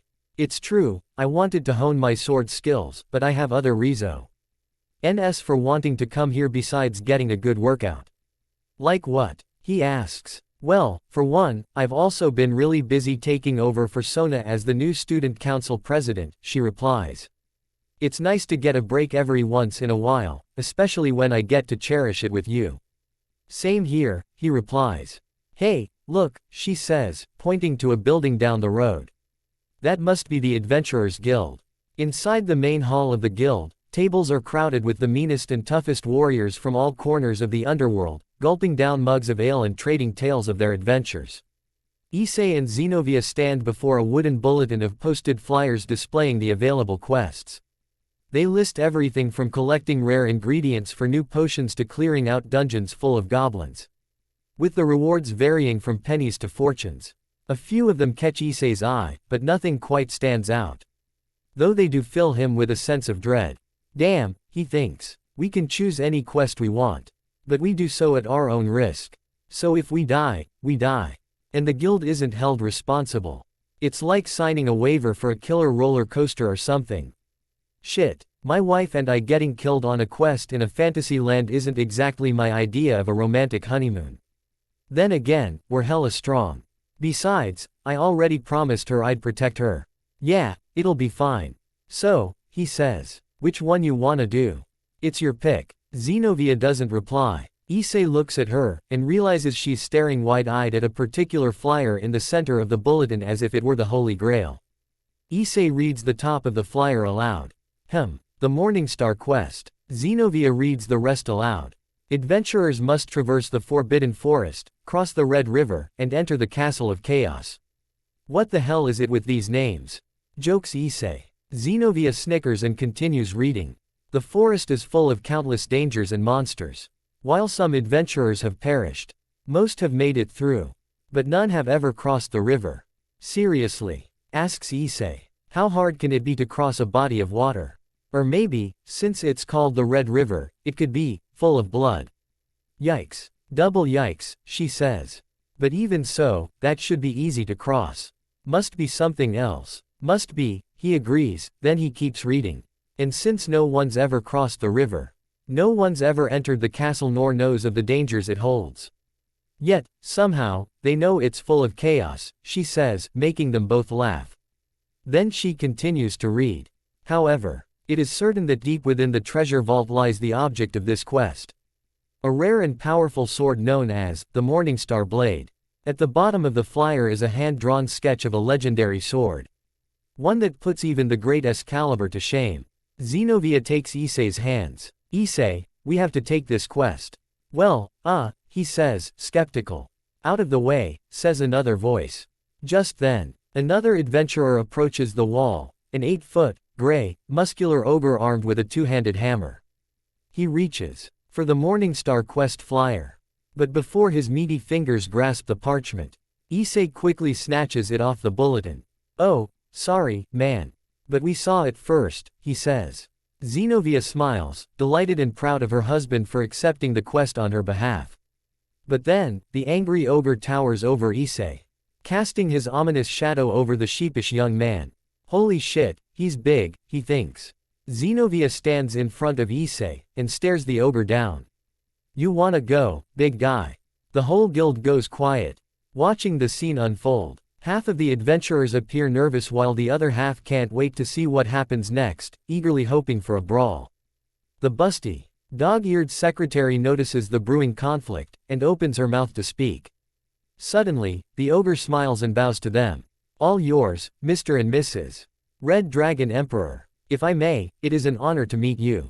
Issei and Zenobia blink several times, perplexed by the intimidating creature's sudden heel turn. Next thing they know, all of the adventurers in the hall begin clapping, and shouting various things. Welcome to Isekai Land. We're huge fans of yours, Issei Hyodo. Hope you and your bodacious babe enjoy your quest. As everyone continues clapping, including the ogre and the dog-eared secretary. Issei and Zenobia trade looks. They've no idea what's going on, but they don't care. They start laughing and enjoy the newfound praise. Later, Issei and Zenobia exit the guild, and Hyun. Guess word of your adventures has reached even this place, she says. I'm so proud to be your wife. Hee, thanks, he says, rubbing his nape. As they walk, all of the men gawk at Zenobia's curvaceous, half-naked body strolling down the street. Issei notices them ogling his wife, wraps his arm around her waist, and pulls her close. Issei, she asks, flustered. Then he flashes his cold eyes at all the gawking males. They immediately flinch and look away. Issei smirks to himself with pride. Zenobia catches onto what happened, and locks arms with him. Issei, you're not worried, are you? She teases. Me. No, PFF, no. He replies. Let him look, she says. Let him all look, it changes nothing. My body is for you and you alone. Like my heart. Zenobia, he says. The two lovebirds beam at each other, and for a second, the rest of the world fades away. They could stop walking and resume ravaging one another right there on the street, but know that they shouldn't. As they exit the town and begin their walk over the grassy fields, Zenobia notices a forest in the distant horizon. Look, she says. That's the forbidden forest all right, he says. Issei, she says. I want us to finish this quest by sunset. Huh, why the rush? He asks. Because the sooner we get the Morningstar blade, the sooner we can get back to making babies, she replies, making him blush. I was wrong, I'm not pregnant yet. And we only have today and tomorrow to change that, and I wanna be carrying your child as soon as possible. He stutters. I mean, he thinks. She's pretty much telling me that she wants to get back to doing the naughty, and lots of it. How could I say no to that? In that case, he says. I could always carry you in my arms, and just fly us to the castle of chaos. No, she exclaims. Huh, he asks. If we did that, we wouldn't get to enjoy the adventure, she says. Not to mention, we just talked about getting rusty. We can't get any stronger if we simple. Why fly over the opponents who'd give us a good workout? Oh, yeah, you got a point, he says. So, she asks. Hell yeah, let's do it, he says. We'll conquer that forest, cross the river, storm the castle. Claim the sword and make so much love afterwards, they'll be singing songs about us for centuries to come. Great, she says. But we better hurry. It's already past noon, and the forest alone is full of obstacles. Well, that was mostly your fault for fucking me so much this morning, he teases. Shish, shut up, she says, embarrassed. Issei takes her hand and starts running. Right, let's go. Zenobia laughs as they go running hand in hand over the grassy hills and beyond the plains. Deep within the forbidden forest, the sunlight barely penetrates through the clouds of mist blanketing the forest floor. Jagged trees with dark branches and gray leaves jut out from the black dirt. There's no sign or sound of any birds or animals, and there's not even any wind. Nothing but eerie stillness sweeps the forest. Issei and Zenobia walk hand in hand through the woods. While she appears indifferent, he's somewhat skittish about their surroundings. Issei, she asks. Huh, scared? Me? Nah, hell no, he says. I was gonna say your hand's kinda sweaty, she says.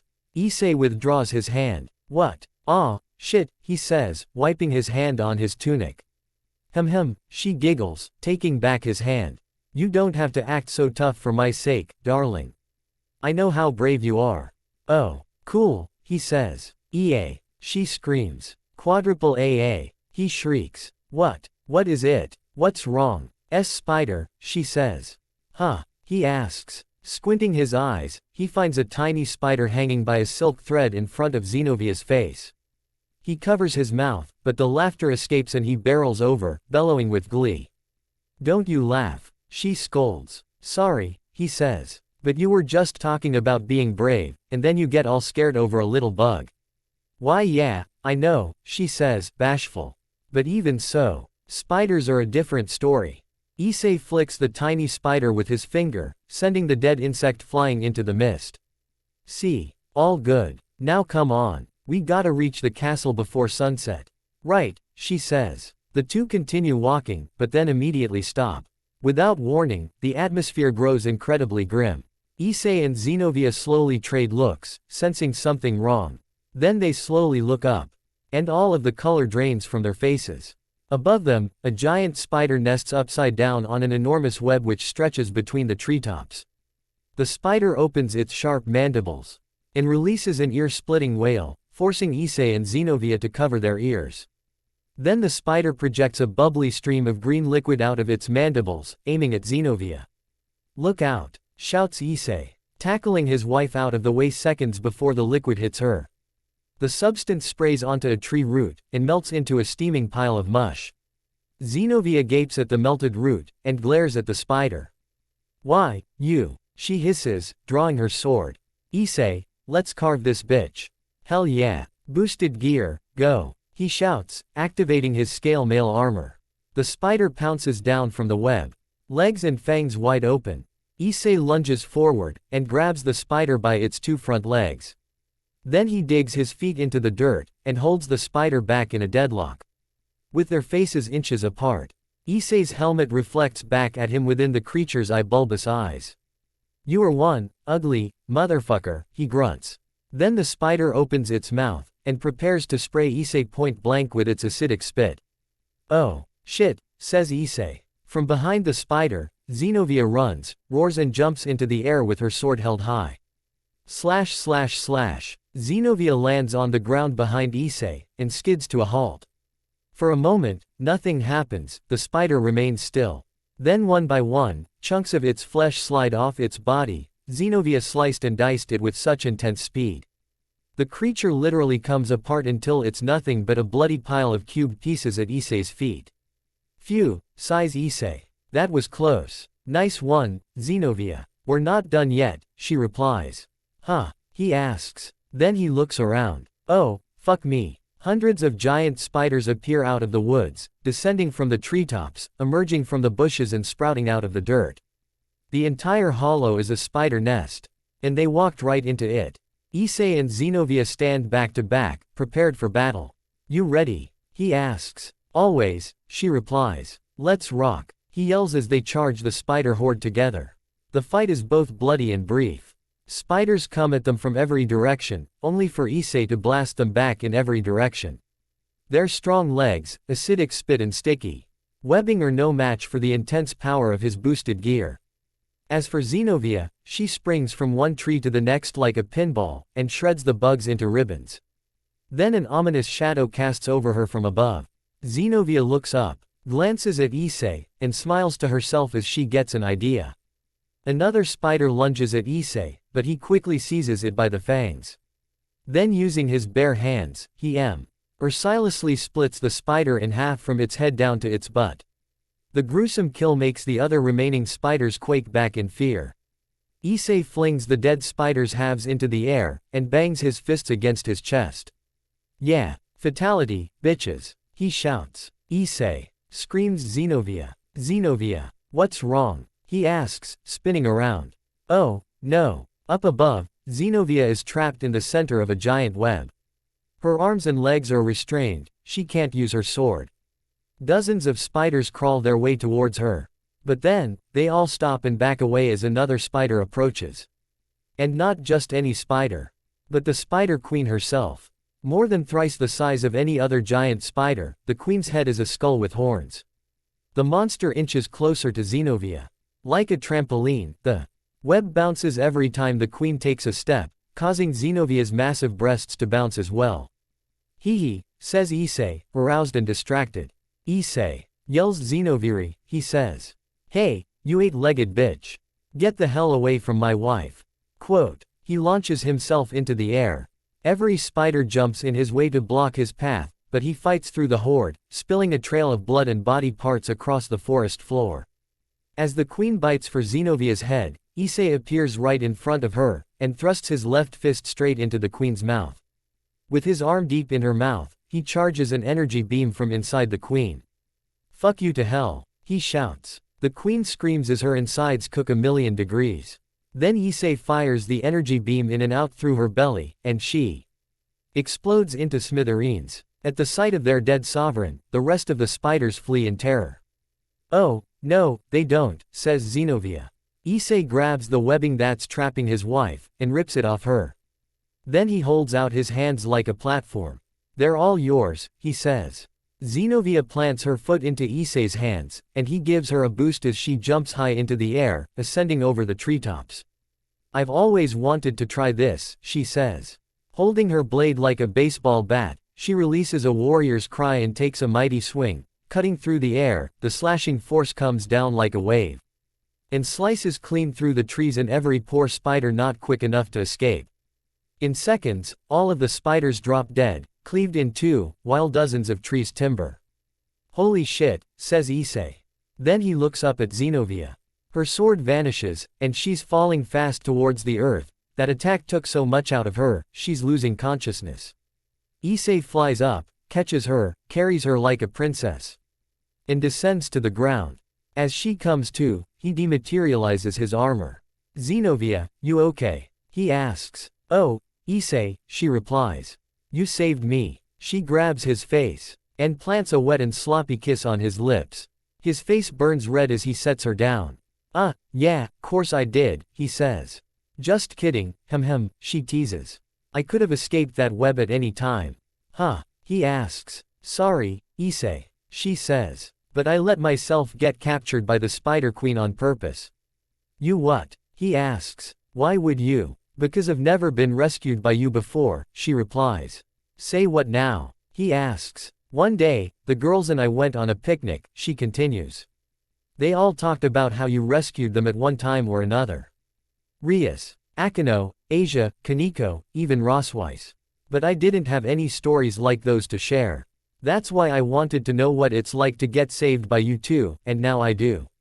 Well, you have a twisted way of showing it, he says. Again, I'm sorry, she says.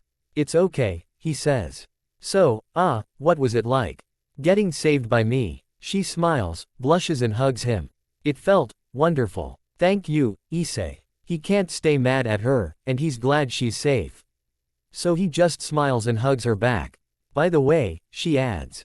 Irina wants to know what's it like to get rescued by you too, so you can expect her to do something similar in the future. Fuck me, he sighs. Later, she says. For now, let's get to the castle. As they continue walking, they enter a much more appealing part of the forest. The fog lifts, green grass blankets the forest floor. Strong and healthy trees tower with thick treetops, and the warm sunshine beams down from the blue sky. A butterfly flaps around Issei and Zenovia's heads, and then flutters away into the trees. How did we get here? She wonders. He asks. Well, first, using a magic circle, we teleported from our house in the real world to the inn back in town. Then No, you dillweed, she says. I meant how did we get to this stage in our lives? He asks. At first, you and I were enemies, she says. I treated you, Asia and the others with great hostility. But despite that, you still chose to work with Irina and I. We retrieved the lost Excalibur pieces, fought Kokobile, and got Kiba back. Next thing I knew, I'm a devil serving under Rias Grimori and working alongside you. Yeah, he says. Feels like a lifetime ago. I still feel terrible about how I treated you in Asia back then, she says. Don't be, he says. The past is the past, Zenovia. Look, as probably the world's and underworld's leading expert on not forgiving yourself for your mistakes, do yourself a favor and forgive yourself. Thanks, Issei, she says. In that case, allow me to also apologize for using you. Using me? He asks. My greatest wish was to have babies, she says. And I picked you as my mating candidate simply because you're the Red Dragon Emperor. I wasn't in love with you at the time. And I didn't consider your feelings. That was awful of me. Zenovia, he says. She leaps over a fallen log.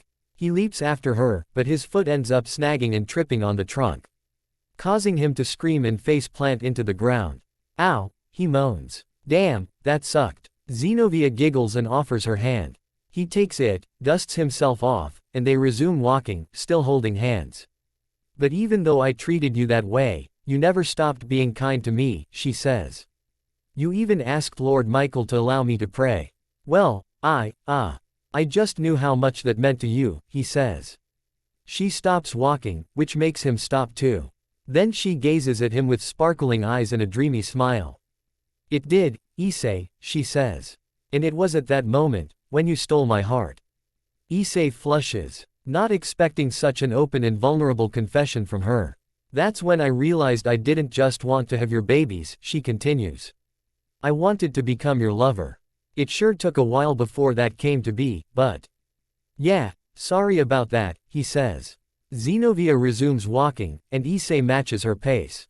Don't be, she says. The road to love is windy and challenging, not unlike this quest. I mean, before becoming your lover, I requested becoming your servant. I wasn't sure if you'd accept me since I wasn't as close to you as Asia. But you did, and that made me so happy.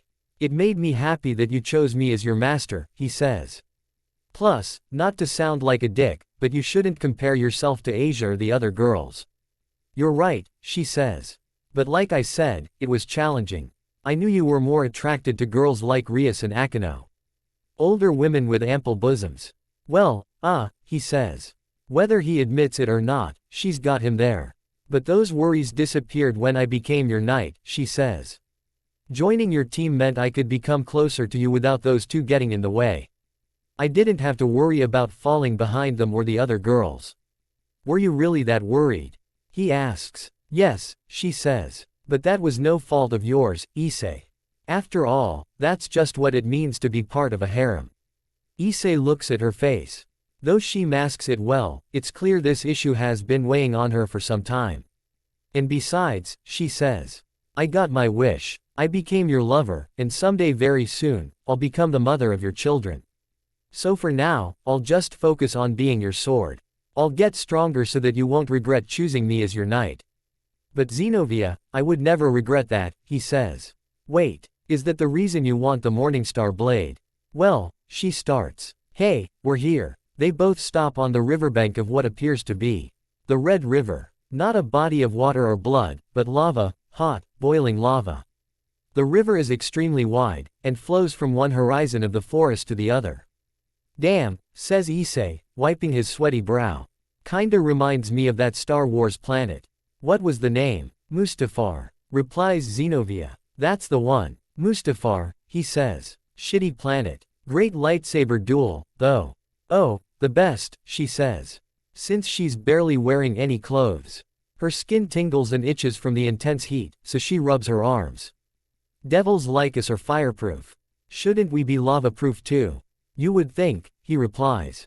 Then he points to something. Yo, check it out.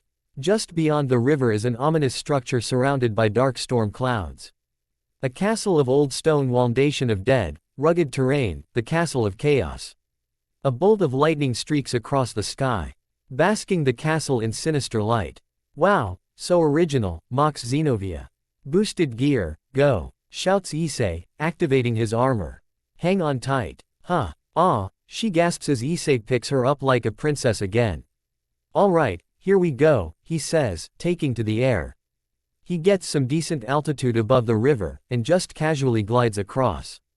Zenobia holds on tight and keeps her eyes peeled for any suspicious danger. This feels too easy, she says. No shit, he says. Wonder how no one's ever made to the other sea. Suddenly, two enormous tentacles burst out of the lava, coil themselves around ISSEI and Zenobia, and separate them. Zenobia. He screams, trapped. ISSEI. She screams, also trapped. As they futilely struggle to break free, a dozen more tentacles emerge out of the boiling surface. A few seconds later, a creature rises from the fiery river. Holy shit, says ISSEI. The creature is a molten kraken. A beast with an oval-shaped head, shining blue eyes, and an abyss of a mouth with thousands of serrated teeth. From one many-legged monster to another, quips Zenobia. Now I get why no one's ever made it across the river. ISSEI strains against the tentacle as it squeezes him even tighter. Get your slimy, dickish tentacles off me and my wife, you son of a. ISSEI, what's wrong? She screams. ISSEI howls with pain as some sort of orange aura engulfs his body. His armor flashes on and off like a light switch. His arms and legs start to go limp. This bastard's draining my power, can't break free. As the same aura begins to manifest around Zenobia, she releases a loud battle cry, conjures her Excalibur and Ascalon blades, and cuts herself free. Instead of jumping down towards land where it's safe, she sprints atop the Kraken's tentacles. She leaps from one tentacle to the next, slicing each one off that comes her way, making a break for her husband. I'm coming, ISSEI. She yells. The Kraken roars with pain as she severs its limbs, which fall and splash into the lava. Using its remaining limbs, the Kraken scoops lava out of the river, and hurls it towards Zenobia. She thinks fast, and dodges the liquid attacks. But she's not quick enough. A few lava pebbles graze her bare shoulder. She cries out in pain, and plummets towards the lava. Before she splashes to certain death, she stabs both her blades into the nearest tentacle. Black ink sprays out like blood as she rides the tentacle down, bringing herself to a stop just before she lands in the lava. Oh, that's it, says ISSEI. Using all the power he has left, he releases a wave of energy. Blasting the tentacle wrapped around him apart, he's free. Then he flies down towards his wife. Zenobia, hang on, he yells. Look out, she screams. Another tentacle seizes Issei by the ankle. Before he can react, the Kraken yanks him down into the lava. He splashes and disappears into the molten liquid. Issei. She screams in horror. Ellipsis. Ellipsis. Ellipsis. The Kraken roars and laughs in victory, gloating for killing Issei. Xenovia watches the bubbles burst and pop on the surface where Issei was dragged under. All of time, space and sound vanishes from her. Her body shakes, her eyes steam with angry tears. And she roars her lungs out. Ah! Gripping the handles of her blades tightly, she leans back, springs up and off the tentacle, and goes flying straight up into the air with both swords in hand. The Kraken spots her high in the sky, and thrusts all its tentacles at her. As she descends, she activates her sword skills, and her blades glow with immense energy. She slashes, cuts and slices her way through every tentacle, splashing black ink all her body. With no tentacles left to defend itself with, the Kraken opens its massive maw.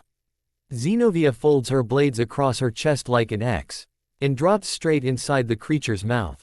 The Kraken clamps its jaws shut, but then groans in pain as the sword maiden thrashes wildly inside its belly.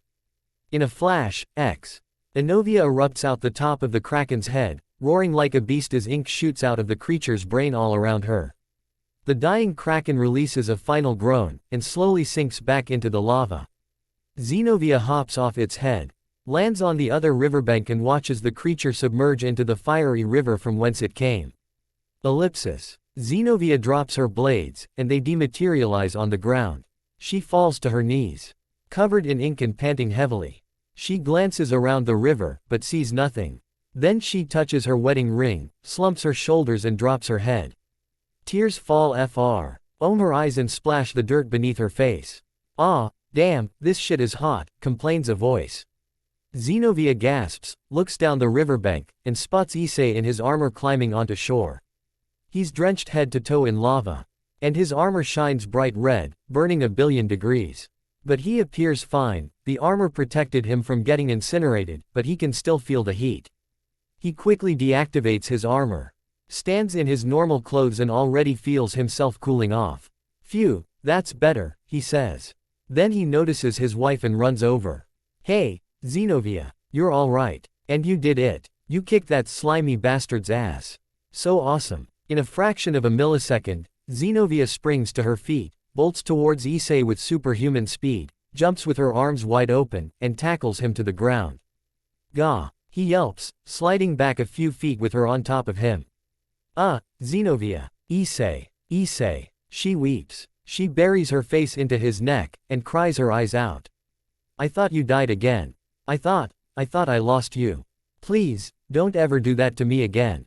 I'll never forgive you. Do you hear me? Xenovia, he says, perplexed. Then he smiles, hugs her and pats her head. I'm sorry I worried you. I'm right here. I'm not going anywhere, okay. Good, she says, calming down. Later, the two lovers approach the Castle of Chaos, with Xenovia clinging to Issei's arm. We're finally here, he says. Xenovia just absent-mindedly nods her head, still shaken over his near death. Even though there are dark clouds over the castle, the rest of the sky is clear. Issei not. Ices the sun beginning its descent towards the horizon. Shit, he says. I say we got less than an hour to find that sword.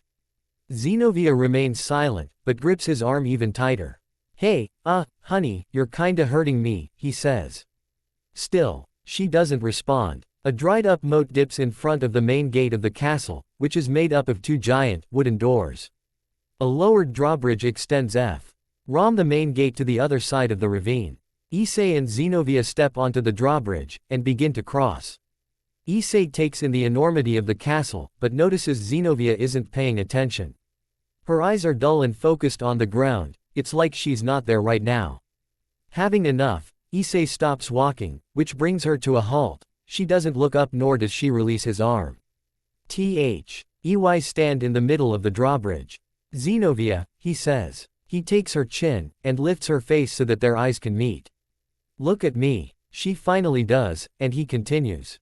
I'm fine. Really. Ellipsis. She finally lets him go.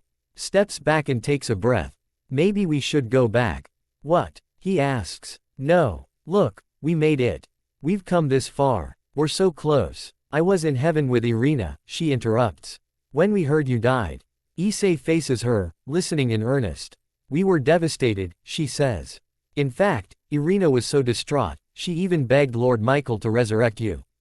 She did. He asks. She never told me. Lord Michael couldn't do it, of course, she says. Even he doesn't have that kind of power. But he, Irina and I never lost faith. I knew you were still alive. Somehow. If anything, you'd be yearning to touch Rias and Akino's breasts again. He says, not sure how to respond. I was so worried, she says, smiling and shedding tears of joy. But so happy, when you came back. And I thought I'd gotten over it. Accepted Idgisters to the river of lava. But after what happened back there, seeing you almost die again, Issei, I'm scared. And I'm weak. And I can't bear to. Issei rushes forward, grabs her shoulders and overlaps their lips. She quivers for a moment, and then melts into the kiss. Everyone had to deal with my death in their own way, he thinks as he kisses her. Zenobia may be a strong and proud warrior, but even she's fragile on the inside. Maybe she never fully recovered from the loss. Damn, I'm such an idiot. She's been feeling this way all this time, and I never noticed. He pulls back and smiles at her. You are not weak. And I am not gonna die, got that? I can't die, because I have to make babies with you. So come on, let's finish this quest and get that sword. Together. Issei, she says. Then she wipes her eyes and smiles. Yeah, you're right. Let's go. With her spark back in less than an hour till sunset, the two love. Walk hand in hand into the Castle of Chaos. Over the next half hour, Issei and Zenobia speed run their way through the castle, overcoming all its obstacles. Undead skeletons armed with rusted weapons attack them from the shadows. Issei and Zenobia take them down with ease. Every chamber and hallway they enter slows them down with traps. Swinging pendulum blades, trapdoors with hidden spikes, walls closing in on themselves, etc. They sprint down a stone hallway, trying to outrun a giant ball-shaped boulder. While Issei's annoyed, Zenobia appears to be having fun. This is bullshit, he yells. Woo, she cheers. This is just like the training obstacle courses I completed with Griselda. There's the door, he says. Just as the boulder's about to flatten them, they dive through an open doorway in the nick of time. The boulder slams against the wall, and breaks apart, filling the area with dust. Issei and Zenobia cough as they pick themselves up. Oh, I wish she were here to enjoy this, she says. Yeah, but then we wouldn't get to enjoy our honeymoon, he says. That's true, she says. And while I'm not against you making babies with Griselda, I'd prefer you did so with me first. Wait, what? He thinks. She's giving me the green light to bang her mentor. Wait, no. For fuck's sake, man, how many times are we gonna go through this? This is about Zenobia. She's all the woman I need. Focus on her. And no one else. How about, he suggests. How about, if you wanna come to this land again, you invite her on a quest next time. Hey, that's a great idea, she says. Sweet. Hey, check it out, he says. Gesturing to a stone staircase winding down into the darkness. How much you wanna bet that leads to the treasure vault? She asks. He replies. I betta. The treasure in the vault that leads to the treasure vault. She gives him a friendly punch on the arm for such a tasteless pun, and they laugh. Then she grabs a torch off a sconce on the wall, and leads the way down the stairs. As they descend the steps, Issei ponders to himself. Sister Griselda, he thinks. She's known Zenobia her whole life, and thanks to that, I know more about her myself. I think it was the slashing princess they used to call her, because she was so skilled at fighting and killing monsters. However, when it came time to assign her a partner, no one could adapt to her personality or fighting style. Yeah, that doesn't surprise me. Well, no one except Irina, that is. Man, who would have thought my childhood friend would become her partner and best friend? Actually, who'd have thought they'd both fall in love with a guy like me? Small world, I guess, but I'm really happy they did. Griselda helped her become a warrior, Irina helped her become a girl, and I am doing my best to help her become a woman. Issei, says Zenobia. Why yeah, he asks. Speaking of Griselda, she says. She told me once that you made a promise to her, but she wouldn't tell me what it was. Would you? Huh. Oh, he says. I just promised her I'd take care of you. No biggie. Zenobia stops on the steps, turns around and looks up at Issei with blushing cheeks. No, I think that's a big biggie. And it makes me so happy to hear you say it. Issei blushes and rubs his nape. Oh, sure. I'm truly grateful my master and lover care so much for me, she says before giggling. What's so funny? He asks. Oh, I was just thinking about when I proposed to you during the rating game against Griselda, she replies. She got so mad at me for not mentioning my proposal to her beforehand. Oh, yeah, she sure did. He laughs. But then she told you how proud she was of you. Just like I am. And I'm sorry. Sorry. For what? She asks. I'm really glad you proposed to me, Zenobia, he says. But I should have done so myself. Wait, maybe, should've, is too strong a word. I mean, of course, there's nothing wrong with a woman proposing to a man. Gah, shut up, brain. Ahem. What I'm trying to say is, I don't want you to feel like I wasn't gonna propose myself. She takes his hand. Issei, it's fine. I'm sure you would have proposed and confessed your love to me someday. I'm he impulsive one who did that in the middle of a game just to gain a power boost. Thinking back, I wish I had done in a more romantic scenario. He chuckles. Well, considering 6 or 7 of my 8 proposals occurred during a rating game, I'd say it was the most romantic scenario we could get. Wait a second, she says, counting on her fingers. First, there was Rias. You confessed to her during a game, but proposed to her during her graduation. Then it was Akino, that was a game. Then it was myself and Irina, another game. Then it was Asia, not at a game, lucky her. Then Kaneko and Kuroka, another game. And then Rosweiss, also a game. Wow, yeah, that is 6 or 7. He says. Maybe the next girl I add to the harem should be done outside a rating game. Maybe, she says. Their conversation is interrupted by a thunderous roar coming from below. What the hell was that? He asks. If I had to guess, she replies. I'd say it's whatever's guarding the sword. Shit, he says. They reach the bottom of the stairs. As they step through the doorway into the treasure vault, their faces illuminate with wonder. Shit, says Issei, impressed. Mountains of gold fill the underground cavern. Coins, rubies, diamond rings, jeweled necklaces and enchanted weapons make the vault an adventurer's wet dream. There's not even a floor, there's so much trees. You are on the ground that the floor itself is made of treasure. Issei and Zenobia follow the path in between the mountains of treasure. It's a shame we can't take any of this with us, she says. He balks. Oh, yeah, right. Gold, treasure, PFF'd, who needs that shit? It's all about the journey, right? She realizes he's trying to make himself sound noble, and it only makes her laugh. Issei, you've got the Red Dragon Emperor TV show. The income you've raked in from the toy merchandise alone should make this treasure look like pocket change to you. Oh, right, he says, kicking away a chalice like it's nothing. Besides, there's only one thing we're here for. And I'd say we've got less than 10 minutes to find it, she says. He takes in the size of the cavern and the amount of treasure within it. Fuck me, how the hell are we supposed to find it in all this? True, she says. Like a tiny needle in the world's biggest haystack. Is this what you seek? Asks a voice. Issei and Zenobia stop, stand back to back, and take their fighting stances. She readies her Excalibur blade. He activates his armor, but leaves his face and head exposed for now. They scan the environment, but see nothing. Is this what you seek? Repeats the voice. Issei and Zenobia look up, and that's when they see her. Standing atop the tallest pile of treasure is a naked doppelganger of Zenobia, silhouetted in darkness. And wielding a sword in her arms. "Ida!" shrieks Issei with blood dripping from his nose. Aside from her red eyes, white hair, and her body being cloaked in an aura of shadow, the doppike Zenobia. Right down to her tremendous breasts. Issei can't help but ogle the exposed bosom like the hopeless pervert he is. No, panics Zenobia, covering Issei's eyes. I'm sorry, Zenobia, he says.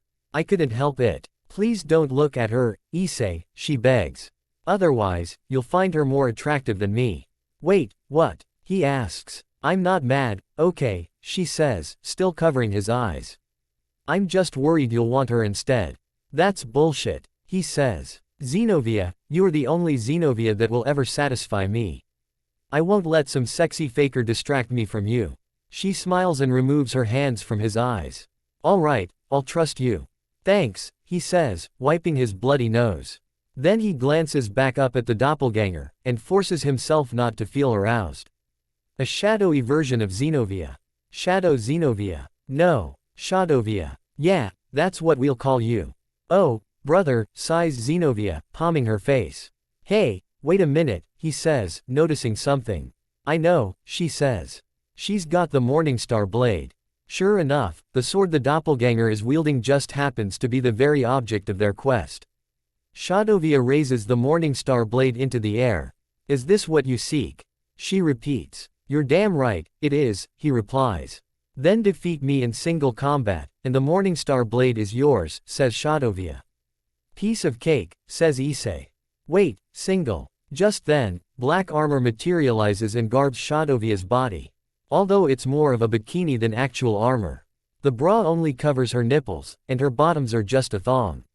Then she points her sword directly at Zenobia. I understand, says Zenobia. ISSEI, let me handle this. What? He asks. You heard her, she says. Only one of us can fight. But Zenobia, he says. Listen, she says. I know this is gonna sound totally random, but just hear me out. Last Christmas, when Asia, Irina and I went shopping for presents, we were accosted by these three guys. They hit on us and asked us to come play with them. So I told them I would, if they proved themselves stronger than me and defeated me in a fight. Naturally, I kicked their asses. Something like that happened, thinks ISSEI. The point is I beat them on my own, and I can beat this double of mine too, she says. So please, I know you're strong, but I got it, he interrupts.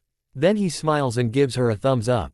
Believing in her completely. You kick that sexy faker's ass, and win that sword. She smiles back. Thank you, ISSEI. Right, he says. Guess I'll just stand off to the side and wait. No, says Shadovia, pointing her blade at ISSEI. You will die at the hands of my pet. Pet? Asks ISSEI. What pet? Another thunderous roar fills the cavern, making the very ground quake. ISSEI and Zenobia look up at Shadovia, who shoots them a wicked grin. Then they look down at the base of the treasure hill she's standing on. Suddenly, a gigantic white dragon explodes out of the treasure. And charges towards ISSEI. Oh, shit, he yells. The dragon opens his maw, grabs ISSEI with his teeth, and scurries to the other side of the cavern. ISSEI! Screams Zenobia. ISSEI holds the dragon's mouth open, keeping himself from getting chewed up. It's okay, Zenobia. I told you I wouldn't die, and I won't. I got this. You take down that double, and let's get to baby making. An orgasmic sensation rushes through Zenobia, and her cheeks shine rosy red. Right, she says, turning to face her double. Shadovia jumps off the top of the treasure hill as it crumbles. She lands on the ground a few feet away from Zenobia. And readies her sword. I change my mind, says Shadovia. What? Asks Zenobia. My pet won't kill your friend, replies Shadovia. After I'm done with you, he'll be all mine. And I'll sire 1,000 of his children. Zenobia gasps, paralyzed by the thought of her husband being taken away from her. Given the likes of gorgeous, busty women like Rias and Akino being a part of his harem. It's a feeling Zenobia is all too familiar with. The feeling of falling behind. Now even a replica of herself threatens to replace her. Ellipsis. A spiteful fury surges through Zenobia, and she lunges at her double. Like hell. Their blades strike against each other, and they begin their duel. Their skills are evenly matched. They fight without using their sword skills or magic of any kind. This is a fight using blades, and blades. Alone. No tricks, no gimmicks, just a raw, vicious duel to prove who's the better sword maiden. At the other side of the cavern, ISSEI finally breaks out of the dragon's mouth. His face and head still exposed, he activates the rest of his armor, and his helmet appears. Then he gets a good look at his opponent. You remind me of Albion. Fake Albion. Faken. Yeah, that's what all shit. He barely evades a bolt of lightning that Faken projects out of his mouth. The lightning strikes the ceiling, destroying a dozen stalactites. What the hell? Thinks Issei. That looked just like Akino's lightning attack. Okay, asshole, my turn, he says. He charges his shoulder cannons, and fires dual energy beams straight at Fakian's chest. The direct hit blasts the dragon into the wall. Hell, yeah, cheers Issei. Wait, what? A green light emits across Fakian's chest, and the wound vanishes, he's completely healed. Then he gets back on his feet. Issei lands on the ground several yards away, staring the dragon down. Okay, thinks Issei. That was definitely Asia's twilight healing I just saw. I know that green glow better than anyone. But how or why does he have it? Fakin roars, lifts his leg and stomps his foot onto the ground. The second he does, 1,000 holy blades pop out of the earth, heading straight for Issei. Thinking fast, he launches himself back into the air. Whoa, he shouts. Kiba's sword burst. Oh, you scaly son of a bitch. How dare you copy my friend's moves, and use them against me. Fakin spreads his wings, and flies after Issei. He chases him through the cavern, firing his lightning breath. Issei dodges every bolt he can, but he can't keep dodging forever. They fly directly over Xenovia and Shadovia, who are still engaged in their duel. And for the record, Issei is not my friend, says Xenovia. She swings and thrusts her blade continuously, pushing Shadovia back. He is my best friend. My king. My husband. My everything. He is Issei Hyodo, the Red Dragon Emperor, the hero of the underworld. He is the man I love. The future father of my babies. The one I want to share all of eternity with. And I'll be damned before I ever let some half-ass, ugly doppelganger take him or his seed away from me. She cuts at Shadovia, who blocks the powerful attack, but ends up sliding back more than 20 paces from the force alone. We'll see, smirks Shadovia. Issei continues flying around the cavern, still being chased by Fakin and still dodging his lightning breath. Come on, Issei, think, he says. You've fought Rias and the others in a raiding game before, the game you just happened to win. Even with one asshole using all their attacks combined, you can still find a way to win again. Just then, Fakin appears right in front of Issei, almost as if he teleported. Then he spins around, tail whips Issei, and sends the Red Dragon Emperor crashing against a stalagmite. Ow, shit, he whines. Yeah, that was definitely Gasper's time manipulation he used. Fakin flaps his wings and hovers over Issei, waiting for him to make the next move. It's like he's provoking Issei to attack, knowing that no matter what he tries, it won't be enough. He can move in the blink of an eye thanks to Gasper's power, he thinks. And no matter what I hit him with, he'll just heal himself. Damn it, so what do I do? The sound of swords clashing catches his attention. He turns and sees Xenovia giving her all against Shadovia. With the image of her fighting valiantly burned into his mind, he fights through the pain. And forces himself to stand. That's right, he thinks. We did not come all this way just to give up now. Xenovia slashes at Shadovia's chest. She dodges the attack, but not Q's blade cuts through her bikini top. And Shadovia's breasts bounce freely. Oh, jiggly jackpot, thinks Issei. Shit, no, I'm not supposed to. Hey, wait. That's it. Booby lingual. He shouts, using his filthy technique on Shadovia's bosom. Hey, girls, tell me, how do I beat this scaly asshole? There's an energy core deep within the white dragon's body. It can only be destroyed by the power of the Morningstar blade. Do so, and the white dragon will perish. That's it, complains Issei. Fakin roars, challenging Issei and provoking him even further. No, this is fine, says Issei. If I can't kick your ass myself, I can at least keep you busy until Xenovia does. She's gonna beat that sexy double, get the sword, and wipe the floor with you. Fakin roars again, and dives straight towards the floor. Then he disappears into the sea of treasure. Like a great white shark going underwater. Oh, hell, says Issei. He spins around, looking every which way and that. Fakin could pop out of the floor treasure anywhere at any moment. And Issei would never see him coming. On the other side of the cavern, topless Shadovia goes on the offensive against Xenovia. Even if you get ahead today, you'll fall behind sooner or later, taunts Shadovia. That boy has 7 other women to choose from, and he's only gonna keep attracting more into his harem. And all you're gonna be is just another hole for him to fill. She swings powerfully at Xenovia, who blocks the attack, but gets sent rolling across the ground. Shadowvia cackles, satisfied with herself.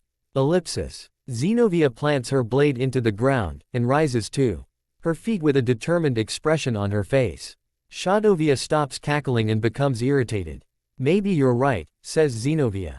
Maybe I will fall behind and be overtaken by the other girls every now and then. But that doesn't matter anymore. I believe in my relationship with ISSEI. He loves me. So much so, he came with me on this quest, just so I can have that sword. Even now, he's fighting on my behalf, just like he always does. As long as he keeps fighting and protecting me, I know I'm someone special to him. And I'll keep fighting and protecting him too, because he's special to me. With that sword, I'll protect him forever. Come and get it, taunts Shadowvia. The two warriors ready their blades, the next attack will finish the fight. Any second now, they'll rush and cut at each other. Then after a few seconds pass by, one of them will dramatically fall to the ground while the other stands victorious. Shadowvia smirks and prepares to rush. Xenovia rushes first, throws Shadowvia off guard, and swipes the Morningstar blade out of her hands, sending it spinning into the air. Then Xenovia impales Shadowvia through the chest with her Excalibur. Even with a sword pierced in between her exposed breasts, Shadowvia speaks in grunts. What the hell? We were supposed to attack at the same time. You cheated. And you call yourself a knight. Xenovia removes her sword from Shadowvia's chest, and raises her arm. The Morningstar blade falls from above, and lands right in Xenovia's hand. She caught it without even looking. Yes, well, says Xenovia, smugly. ISSEI always said I tend to aggressively rush into a fight without thinking. Shadowvia musters a soft laugh as her body begins to vanish.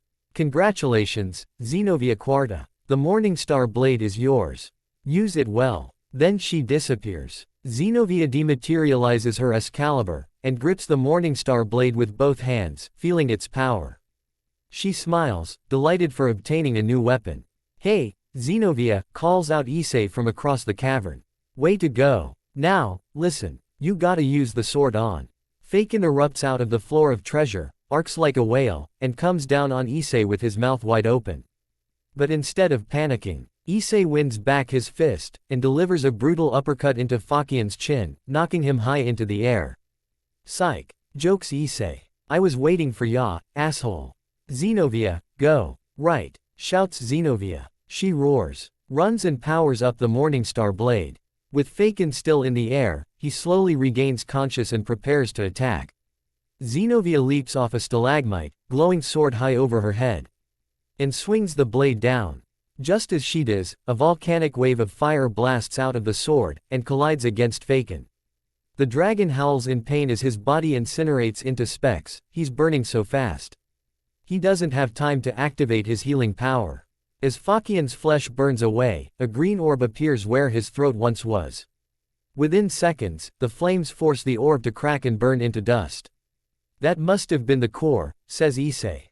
Hell yeah, that sword is awesome. Xenovia lands on the ground next to ISSEI. Together, they watch Fakian's body smolder away into ashes. It's over. ISSEI deactivates his armor. But you're even more awesome, Xenovia. Xenovia takes another look at her sword, and smiles. ISSEI, we did it. Hell yeah, we did, he says. Wait, we finished on time, right? Can't exactly see the sun from down here. I mean, that didn't feel like 10 minutes. Fuck it, let's just it was 9, hee hee. As he rambles, Xenovia dematerializes her blade, adding it to her arsenal. Then she stares at ISSEI, smiling, flustered, and shuffling her feet. ISSEI, she says. I'm not tired or hurt. Are you? Huh? He asks. Oh, no, I'm fine. Really? I sue. LD take on 100 of those fakers right now if I wanted to. Good, she says. Without warning, she pounces ISSEI and wraps her arms around his neck. He loses balance, and they go tumbling together down a hill of treasure. They come to a stop at the bottom. Xenovia? He asks. Instead of answering, she smiles at him with sparkling eyes. He understands, and puts his arms around her back. Then she lowers her face towards his. But before they kiss, a fierce stench invades her nostrils. She pulls away, smells her arm, and flushes with embarrassment. Not wanting her to feel so ashamed, Issei quickly smells his own arm. Oh, fucking you, he feigns, making her feel better. Hey, Zenobia, you're right, she says, standing up and offering her hand. There's gotta be a working bathroom somewhere in this castle. Issei smiles, and takes her hand. Outside the castle, a pair of griffins fly past the towers, and towards the horizon, where the sun dips beyond the mountains. Issei and Zenobia really did complete their quest on time. The royal bathroom is still in one piece. Steam fills the air, stone pillars support the structure. Tiled walls emblazoned with royal crests decorate the room. A large, warm pool serves as the primary source of bathing. Issei and Zenobia stand in the doorway, taking in the lavish sights. They're covered in sweat, blood, spider webbing, kraken ink, and scratches from their fight with Shadovia and Faken. Hot diggity dog, he says. Then Zenobia approaches the bath, much to his confusion. Zenobia. As she walks, she unclasps the hooks and straps on her bra. Her top falls onto the floor, and her voluptuous breasts juggle freely. Then she unzips her short jean bottoms, and yanks them down her legs, revealing her plump, juicy buttocks. Issei watches, equal parts aroused and mesmerized. Zenobia stands before the water, gives him a wink and dives in. Why you, he mutters, still too aroused. You sure love tea to skinny dip. She basks in the warm water, already feeling herself being cleansed. Well, I do enjoy getting naked. But know this, Issei, I would never do so in front of another boy. As I said, my body is for you and you alone. Issei feels himself walking towards the water and removing his clothes, like he's in a trance. And that makes me really happy. He kicks off his boots, the last of his clothes, and stands naked before his wife. She licks her lips at the sight of his nude body. So does seeing you like this. He steps into the water, and swims towards her. She swims, and meets him halfway. Then she scoops a handful of warm water, and laps it down his head, getting his hair and face wet. I was worried, she says. About what? He asks. Every time we're together I'm the one taking the initiative, she replies. I worked really hard, Issei. Put in a lot of effort. I've seduced you multiple times, but they never worked. I forced my first and second kisses onto you. I even proposed to you. Zenobia, he says. It's okay, she says. Please, Issei. I'm not accusing you of anything. I'm happy I did all those things, really. I guess, I was just afraid you didn't love me the way I loved you. And with so many other beautiful girls around you. I wouldn't blame you. I tried so hard, and still felt like I was falling behind. I'm sorry, he says. But that's just who I am, she giggles. Whether it's in battle or in love, I always charge in and overplay my hand, acting all confident and reckless. It's no wonder I'm the one always making the moves on you. Man, I'm such a douchebag, he thinks. Of course, I love her and wanna make moves on her. I just wanted to be respectful, and prove I wasn't just after her body. But, I guess making her do all the work made her feel insecure. Damn it, didn't I learn my lesson with Rias? She kept doing stuff to me, and all I did was call her president, and push her away. No, I won't make that mistake ever again. He takes Zenovia's shoulders, and pulls her closer. Zenobia, I didn't accept you as my bride just so I could add another hottie to my harem. I accepted you, because I love you. You're my girl, and I'm your guy. And from now on, I'll try harder. To prove that by taking initiative with you.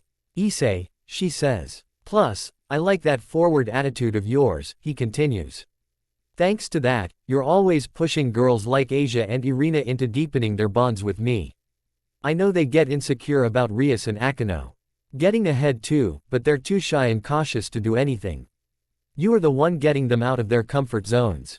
I may have a lot of wives, but I only have one you. And you are more than enough. Zenobia feels her eyes welling up with happy tears. Issei, when you say nice things like that, all my stress and fatigue just disappears. I feel reinvigorated and healed. Then she hugs her naked body against his, and rests her head on his shoulder. But holding you like this, it heals me even more. Whether it's hugging you or sitting in your lap, touching your naked body feels so good. He happily hugs her back. So does touching yours. They rest in the warm bathwater for a moment. Then Zenobia touches her forehead against his. Whenever you make me happy, I feel like I'm growing stronger, she says. Issei, I told you before.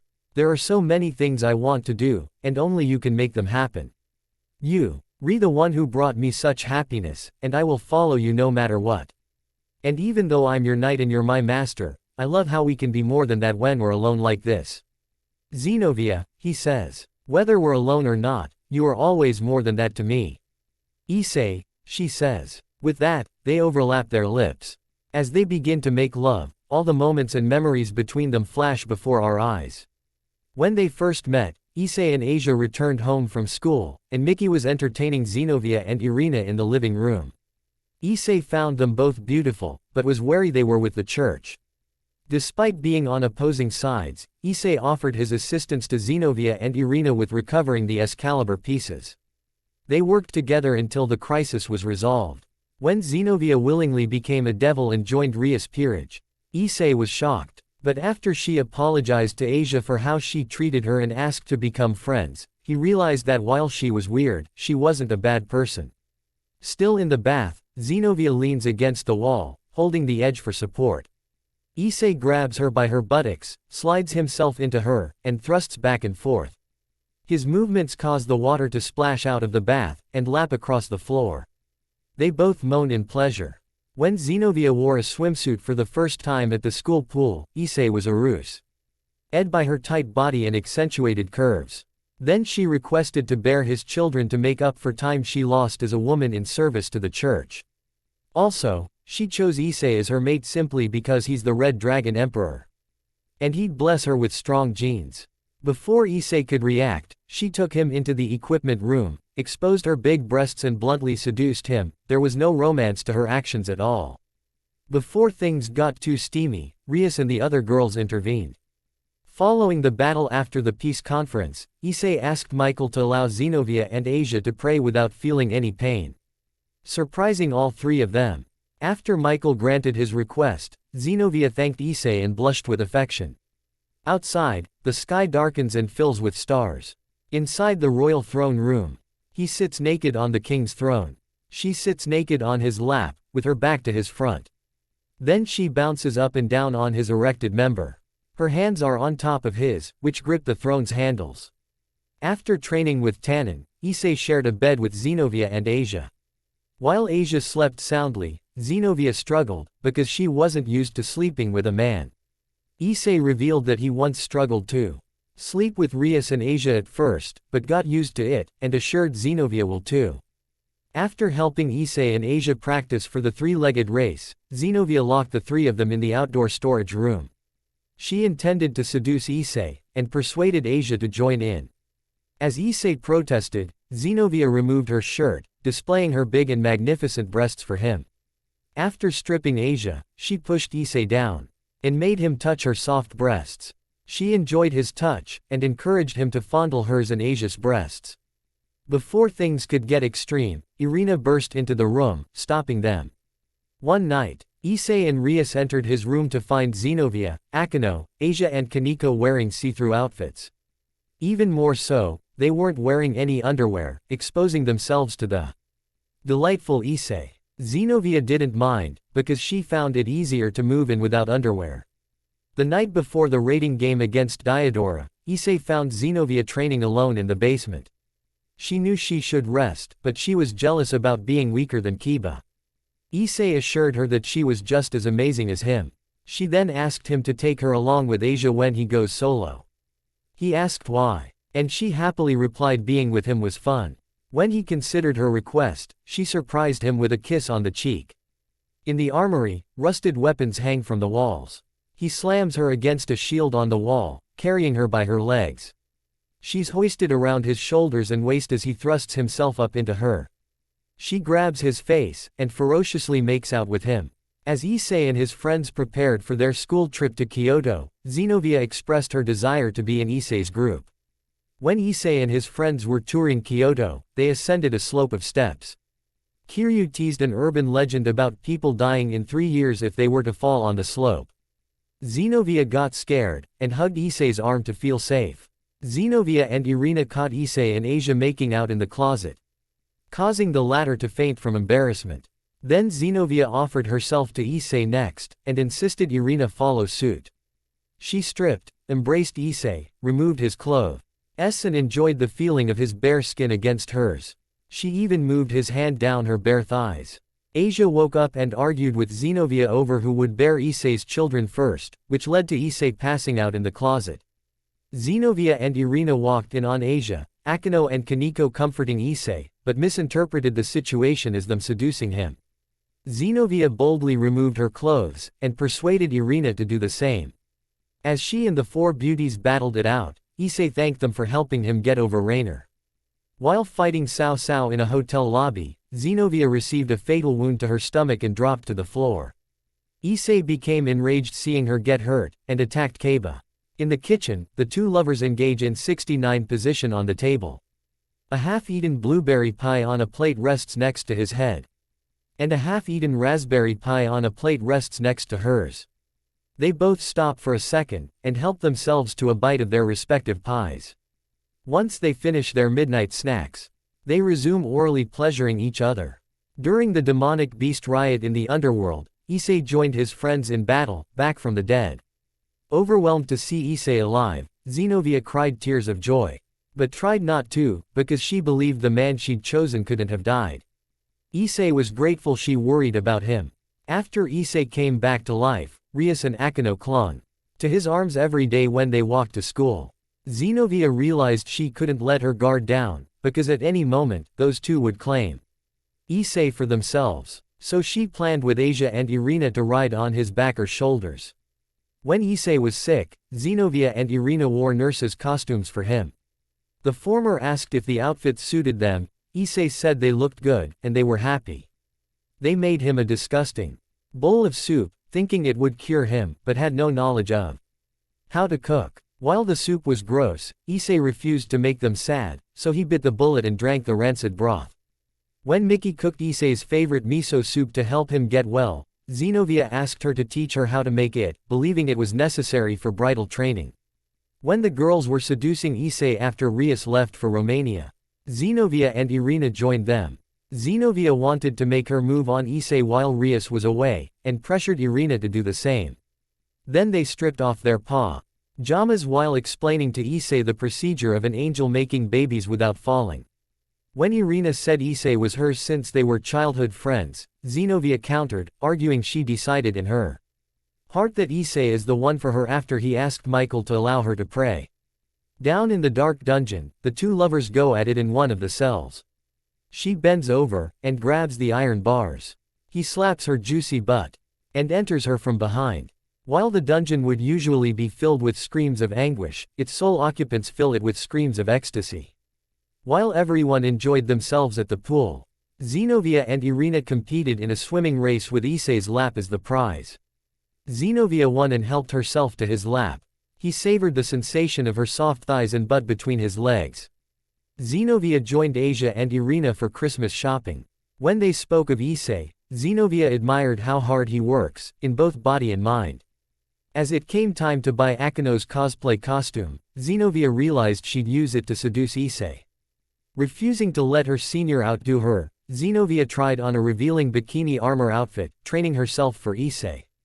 Then when they went to buy his gift from a very adult store, Zenobia and Irina went inside after Asia was too overwhelmed to do so. Zenobia found the eroge game he wanted, and wished he'd rather take his lust out on her to make babies instead of playing games. When Zenobia was sitting in Issei's lap, Griselda pinched her cheeks for being so shameless. Issei found her teary-eyed reaction adorable. Together with Asia and Irina, Zenobia played an eroge game with Issei. Full of energy, she explained how playing the game would help deepen their bond with him as she feared the three of them were falling behind the other girls. After convincing Asia and Irina to play naked, Zenobia stripped without a second thought, and forcefully stripped Issei down to his boxers. When they started the game, she hugged Issei from behind so he couldn't run. He enjoyed her large bosoms on his bare skin. She herself asked if she could hug him naked every day, because it felt like being healed. Then Ravel appeared before things got steamy. Sunlight beams through the windows of the mess hall. He relaxes on a wooden table with his eyes shut and his arms tucked behind his head while she rides atop him. Loaves of bread, platters of fruit and bottles of wine surround them. She increases her momentum, riding him even faster. The force is so strong, she breaks the table, and they fall to the floor, with all the food splattering around them. But neither of them care, and neither of them stop. Once when all the girls bathed with ISSEI, Zenobia considered growing her hair out, because Irina told her that ISSEI preferred girls with long hair.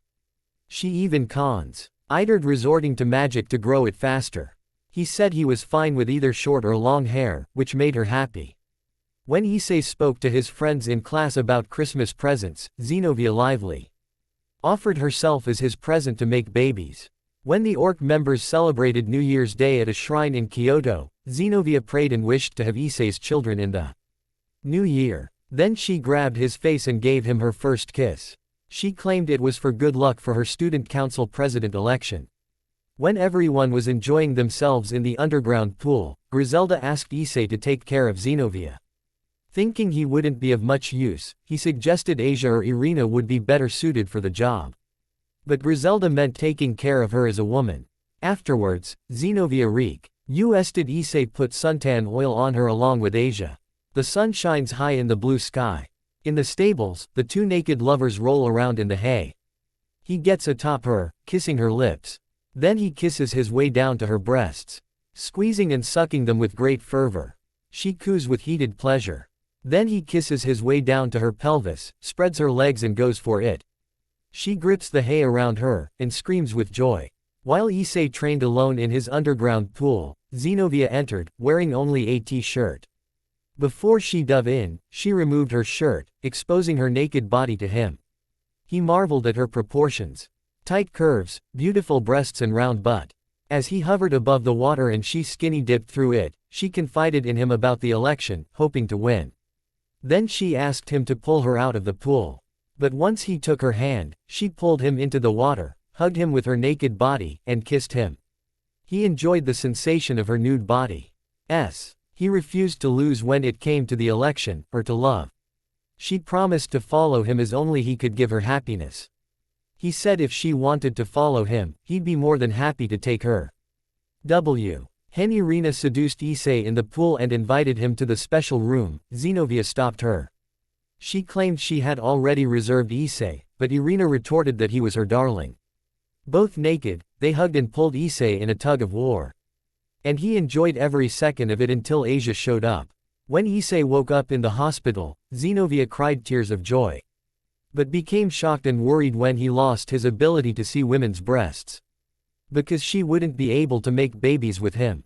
The sun begins to set, turning the sky a fascinating shade of purple. In the courtyard gardens, the two naked lovers frolic in the flower beds. She pins him to the ground, and kisses her way down to his pelvis. Then she takes all of him into her mouth. He's paralyzed with sensation. While she continues pleasuring him, she grabs his hand and puts it on her head, wanting him to keep her down. He does so, and pushes her head down until he feels the release. When ISSEI was leaving for battle against Trihexa, everyone wished him good luck. Zenobia hoped he'd get better, so she could have children with him. During ISSEI's promotion ceremony, he remembered how much things had changed the past year. He remembered when Zenobia became student council president, and he promised he'd help her anytime. Following the ceremony, Rias decided to transfer Zenobia to ISSEI's peerage right then and there. Once the transfer ritual was completed, Zenobia happily put her arm around ISSEI, and said they should go on a rampage, much to his worry. During the raiding game against Barakil's team, ISSEI began doubting his own team's victory. But then Zenobia said she trusted in him and Irina would fight for him as his knights. Together with Irina, Zenobia challenged Barakil in battle, stalling until ISSEI was powerful enough to face him.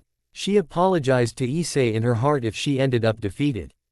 When he arrived to fight Barakil himself, she was happy to see him, and he was proud of how hard she fought in his stead. In the treasure vault, he and her make love amidst the gold coins. She sits in his lap, facing him with her legs around his waist. His hands caress her bare back. Her fingers dig into his thick neck and broad shoulders. Their wet tongues tangle, and their lips collide. After Issei confessed his love to Akeno while fighting her father, not only did he gain an incredible boost of power, but so too did Zenobia. She said it was a great confession, and defeated her opponents on the battlefield with ease. After Issei stared at Sister Mirana's enormous breasts with a perverted gaze, Novia and Irina confronted him via seduction. The former made him grab her own breasts, the superb bounciness of her bosom made his brain boil. As she, Irina, Asia and Ravel continued seducing him, Rias walked in, stopping them from getting serious. During the game against Dulio, Zenobia played her trump card to gain more power, claiming she would collapse if it didn't work. Then she proposed to Issei, asking him to make her his bride, which shocked everyone in the venue. She became embarrassed, and quickly asked for his response. Issei knew he loved Zenobia, especially since she became one of his peerage members. He accepted her proposal, which filled her with enough power to take on Dulio's team. As she fought, she told Issei that she wanted 5 children, 3 boys and 2 girls. While Issei was happy, he was also embarrassed since they were in the middle of a game. After spying on his proposal to Asia, Issei promised to make Zenobia happy, as well as Asia and Irina. It's night, and the naked couple are together in the royal bedroom. She takes his hand, and leads him to the bed. Then she smiles at him, lays down on the mattress, and spreads her arms, waiting for him. He slowly and carefully crawls atop her. They put their arms around each other, and share another kiss. Then he holds her hand as he enters her again. Their wedding at the Vatican, St. Peter's Basilica and the plaza were filled to the brim with guests of all races. Sister Griselda walked Zenobia down the aisle, and gave her away to Issei. The formal, cardinal priest, Vasco Strata, served as officiator. Kiba served as best man. And Asia and Irina got to serve as double maids of honor. Issei slid the ring onto Zenovia's finger, lifted her veil, and kissed her on the lips. The applause echoed across all of Rome. Back in the royal bedroom, he lays atop her, both of them panting and sweating. Their eyes appear in a dreamlike state. They smile at each other, and then he lowers his face next to hers on the pillow. She rubs one hand through his hair, and the other across his back. Then she kisses his cheek, proud of him. 2 full moons shine outside the window. In bed together, Issei and Zenobia lay asleep in post-coital bliss. The sound of a hooting owl stirs Issei awake. He realizes he's still in bed with his wife sleeping right next to him, much to his surprise. Wow, he thinks. She usually kicks me out of bed in her sleep. Has she finally overcome that bad habit? It's a miracle. Then he looks over at the 2 full moons.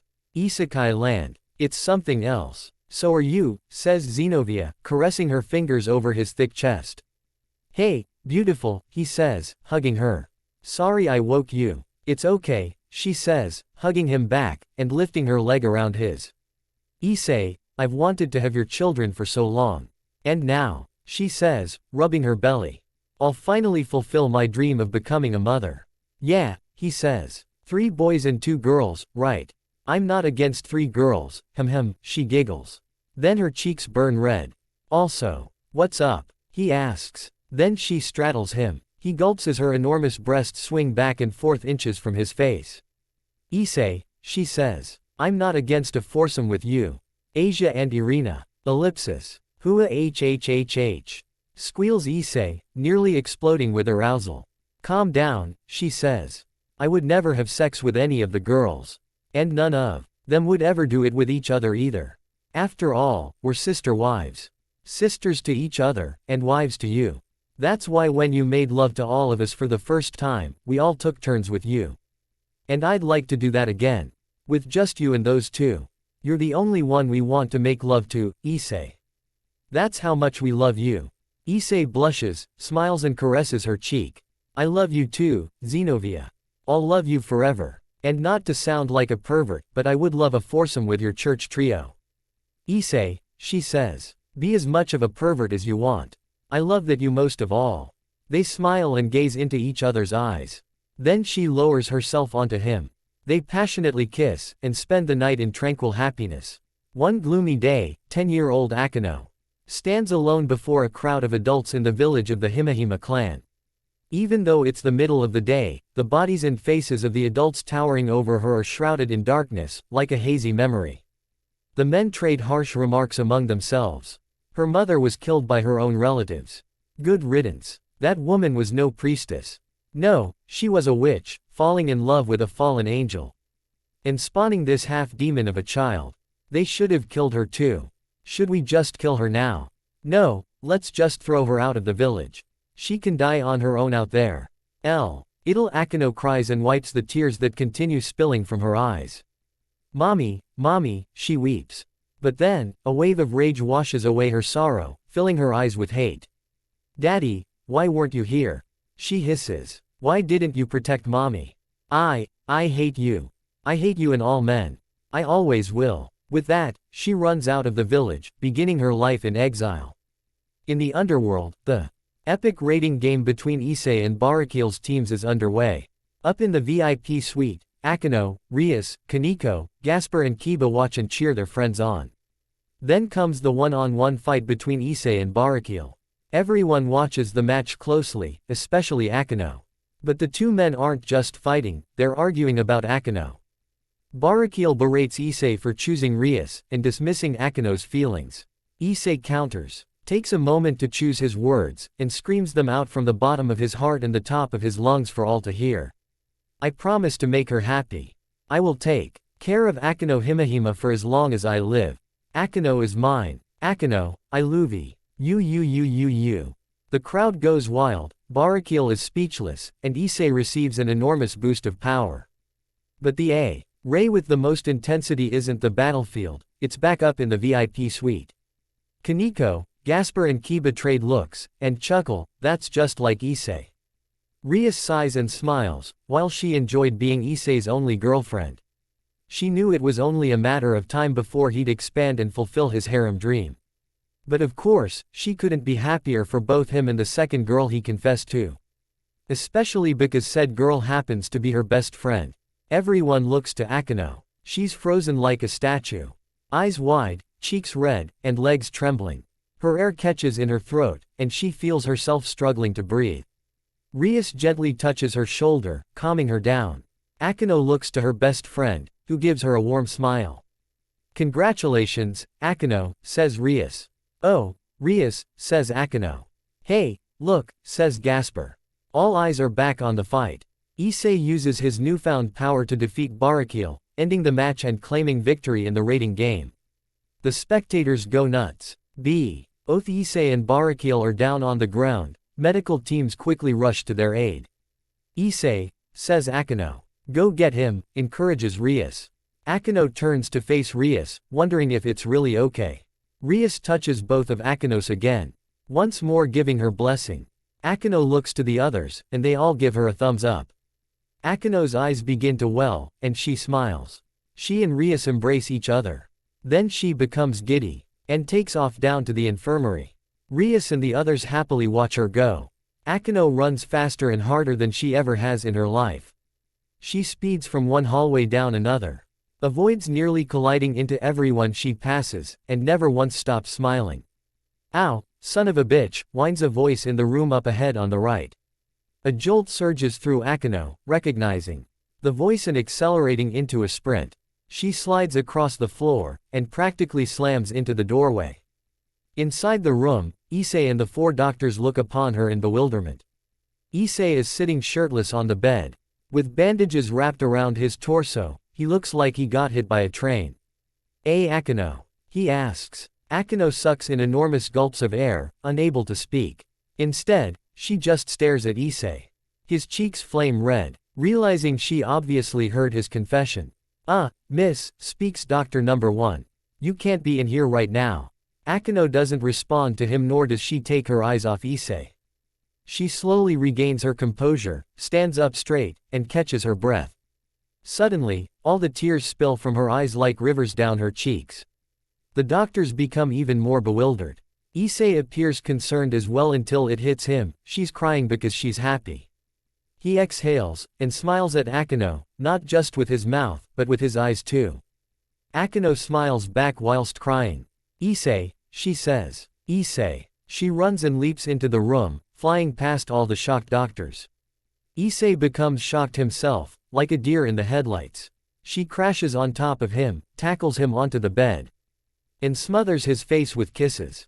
Akino, he says, futilely trying to get a word in as she plants her lips onto his. While he's still in a great deal of pain, especially with her on top of him. The sensation of her moist lips on his face and her tremendous bosoms on his chest not only soothes his pain, but boosts his arousal. Issei. Oh, Issei, she speaks through kisses and tears of joy. I love you. I love you so much. Of course, I'll be yours. For the rest of our lives. Issei, my darling Issei, I love you. The four doctors gaze upon the young couple with flustered expressions. They know they should do their jobs and treat Issei, but something about interrupting such a heartwarming albeit sensual moment feels wrong. It's clear to them that Akino's waited a long time for this day. And anyone in their right mind wouldn't dare interrupt. Ahem, barks a voice, filling the whole room with chills. Oh, shit, says Issei. Everyone turns to see Barakiel leaning in the doorway for support. He looks just as bad as Issei. But despite his injuries, plus the two doctors holding him back, he still forced himself to walk to Issei's room. And what he finds is his daughter crouched over a boy on a bed. Akino sits up, giving her father a serious look. Issei sweats and gulps. Ellipsis. Barakiel sighs and smiles. I'm happy for you, Akino. Akino gasps. Father. Kiel calmly gestures the two doctors to release him. They do so, and he enters the room before addressing the other doctors. My apologies, but would you all mind giving us the room? Just for a minute. Not at all, sir. Replies Doctor Number 1. Mr. Hyodo, we'll be right outside when you need us. Thanks, Doc, responds Issei. Don't leave, he thinks. I might need you now in case he murders me. The doctors vacate the room, leaving just the three of them. Shit, thinks Issei. Akino dismounts Issei, wipes her eyes, and approaches her father with a smile. You fought very well, she says. I'm proud of you. Barakiel starts to choke up, but he comically forces it down. I love you, Akino. Akino's bright smile widens even further, and she lovingly embraces her father. I love you too, Daddy. Barakiel can't hold back anymore. A single tear of joy slides from each of his eyes down towards his mouth, curving into a smile as he hugs Akino back. Issei watches them, hilariously tearing up. To see father and daughter hugging each other. This is so beautiful, sob, he says, wiping his eyes. Akino and Barakiel finally separate. He wipes his eyes, and approaches Issei with a stern expression. Issei Hyodo, he says. Issei bolts out of bed, and stands at attention before Barakiel. Yes, sir. Ow, that hurt, he says, rubbing his side. Barakiel chuckles. You're a rather foolish, young man. But, he extends his hand. Take care of my daughter. Yeah, sure, says Issei. I mean, yes. I will. He grips Barakiel's hand, and gives it a firm shake. Grunts Barakiel, clutching his side. Father. Worries Akino. Oh, I'm all right, says Barakiel. At least, I will be after some rest. Yeah, you and me both, hee, chuckles Issei. Well, then, I'll take my leave, says Barakiel. Akino has him lean on her for support. I'll walk you to the door. Oh, thank you, Akino, says Barakiel. They reach the door, and the doctors ease Barakiel into a wheelchair. He gives Akino and Issei one last nod before being rolled away. Issei sits back on the bed, and sighs in relief. Phew, he says. Holy shit, that was scary. For a second there, I thought he was gonna try and kill me all over again. Not that I could blame him, hee. Akino shuts the door, and locks it before the other doctors can return inside. Ellipsis. Akino. Asks Issei. Akino slowly turns ND with a heated look of passionate desire on her face. Issei, we're finally alone. Then she slowly steps towards Issei on the bed, and unbuttons her blouse. He mumbles, getting aroused. Akino strips off her blouse, displaying her voluptuous melons curled up in her black bra. Then she unfastens her skirt, lets it slide down her slender legs to the floor, revealing her black panties. Wearing just her underwear and shoes, she crawls back onto Issei, touches his chest and carefully eases him down onto the bed. Issei, she teases. Why yes, he asks. I am yours, she says. And now, I'm gonna make you mine. Oh okay, he says. She lowers her lips. He buries his hesitation, and lifts his lips. They're about to kiss. In Issei's bedroom, Akeno sleeps naked in Issei's bed under the covers, puckering her lips and kissing him in a dream. A hand touches her shoulder. "Akeno," whispers a voice. "Akeno." Says Akeno, stirring awake. She looks up at Issei with half-open eyes, and smiles with red cheeks. Era. Good morning, husband." Issei sits in bed next to her, also naked. "Good morning, beautiful." Akeno sits up, and they hug. Outside the window, the morning sky fills with purple clouds. The sun has yet to rise. Ellipsis. A few birds chirping outside spurs Akeno into getting out of bed. "Well, I suppose we should get ready for our honeymoon." "Yeah," agrees Issei, ogling her. Despite seeing her nude body every day, he remains entranced every time he sees it. She notices the way he's looking at her, and absolutely loves it. Era, careful, Issei," she teases. "If we start making love again, we'll never leave the room." "Oh, yeah," he says. "In that case, you go ahead and shower first. 'Cause if we go in together, I can't promise anything, hee. How true," she says. "Then I'll wash up fast, so I can start breakfast."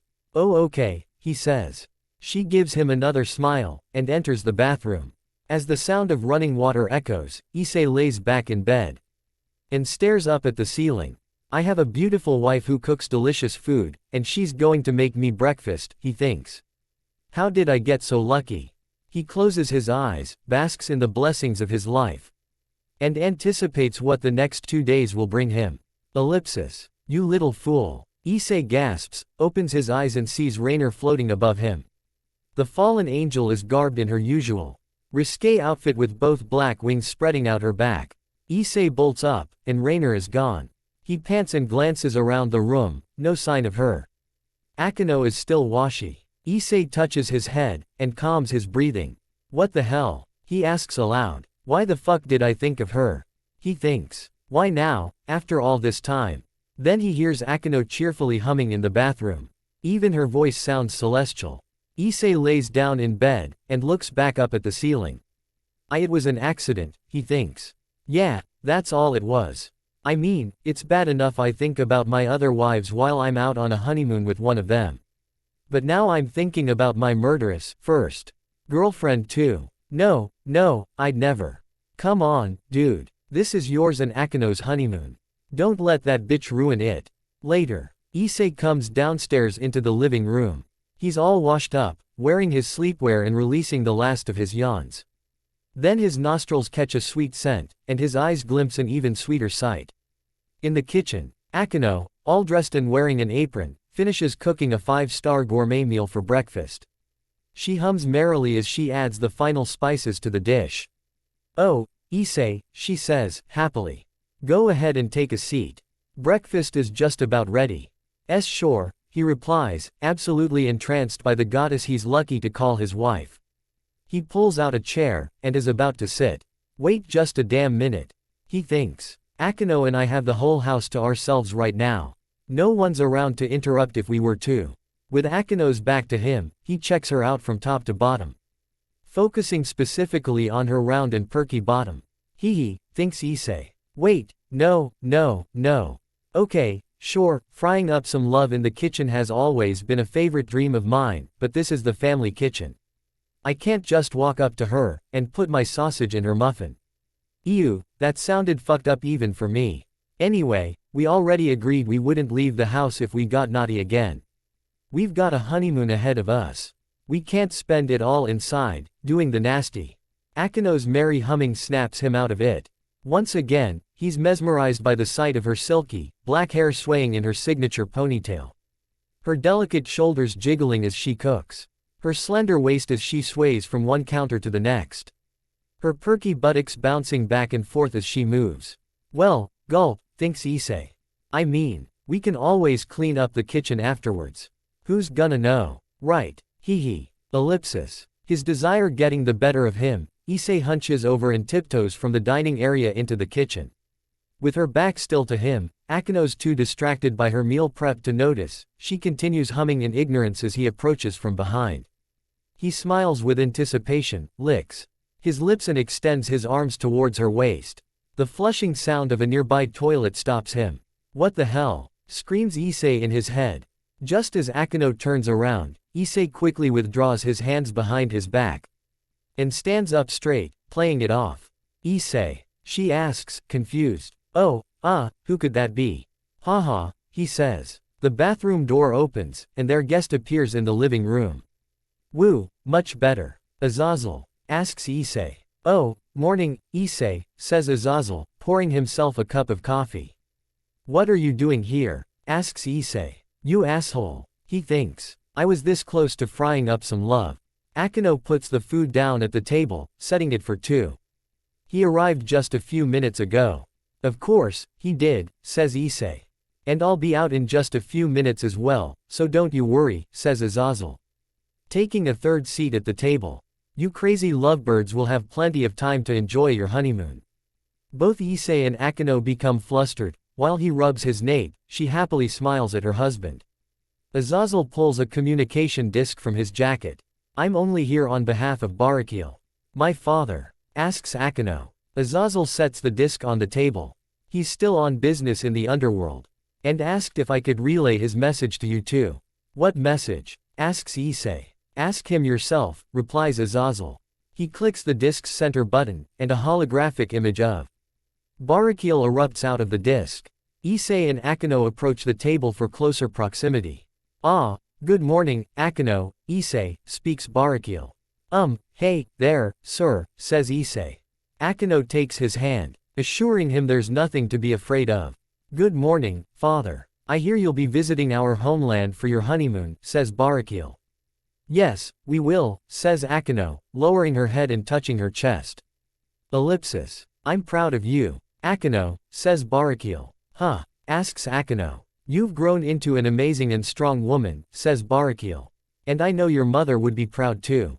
Akino feels a warmth inside her, and tears welling up in her eyes. She rubs them away, and smiles at her father. Thank you. I know she'd be proud of you too. Barakiel smiles, and looks to Issei, which makes him flinch. I'm proud of you as well.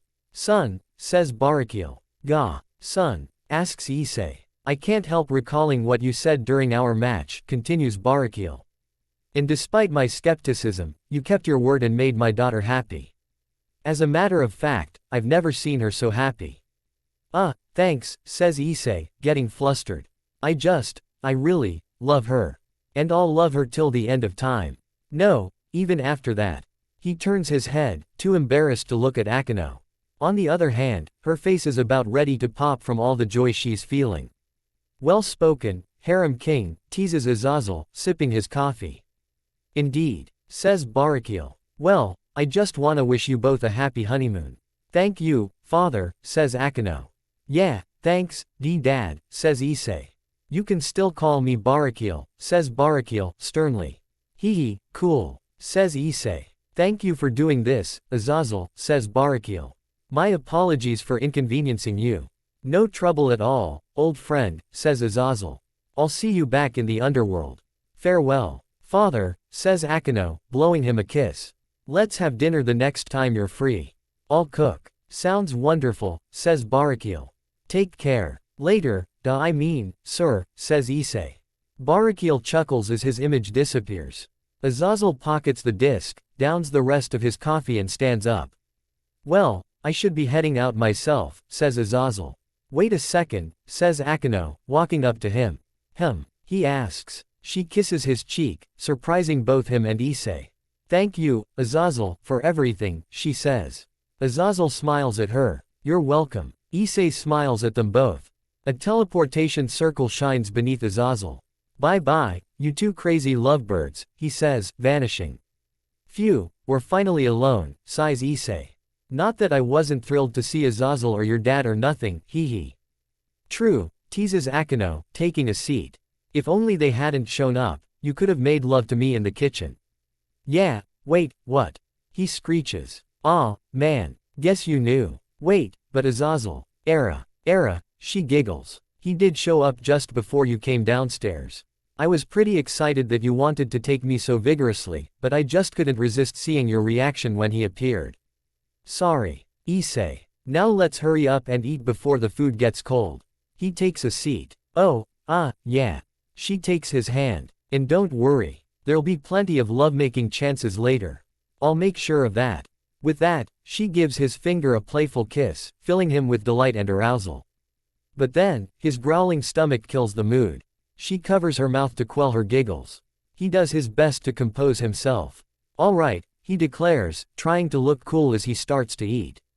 Let's fill our bellies and head on out. Sounds wonderful, she says, also eating. Oh, and Issei, yes. He asks. She takes his hand. I really love you too, she says. Till the end of time, and even after that. Akeno, he says. She smiles, blushes and resumes eating her meal. He smiles back, and resumes eating his. So good, he thinks, comically crying with joy on the inside. The sun shines above a quaint and peaceful village in the countryside mountains. Ith sliding doors on the wooden buildings and the people walking down the dirt roads in kimonos, the village looks as if it was Tran of feudal Japan. Majority of the villagers have black hair and red eyes. A hereditary trait of the Himahima clan. A group of children, 2 boys and 2 girls, play soccer in front of the village shrine.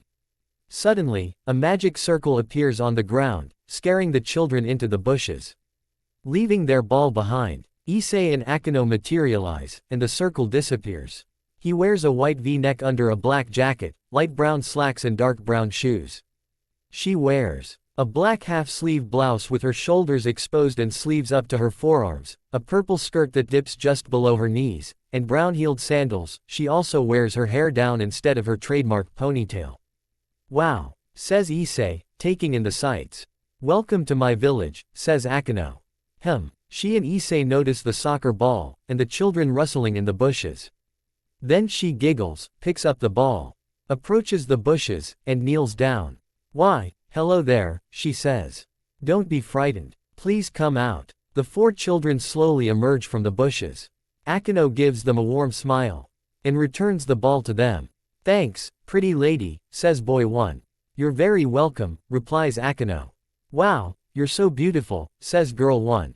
Era, thank you, sweetie, says Akeno. I wanna be as beautiful as you when I grow up, says girl 2. I'm sure you will, honey, says Akeno. The children say their goodbyes, and continue playing soccer amongst themselves. Akeno returns to Issei, and takes his hand. Shall we? Yeah, he says. Akeno leads him down the steps as he stares at her. Wow, he thinks. She is going to make a wonderful mother. But that means, oh, yeah. That means I'd be the father. Wow. I know I shouldn't think about the other girls, but they've all talked about having kids with me for so long, even before I married them. And Akeno's no different. She wants to have a kid with me. I never realized it, but I'm gonna be a dad someday. And this woman, this wonderful, beautiful goddess who became my wife, she wants me to father her child. I'm so blessed to have her. They walk down the main road, passing the occasional villager who bids them a good day. Akeno, is your cousin Suzaku really in charge of this whole village? Asks Issei. Yufufu, yes, dear, replies Akeno. Her role as the head of the Himahima clan really suits her. I can tell just from walking down this street how much the atmosphere of this place has improved. Oh, yeah, atmosphere and stuff, he says. Trying to sound like he understands. But it kinda blows she isn't here today. Would've liked to say hi. Era, do you find my cousin attractive, dear husband? She asks. He gasps. No. It's not like that. She's just pleasant to be around, that's all. Yufufu, true, she is, she says, locking arms with Issei. His elbow and forearm sink into the extraordinary softness of her cleavage. A puff of hot steam erupts from his head. Oh, yeah, he thinks. Hers are definitely still the biggest, he. But you already have me, she says in a teasing manner. I know I'm not one to get jealous, but it's not every day I get to have you all to myself. So for the next 2 days, I'll be all the woman you need, darling. Please try and remember that. Yeah, of course. He says. Era, good, she says. The sound of festive music.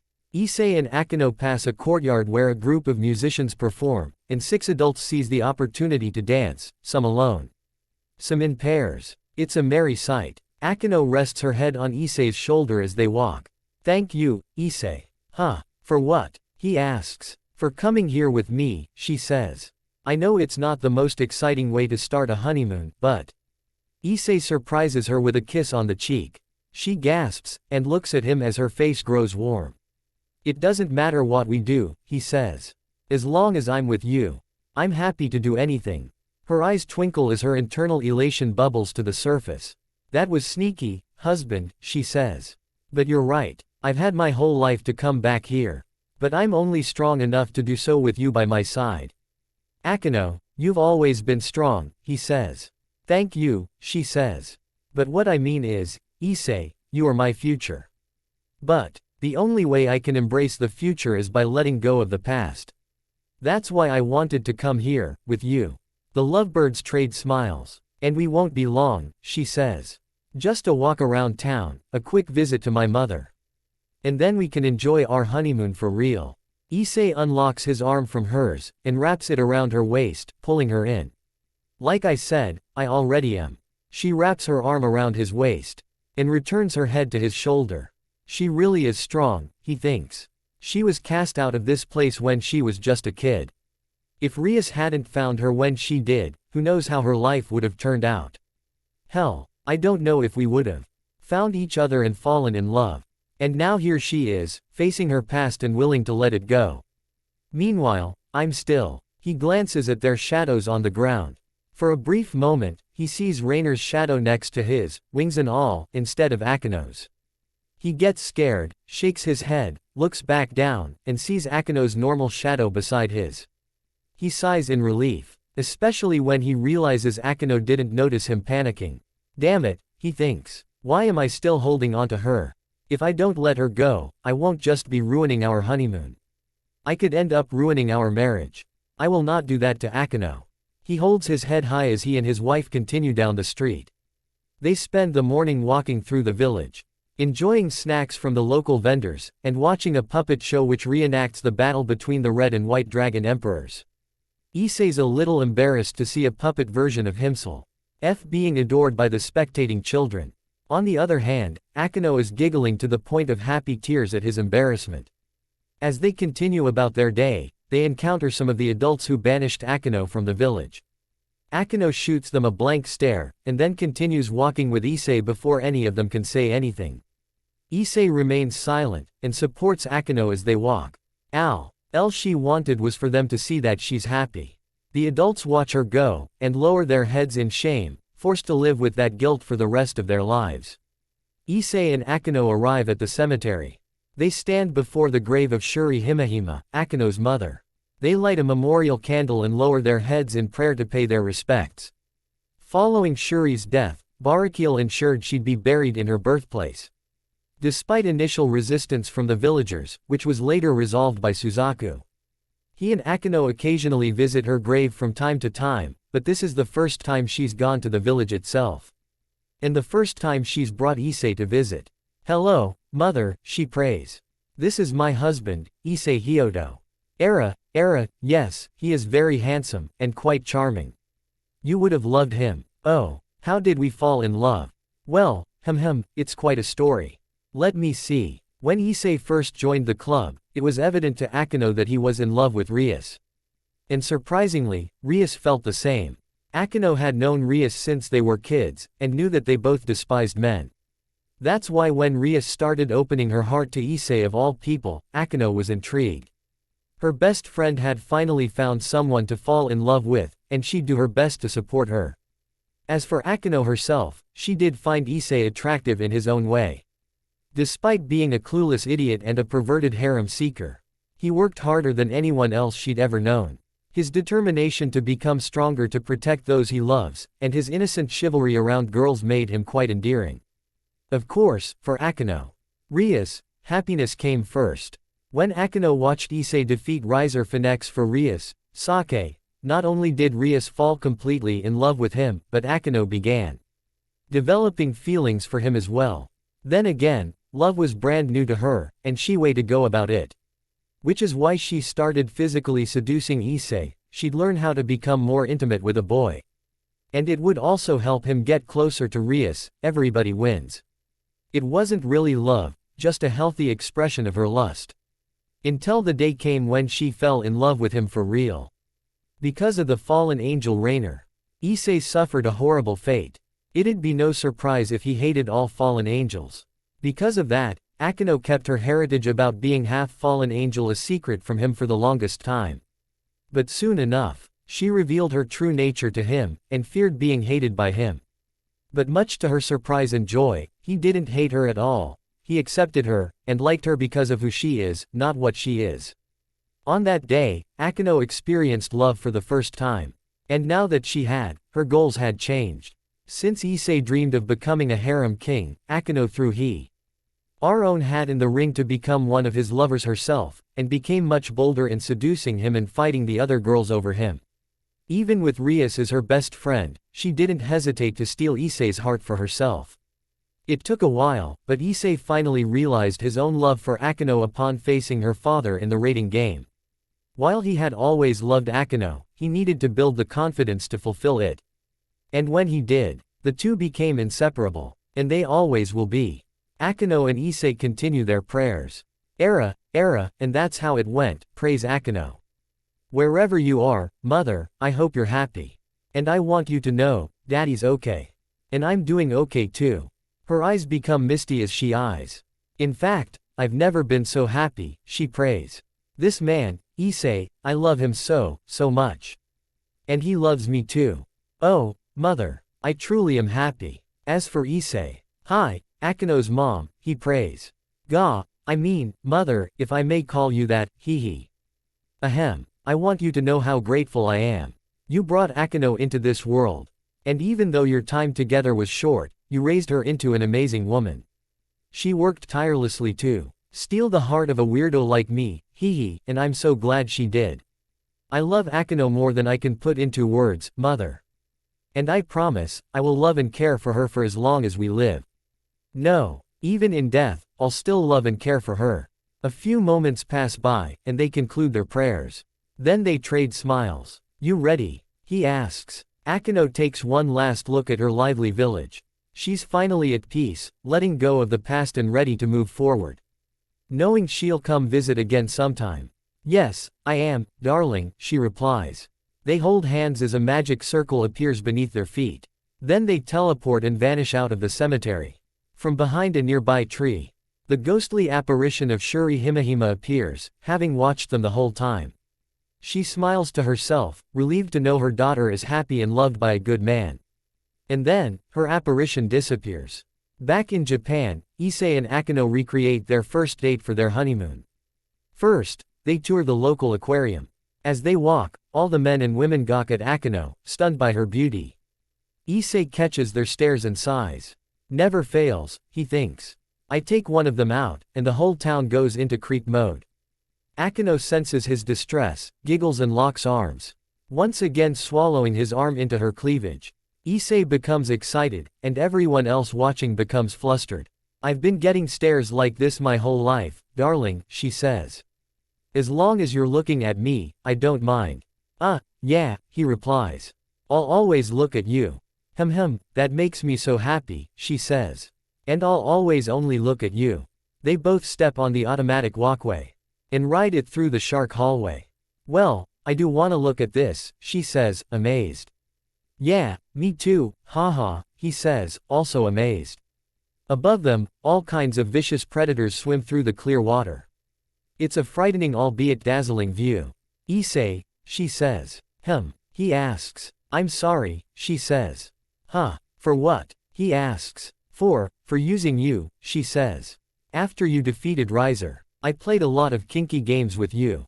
It was wrong of me to tease you like that. I shouldn't have behaved that way until I had actually fallen for you, and I. Akeno, he interrupts. I'm cool. All those, games you played, they made me happy. And, really turned on, he whispers. They did, she asks, overjoyed. Yeah, he replies. And besides, the thought of you doing those things to another guy makes me so pissed. But you only did them to me. Hell, you still keep doing them to me. I consider it an honor and a pleasure to be seduced by such a beautiful woman. Akino stares at his face for a moment.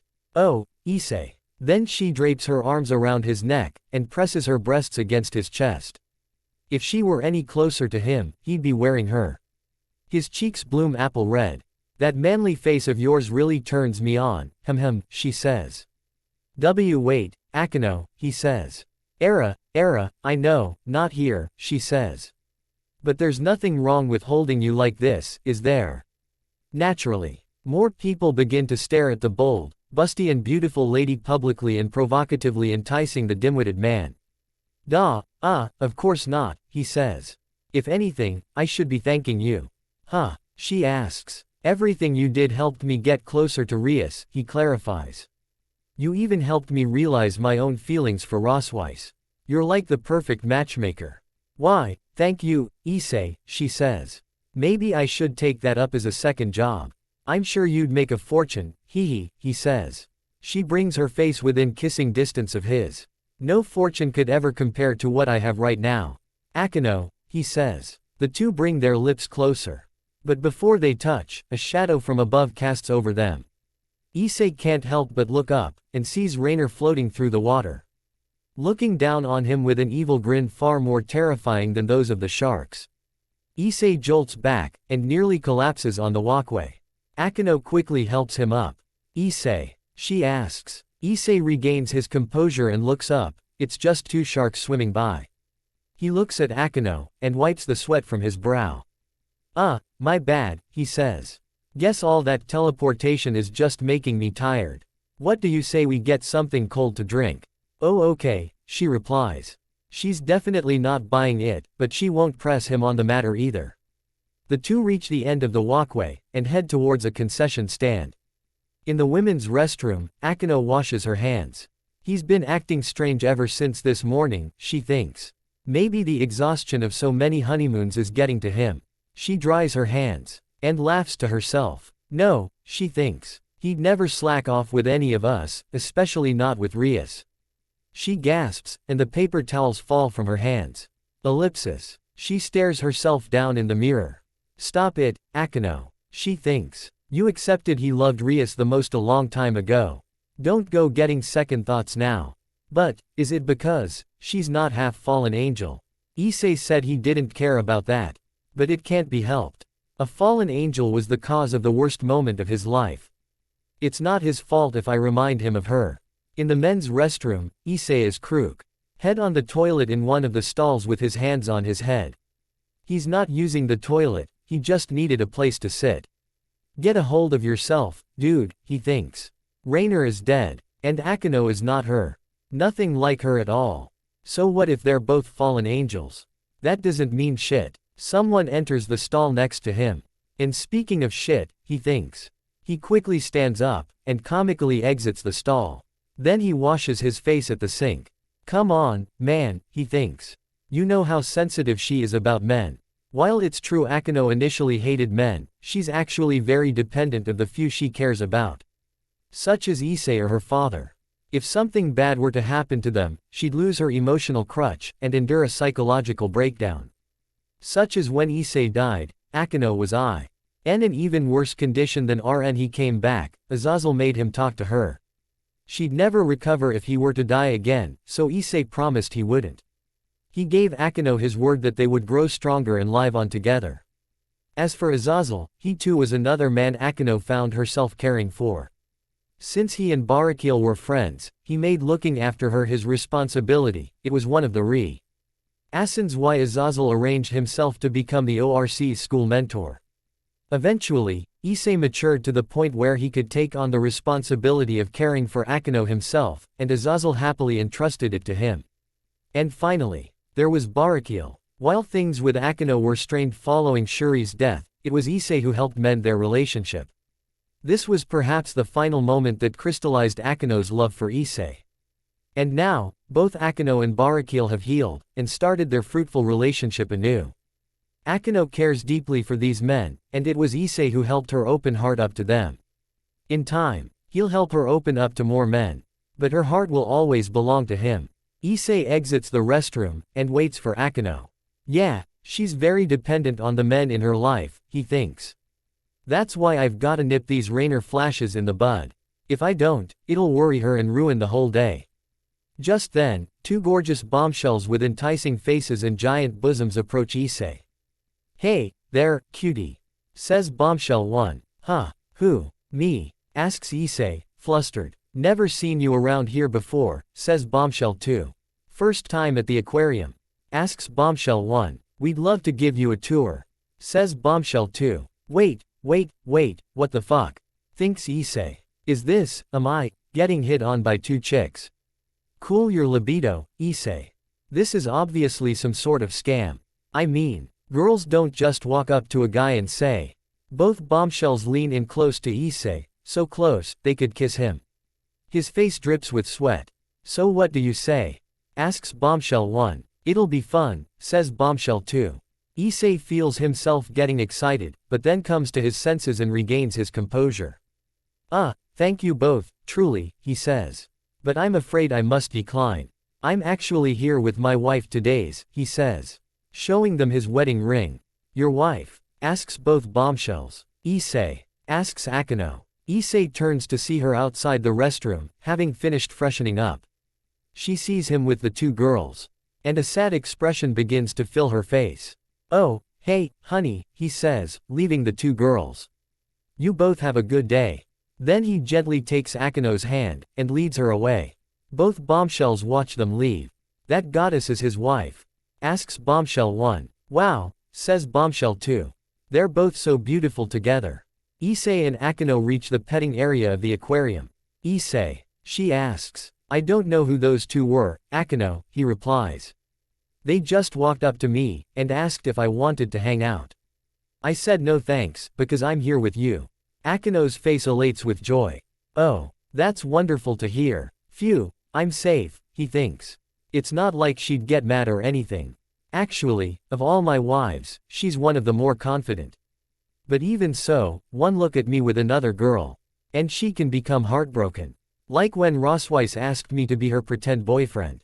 Or when she walked in on me bathing with Graphia. Like I said, she's sensitive. Akino holds Issei's hand tightly. How could I have ever doubted him? She thinks. I don't have to be Rias. And I am definitely not Rainer. He loves me, and that's enough. Era, she teases. So if I wasn't here with you, Issei, would you have taken those two cuties up on their offer? Huh, he gasps. Well, yeah, they were cute. But, I want my harem to consist of strong, supernatural women. I think a couple of normal girls would feel overwhelmed by everything, hee. Course if they were devils too, I would like to expand my harem, so. Honest to a fault, she giggles. Thank you, darling. For what? He asks. Just, thank you, she says. They exchange warm smiles, and begin petting their way through the open-air tanks. Once they finish their aquarium adventure, they continue reenacting their first date for the honeymoon. They eat delicious crepes from a local street vendor, window shop the latest fashion crazes, enjoy lunch at a hip beverage joint, and get their pictures taken in a photo booth at the mall. Later, they walk the sidewalk arm in arm. Then Akino stops them in front of a store. Hey, Issei, she says. Yeah, he asks. Let's go in here real quick, she says, gesturing to the adult, erotic store they just stopped in front of. Wait, what? He panics. Inside by the dressing rooms, Akino cycles through a variety of sexy outfits for Issei's enjoyment. He sits in a plushy chair while she changes behind a curtain, and then reveals herself in one outfit after another with a little, musical flair. An S&M, queen with a whip. A bunny costume with just the bra, panties and bunny ears, a maid outfit, a nurse uniform, bikini armor from a fantasy RPG, a cheerleader with a miniskirt, a skimpy swimsuit, a white apron and nothing else. Issei notices the bulge in his pants, and adjusts himself as casually as he can. You ready? She asks from behind the curtain. Oh, yeah, he replies. She pulls back the curtain. Issei slowly rises from his chair, eyes wide and mouth open. Akino wears a crimson gown, she looks like a princess about to be wed.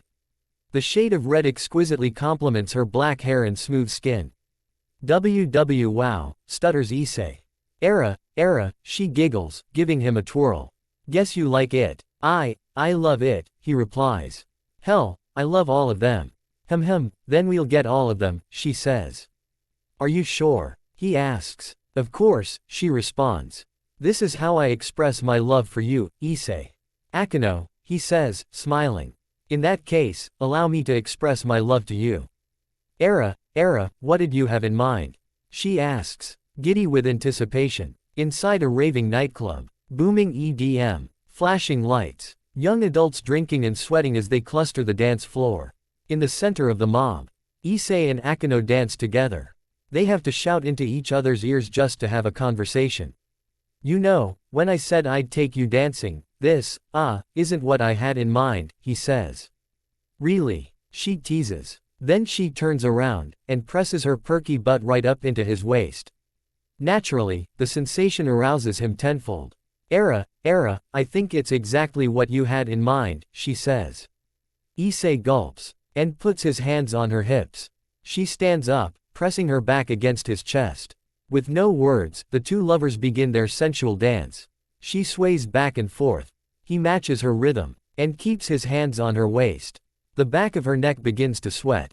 She leans her head back, and grazes her cheek against his. A divine pheromone from her silky, black hair fills his nostrils as he inhales.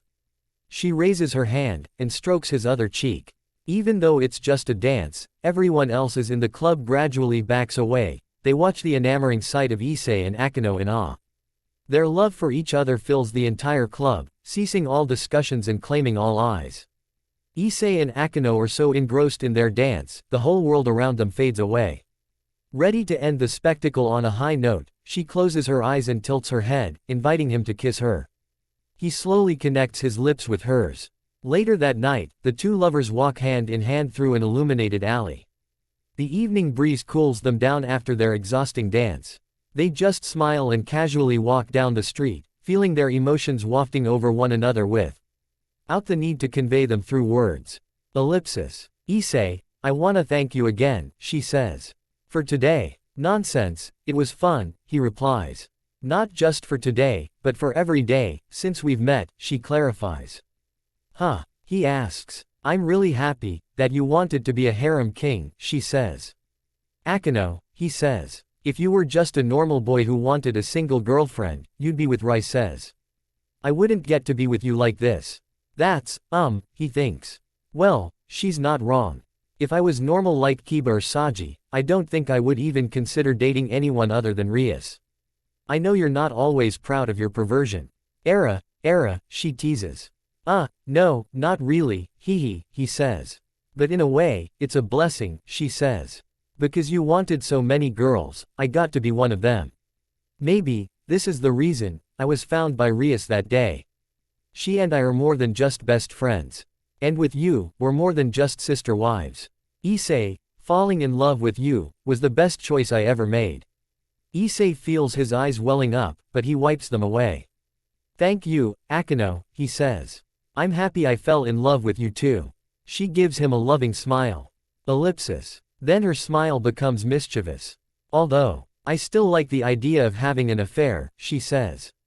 Wait, what? He asks. I may be your wife, but Rias is still technically the legal wife, she says. I guess it could still be considered an affair. Then again, I'd even be down for a threesome with her and you. Da, screams Issei. What the hell? She was all sweet and adorable just a second ago. Now she's acting like her usual self. But hang on. A threesome with her and Rias. Oh, hell, yeah. She and I do fight over you the most, so who knows? Implies Akeno. A threesome might be a good way to make peace, Era. Why yeah, he says. Peace and love for all mankind. Oh, and womankind. But would Rias really be down for that? I mean, it wouldn't hurt to ask, he thinks. Aw, shit, there I go, thinking about my other wives again. Except, now that I think about it, Akeno's been mentioning Rias an awful lot today. Almost as much as Asia did at the theme park. Wait, don't tell me she's feeling insecure about my relationship with Rias too. But, if she is, then isn't that my fault? Akeno. Once they reach the next alleyway, they come to an abrupt stop. Wah. Oh, no way, says Issei. Era, deja vu, giggles Akeno. They stand before an avenue full of love hotels, the same avenue they wandered into on their first date. Only this time, no one's around to stop them from going in. Very smooth, Issei, she teases. Huh, no, I swear. This was just an accident, he says. You wanna go inside? She asks. Ellipsis. The way she said that, he thinks. Just like she did on our first date.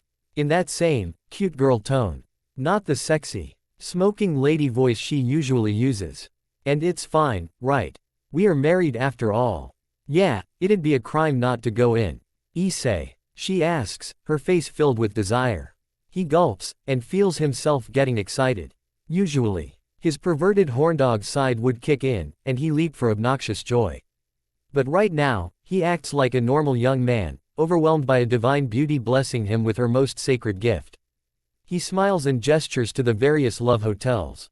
Which one you want? He asks. Her face flushes. Well, then she leans in close, and whispers something in his ear. Whatever she whispers causes his face to shine red and sweat. Oh, wow, that's, he stutters. Oh okay, then, we'll do it. You mean it? She asks, excited. Absolutely, he replies, taking the lead. Now come on. Akino laughs as he leads into the nearest hotel. Moments later in a luxurious hotel room. A glass chandelier fills the room with warm, pink light. A gentle melody plays from a classy record player in the corner. The curtains are pulled over the window. 2 pairs of shoes are left by the door. Issei and Akino sit barefoot next to each other on the bed, glancing down at the floor. Even though they've made love before, something about doing it now feels brand new. Ellipsis. Issei looks at his wife's lovely face. Then he touches her hand. She twitches a bit, and then faces him. They stare each other down with intense, dreamy gazes. They slowly bring their faces together, and overlap their lips. Ellipsis. Akino pulls back, her eyes dazzling, and her expression like she's in a trance. Issei, she says. Yeah, he asks. She stands up, and takes his hands, getting him to stand up too. Then she props him just a foot away from the bed.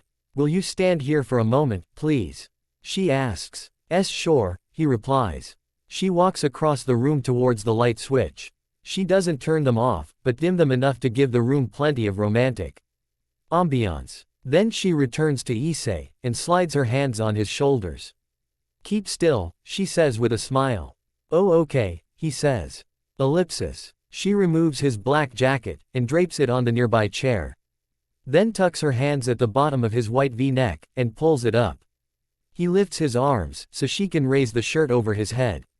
Now that he's shirtless, he can't help but gulp. She touches his thick chest, and runs her hands down his toned abs, savoring the feeling of his body. Then she reaches his slacks, and unclasps his belt. He feels the urge to do the next part himself. But one provocative smile from Akino insists that he let her continue, so he does. She pulls his pants down his legs, he lifts up his feet, so she can get them off. While she's still kneeling down on the ground, she looks up at him, and gives him another smile. Then she grips the sides of his boxers, and carefully slides them down his legs. He takes a deep breath, and stands fully nude in front of his wife. She rises, her eyes devouring his body. Now, she whispers, I want you to undress me. Yes, he says. Ellipsis. His hands quiver as they inch closer to her body. He shakes his head, gets a grip, and ceases the trembling. Starting at the bottom, he unfastens her purple skirt. It slides down her slender legs, and she lifts her feet so it can hit the floor. Then he unbuttons her black blouse. It's taking all of his willpower to keep himself calm. She smirks at how adorable he appears, and holds out her arms as he removes her blouse. Standing before him in just her black bra and panties, Issei takes a moment to capture the celestial image in front of him. Ellipsis. He steps closer, takes her waist, and turns her around. Then he unclips her bra, and sets it on the nearby table. He turns her around again, and is greeted by the sight of her extra-large breasts. The white, supple mounds with their pink nipples bounce before him into freedom. Issei allows himself 5 seconds to ogle her breasts, and caresses his hands down her sides until he reaches her panties. He inhales deeply, and then slides the panties down her legs. She once again lifts up her feet for him. She never once stops smiling as he undresses her. Ellipsis. Issei remains on his knees, tarring at his wife's beautiful nether region. Akino touches his chin, and tilts his head up to meet her eyes. She continues to smile. With her delicate fingers under his chin, she beckons him to rise. Then she gently guides him over to the side of the bed, and eases him down onto the mattress.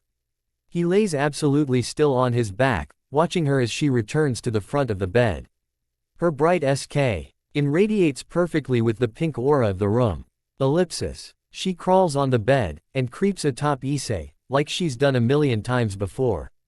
But again, for one reason or another, the moment feels brand new to them. Almost like it's their first time. She slowly lowers herself onto his naked body. Her luscious breasts squish onto his chest, causing them both to shudder for a moment. Strands of her black hair slide against his face. But he doesn't brush them away, he wants to feel her, all of her. He raises his hands, and firmly grabs her butt. His fingers sink into the soft and tender flesh. She smiles, excited that he's touching her. Then she takes his face into her hands. Darling. She lowers her lips towards his. And the moment they're about to kiss. Wait, he says. Akino gasps. What's wrong? Ellipsis. Akino, he starts. Ellipsis. Spread your wings for me. Ellipsis. Akino blinks a few times, and a troubled expression fills her face. Are you sure? She asks. Please, he replies. Ellipsis. With that, Akino nods, sits up, and expands her wings from her back, one wing of a devil, and one black, feathered wing of a ts. Her eyes, worried about what Issei will say. Ellipsis. Issei stares at her, begins to focus, and closes his eyes. He reopens them, and finds Rainer mounted on top of him. He closes his eyes again, and takes a deep breath, his body rising and lifting Akino a bit. Ellipsis. When he reopens his eyes, Rainer is gone. All that remains is the love of his life. The woman who filled his heart with love, and replaced the pain he suffered from so long ago. He smiles at her. Akino. Yes, she asks with a sad voice. You're beautiful, he says. She gasps, and puts on a surprised expression. Will you please, be my fallen angel? He asks. Ellipsis. Tears of joy fill her eyes, and a wide smile spreads across her face. She wipes her eyes, and returns her wings into her back. Yes, she replies. Of course, I will. Ellipsis. Goodbye, Rainer, he thinks. Forever. Issei spreads his arms, welcoming her into a warm embrace. Come here, my love. He says. Issei, she says. She lowers herself back onto him, touches his face, and connects their lips. Her tongue aggressively wraps around his, and her naked body envelops him completely. He can smell a rich fragrance from her hair, stimulating him into action. He grabs her butt, and rolls himself atop her. Then he slams his lips back onto hers. He rears back for a moment. Gently slides himself forward, and becomes one with Akino. Ah, she moans. She coils her legs around his waist, and wraps her arms around his back, locking him in a tight embrace. They're so close together. They're practically fusing. Please, Issei, she begs.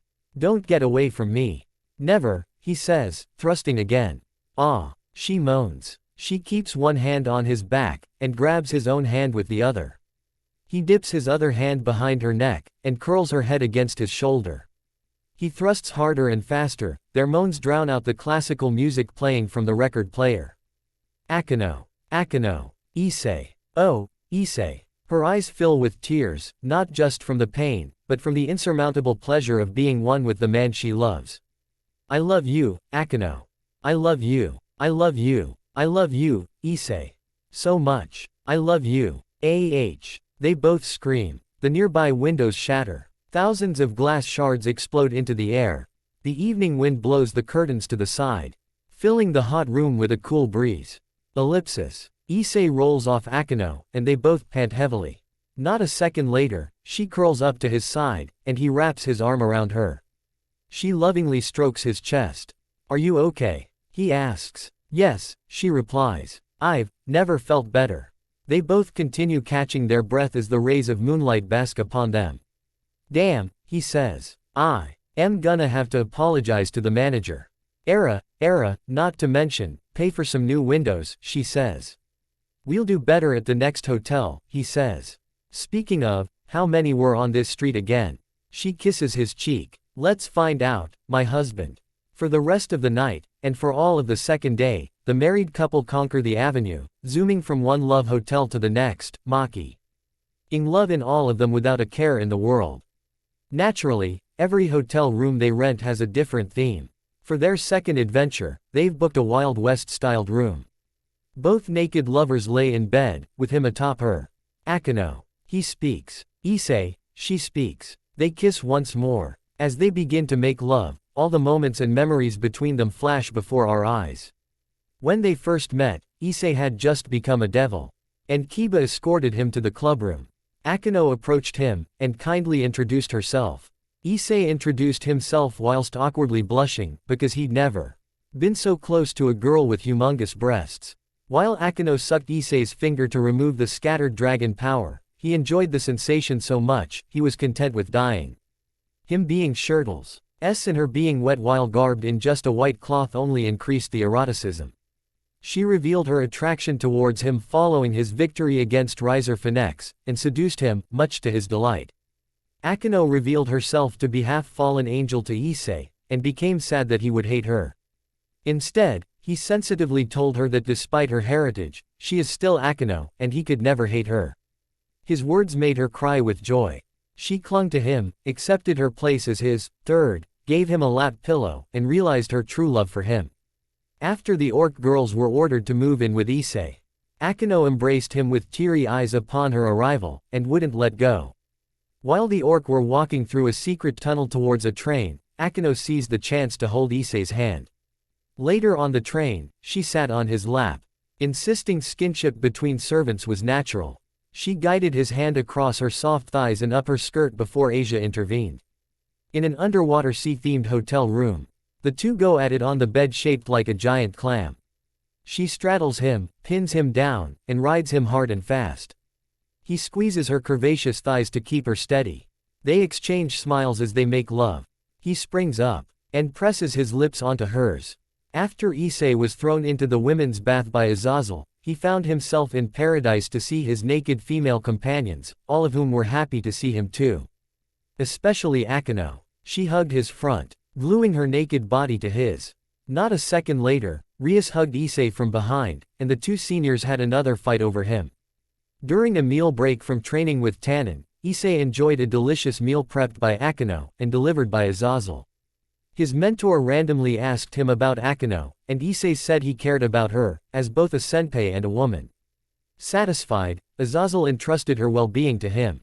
Before the raiding game against Sona's team, Issei and Akino spent a tender moment together. She hugged him to give herself courage for the upcoming battle. He didn't understand, but if it helped her, he allowed it. Then she almost kissed him before Kaneko interrupted. When Issei was defeated during the raiding game, Akino became shocked upon losing him. And angry at being unable to display her lightning power to him.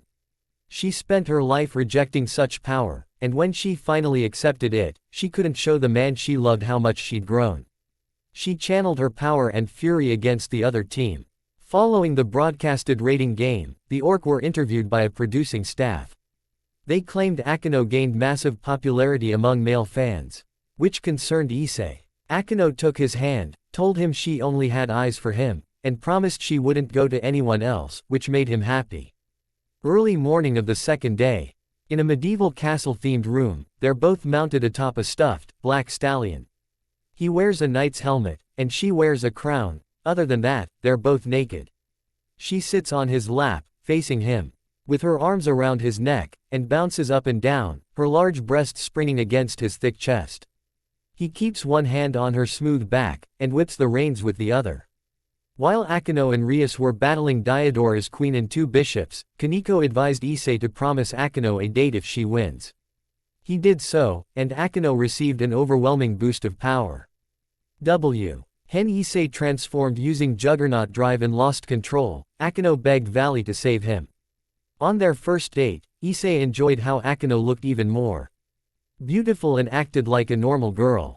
They shopped for clothes, ate crepes, toured the aquarium, and almost visited a love hotel. Azazel once again asked Issei to take care of Akeno, since he could help her in ways neither her father or Azazel himself could.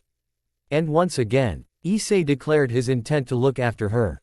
While Issei and his friends were escorting Odin around Japan, they were ambushed by Loki. During the battle, Issei was fatally wounded by Loki's giant wolf, Fenrir, which made Akeno scream. In a hotel bathroom, he bends her over the sink, and takes her from behind while she clutches the sides of the marble counter. As they make love, he gives her perky but a good spank. She do it again, so he does, over and over again, much to her pleasure. They both catch themselves gazing at one another in the mirror, and they beam with joy. Upon Issei's request, Rias and Graphia told him about Akeno's sad past. Once when Akeno tried to seduce Issei, she seemed sad. He realized she just wanted to make herself feel better by making love to him. While he wanted to, he knew going through with it would be wrong. So he gently hugged Akeno, made her feel safe, and promised to stay by her side. During the battle against Loki, Rakiel protected Akeno from a fatal attack. As much as she hated her father, she feared for his life. Knowing this, Issei used his bilingual ability on Akeno, which revealed her true feelings. She loved him, knew her mother's death wasn't his fault, and wished they could have kept living together. With guidance from her mother's spirit, Akeno loved her father once again. After the battle, Issei and Akeno helped the injured Barakiel walk. He asked Issei if he liked his daughter. Issei immediately replied he did, calling her reliable and kind. His answer not only satisfied Barakiel, but turned Akeno's face very red. While Issei enjoyed another bento box from Akeno, she noticed something on his lips. Then she gave him her first kiss, right in front of the other girls, who went crazy with jealousy. In a rockstar-themed room, the naked lovers enjoy breakfast in bed. They chat, laugh, enjoy the various songs shuffling through the speakers, and take turns feeding each other from the enriched assortments of delicious dishes. Then they stop, and stare at one another. Not a second later, she forcefully swipes all of the dishes off the bed, and tackles him, going for another round. The night before Issei's trip to Kyoto, Akeno seduced him in bed. Even though the trip was only for a few days, she was still upset that he'd be gone and wanted to touch him as much as possible before he left. When Rias entered the room, Akeno claimed Issei was hers. Together with Asia and Kaneko, Akeno gently confronted Issei over his trauma from Rainer. He confessed he was scared of getting along with girls. And even though the Grimoire girls were nice to him, he was too afraid of getting rejected again. In response, Akeno confessed how much she loved him, insisted she would replace Rainer who hurt him, encouraged him to be confident, and promised to stay with him forever. Her kind words melted his inner pain, and warmed his heart. Even after Rias became Issei's girlfriend, Akeno didn't hesitate to seduce him early morning, as she still desired to have an affair with him. When Akeno realized Issei was dead, she dropped lifelessly to the floor. When everyone mourned Issei, Akeno sat on the guest sofa with a hollow look in her eyes. Having lost Issei, her psychological support, she had slipped into a trauma coma, and wouldn't respond to anyone's voice. It took Barakiel's words to bring her back. Having regained her emotions, she sobbed over Issei in her father's arms. In a Valentine's Day themed room full of roses, an adult film plays on the TV. But the lovers aren't watching the film, they're in a literal bed of roses, copying the moves being displayed on TV. Every time the actors engage in a different position, the married couple quickly and cheerfully follow suit, like it's some sort of game. When Akuja examined Issei's evil pieces, and explained there was a small chance he was still alive, Akeno shed huge tears of joy. During the demonic beast riot in the underworld, Issei joined his friends in battle. Back from the dead, overwhelmed to see Issei alive, Akeno cried tears of joy, ran up to him, hugged him tightly, and begged him to never leave her again, saying she couldn't live in a world without him. When Issei was sick, Akeno wore a nurse's costume with fishnet stockings for him.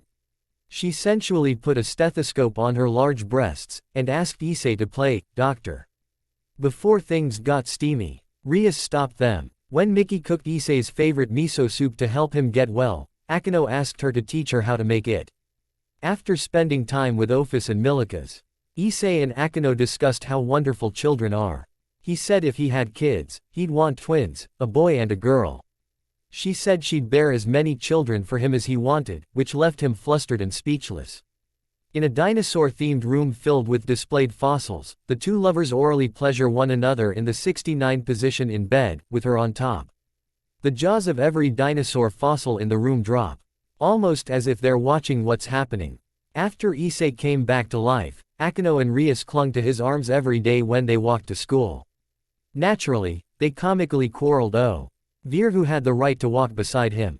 The night Rias left for Romania, Akeno snuck into Issei's bed to seduce him. Issei enjoyed the sensation of her fine, naked body. Then she confessed how sad she was when he died. Knowing how mentally fragile she is, Issei promised her he wouldn't, and asked her to live on with him. She happy cried, resolved to grow stronger with him, and reaffirmed her promise to stay with him forever. One day when everyone was enjoying the underground pool, Akeno became unpleasant when she saw Kuroka seducing Issei. Afterwards, Akeno told Issei the story of how she became Rias' first servant. Issei shed tears over what she had been through, and was so happy she and Rias have such a precious friendship. When Issei had to pretend to be Rosweis's boyfriend, Akeno was so depressed. Ravel needed to comfort her. While Akeno was still sad and jealous over Issei dating Rosweis, she smiled brightly when he promised he'd go on a date with her afterwards. Sunset in an S&M themed room. He's strapped to the bed, his wrists and ankles bound with ropes. She wears an erotic black costume and mask, and wields a riding crop. Her expression is one of excitement and masochistic joy. She's been wanting to do this to him for a long time. He sweats, gulps and gives her a sheepish smile, prepared for the best, or the worst. While Rias was away in the underworld, Akeno slept with Issei. She hugged him tightly in her sleep, and dreamed of making love to him. He was aroused by her talking in her sleep, and tightly hugged her back. When Issei woke up in the hospital, Akeno cried tears of joy. Not knowing what she would have done if he died. But then he revealed, he could no longer see women's breasts, which made them both tearfully depressed. When Issei declared his intention to fight Trihexa, Akeno accepted his decision, but sternly told him not to be reckless. Akeno lured Issei into the special room, only to be interrupted by Rias before things could get steamy. Refusing to admit defeat, Akeno Frenched Issei right in front of Rias, calling it a graduation present to herself. Again, the two naked women wrestled over Issei before the other girls arrived. Before the rating game between Issei and Barakil, Akeno spoke to them in private. She said between the two of them, she'd cheer for Issei, which made her father hilariously run off in tears. Then she put on a sad face, and told Issei how much she envied Rias for having him as her lover. Before he could say anything, she wished him luck in the game and left. He resolved to tell her how he felt.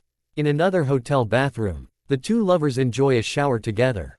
They spend several minutes passionately kissing and wrestling with their tongues as the warm water washes over them like gentle rain. Then he lovingly sucks on her voluptuous breasts, they're so big and soft, his face practically sinks into them like pudding. She digs her nails into his back, and tries her hardest to quell her screams. But she's so happy and aroused.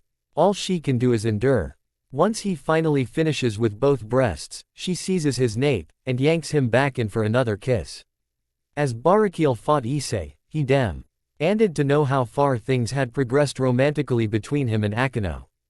Issei didn't understand why he'd ask such questions in the middle of a fight, until he realized it was a distraction to weaken him. Of course, he owes father. Barakil was testing him to see if he was good enough for her. As they continued fighting, Barakil lamented Issei for choosing Rias over Akeno. Knowing how much that hurts Akeno, Barakil demanded to know what Issei would do. In that moment, Issei remembered every moment he and Akeno shared, and realized how much he's always felt about her. He countered Barakil, saying that as a harem king, he'll take responsibility for both Rias and Akeno. He confessed his love for Akeno, and received an enormous boost of power, which he used to defeat Barakil. A few days after Akeno was made Issei's new lover, she sat next to Issei and playfully fed him dinner. Then she declared to Rias that she would be the first to bear Issei's child. One time when Issei was alone in the bathing area, Akeno crept up on him, and washed his back with a towel. As his future wife, she cheerfully embraced her new responsibilities. Before she could wash his front, they were interrupted by Ophis, Lilith and Kuno playing in the tub. One sunny day, everyone enjoyed themselves at the outdoor pool. The girls competed over which of them Issei would put suntan oil on first. Akino had graduated, and couldn't use her senior status anymore. She and the other girls were equals. Even so, she snatched him away from Zenobia in hopes of getting oiled up first. In the dead of night in a candy emporium-themed room, he sits on the lollipop bed, and watches his wife lather her naked body with whipped cream and chocolate syrup. The precious and sensual sight nearly makes him weep with joy. She smiles, and crawls onto him. The two kiss, cuddle, rub the syrup and cream over each other's bodies, and take turns licking it off. While Akino was battling Zubaji, she recalled Issei telling her about his masochistic personality, which gave her insight on how to defeat him. Issei visited Akino when she, Rias and their university friends were enjoying themselves at a cafe. Rias introduced him to them as hers and Akino's boyfriend. Akino assured Issei that she hypnotized their friends to prevent any misunderstandings. She proudly boasted to her friends about having a younger, dependable man for a boyfriend. Later, while Issei and Akino were alone, she advised him how to handle Rosweis's forced marriage situation, recalling how he handled the same situation involving Rias. During a group picnic, everyone shared stories of the times they've been saved by Issei. Akino told Rosweis about how he saves her all the time, and encouraged her to be honest about her feelings regarding him.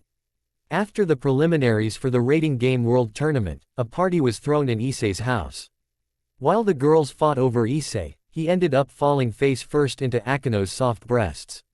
She responded with elation, and nearly hugged him before he was yanked away by the girls again.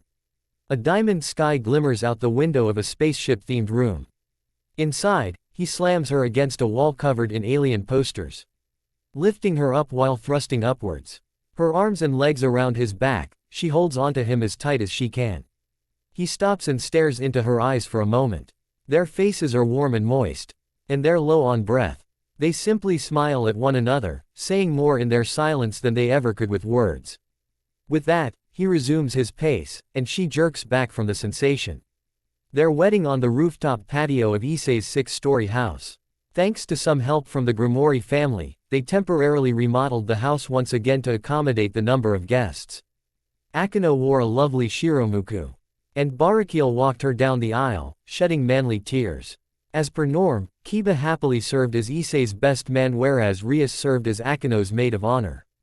And the head of the Himahima clan Suzaku served as officiator. Barakiel shook Issei's hand, received a kiss on the cheek from Akino, and stepped aside.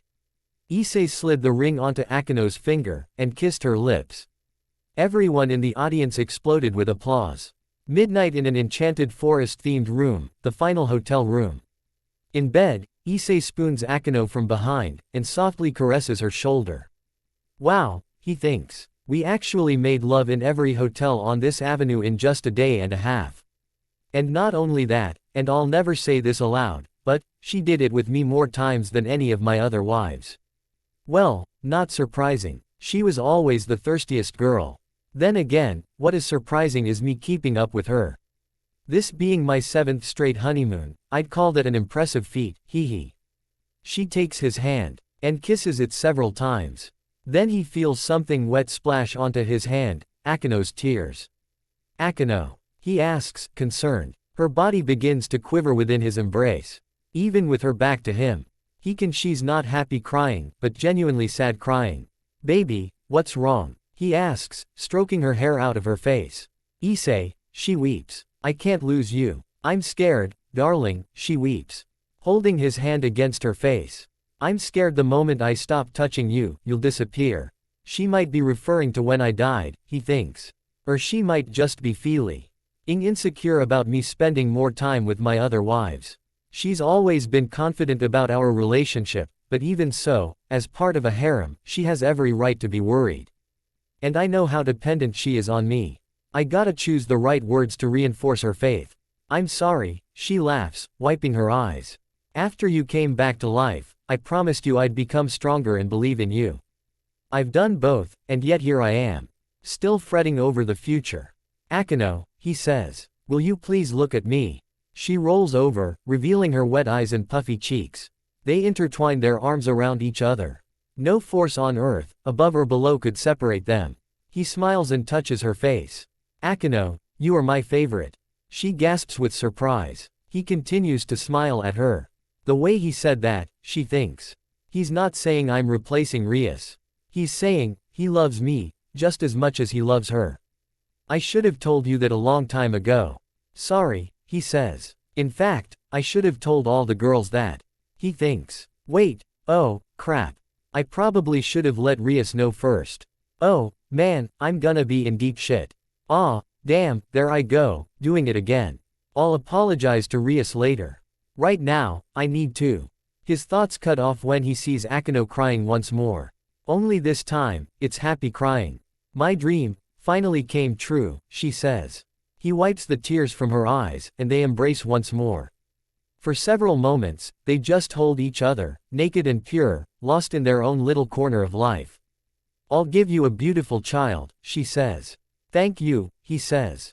How about we start now? She teases. Wait, what? He asks. Her seductive side kicking in again, she climbs atop ISSEI. But before either of them proceed, they both grunt in pain. They've made love so many times. They're too sore and dry to go again. A second later, they erupt with laughter. Era, this is awkward, she laughs. No shit, he says. I'm sorry, ISSEI, she says, enveloping him with her body. This is the best I can do for now. He envelops her back. You kidding? There's nothing I enjoy more than a gorgeous, naked woman, one whom I love and who loves me back, laying on top of me. Era, she says. Then I promise to do so for the rest of my life. Same here, he says. They both touch each other's cheeks. I love you, Akino. I love you too, my darling.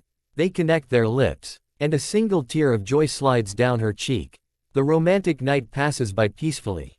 A warm sun, a clear blue sky, a pair of birds fly past the Orc building. The lovely and elegant Rias Grimoire stands by the window, staring off into the horizon. A commotion from down below seizes her attention. Down on the front lawn, three perverted boys under a tree discuss lewd subjects such as women's clothing and breast sizes. As two of them talk among themselves, the third feels a presence, and looks up. The boy locks eyes with Rias. Ellipsis. The spark of a new sensation surges throughs never felt before. The beginning of the rest of her life. As she locks eyes with the adorable albeit clueless boy, without her realizing it, her mouth curves into a tiny smile. Another warm sun. Another clear blue sky. Another day. Up on a hilltop beneath the shade of a tree, ISSEI and Rias, wearing casual clothes, have a breakfast picnic while enjoying a breathtaking sight of the bustling city of Tokyo. She sits on her knees. And he lays his head on her lap. As they enjoy the view together, she plays with his hair. Then she snags a breakfast sandwich from the basket, and feeds it to him. Here you go, dear husband, she says. Why, thank you, dear wife, he says, taking a bite out of the sandwich. As he chews, he notices Rias gazing at him, which makes him bashful. What? He asks. Nothing, she says, smiling. It's only natural for a woman to stare at the man she loves. Yeah, I guess it is, he says. And you'll get 2 whole days to stare. And you'll get 2 whole days to stare back, she says. Then she puts on her usual, seductive expression while displaying her massive breasts right above his head for him to ogle. Well, not just stare, she says. ISSEI gulps down the rest of his sandwich. Not just stare, he thinks whilst aroused. I like the sound of that. Speaking of, we should probably get going, she says. Huh, already? He asks. ISSEI, don't tell me you've already forgotten. She says. ISSEI looks at his watch, and bolts up from his lap pillow. Oh, shit, he replies. You're right, we should get going. She stifles a giggle as they clean up their picnic area. That's right, thinks ISSEI. For our honeymoon, Rias wanted to steer clear of the underworld. Definitely for the best. Down there, we'd be swarmed by thousands of fans, and never get a chance to make love. No, not getting to make love to Rias is a big no-no. Instead, she told me about some book she read about some guy who traveled the world in 80 days. Sounds like a good read. Anyway, Rias said she always dreamed of doing the same, but wanted to do it in just 1 day.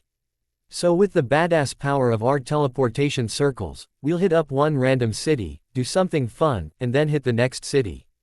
All while staying ahead of the sun. Not to mention, she wants us to be back home by sunset, sort of like a game. And once we get back, hee hee. Rias stares at him getting a nosebleed. She knows exactly what he's thinking, smiles and shakes her head at him. Some things never change, she thinks. But that's fine. I love him just the way he is. And I always will. Issei, she says, snapping him out of his perverted thoughts. Oh, my bad, he says, wiping his nose. They finish cleaning up the picnic area. All right, that should do it, she says.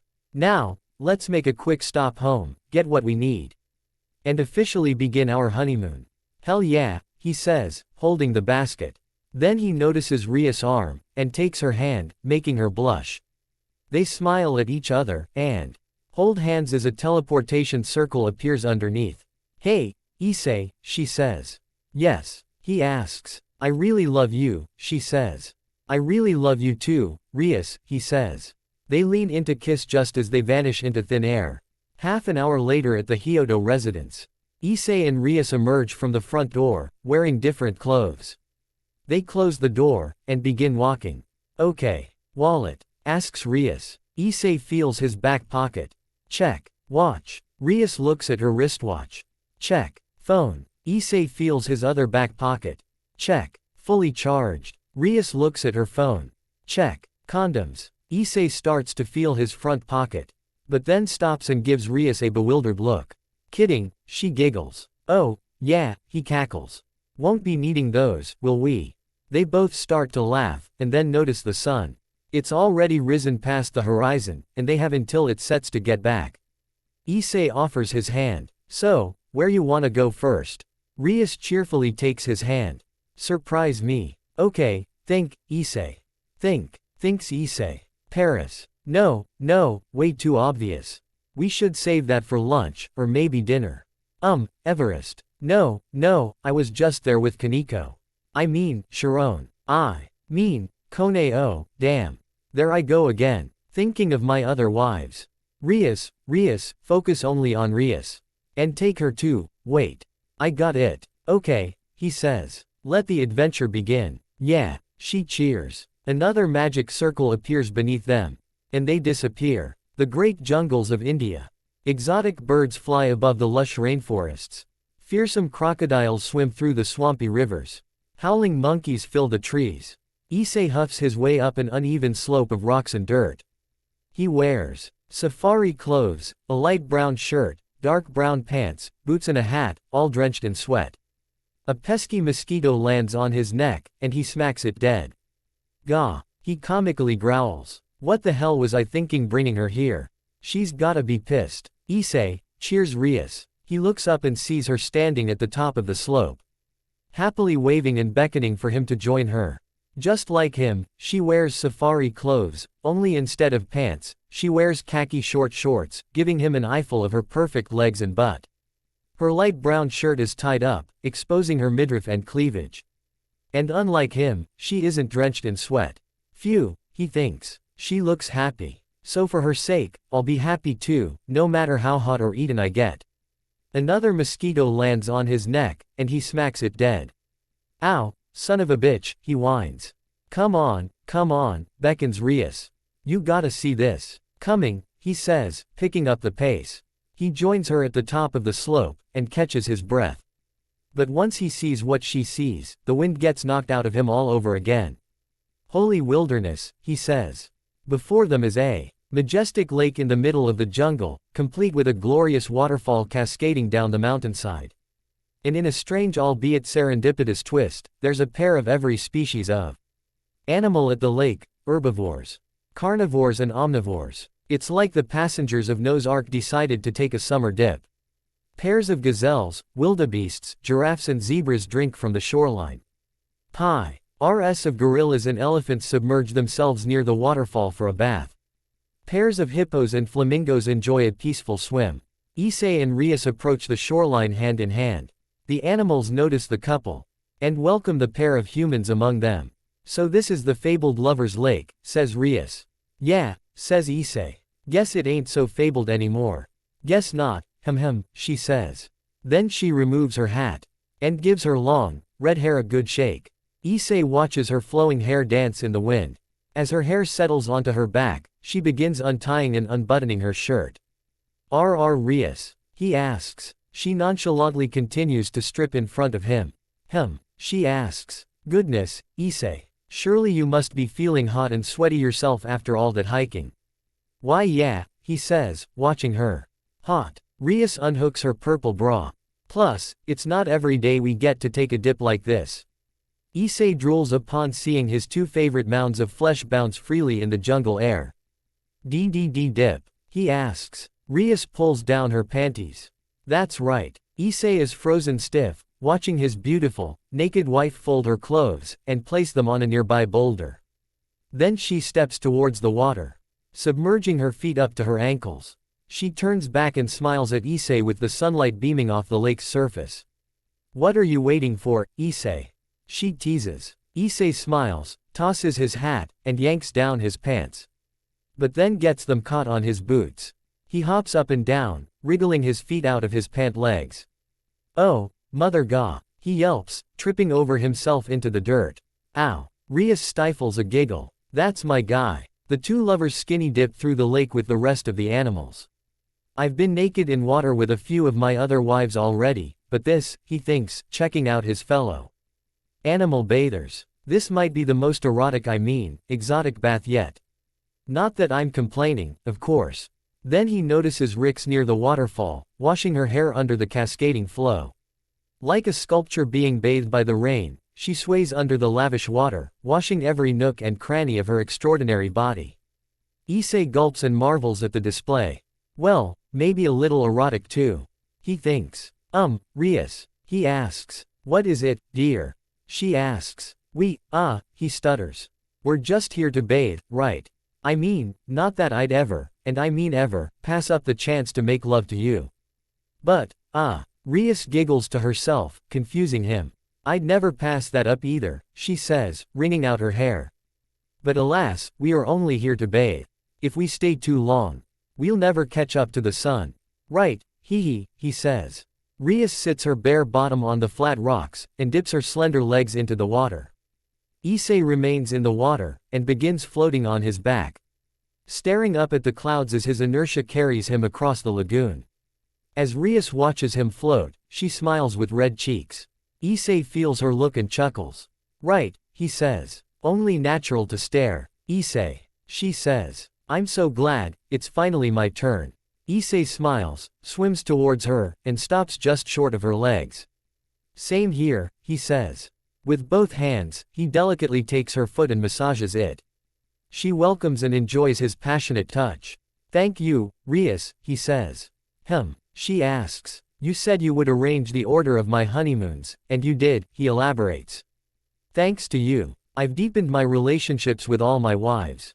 I'm more closer to them now than ever before. I'm really happy, all because of you. Truly, thank you." "You're welcome," she says. "But don't sell yourself short, Issei." He asks. "I said I'd arrange the order of the honeymoons," she replies.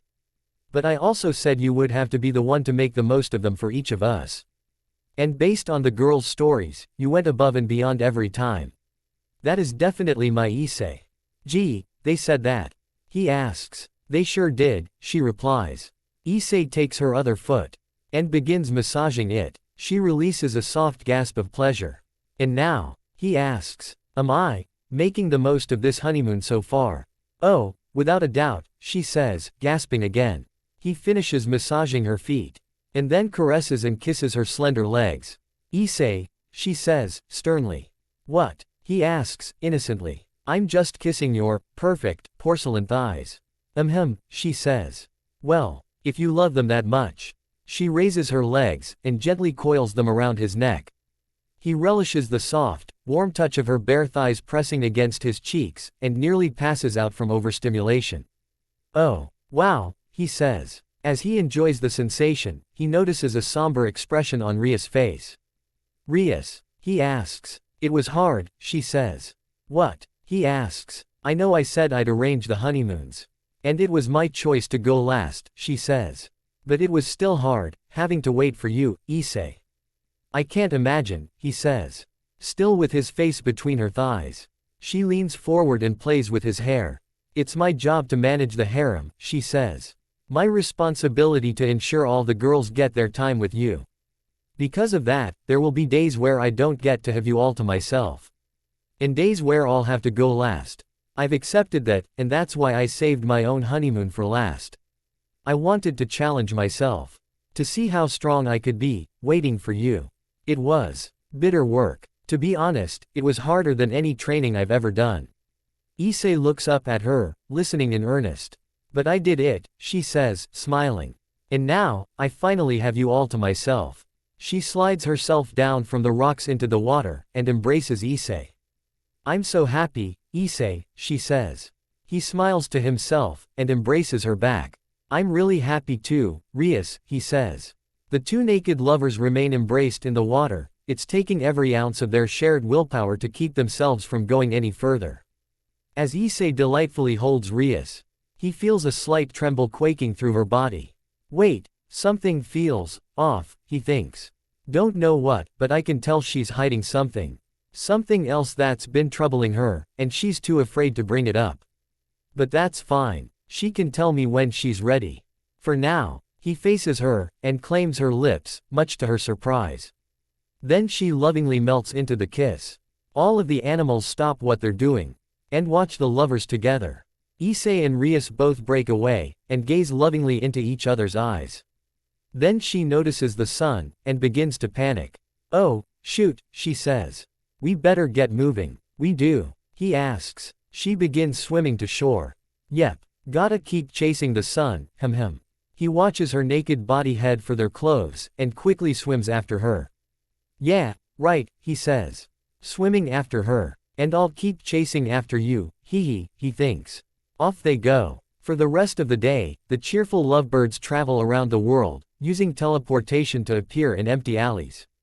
Hitting up one place after another whilst chasing the sun, they ride the London Eye wheel together, marveling at the incredible city sights. They explore the interior ruins of the Colosseum. Then they dress up with fake armor and wooden swords, and play gladiators. My beloved ISSEI. They ascend the slopes of the pyramids. While Rias does so easily, ISSEI's on all fours, struggling to climb up after her. She can't help but giggle at his plight. They nearly enter the English Gardens in Munich, where more than half the patrons are naked. But Rias yanks ISSEI away, not wanting him to be distracted by all the nude, voluptuous women. Do you know when it was I first fell in love with you? They race on ATVs across the African Serengeti. A dazzle of zebras race alongside them. They take selfies atop the Eiffel Tower. As it sways, Rias loses her footing and nearly collapses, but ISSEI quickly loops his arms around her waist, catching her. Her smiling cheeks blush crimson. And she devours his face with grateful kisses in front of the other, awestruck tourists. The training retreat before our match against Riser. That night in the gazebo, you told me you liked me for who I am. Not the president of the Occult Research Club. Not the heiress to the Grimoire household. You liked me, Rias. Just plain old Rias. And that made me so happy. They swim through the underwater caverns of Guatemala. Rias swims in front of ISSEI, deliberately giving him an eyeful of her amazing body in her micro bikini. Blood trails from his nose as he swims. They ice skate across a frozen Antarctic lake. ISSEI shows off some surprisingly impressive moves, much to Rias' pleasure. But then, he hilariously falls through the ice, and she quickly pulls him out. During the game, I was so scared Riser was going to kill you. I didn't want to lose the match, but losing you would have been so much worse. My body just acted on its own, and I threw myself in the way. I gave up everything to save you. A choice I've never once regretted. And it wasn't long before you saved me back. They play mini golf on a cruise ship sailing across the Mediterranean. ISSEI's golf ball keeps getting blocked by a rotating windmill. And Rias comically restrains him from destroying the windmill with his putter. They share a hot plate of chow mein noodles atop the Great Wall of China while watching the sunset. As they eat, they reenact the iconic kiss from Lady and the Tramp. If it wasn't for you, I'd be married to Riser right now, and be miserable for the rest of my life. But you saved me, Issei. And in that moment, you stole my heart. They party through the red light district of Amsterdam. Issei is nearly led astray into a live sex show, but Rias yanks him away by the ear. As sunset approaches, they stargaze the first couple of stars from atop the Griffith Observatory. A shooting star zooms by, and Rias closes her eyes to make a wish. When Issei asks what she'd wish for, she whispers it in his ear. And his aroused face erupts with steam. I could go on forever. There's just no limit to how much I love you, nor how you said you loved me. You are my world, Issei. And it's okay if our time together is brief. Just like the stars, everything burns brightly for a few moments before fading away. So let's burn the brightest we can, together. On a starlit night, the two lovers walk hand in hand through the busy streets of Akihabara. They've achieved their goal, and made it back before sunset. Wow, says Rias, enjoying the sights. Gotta say, honey, says Issei. Despite hitting up all those spots today, there's truly no place you love more than Japan, is there? Well, of course, she replies. After all, this is where I met you. Issei's cheeks flush red, and he scratches his cheek whilst smiling. She really is amazing, he thinks. To think, we actually went around the world, and made it back before the day ended. But even after all that, she still has the energy to walk around Japan. They continue to walk and talk on the sidewalk, passing random civilians. I'm sorry, Issei, she says. Huh? He asks. Where'd that come from? And for what? For seducing and using you so many times, she says. I know it's late, like really late, but I still think I owe you an apology for all that. Rias, he starts. I once tried making love to you just to get out of marrying Riser, she says. And then once more in the sauna that day, trying to get you to like me as more than just the president. That was wrong. Issei clenches her hand even tighter. Rias, you've got nothing to apologize for. And no reason to keep carrying that shit with you after all this time, he whispers. I mean, if you wanna throw your body at me, I'm sure as hell not complaining, hee. Besides, that was a long-ass time ago. That's very kind of you to say, she says with a sad smile. But still, instead of using my words, I forced myself onto you without any consideration of how you felt. I'm so sorry, Issei. They come to a stop at an intersection, waiting for the light to change. Issei rubs his nape, unsure of how to improve her mood. Listen, can I ask you something? He asks. What is it? She asks. Well, he says, taking a breath, there were times when I felt like I didn't deserve you. She gasps, astonished he would ever say or think such a thing. Were there ever times when you felt the same? He asks. The light changes, and the civilians next to Issei and Rias begin to cross. But the two of them stay right where they are on the curb. Yes, there were, she says. I love you, Rias, he says. She gasps again, taken aback by his sudden confession. And regardless of what occurred in the past, I still would have fallen for you, he says with a heartwarming smile. There's nothing to forgive, so please don't feel bad. I love you so very much. Rias takes a moment to catch her breath, process his sweet words, and return the smile. Oh, Issei, she says. Thank you. I feel exactly the same. Cool, he says. Then they both notice the light about to end. Oh, crap, he says. Rias leaps off the curb, and pulls him along. Come on, we can make it, she says. They both laugh as they hightail it across the street. I have often wondered, thinks Rias. Maybe Kiba or some other man might have saved me from Riser that day. But even if that happened, I don't think my heart would have wavered for them. I truly believe that I still would have ended up falling in love with Issei Hyodo, no matter what. I've witnessed his kindness towards others firsthand, and every time I do, it's like I'm falling in love with him all over again. My dear Issei, you absolutely deserve me. And I know I deserve you too. I won't ever doubt that again. Later that night in the park, the two lovers continue walking hand in hand. While Issei appears determined, Ria's face fills with somberness. She stops walking, which causes him to stop. Rias, he asks. Issei, are you sure about this? She asks. We could just head home. Issei takes both her hands and smiles at her.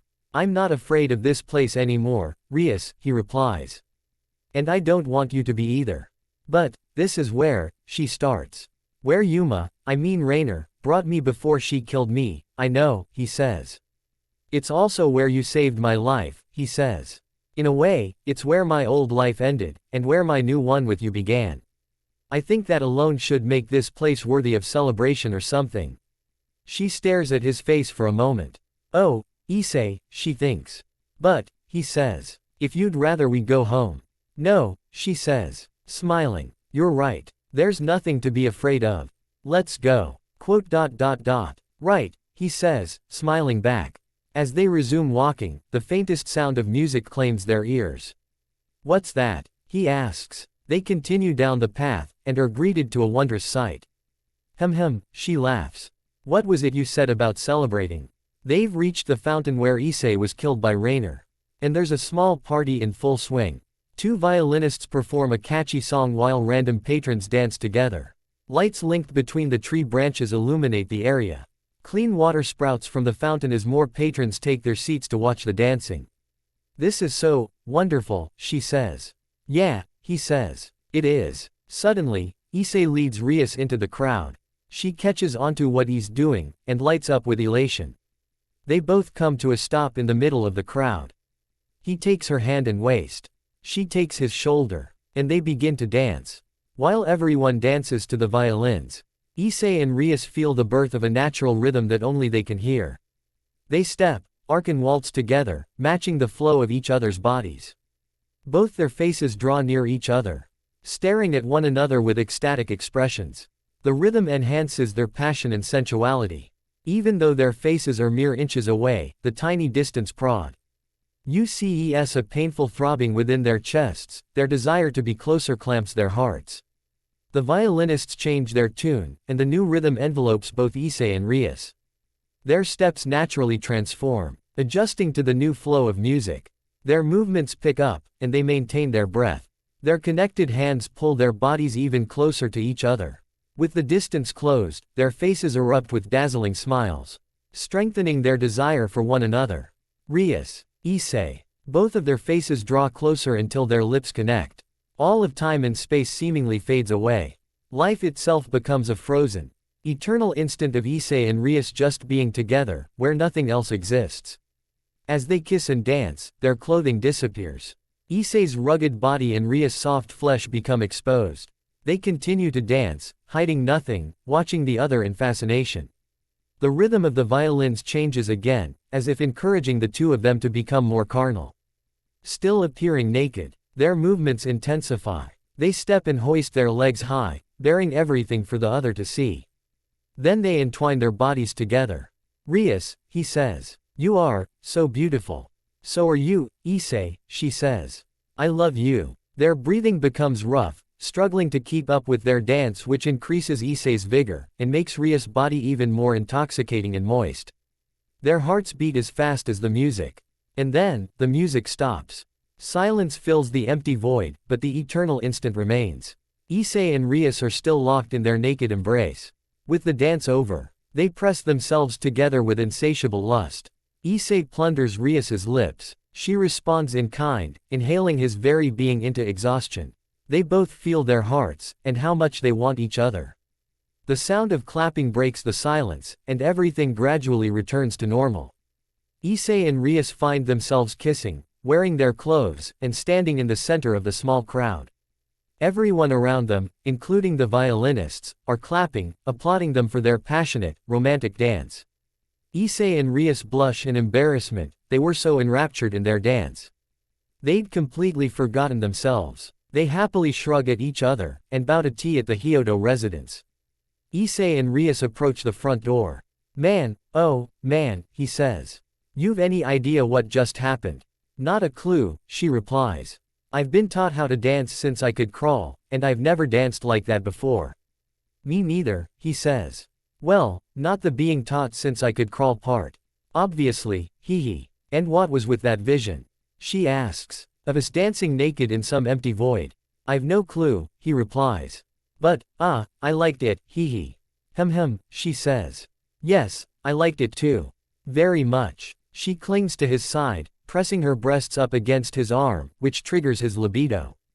But as they reach the front door, they both become silent and nervous.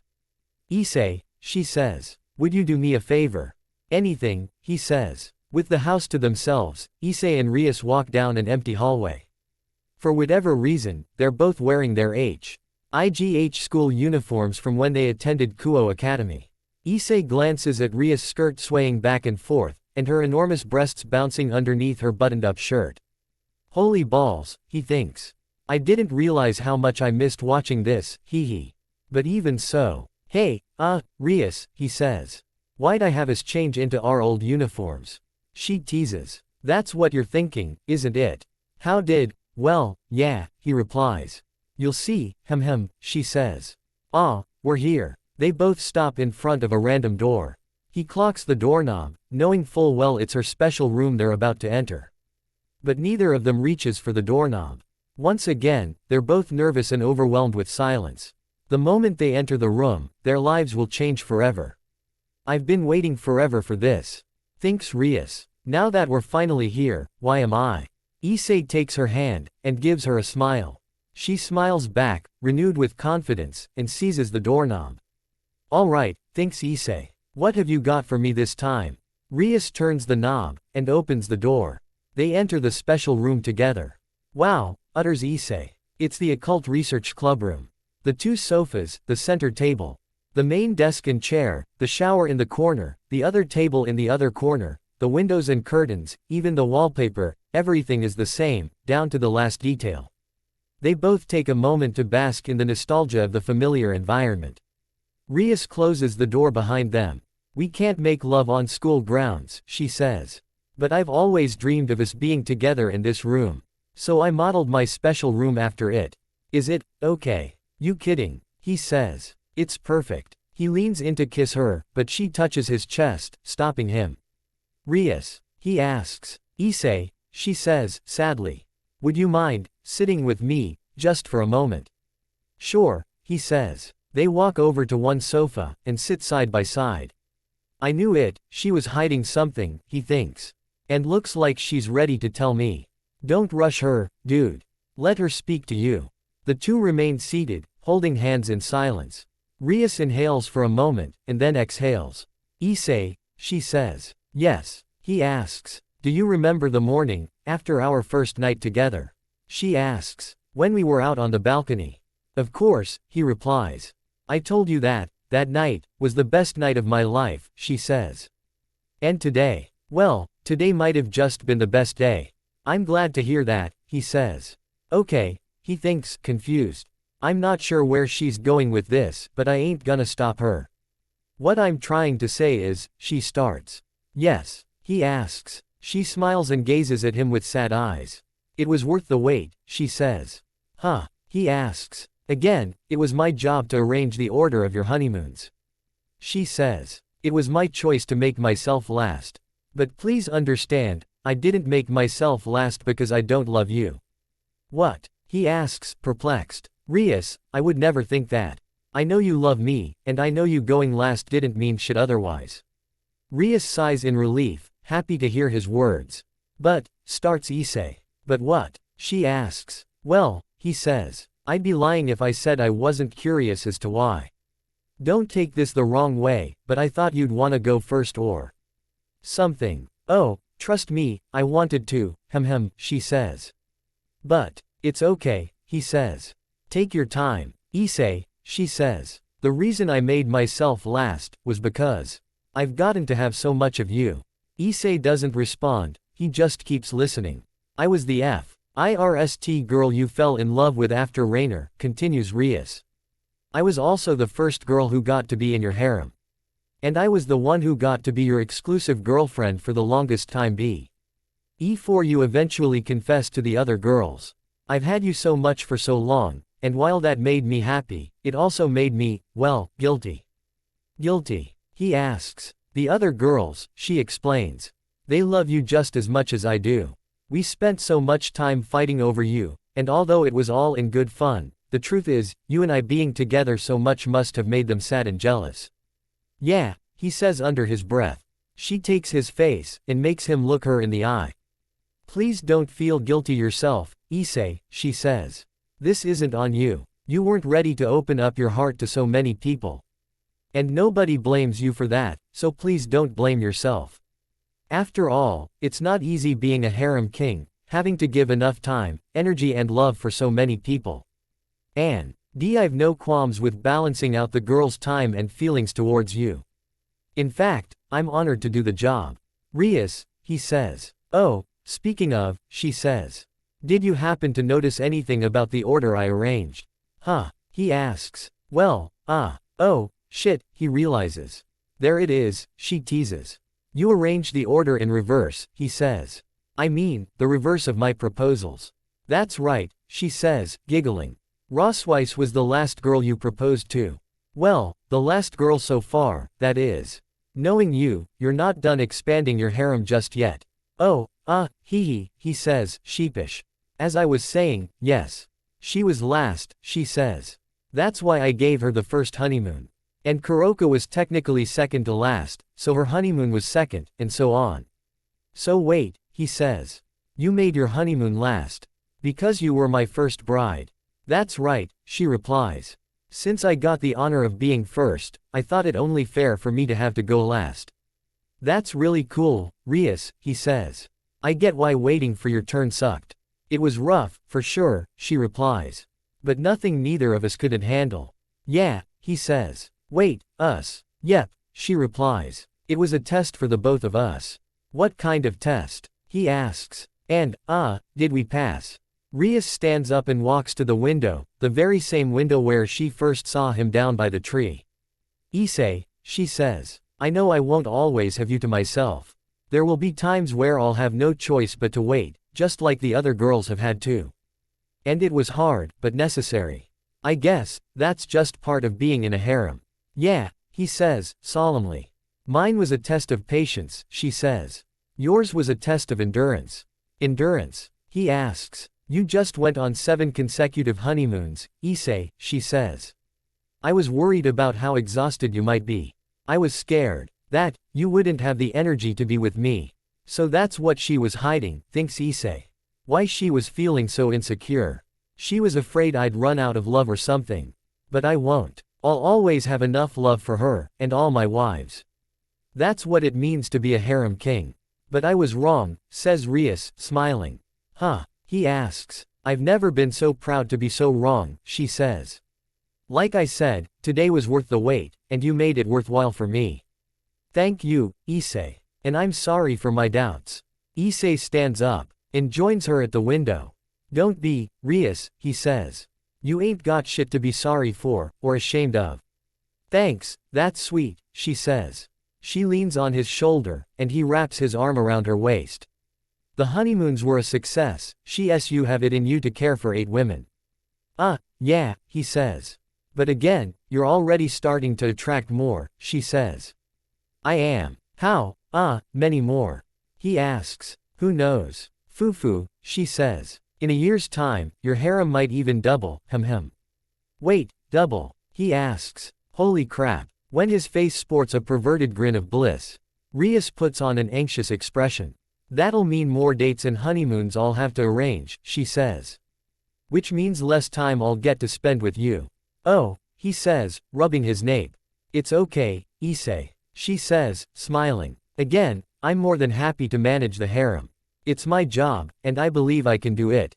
And if these last few days away from you have taught me anything, it's that no matter how much time we spend apart, we'll always come running back to each other.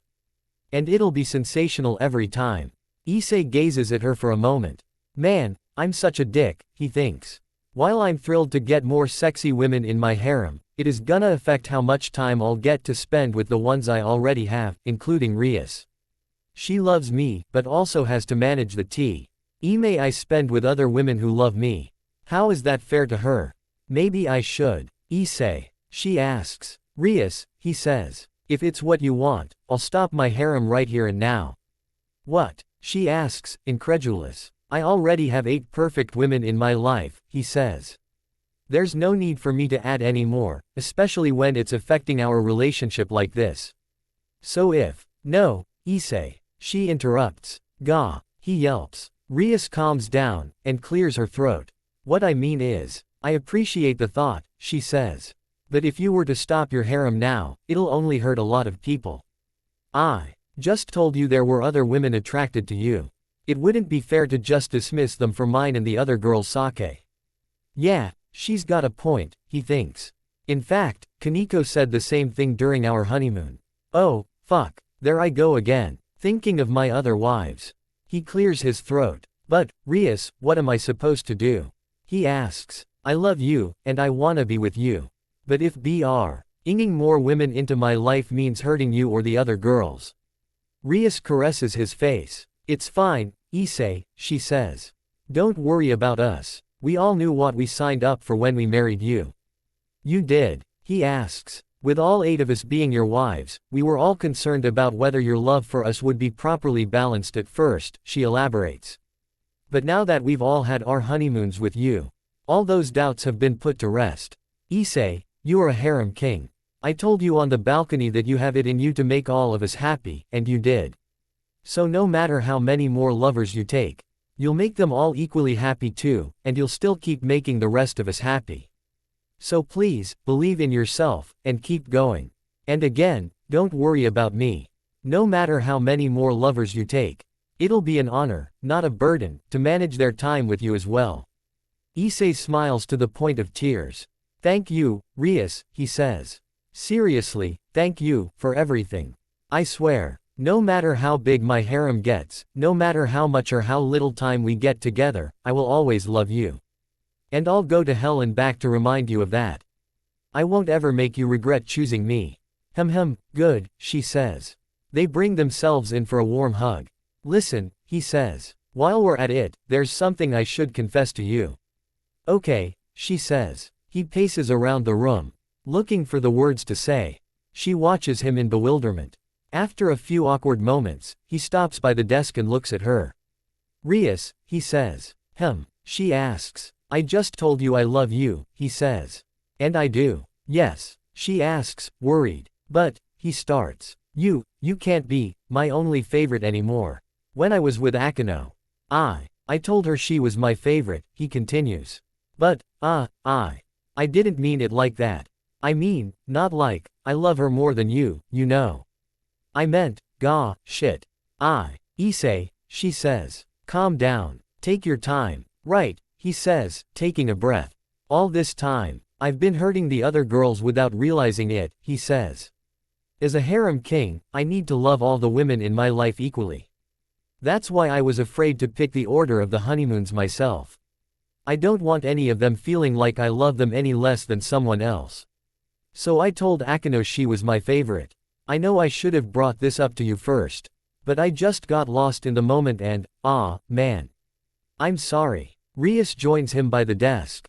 Once again, she takes his face, and makes him look at her. To his surprise, her eyes are sparkling, and her smile fills up her face. You finally did it, she says. Wait, what? He asks. You're not pissed at me. Why should I be? She counters. You told Akano she's your favorite, right? Yeah, he replies. That just means you love her more than you did before, that you love her as much as you love me, she says. It doesn't mean you love me any less, does it? What? Hell no, he replies. I could never love you less than I do. Now, if anything, I love you even more than I did before. And I'll keep loving you more and more every day. That makes me so happy, she says, blushing. And I am overjoyed to hear you'll love the other girls more too. This confirms that you've got nothing to worry about, Issei. You'll love all of us equally. So go ahead. If you haven't already, tell all your wives they're your favorites too. I promise they'll be just as overjoyed as I am. Issei smiles as widely as she does. Okay, he says. I haven't told them yet, but I will. From now on, you'll all be my favorites. As usual. Rias yanks his face in between her breasts.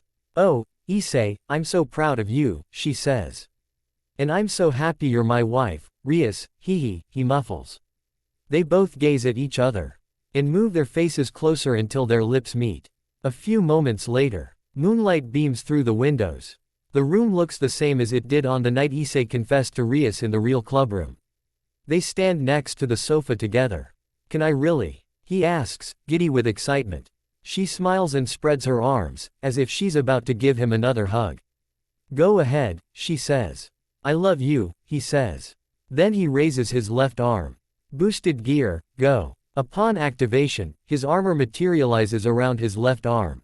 Then he gropes the middle of Ria's chest, making her swoon. He conjures a magic circle onto her chest. And then with his armored hand, he snaps his fingers.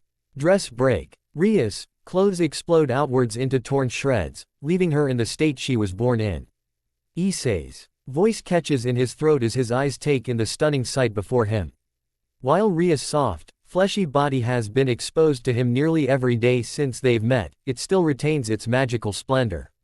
ISSEI, she says, softly reminding him. Huh? He asks. Oh, right. He touches his own chest, conjures another circle, and snaps his fingers again.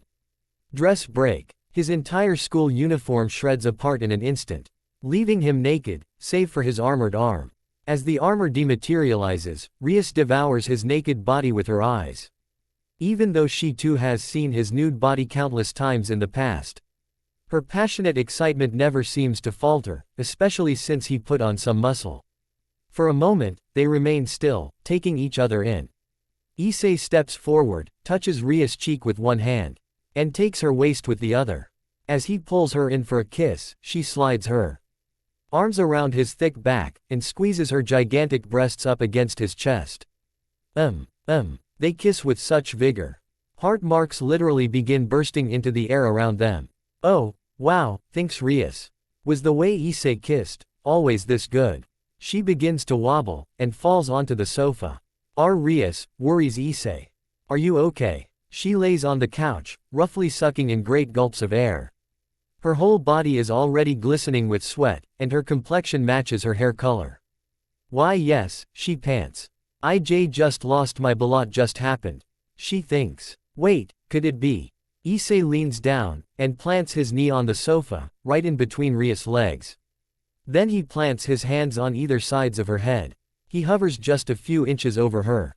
Wait, she thinks. He wasn't just going on honeymoons with the other girls, he was kissing them too. And making sweet love to them. So that means, with every honeymoon, was he getting better each time? Almost like it was training. Which means, because he's been with so many girls before me, how amazing will it feel when he... The room is silent. The only sound is the pounding of their hearts. Oh, no, thinks Rias.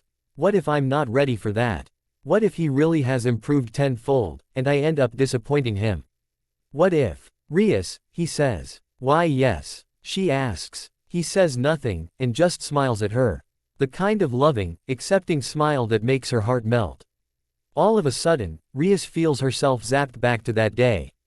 The day she first laid eyes on ISSEI down by the tree, and the new sensation that surged through her body when she saw him.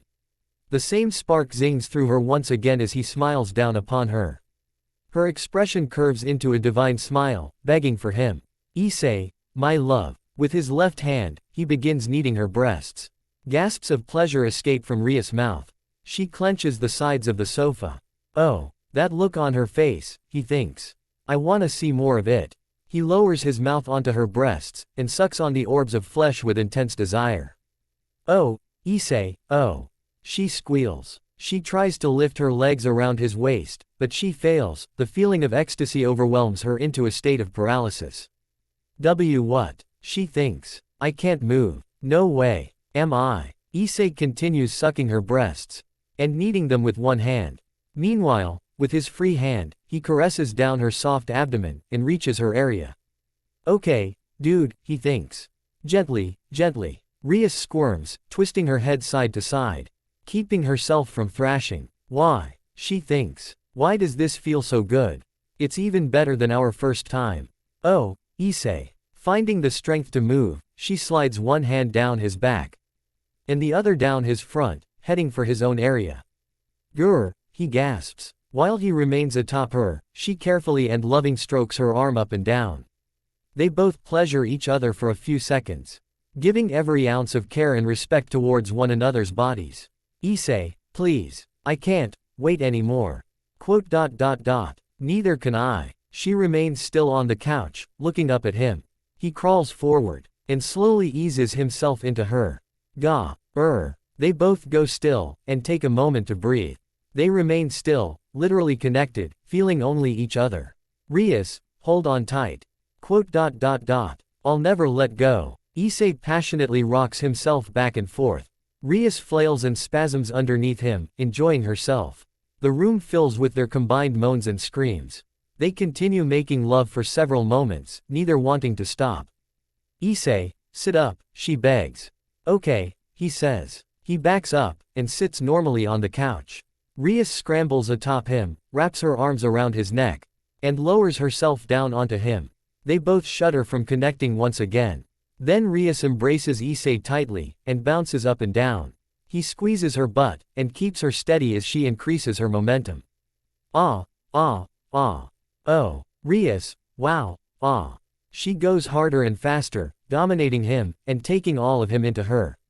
Issei, oh, Issei, my Issei. Rias, Rias. He grits his teeth, and jerks his head back onto the cushion. She grips his shoulders, arches her spine back in a reflex, and screams her lungs out. She drops her chin onto his shoulder, hugging him and hyperventilating. He hugs her tightly, breathing just as hard as he gently scratches her back. They remain on the couch together, waiting before they inevitably go again. The two stare longingly at one another. Tears of joy begin to form in both of their eyes. They smile and resume hugging, absorbing each other's warmth as their tears fall. I waited, she thinks. I waited for this for so long. It's finally here, and I'm so happy.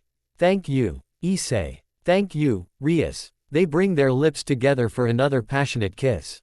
As they begin to make love, all the moments and memories between them flash before our eyes. On that fateful night in the park, Issei laid by the fountain in a pool of his own blood, awaiting death's release. But then, Rias appeared before his eyes. Bathed in a radiant light as crimson as her hair. The first time they officially met, Issei woke up naked in bed, thinking everything that occurred with Yuma was just a strange dream. But then he found Rias naked in bed with him. After he hilariously misunderstood the situation, she happily introduced herself to him, and claimed herself to be his master. After finishing a job together, ISSEI failed to enjoy his reward of touching Rias' bosoms. So instead, she hugged him in front of the other orc members. His brain froze, and his heart enjoyed her warmth. One night during the training retreat, they were alone at the gazebo together. He told Rias he liked her just the way she was, which made her heart skip a beat. In the moonlit clubroom, the naked lovers fiercely kiss as they stumble over to the desk. He picks her up, swipes everything off the desk, lays her down on the desk, and climbs atop her. She yanks his whole body down onto hers, and he slides himself into her. They make passionate love atop the desk. During the raiding game against Riser, Rias watched Issei get beaten to a bloody pulp by Riser, but he never gave up. He stood and kept fighting over and over again, even while unconscious. Rias stopped the fight to save Issei's life, and tearfully praised him. After Issei defeated Riser and promised to protect Rias from any more forced marriages, she gave him her first kiss atop the griffin they were riding. He was stunned, and she was happy. While alone in Issei's room, they talked about how happy they were to have met, and about potentially raising her future son. Then she surprised him with their second kiss. It was more sensual than their first, and would have gone even further before Asia intervened. After Issei was thrown into the women's bath by Azazel, he found himself in paradise upon seeing his naked female companions, all of whom were happy to see him too. After Akino hugged his front, Rias clung onto him from behind, gluing her naked body onto his, stimulating him with her breasts on his back. As the two seniors fought over him, he passed out from enjoying his role as the middle of a breast sandwich. She sits naked in her chair, clinging onto the armrests while he's crouched under the desk with his face in between her thighs. She screams with delight and thrashes around as if she were riding a roller coaster. During a meal break from training with Tannen, Issei enjoyed delicious rice balls prepped by Rias. He thought about how lucky he was to be her servant, to live with her, and to love her. When Issei saw Kaneko disappear from he underworld party and chased after her, Rias chased after him. He asked how she knew he left. She smiled, and said it was because she was always watching him. When everyone left the Gregory household, Rias' parents asked Issei to take care of their daughter, which made her turn red and cute. Issei promised them he'd protect her. One night, they shared a bike ride home together. She held him from behind. He enjoyed her breasts on his back. When they got home, the girls all wore erotic outfits for Issei, prompting Rias to do the same. When Issei practiced for a television speech in the mirror, Rias hugged him from behind. Then she comforted him concerning Asia, and said he didn't have to protect her alone, they could do it together. He cried, and she hugged him tighter. He grabs her soft buttocks with both hands, and she jumps, wrapping herself around him. As they devour each other's faces with kisses, he slams her against the wall behind the desk, in between the portraits. She bites onto his shoulder, he powerfully thrusts. They slam onto the wall so many times, the portraits fall off and break. While Issei and his friends were escorting Odin around Japan, they were ambushed by Loki. During the battle, Issei protected Rias from Loki's giant wolf, Fenrir, but took a fatal blow in the process, which made her scream. One night before an upcoming battle, Issei was in bed with Rias and Asia, unable to sleep. Still awake herself, Rias helped him relax by making him grope her chest. Then she listened to what he had to say, and comforted him with words of kindness and encouragement. Finally, she kissed him. And he promised to become stronger. One day, Issei and Rias underwent a series of trials arranged by Searsex to test their love and marriage compatibility. Issei was oblivious about the purpose of the trials, but was nonetheless overjoyed when he and Rias both passed. She herself was just as delighted. Afterwards, they flew back home on the same griffin they rode after he saved her from Riser. While visiting the Grimoire estate, Milikas asked Issei if he was still going to keep referring to Rias as president until she graduated. He thought about it, and realized he longed to call her by her name. Before Issei left for his school trip to Kyoto, Rias surprised him with a goodbye kiss. He was completely shocked, and she said she could now bear being apart from him for so long. She bends over the desk, laying her enormous cleavage atop the wooden surface. He positions himself behind her, and takes her. He starts off slow, and then gradually builds his rhythm. Both of them fail to contain their howls of emotional and physical fulfillment. During his match against Saraorg, Issei transformed into his queen state, and confessed his love for Rias in front of her and the entire underworld. Rias' face became redder than it ever had. While alone in the clubroom during the school festival, Issei addressed Rias by name for the first time, promised to protect her forever, and confessed his love for her. She shed endless tears of joy, happy he finally called her by name, admitted how happy she felt when he confessed during the game, and confessed how she loved him more than anyone else. But before they kissed, they were comically interrupted by their eavesdropping friends. After becoming Issei's girlfriend, Rias became much more affectionate with him every night before bed. She was also declared the legal wife by the other girls, and they allowed her the sole honor of getting to make his bento box lunches every day. When Miki asked Issei when she'd see her grandchild, he hilariously said he didn't want to think about that, and only wanted to focus on being with Rias because he was happy with her. She became red, and confessed how happy she was to be with him as well. During the battle against Siegfried, Issei and Rias channeled their love for one another to create a powerful attack that decimated the enemy army of Grim Reapers. As Issei succumbed to Samael's curse, he thought about all of his friends. His last thought was of Rias, of how much he loved her, and how glad he was to have told her that before he died. When Rias realized Issei was dead, she slipped into a daze while standing. Bright sunlight from the second morning fills the special room. The two lovers are on the carpet, with her straddling him. She rides him slowly, delicately savoring every ounce of his body, refusing to rush. His rough hands caress up her soft frame, claim her breasts, and knead them gently. They beam at each other with smiles of pure bliss.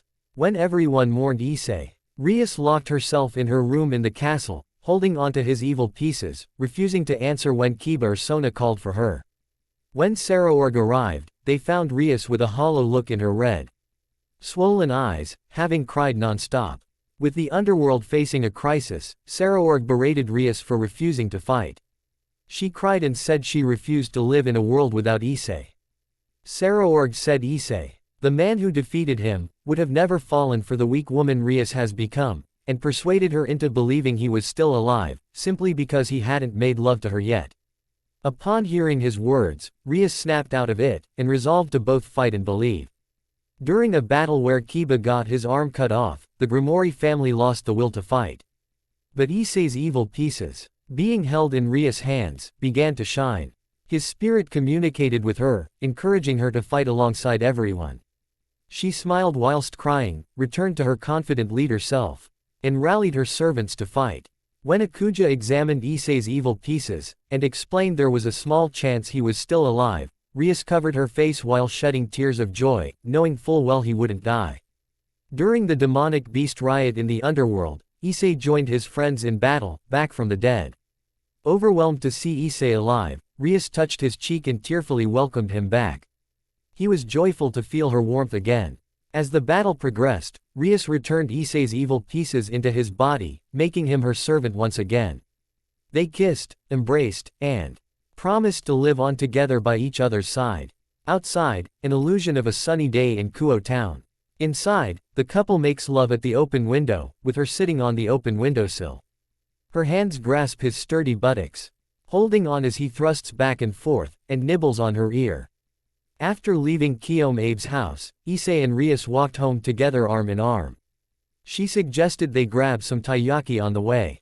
He was happy to get to have a taiyaki date with her. When Issei was sick, Rias wore a nurse's costume for him. Seeing her dressed like that, his pulse increased, and he felt pain in his chest which wasn't from his illness. Along with Asia, she fed him soup and water. When Mickey cooked Issei's favorite miso soup to help him get well, Rias put on a serious expression, and asked her how to make it. When Milikas visited Issei's home, he asked Issei to call him by name just like he does with Rias. Issei thought of how much he loved Rias, and how he could call her by name because of how close they were. Realizing Milikas wanted the same, Issei granted the boy's wish. After Issei came back to life, Rias and Akino clung to his arms every day when they walked to school. Naturally, they comically quarreled over who had the right to walk beside him. While Azazel drove Rias and Kiba through Romania, he teased her about her husband. She admitted she worried about the fair girl seducing Issei while she was away, but she was prepared for it. As he was the man she loved, she accepted everything, including how much larger his harem would grow. Scores of plates with Alf-eaten food and treats litter the center table. On the first sofa, she mounts him, and drizzles her massive breasts with honey. He gulps, opens his mouth, and helps himself to the sweet nectar oozing all over her cleavage while she lovingly strokes his hair.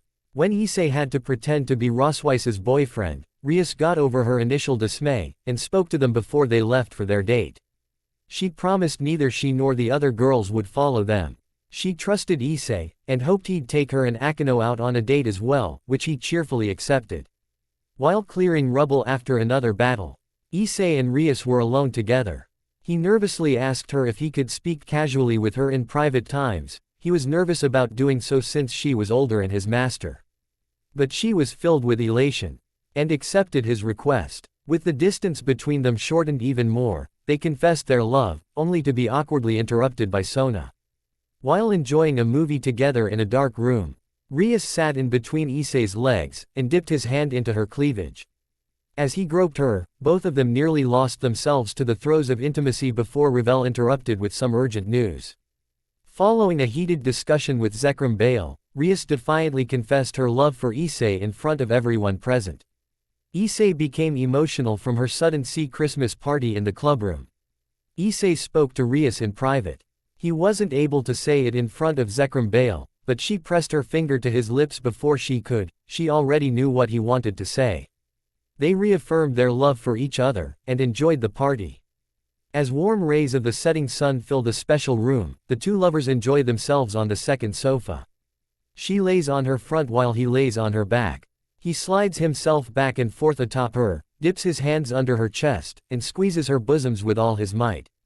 She bites into the cushion and grips the holster in front of her with both hands, enjoying every moment of him sharing his body.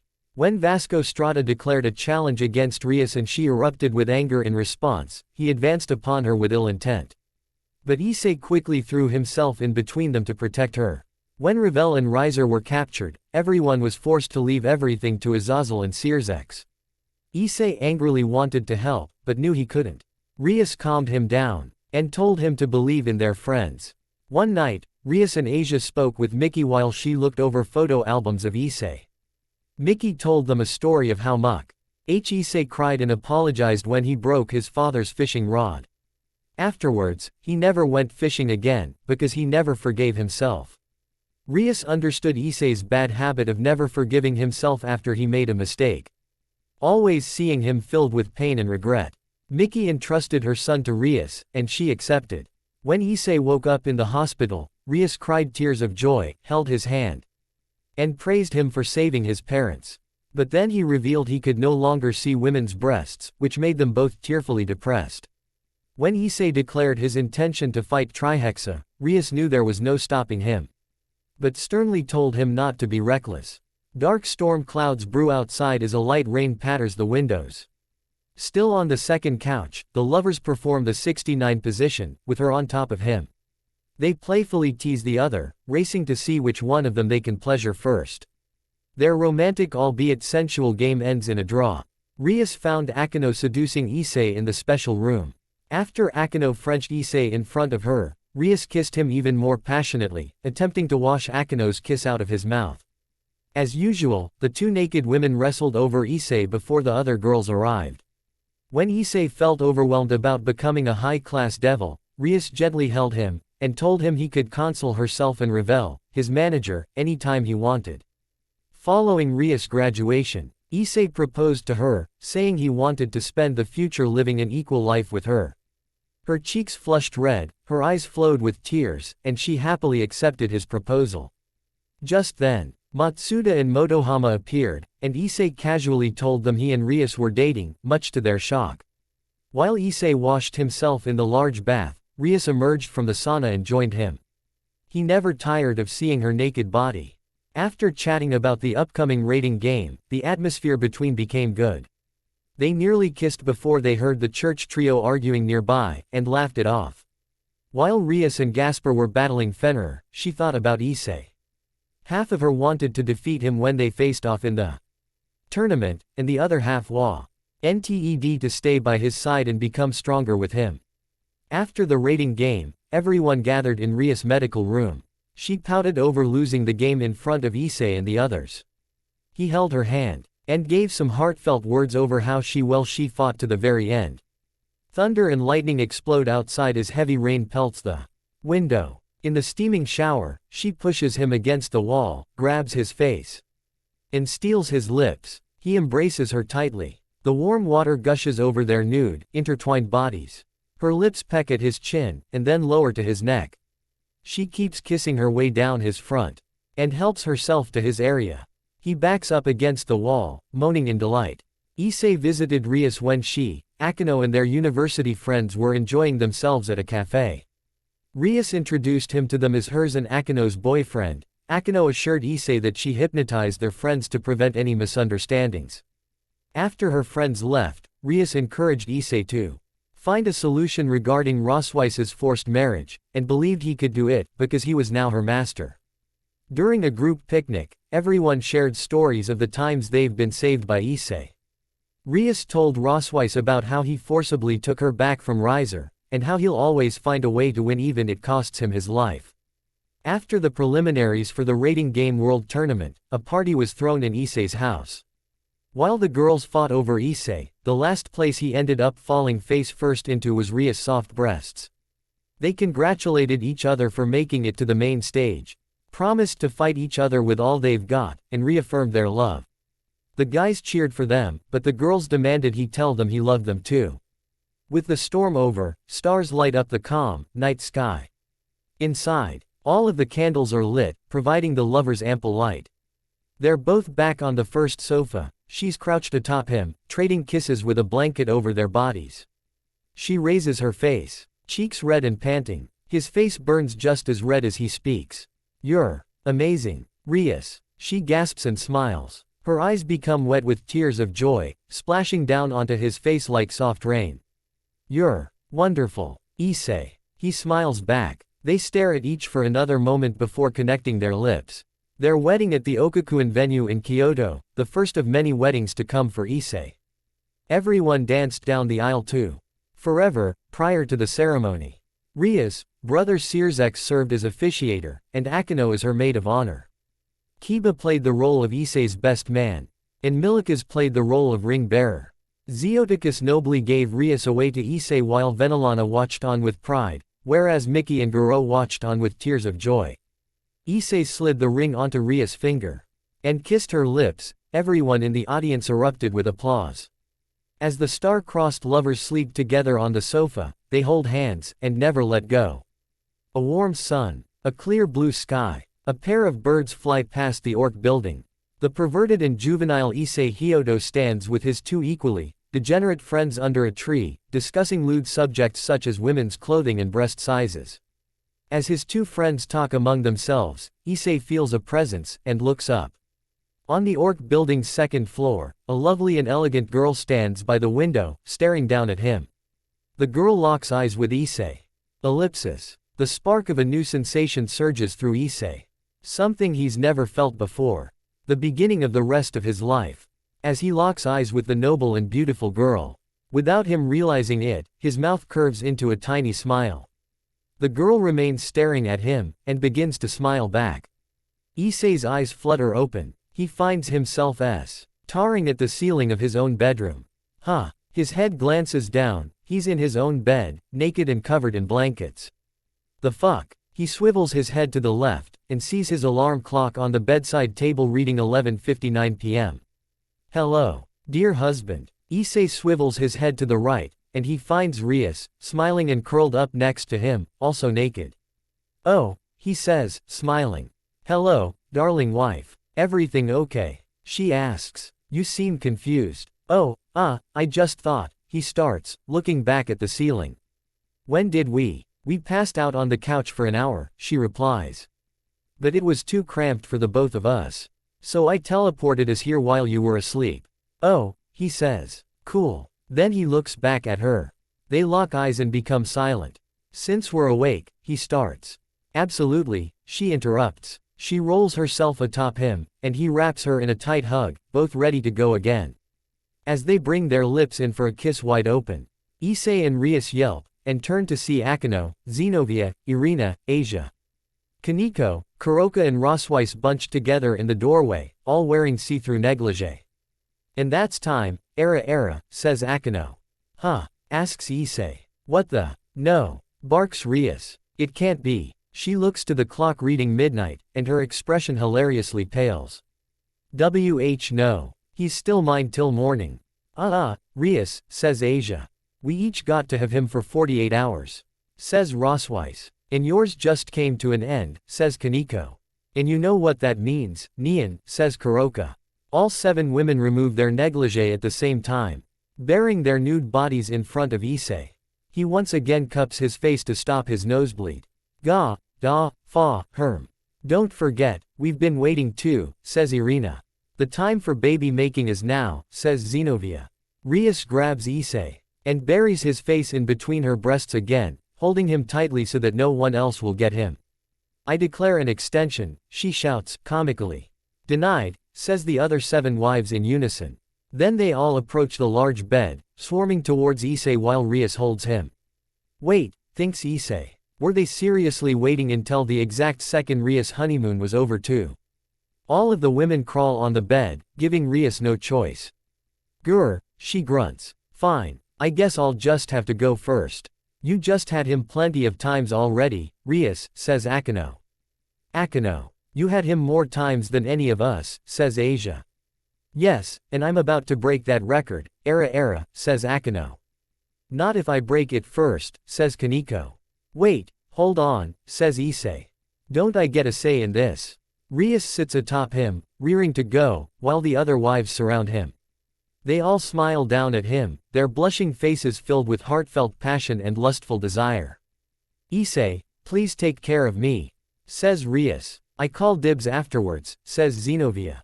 Hey, that's not fair, Zenobia, says Irina. Yeah, don't try to steal ahead, says Asia. Would you like some special love, Issei, Nian? Asks Kuroka. Issei, I can give you something way more special than she can, says Kaneko. Now, we'll all get a turn, says Rosweiss.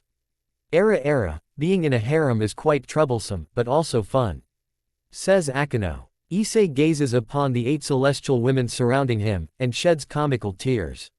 This is a dream come true, he thinks. Being a harem king is the best. All right, he declares. Rias, yes. Asia, yes. Akino, yes. Kaneko, Sharon, yes. Kuroka, yes. Neon, Zenobia, yes. Irina, yes. Rosweiss, yes. Let's go, he says. Once again, I'm gonna do all of you at the same time. All of the women pounce Issei, and cheer with delight.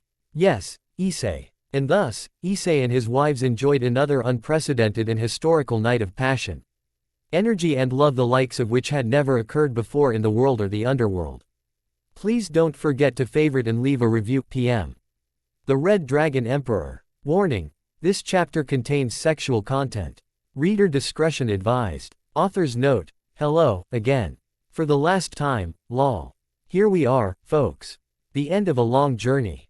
I want to thank each and every one of you for reading my story, especially to those of who patiently waited. Well, the wait is over. With the honeymoons complete, there's one thing left for Issei to do. Read on to find out. Thank you and enjoy. Chapter 10: The Red Dragon Emperor.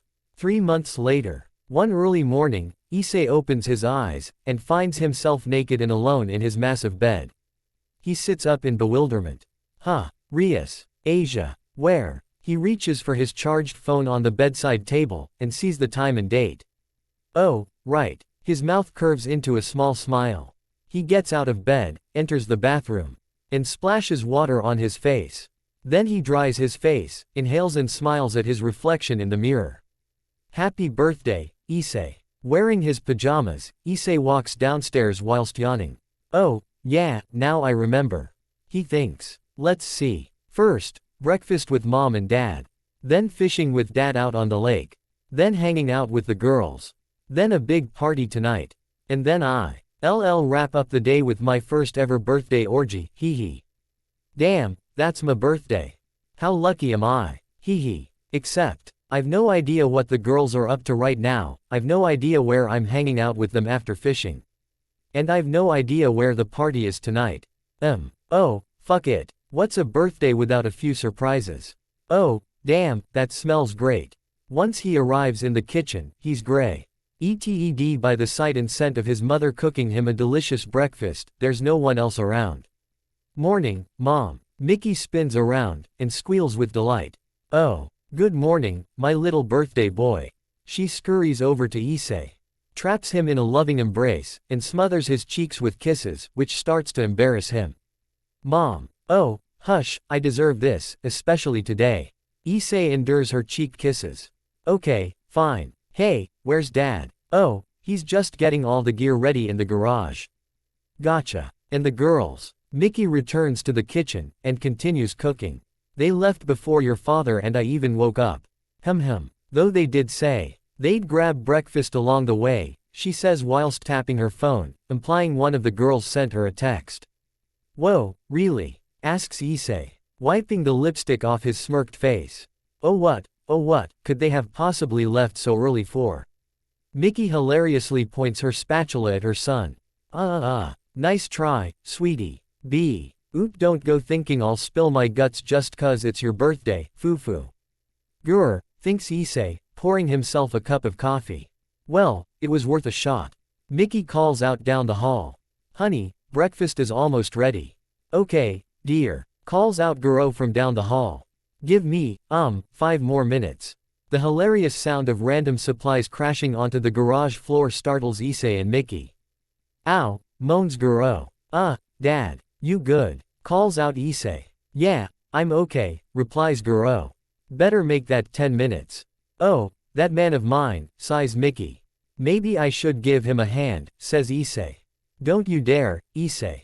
You just go plop your little birthday bottom right out on the patio, and I'll bring out your meal when it's ready. Yes, Mom, chuckles Issei. Thanks. Love you. Love you too, sweetie. Issei steps outside with his coffee mug, and breathes in the cool, morning air. He thinks. What a badass way to start the day. He takes a seat at one of the patio tables, and watches the first rays of sunlight color the sky. Flashback. Last week inside a fast food joint, Issei and his wives sat together at the largest table, enjoying burgers and fries. "I'm really sorry," said Issei, clapping his hands whilst bowing. "Huh?" asked all the girls at once. "I'd love nothing more than to spend the whole day with you girls," said Issei, "but I thought I should be nice, and end at least the morning with just mom and dad. Is that okay?" The wives collectively giggled. "Issei," said Rias. "Huh?" asked Issei. "It's more than okay," said Rias. "In fact, it's really sweet of you." "It is?" asked Issei. "Yes, Issei," said Asia. "We're happy you'd want to treat mom and dad, so please, spend as much time with them as you can." "Are you sure?" asked Issei. "Don't worry about us, Era," said Akano. "I know there's something we can do in the meantime." Issei smiled. "Thanks you, girls." All of Issei's wives smiled back, their faces filled with pride and love for their shared husband. Issei leans back in his chair, and watches a pair of birds fly by in the sky. Wherever they are, I hope they're having fun. But still, it's weird they didn't tell me where they wanted to meet up. Guess I just gotta be patient, even if that's not my best virtue, hee. Issei looks at his reflection in his coffee mug, and smiles. "Man, I really am the luckiest son of a bitch on earth. Hell, maybe even the luckiest son of a bitch in the underworld too. I couldn't be happier or thankfuler. Wait, is that a word? Hee. As he takes another sip, an unseen voice says, "Happy birthday, Harem King." Issei spit takes his coffee onto the ground. Ow, shit. He nurses his burnt tongue. Delicious, but ow, shit. Sorry, my bad. Issei glares at the blinking green light in his left arm. "Well, good morning to you too, Ddraig. Haha, I really gotta stop surprising you like this." "Surprised? Who, me? PFF'd, never. Oh, and thanks. For the B-Day shoutout, that is. You're quite welcome. And you're right, Issei, you really are the luckiest son of a bitch on earth, and in the underworld. Hey, how'd you, oh, fuck it. But yeah, you're right. Everyone is going out of their way today, just for me. I'm happy for you, Issei. I only wish I too could contribute to this splendid day of days. Why you shitting me, dude? You've contributed fuck loads for me. I don't mean as the heavenly red dragon, Issei. But as your friend. Ddraig, buddy, you're a spirit residing within my left arm. You don't need to worry about getting me a birthday present or some shit like that." Well, Issei sets down his coffee and sighs. "Damn, you're stubborn. Alright, how about this? You know how my last honeymoon was 3 months ago? Yes. Well, ever since that sweet and sexy two-nighter with Rias, hee. I noticed I've been getting a lot closer to Ravel, Ingvild and the other girls. And I think there's a chance that I might add them to my harem too, hee. Haha, I don't doubt it, Issei. You little devil, you. Hee. But see, the thing is, I'm gonna need to get a whole lot stronger before that happens." "What? I know, th. It sounds super selfish and redundant and shit. But I really wanna be able to protect the people I love, you know. And if I'm gonna do that, I'll need to get stronger before I double my harem, strong enough to protect all of them. And I'm gonna need your help to make that happen." "Well, sure, I can help with that. But Issei, is that really all you want? Damn straight. You wanna get me a gift, right?" "I do." "Well, that's the best. No, that's the perfect gift you could give me, man." Haha. "Well then, consider it done, my friend. For now, just enjoy your B-Day. But starting tomorrow, I'll help mold you into the most powerful Red Dragon Emperor who ever lived. And the most powerful harem king while I'm at it. Oh, hell yeah. Thanks, dude. And I swear, I'll return the favor however I can." Haha, well, in that case. You can always repay me on my birthday. No problem. He brings his coffee up to his mouth, but freezes. "Hey, wait just a fucking minute, Ddraig. Why oh you have a birthday? Doesn't everyone?" True. Well, when is? Oh, is that Ddraig? Asks Mickey. Gah, panics Issei. "Oh, hey, mom. Ah, good morning, Mrs. Hyodo," says Ddraig. Mickey approaches the table with 3 steaming plates of food on a tray. Clocking the green light in Issei's arm. Oh, Mickey, please. We're practically family ourselves, Deirdre. Haha, yes, I suppose we are, says Deirdre. Mickey sets the plates out on the table. And takes a seat next to Issei. Now eat up, sweetie, while it's still warm. Ooh, don't mind if I do, says Issei before digging in. Thanks. Oh, and Deirdre, starts Mickey. While Issei's in the middle of eating, Mickey hilariously grabs his left arm to talk to Deirdre. Mom, says Issei, awkwardly trying to eat while his left arm is being yanked. So sorry I can't make you a plate, says Mickey. Comically ignoring her son. You know, says Issei, you don't have to talk directly into my. Haha, don't be, laughs Deirdre, also ignoring Issei. I've no need for food nor substance. But the thought is still deeply appreciated. Oh, you're quite welcome, says Mickey. Issei successfully pulls his arm back. Don't worry, dude. I'll eat plenty for the both of us, he says. Scarfing down another bite with his chopsticks. Haha, thanks, says Deirdre. Enjoy and take care. Farewell for now, Issei, Mickey. With that, the green light in Issei's arm dims away. And he's gone, says Issei. Oh, what a shame, pouts Mickey. Say sweetie, is there any way you could arrange for Deirdre and I to meet in person? As Issei brings a piece of chicken in his chopsticks up to his mouth, he stops. Imagining Deirdre's true, terrifying, gargantuan form. He replies, sheepishly rubbing his nape. Dad sure is taking his time. You're so right. She turns to the house and calls out, darling. Guro's voice calls out from inside the house. Nearly finished, dear. I swear, that man of mine, says Mickey. She and Issei share a laugh. And those women of mine, thinks Issei. I hope their breakfast rocks half as good as this. Meanwhile at the local mall.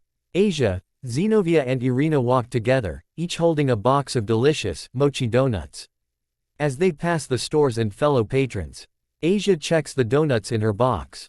2 sprinkles, 2 chocolates, yep, that's everything, she says, closing the lid.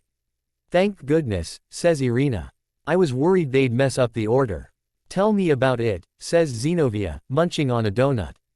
It'd suck to have to go back. Giggles Asia and Irina. Inside a women's clothing store, racks upon racks of bright, exotic bikinis are on display. Kaneko and Kuroka pick out different bikinis off the racks.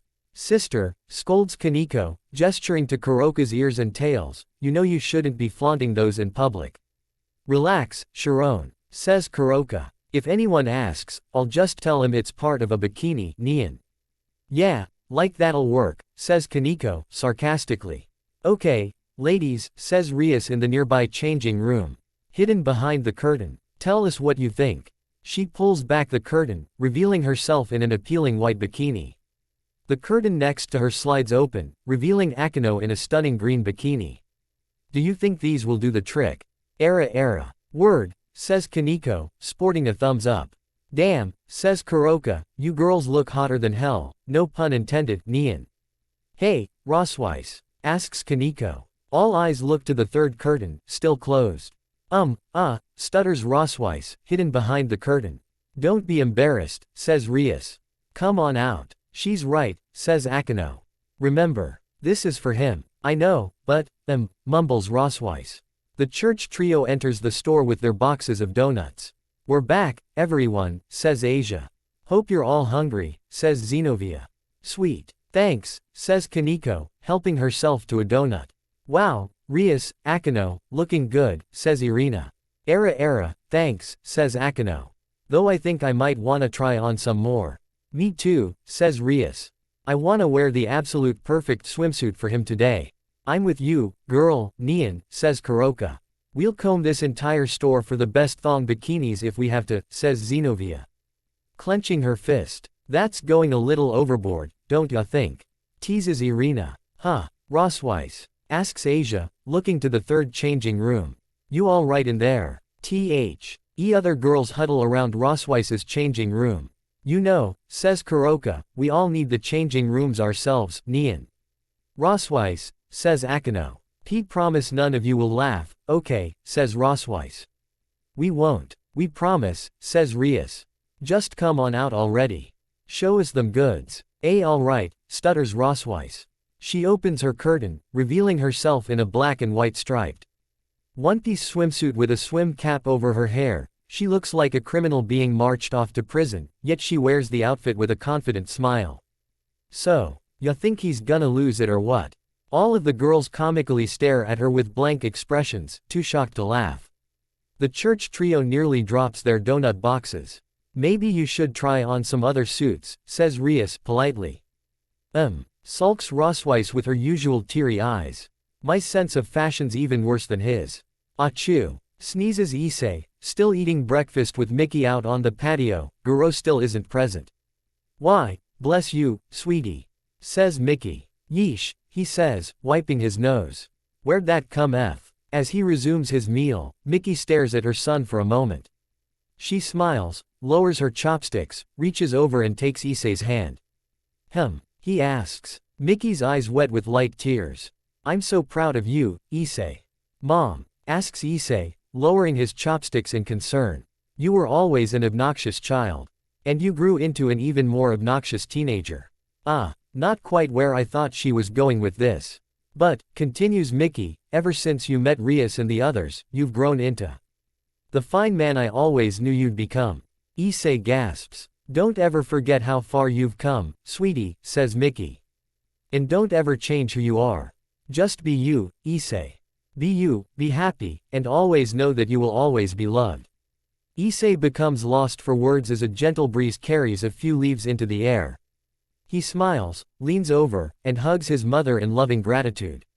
Thank you, Mom. I love you. She embraces him back, smiling with tears of joy streaming down her face. I love you too, my baby boy. They break away, and Mickey wipes her tears. No need to cry on a day like today. Ahoy, there. Issei and Mickey turn to see Guro, garbed in fishing attire, emerging from the kitchen. There's the birthday man, says Guro. Hey, Dad, says Issei, trying not to laugh. Is he really gonna eat dressed like that? Well, teases Mickey, look who finally decided to join us. Guro kisses his wife's cheek, and sits down for breakfast. Sorry, honey. Packing up the car took longer than I thought, hee. Longer than washing your hands. Teases Mickey. Guro notices the dust and grime all over his hands. BRB. He sheepishly stands up, and returns to the kitchen. Issei covers his mouth to contain his laughter, though Mickey can't help but join in. That man of mine, she giggles. Was he always so absent-minded? Oh, yes, ever since the day I married him. She glances at her wedding ring. Gosh, where does the time go? Yeah, I know whatcha mean. He looks at his own ring. Heck, it seems like it was only yesterday when I first started my honeymoons. Speaking of, you sure did a great job, Issei. Great job. The girls regaled me with their honeymoon stories, and they were all just over the moon with joy when they shared them. She rubs Issei's hair. That's my little Romeo, Oh, really? Cool. Though, I hope they didn't tell her everything we did on the honeymoons. His face turns red as he recalls the numerous sexual acts he performed with each of his wives during their respective honeymoons. He quickly shakes his head to hide his blush. And not only did they enjoy themselves, continues Mickey, but you helped each of them overcome their flaws too. Well done. Overcome their what now? Mickey stares blankly at her son, drops her face in her hand, and shakes her head. Oh, Issei. My poor Issei. You're even more absent-minded than your father. Say what? Sweetie, you may not have noticed. No, you definitely didn't notice, but every one of your wives had some sort of insecurity regarding their relationship with you. That's what I mean by flaw. Oh, wait, what? He rises, getting comically hysterical. They felt insecure about being with me. But why? Mickey gently tugs Issei's sleeve, easing him to sit back down. Settle down, sweetie. Like I said, you already helped each of your wives overcome those insecurities, so there's no need to worry. I did. But you really don't know, do you? Well, if you must. Mom. A wicked grin crosses Mickey's face. No. No. Mom. Mickey cheerfully resumes eating. I think this is a golden opportunity for you, sweetie. After all, what better way to prove your worth as their husband? Okay, Seriously, mom, what gives? Issei, you really wanna know what insecurities you helped all the girls overcome? Yeah, yeah. Well, if you know your wives as well as you think you do, surely you can figure them all out for yourself, right? Hem. She elbows his arm a few times. Naturally. It takes Issei a moment to process his mother's challenge. Once he does, his face fills with smug elation. Oh, I get it. There's my smart boy. And not that it matters, but if I were you, I'd spend the day trying to figure them all out. Quote. Right. Yeah, she is right, he thinks. If all of the girls really were worried about something, at least when it came to being married to me, then I should silly be able to figure out what those flaws were. And it's not like I can just walk up to them and ask, only a dickless pussy would do that, not to mention, it might bring up some painful memories for the girls. No, I gotta do this on my own. Like mom said, this is a test to prove myself as their husband. I mean, what happens the next time the girls get all insecure over something big? How will I be ready to help them then if I can't even figure out their resolved worries now? He clenches his fist on his lap. Okay. For the good of my harem, my marriage, and my shared future, I'll do it. I've got 8 wives. That's 8 insecurities to figure out. And I'll do just as mom suggests, I'll figure them all out by the end of the day. And if I don't, well, yeah, I should probably give myself some sort of motivational penalty if I fail. But what could I? His body goes stone cold. Oh, fuck me, and the griffin I flew in on. Sweetie, you okay? Asks Mickey. Issei fakes smiles and nods. Yes, mother. Just peachy. He gulps. Okay. If I fail to figure out all my wife's flaws by tonight, then no birthday orgy for me. Issei feels himself starting to cry.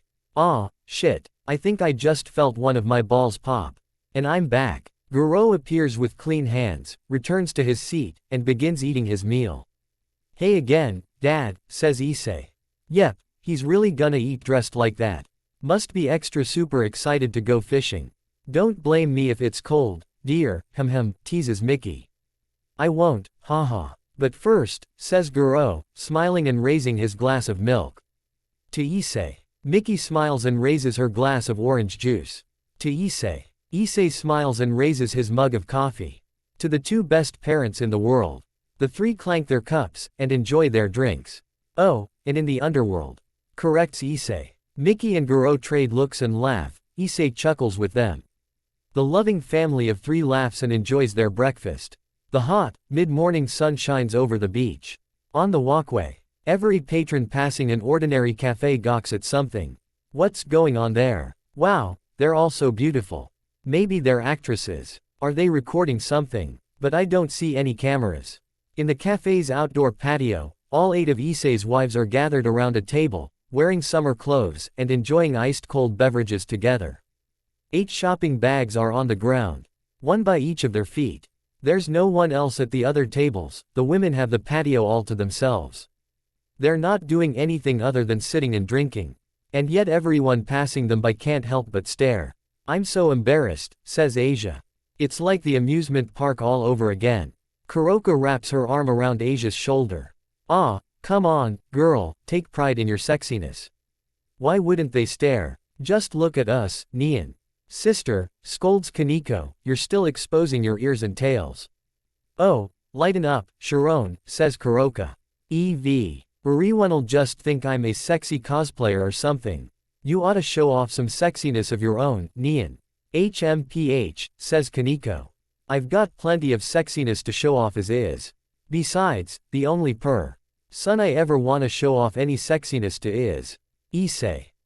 Issei, purrs Kaneko.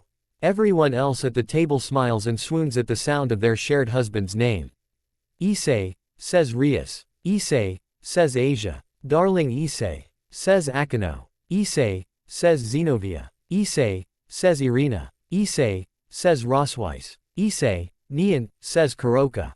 Caught up in their immense love for their shared husband, the 8 women finish basking and giggle at themselves, sees concerned expression. Rosweiss, please tell me you're not still fretting over your swimsuit. Well, mutters Rosweiss, I just don't know if there's enough fabric on mine to even be considered clothing. Why yeah, same here, says Irina, looking at her own bag. I don't see the problem, says Zenobia. If anything, I say we should have taken Issei to a private, nude beach for his birthday. Nude beach. Panics Asia. Great idea, exclaims Kuroka. What better birthday gift for a perv like Issei de? And the 9 of us going buff on the white sands, Neon. Well, says Rosweiss, it certainly sounds good on paper, but I think it's best we put a pin in that for now. I agree, says Irina. Maybe save it for Christmas. But that's a big maybe. Oh, okay, sighs Zenobia. Fine, Neon, sighs Kuroka. Alright then, says Rias, cheerfully. Private, nude beach for Christmas it is. I'll add it to the calendar. More giggles erupt among the women. I gotta say, I'm impressed, Rias, says Akino. Huh, asks Rias. You've been managing the harem for so long now, replies Akino, and you're still doing such an amazing job. Why? Thank you, Akino, says Rias. She's right, Rias, says Asia. All this time, you've been managing the 8 of us perfectly, giving each of us a fair and equal amount of time with Issei. Word, says Kaneko. Not to mention, you arranged the order of the honeymoons. And you organized the last 3 months' worth of dates, says Rosweiss. And even now, Neon. You're planning ahead for the holidays, says Kuroka. Yes, you've been doing such great work, Rias, says Zenobia. If it were me in your shoes, I would have been burnt out after the first week. Same here, says Irina. Way to go, Rias. Ah, you girls are so sweet, says Rias, slightly blushing. Akino raises her glass. To Rias, the best friend, / sister wife any woman could have. And the best harem manager Issei could have. All of the girls raise their drinks in a toast. Here, they say in unison. Rias smiles and raises her own glass. Thank you all. I'm honored to manage the harem. And I will proudly do so for the rest of my life, no matter big it gets. Cheers. Everyone clanks their drinks. Oh, and Akino, says Rias. Asks Akino. You said the best harem manager Issei could have. Teases Rias. Surely, you also meant to say the best wife too, No, teases Akino, I don't think I did, era. All of the girls giggle once more, each belle giving themselves to be Issei's best wife. The friendly rivalry continues. Pouts Asia. What's wrong, Asia? Asks Zenobia. Oh, it's nothing, replies Asia. It's just, knowing Issei, the harem probably is gonna get a lot bigger. Yeah, you're right, pouts Zenobia. Knowing Issei, sighs everyone at once. Then they all trade looks, and burst into more fits of laughter. As they laugh, another group of 8 patrons walking by stares at them. The group consists of 4 gorgeous, young women, and their 4 muscular boyfriends. The red-headed woman in the lead carrying a rented volleyball under her arm notices the attention Rias and the others are getting from everyone else on the beach, including from her own group. She stares at Rias in particular, touches her red hair, and bites her lip in furious envy. TCH. Ugly bitch. Meanwhile at a serene lake out in the woods, Issei and Guro sit in a wooden rowboat out in the middle of the lake, both holding their fishing rods, waiting for a bite. Groans Issei. We've been out here for an hour, and not only have neither of us caught so much as a guppy, but I still haven't figured out even one of my 8 wives' insecurities yet. I just don't get it. Were all of them really that worried about their relationships with me? And did I really somehow help all of them overcome said worries? Cool your tits, Issei. You got this. The sound of birds chirping in the trees grabs his attention. He takes a moment and looks around, basking in the tranquility of the lake. Wow, he whispers. Boy, this is the life, says Guro. Ain't it, son? No kidding, says Issei. The nature, the quiet, the ow. He smacks a bug on his neck. Son of a bitch. Oh, sorry, Dad. Haha, it's fine, Issei. You're not 6 years old anymore. So cuss to your heart's content. Well, at least not in front of your mother. Hee, good call. Speaking of mom, was it really okay to leave her like this? I feel kinda bad. Don't worry, kiddo, didn't I tell you? She's meeting up with Venelana and Zeoticus for lunch. I'm sure they're having a great time. Oh, sweetness. Yeah, And I'll be joining them after I drop you off at the oops. Drop me off at the. Guro mimes zipping his lips. Sorry, Issei, haha. Issei slouches his shoulders. Why's everyone going out of their way to keep so many surprises from me? Come on, says Guro, don't give me that look. Just be patient. Yeah, not my best virtue ow. He smacks another bug on his neck. Son of a bitch. Neither is applying bug spray, laughs Guro. Hey, speaking of your age. He digs into the ice cooler for 2 cans of beer. Whoa, Dad, you serious? My birthday present to you, son. He pops open the beers, hands one to Issei, and raises his own. To finally fishing again. Huh, oh, yeah, to finally fishing again. They clank their cans, and drink. Now that I think of it, thinks Issei, Dad and I haven't gone fishing in a long time. Maybe that's why he got all extra super excited about it. I mean, I just randomly picked fishing for today because of how excited he got. Hee. Even though we haven't caught shit, I'm still having a great time. I forgot how much fun fishing with him is. Man, why'd we ever stop fishing in the first? A dark thought crosses Issei's mind, and zaps all the elation out of him. Oh, right, say, Issei. Earth to Issei. Asks Guro. Huh, asks Issei. Oh, my bad. What did you say? I said I'm glad, Issei, says Guro, smiling. 'Bout what? Do you happen to remember the last time we went fishing? Issei lowers his can, and his head. Dad, I try not to think about it. Guro touches Issei's shoulder. Son, are you really still hung up about it after all these years? Issei's too ashamed to speak. Okay, says Guro. You took my new fishing rod without asking, and broke it. Of course, I was mad. But Issei, you were just a little boy. And you were way more important to me than some dumb rod. Heck, you still are. Quote. That's why I was kinda bummed when you refused to ever go fishing with me again. I know you didn't wanna make the same mistake twice, but that didn't mean you had to give up fishing with me altogether. Quote. Guro realizes he isn't getting anywhere, so he props his fishing rod against the boat, focusing only on his son. Look, Issei, I forgave you for breaking the rod. I only wish you had done the same. Yeah, well, Issei props his own fishing rod. Like patience and bug spray, self-forgiveness is perhaps my shittiest virtue. I noticed. Why else did it take so long to get you out here? Haha, I'm sorry. Now, don't be sorry. We still made plenty of other fun memories throughout the years, didn't we? Bowling, movies, amusement parks, family vacations, right. A couple of fish swim past the boat, visible on the surface. But Issei and Guro are too wrapped up in their discussion to notice or care. Issei finally musters a smile. Yeah, we had a hell of a time. We sure did, says Guro, giving Issei a half hug. And we're gonna have so much more. Son, I wouldn't change this life for anything. Me neither. Well, actually. Yaha. Issei deeply exhales. This is gonna sound weird, but if I could change one thing, I would have liked to learn how to forgive myself. Guro beams with pride, and gives Issei another hearty smack on the back, a little too hard for Issei's comfort. That's good, Issei, shouts Guro. Really good. Here, why don't you start now?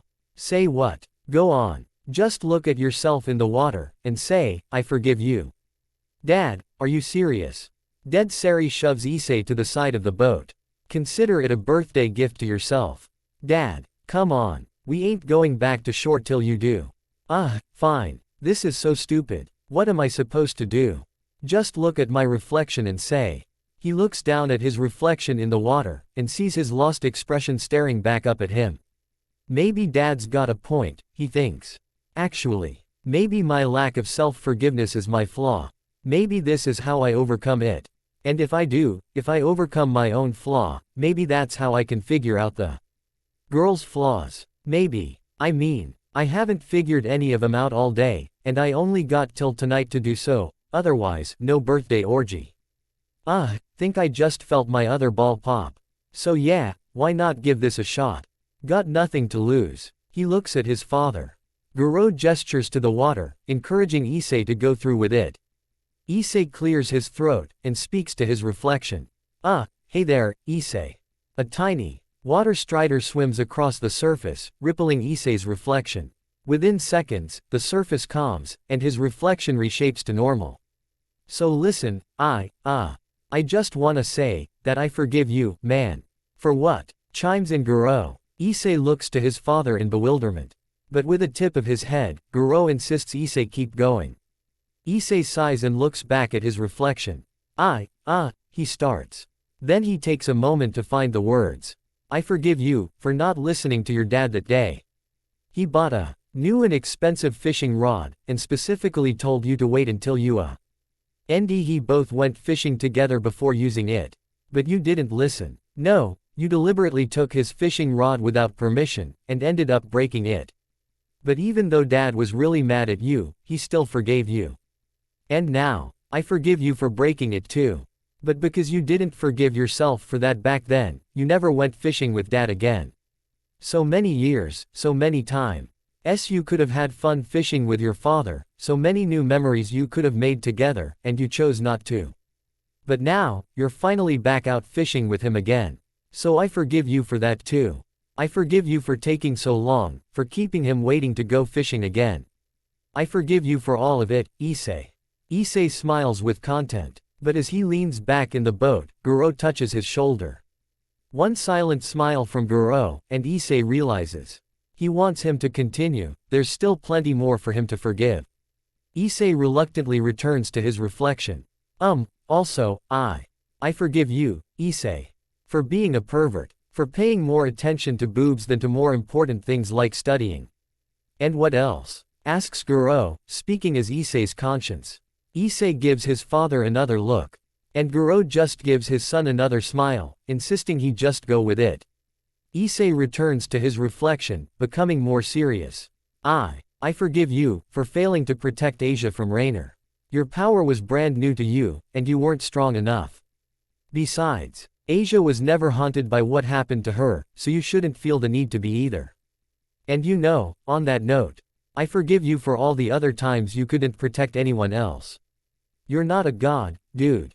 Even with all your power, there's still only so much you can do on your own. You learned the best way to protect everyone was for them to become stronger together with you. And I forgive you for taking so long to figure that out. Keep going, says Guro. Issei's eyes begin to wet, this is all starting to get to him. I forgive you, for dismissing your wife's feelings, for the longest time. They've done a lot of nice and sexy things for you, but you thought they were just teasing you, using you for practice. Preparing themselves for when they found the guys they truly loved. But you were the guy, the one and only guy, they truly loved all along, Issei. You just one-sidedly decided that they didn't feel that way about you. And because of that, you never once stopped to consider that maybe, just maybe, they really did love you, and wanted to be in your harem after all. But and after treating them like that for so long, they still loved you, and never left you. Come on, man. All they ever did was love you, and all you ever did was make them wait. That was wrong, Issei. Very wrong. But I forgive you for that. Quote. Some of his tears splash into the water, rippling his reflection. I forgive you for hurting Rias. Yes, she told you to call her president when you first met. But of course, she'd want you to eventually say her name, anyone would. But you got it in your head that she didn't. And because of that, for a long time, you made her feel like you didn't love her. Let alone care about her as a person, only as your superior. You assumed that just because Rainer hurt you, Rias would do the same. But she'd never do such a thing, Issei. She's loved you for so long. And even after hurting her feelings, she still loved you. Seriously, all you had to do was call her by name, you didn't have to confess. But since you couldn't do one without doing the other, you made things harder on yourself. Harder on Rias, harder on everyone. But you eventually, finally manned up. You called Rias by name and confessed. Thanks to that, she became your girlfriend, your first, haremette. And your first wife. And I forgive you for hurting her, for being too stupid to understand her, for being too scared of her, and for making her wait so long. Go on, Issei, encourages Guro. Issei sniffs and chokes back his tears. On that note, I forgive you for making Rias your only girlfriend, and leaving the others behind. You had the guts to confess to her, yet you didn't confess to Asia or Akano or anyone else, not right afterwards, not for a long time. Yeah, you wanted to learn how to take care of one woman before taking care of several, I get that. And yeah, you needed to know what it was like to be a boyfriend before you could be a harem king, I get that too. Even so, you didn't have to make the other girls wait so long. A month or so after dating Rias, you could have started dating them too. And I'm sure Rias would have been okay with that. Sure, they may have become your wives, but besides Rias, they never got to experience life with you as your girlfriends. You only gave that to Rias. For so long, you made the other girls feel like you didn't love them as much you loved her. There are no favorites in a harem, ISSEI, and you were wrong to treat only Rias as such. But again, you eventually and finally came through. After your honeymoon with Rias, you told all the girls they were equally your favorites, and promised to love them as much as you love her. So I forgive you for that too. And finally, yes, asks Guro. ISSEI can't hold back the tears anymore, and starts weeping. I forgive you for dying. For leaving everyone behind after you. Promised you'd stay with them forever. They fell apart without you, ISSEI, and you were wrong to make them suffer like that. But I still forgive you. And also, I forgive you for not being able to protect your parents when they were kidnapped. Again, you weren't strong enough, but that's okay. Seriously, dude, you're always expecting yourself to be more powerful than you actually are. You may be a devil and the Red Dragon Emperor. But you're still only human. Everyone makes mistakes. Everyone hurts someone they love without meaning to. For fuck's sake, man, you have been way too hard on yourself for all these years. And not only has that hurt you, but it's also hurt the people who love you too. Your parents, your friends, your wives, they can't stand seeing you punish yourself, dude. So forgive yourself. Not just for their sake. But for yours too. It's okay to move on, dude. It's okay to let go. It's okay to forgive. And I forgive you, ISSEI. I forgive you for everything. I forgive you, and from now on, I'll keep on forgiving you. So, yeah. Oh, and, happy birthday, ISSEI. His face sinks into his hands, and he lets himself cry. Guro scoots over, and proudly embraces his son. Good hugs his father back. Thanks, Dad. ISSEI calms down, wipes his tears, and grins at his father. Suddenly, both their fishing rods start jerking back and forth. Oh, shit, shouts ISSEI. Bites. Cheers Guro. We got bites. Ha ha. They both quickly grab their rods, and start reeling in their catches. Unbeknownst to them, the boat shifts violently due to their ecstatic movements. Grab on tight, ISSEI. Don't lose him. I won't. Oh, shit. Both of them yank their rods so hard, they fall off the boat, and splash in the water. Once they resurface, they trade looks, laugh their lungs out. And splash each other. Alright, thinks ISSEI. I think I'm okay. My flaw has been overcome, or overcame, or whatever. Now, I can finally figure out the girl's flaws. Guro wipes some seaweed off his watch. Oh, no. What's wrong, Dad? Guro quickly swims back to the rowboat. Sorry, ISSEI, lost track of time. I need to get you to the girls now. What? Asks ISSEI, freaking out. Right behind ya. He swims back for the rowboat. Later at the crowded beach. In the parking lot, a speeding car comes to a screeching halt next to the curb. Guro relaxes in the driver's seat while ISSEI gets out of the passenger seat, wearing only his swim trunks and sandals. He takes in the sights. Oh, hell yeah. Alright, ISSEI, says Guro. Have fun. We'll see ya tonight. Thanks, Dad. Adios. Guro drives off while ISSEI hightails it out onto the sand. So the girls were planning a beach day for my birthday. Sweet. Explains why my trunks and flippies were in the car. Wait. He comes to a stop.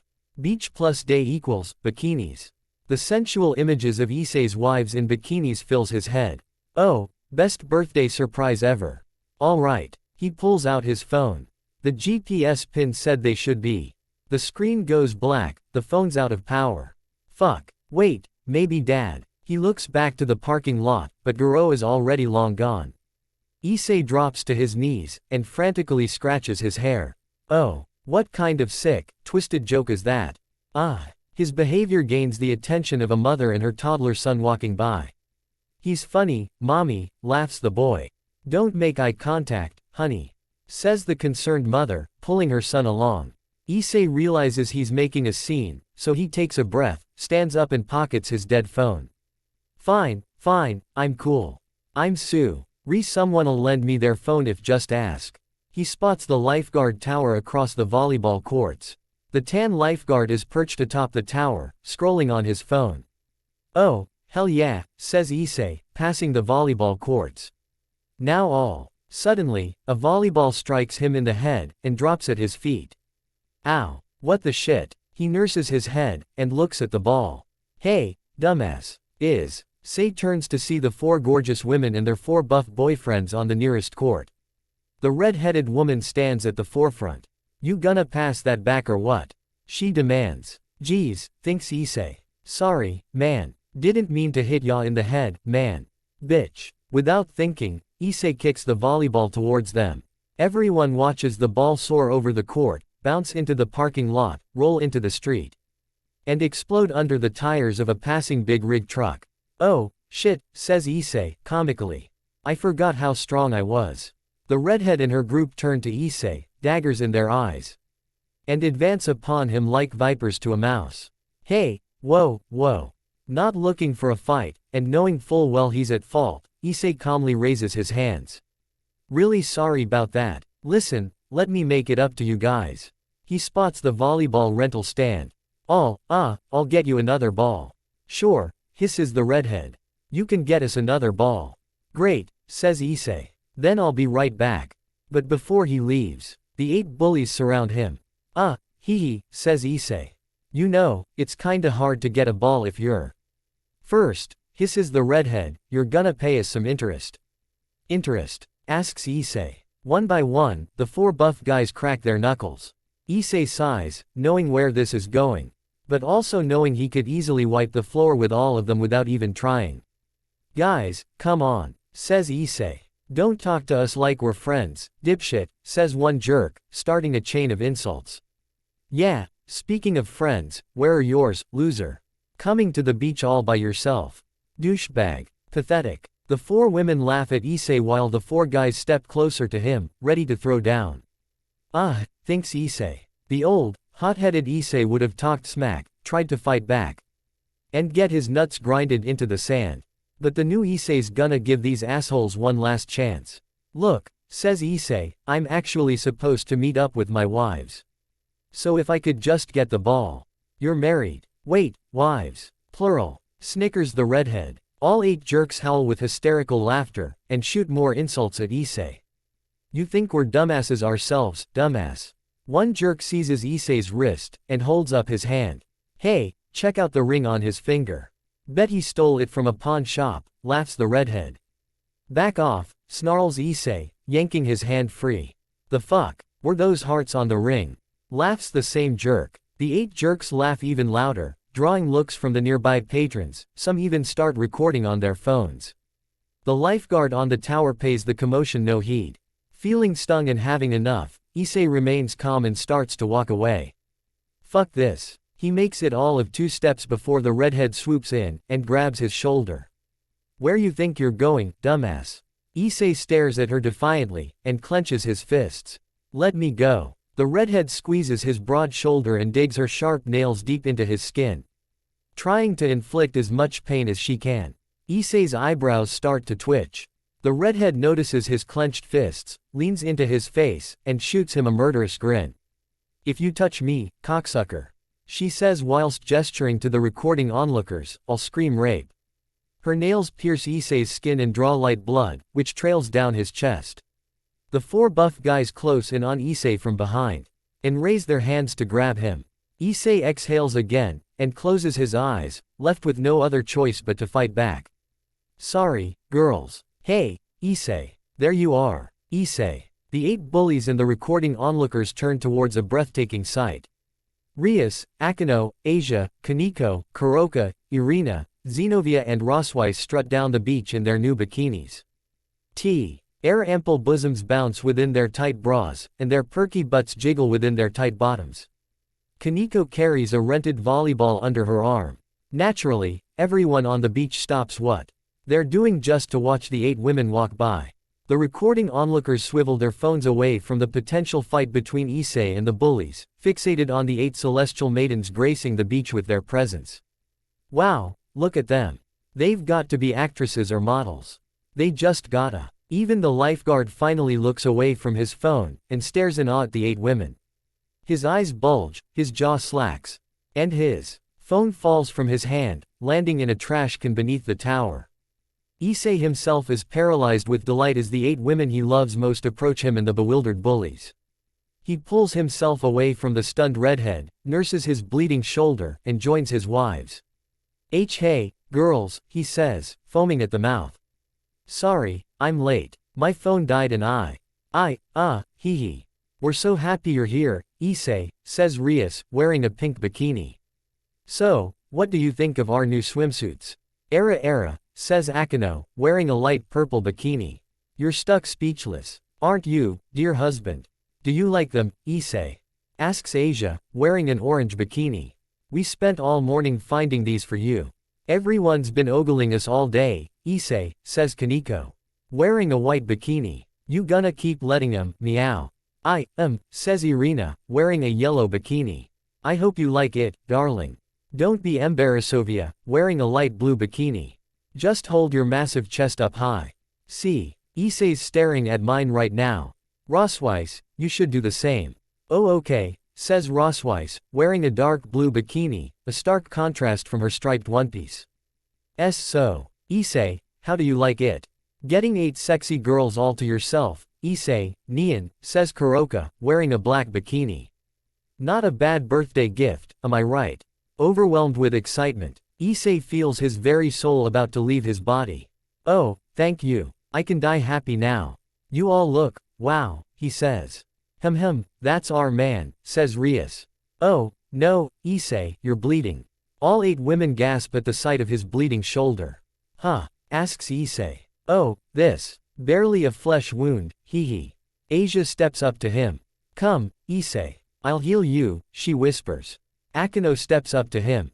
Our spot's nearby. Come, she whispers. Right, thanks, says ISSEI. As he and his wives walk away, the redhead stomps her foot in the sand. Hey, dumbass, she shouts. Shish. And her group of bullies stand off against ISSEI and his wives. The onlookers continue recording. Quit pretending we're not here and explain yourselves, she hisses. What's a bunch of babes like these doing with a loser like you? All 8 of ISSEI's wives notice the blood on her fingernails, put 2 and 2 together, and glare at the bullies. Excuse me, says Rias, stepping forward, and squaring off against the redhead. But did you just assault our husband? The redhead and bullies trade confused looks. I gave him a little prick, so what? Replies the redhead. Only 'cause your so-called husband destroyed our volleyball. Quote, yeah, on accident, says ISSEI. And I was more than willing to get you a new one. Willing, but not happy. Rias smiles at him. Good boy, ISSEI. Then she returns her fiery gaze to the redhead, which makes the latter quiver. TCH, thinks the redhead. WH, what the hell's up with this bitch? Fortunately, says Rias, we just happened to rent a ball ourselves. But you're more than welcome to use it for the rest of the day. Consider it our apology. Kaneko winds up the volleyball under her arm. Here, catch. She hurls it at the redhead. The ball strikes her in the gut with enough force to send her sliding back a few feet. She feels the wind knocked out of her, but no substantial physical pain. The other bullies appear startled and back down, recon C. Daring getting into a fight with a strong group. Damn, thinks ISSEI, staring at Kaneko. I gotta get her to teach me to hold back. Kaneko notices ISSEI looking at her, blushes and smiles. He smiles back. The redhead drops the ball, massages her gut, and glares at Kaneko, but Kaneko just glares back. And you can consider us even for hurting our husband, she says. The redhead screams with rage, SC. Airing her fellow bullies and the onlookers, ISSEI and his wives remain unfazed. Our husband, this. Our husband, that. She yells, pointing at ISSEI's group. Don't give me that shit. First off, you're too old to be playing make-believe. And second, polygamy is illegal, you dumbasses. In Japan, perhaps, replies Rias, but not where we're from. Yeah, and where's that? The lost city of Atlantis? Asks the redhead, erupting a few snickers from her group. Seriously, what a bitch, thinks Issei. We don't have to tell you, replies Rias. Then she smiles and addresses everyone in the area recording them. And in this day and age, you do know that shaming anyone's cultural ways would be labeled a hate crime, don't you? Her gentle and true words stir everyone around them into lowering their phones in awkward silence. Issei and the girls trade smug grins. The redhead realizes she's losing ground, and stumbles to find her words. Even so, you really expect anyone here to believe that? That dumbass is married to any of you. Come on, Rias, says Issei. Let's just go. Rias smiles at him, and then faces the redhead. As a matter of fact, yes, he is, replies Rias, gesturing to Issei. This handsome, kind, brave and charismatic man is married to all of us. Oh, Rias, says Issei. See. Just look, says Rias to the redhead. All 8 of Issei's wives flash their wedding rings for all to see, which flusters Issei. Confuses the onlookers, and aggravates the bullies. They talk amongst themselves. What? Is this some kind of prank? So the dumbass wasn't lying. There's no way. Told ya, says Issei. Now if you don't mind. Hold up, yells the redhead. No way, we're not buying it, dumbass. Oh, come on, groans Issei. If these 8 hotties who are way too good for why? Oh, you really are your wives or girlfriends or fuck buddies, says the redhead, prove it. Give 'em all a little smooch, right here, right now. That shouldn't be a problem, right? If you really are married to all of them. Which you're obviously not. She grins and folds her arms. The other bullies smirk, catching onto their leader's plan, and believing they've got Issei trapped. Oh, that's it, thinks Issei. Listen, Karen, he says. Stepping forward. First of all, don't ever call my wives fuck buddies. And B, fuck off, none of you dickwads are getting a peep show. Besides, I would never force any of my wives to huh. He's cut off as Rias gently turns his chin her way, and claims his lips, much to his surprise. The second she finishes, Asia takes Issei's face, and kisses him herself. The other wives follow suit in rapid succession. And lovingly kissing Issei on the lips, Kaneko kisses him, followed by Kuroka, then Zenobia, then Irina, and then Rosweiss. When it's Akino's turn, she doesn't quite kiss Issei, but instead makes out with him for a solid 30 seconds before the other girls hilariously have to pull her away. By the end, Issei is practically melting while everyone else on the beach watching them is speechless. Especially the bullies. Satisfied. Era, says Akino. We are all undisputedly Issei's wives, says Rosweiss. That's right, says Irina.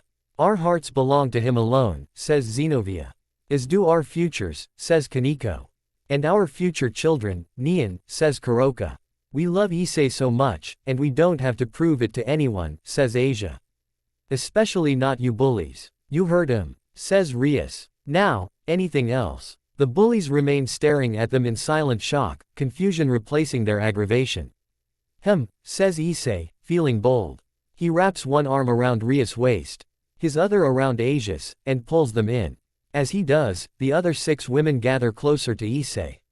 He looks like a king on a throne with several, surrounding queens fawning over him. Now, he says, if you assholes don't mind, I'm gonna go enjoy my birthday with the women I love. Peace. With that, Issei and his wives leave the bullies and everyone else gawking in the sand. The redhead drops to her knees in utter disbelief. What the actual fuck? Issei and the girls reach their spot, all of their supplies, towels, parasols, an open fire grill, their bags are all set up for the day. Asia subtly heals Issei's shoulder without anyone noticing. Thanks, Asia, says Issei. You're welcome, says Asia. I'm sorry that happened, Issei. That was so mean of them. Yeah, says Irina. So what if you destroyed their volleyball? Next time someone harasses or hurts my darling, says Zenobia, I'll pummel them. I'll help, says Kaneko. Me too, Nian, says Kuroka. Let's not get too violent. Girls, says Rosweiss. Though I'd probably help too. Hey, it's cool, guys, says Issei. We're all here now, so let's just have a good time. Era, says Akino, caressing Issei's chest. I love the sound of that, darling. Hee, says Issei, aroused. Ahem, says Rias. Before that, we all have one thing to say. Huh? Asks Issei.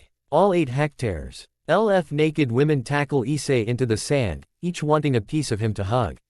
Happy birthday, Issei. They all cheer at once. He feels flustered again, and they all start to laugh. I know I should be. Thinking about the girl's flaws and all, thinks Issei. But there's still plenty of time. I'll figure them all out after the beach.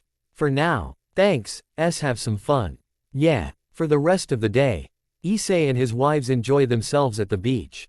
As usual, all of the women argue over which one of them Issei gets to apply sunscreen to first.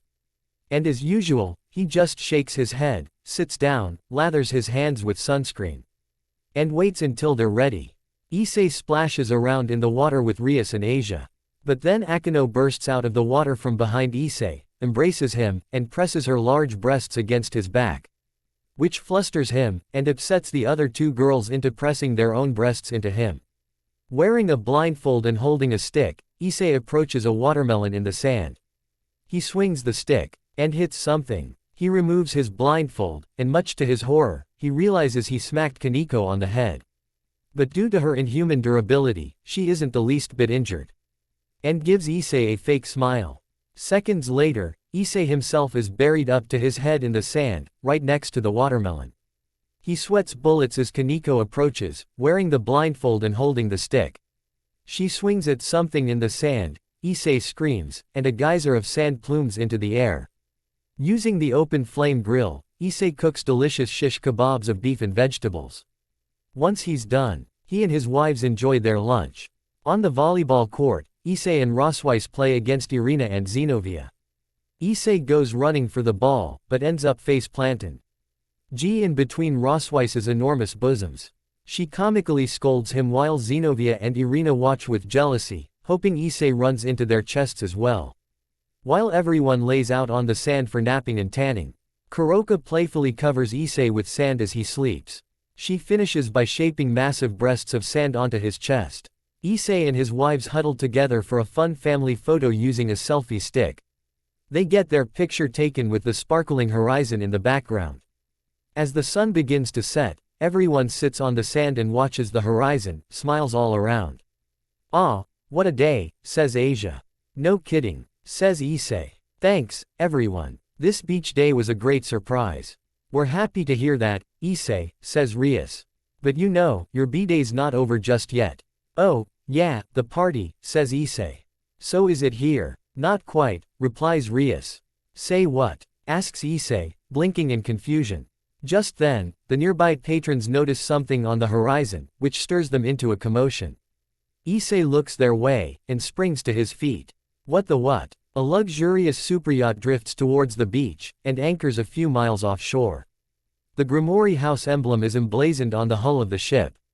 Rias and the other girls rise on their feet. All of them, except Rias, are just as bewildered as Issei. "Wow, Rias," says Akano. "When you said you were going all out for the party," starts Zenobia. "We didn't think you meant this all out," finishes Irina. "Wait, what?" asks Issei. "Rias wanted to arrange the party herself, Issei," says Asia. "Even we didn't know about this." "For real, Rias?" asks Issei. "It's fine, says Rias. "My parents pulled some strings." "Of course, they did," teases Kaneko.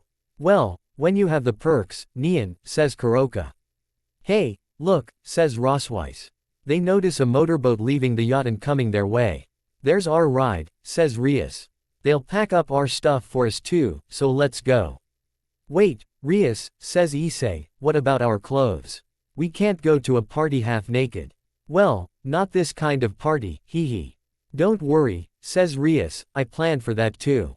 "Of course, you did, hee, says Issei. "Well, alright." They all leave their spot and head for the water as the motorboat approaches. "I know we're all drenched in salt and sand," says Rias, "so let's wash up before the party." "Cool," says Issei. Then he becomes aroused. "Wait, when you say, wash up, you mean?" Rias gives him a seductive grin. Inside a steamy, indoor bathroom on the yacht, Issei sits naked on a seat, too flustered to move or speak. He's surrounded by all 8 of his wives kneeling on the soapy floor. They're all naked, and washing him together using washcloths and their breasts. Okay, he thinks. I know I said I'd figure out the girl's flaws after the beach, but there's no frickin' way I can do that right now. I mean, holy balls. Everywhere I look, everywhere I touch, boobs. Big soft, slippery boobs. Hee hee. Behind ISSEI. Rias washes his back using her soap-lathered breasts. We're getting better at this, aren't we, girls?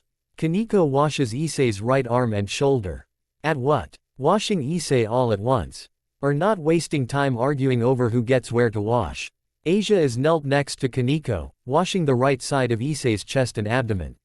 I think she means both, Zenobia is knelt next to Asia, washing ISSEI's right leg and foot. Well, we still spent roughly 22 minutes arguing over who washes him where. On ISSEI's other side, Kuroka washes his left arm and shoulder. True, Nian. Though last time, it only took us 24 minutes to make a decision, so I'd call this progress.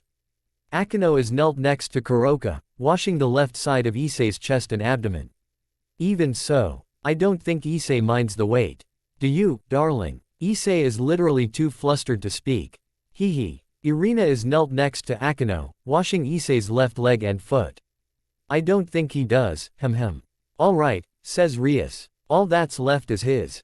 All eyes look to Rosweiss. She's kneeling in front of ISSEI, about to wash his pelvic area, but too anxious to proceed. She stutters. Rosweiss, says Rias. I don't mean to pressure you, but the party is about to start.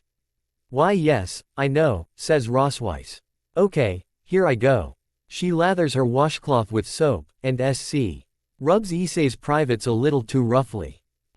He yelps. Everyone reacts in alarm. Oh, no, I'm sorry, ISSEI, says Rosweiss, offering the girls her washcloth. Here, one of you should. No, interrupts ISSEI. It's okay. ISSEI, asks Rosweiss. He lovingly smiles at her. It's okay, Rosweiss. I trust you. Please. Oh, ISSEI, she says, lovingly smiling back at him.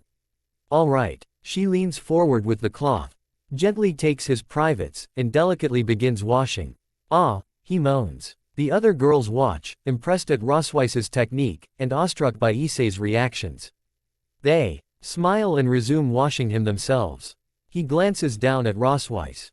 That adorable look on her face, he thinks.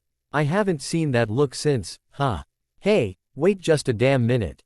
His mind wanders. Back to their first night atop the Yggdrasil World Tree. Do you mind, that I'm older than you? That's it, thinks ISSEI. Rosweiss was concerned about the age gap between us.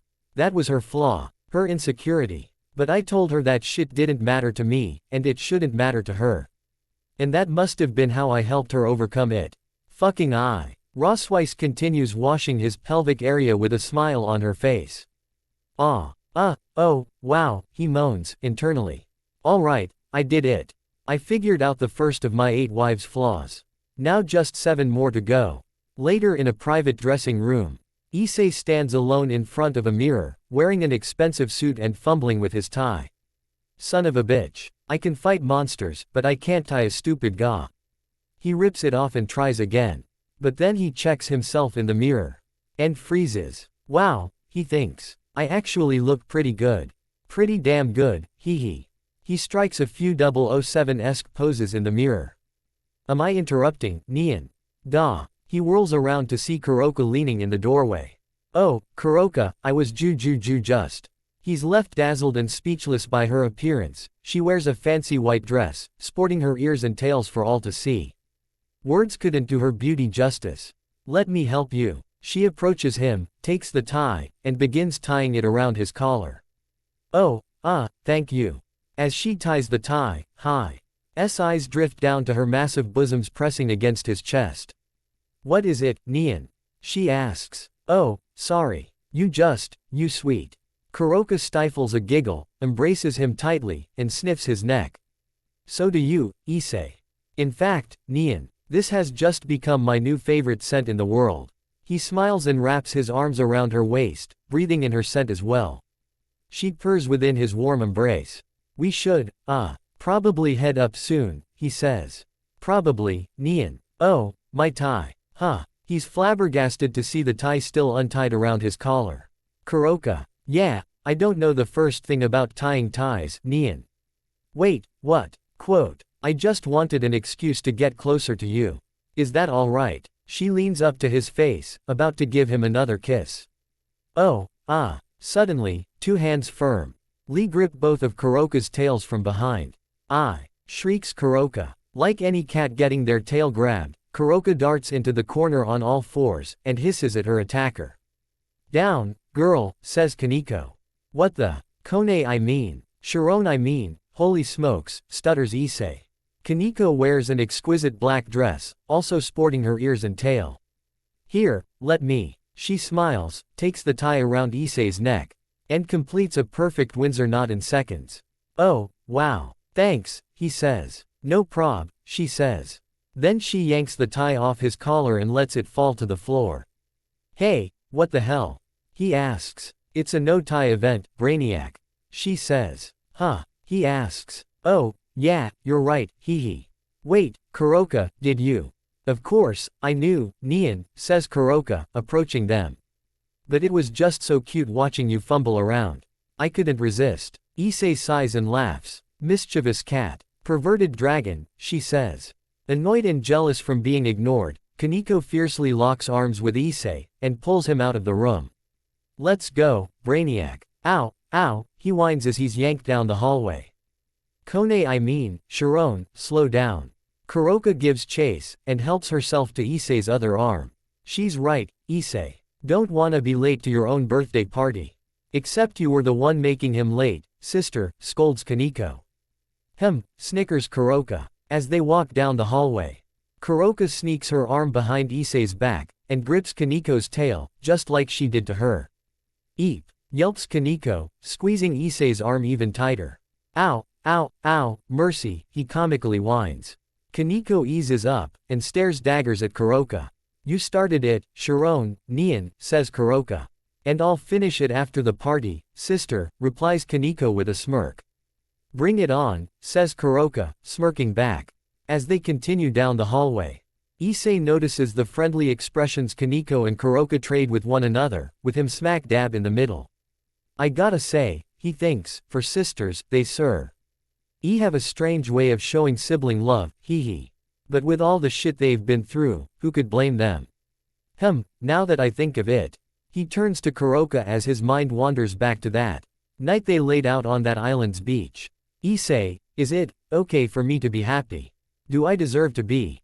Issei turns to Kaneko and his mind wanders again, back to his time with her atop Mount Everest. So please, Issei, take me. Bless me with your child. So that's it, he thinks, staring back at Kuroka. Kuroka was worried about us being lovers since we used to be enemies. Then he turns back to Kaneko. And Kaneko and/or Sharon was worried I only fell for her because of her more developed body.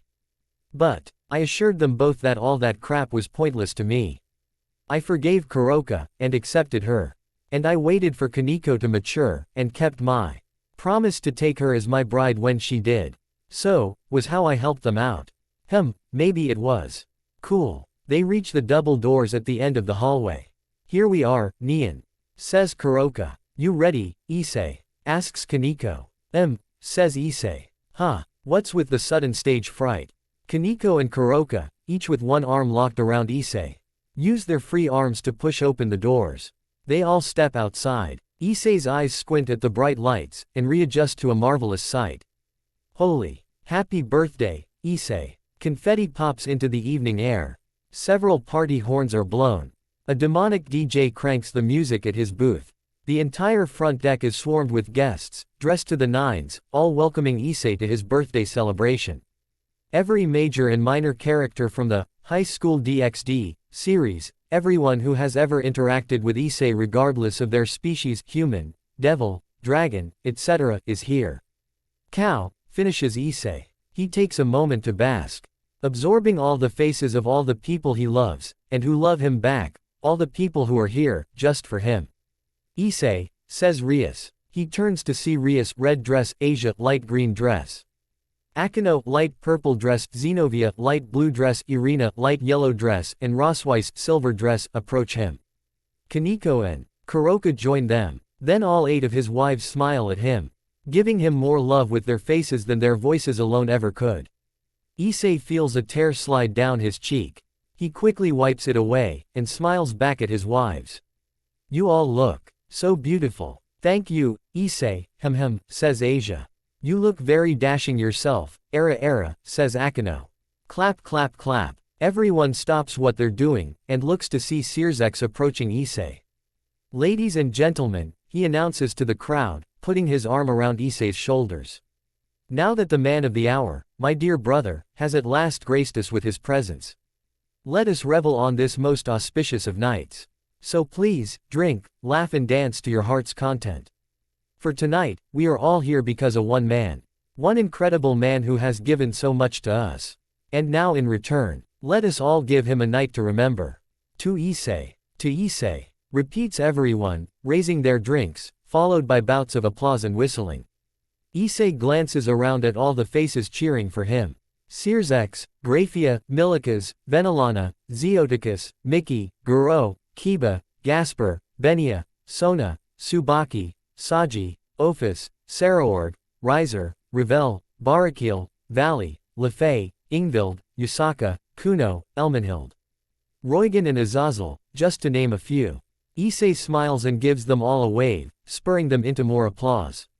Rias sighs at Searsex, and steals Issei away from him. You just love to hear yourself talk, don't you? Guilty as charged, chuckles Searsex. Come, Issei, says Rias, leading him towards the crowd as they all begin the festivities. His wives join him on opposite sides. Rias, says Issei, you did all this for me. For you, Issei, she says, I'd give you the world, Oh, and the underworld too. We all would, Issei, says Akano. We love you so much, says Asia. Issei sniffs, refusing to let himself cry. Thanks, you guys. That means a lot. Happy birthday, Issei, says Graphia. Champagne. She appears with 9 glasses of champagne on a tray. Wearing her usual maid outfit. Graphia asks Issei. Please tell me you're not working tonight.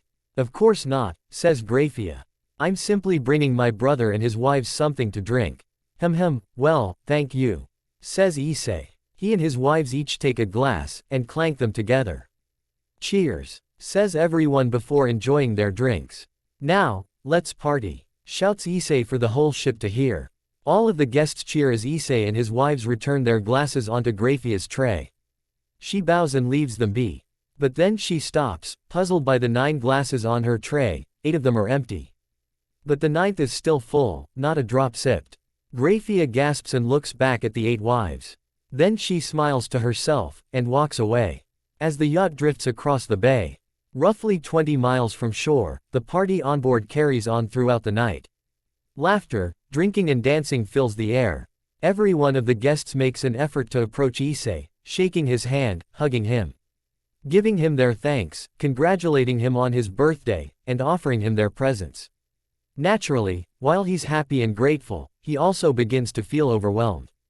Asia notices his discomfort, takes his hand, and leads him out onto the dance floor, Amos, just as a slow song begins to play. Without any words, Asia and Issei smile at one another. She drapes her arms over his shoulders and around his neck. He curls his arms around her waist, and pulls her in. They slowly step side to side, swaying along to the romantic rhythm while matching one another's pace. She closes her eyes, and rests her face on his chest. He closes his own eyes, rests his chin atop her hair, and breathes in her scent. She smells so sweet, he thinks. And she feels so soft. Then again, she always has.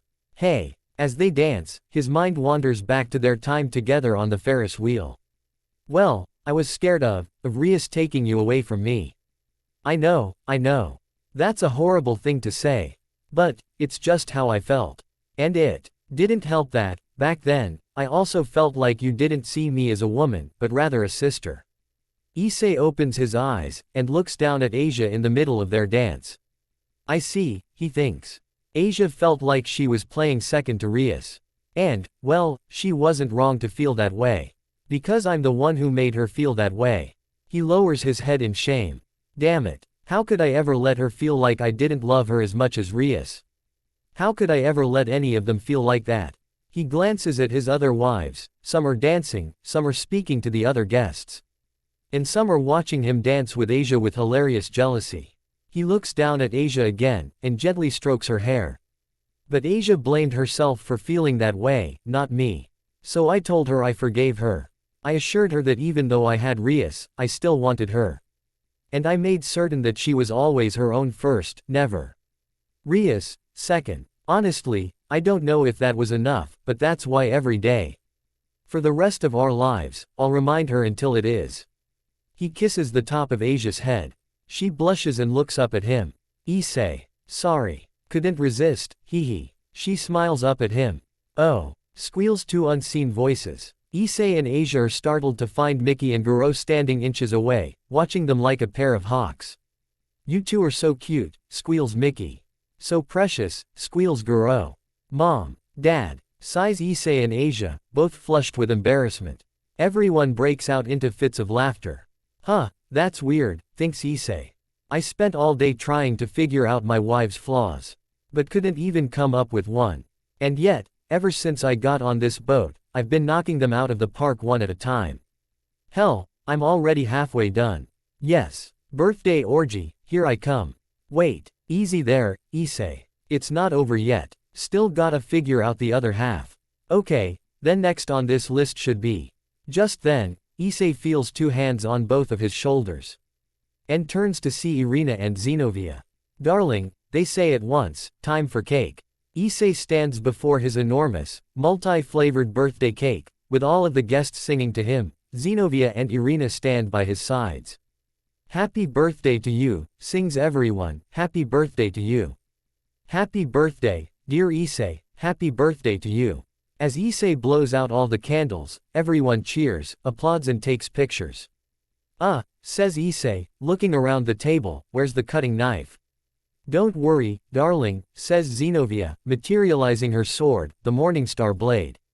I got this. Whoa, Zenobia. Panics Issei. Zenobia, stop, says Irina, holding up the cutting knife. The knife's right here. Oh, alright, pouts Zenobia, dematerializing her blade. Man, I hardly ever get to use that sword. Issei and Irina sigh in relief.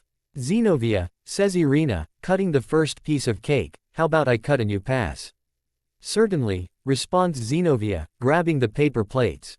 Can I help? Asks Issei. Zenobia cheerfully hands the first slice to Issei. Not on your life, birthday boy, foo-foo. But starts Issei before Irina sticks her frosting-covered finger into his mouth. Tastes good, doesn't it? Darling, she asks with a smile. Wow, says Issei. That's the best thing I've ever tasted. Then we'll be sure everyone gets a slice, says Irina, cutting more pieces. We sure will, says Zenobia, passing out the slices to the guests. So please, just enjoy. Well, don't mind if I do, says Issei, enjoying his cake. He thinks, watching his two wives work.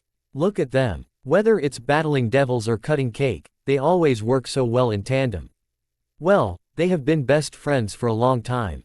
They know each other so well. And I'm so grateful I get to know them so well too.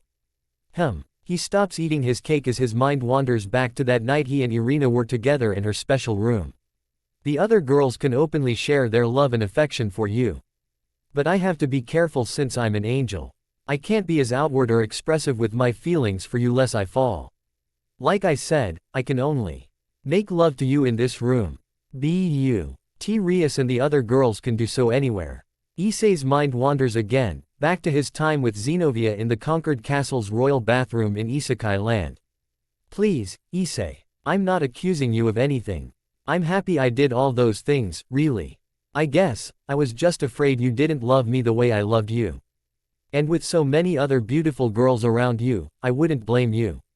I tried so hard, and still felt like I was falling behind. Issei resumes eating his cake, staring at Irina.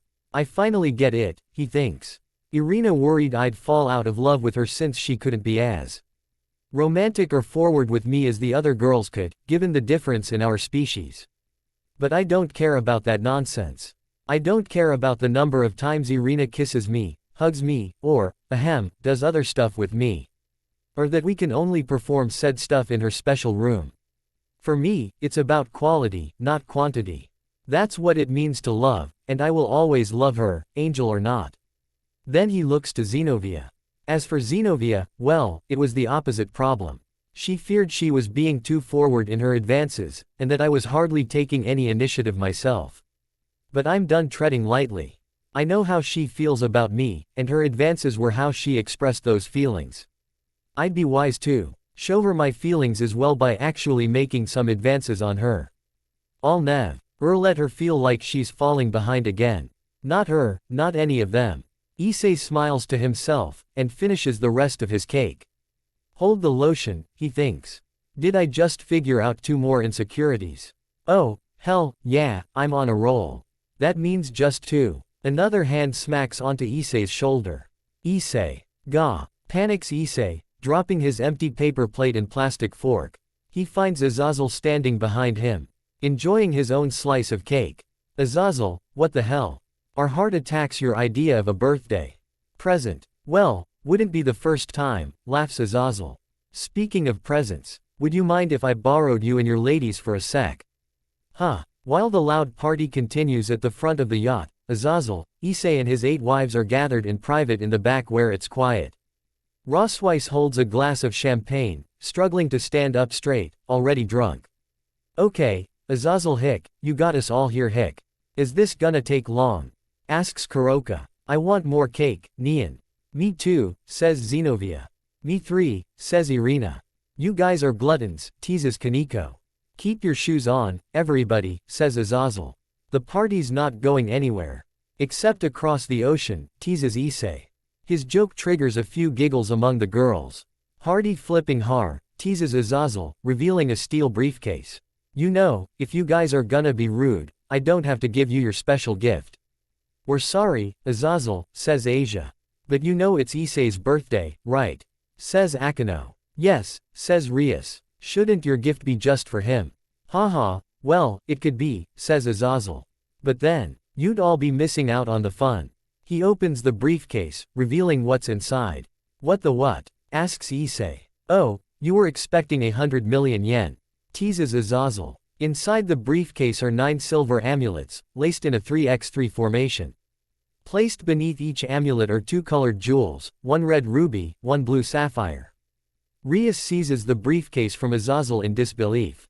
Azazel. Are those? No. They can't be. Dream amulets. Implies Azazel. Akano appears just as bewildered.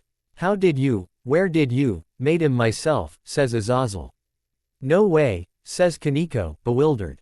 Liar. Neon, says Kuroka, bewildered. It was easy, says Azazel. The hard part was collecting the right materials. Dream amulets. Asks Issei. Tell me, Issei, says Azazel. Are you familiar with the concept of lucid dreaming? Replies Issei. Peef, ya, shouts Rosweiss. You mean the ability to recognize when you're dreaming and keep our self asleep so that you can enjoy and control the dream. Of course, we're familiar with lucid dreaming.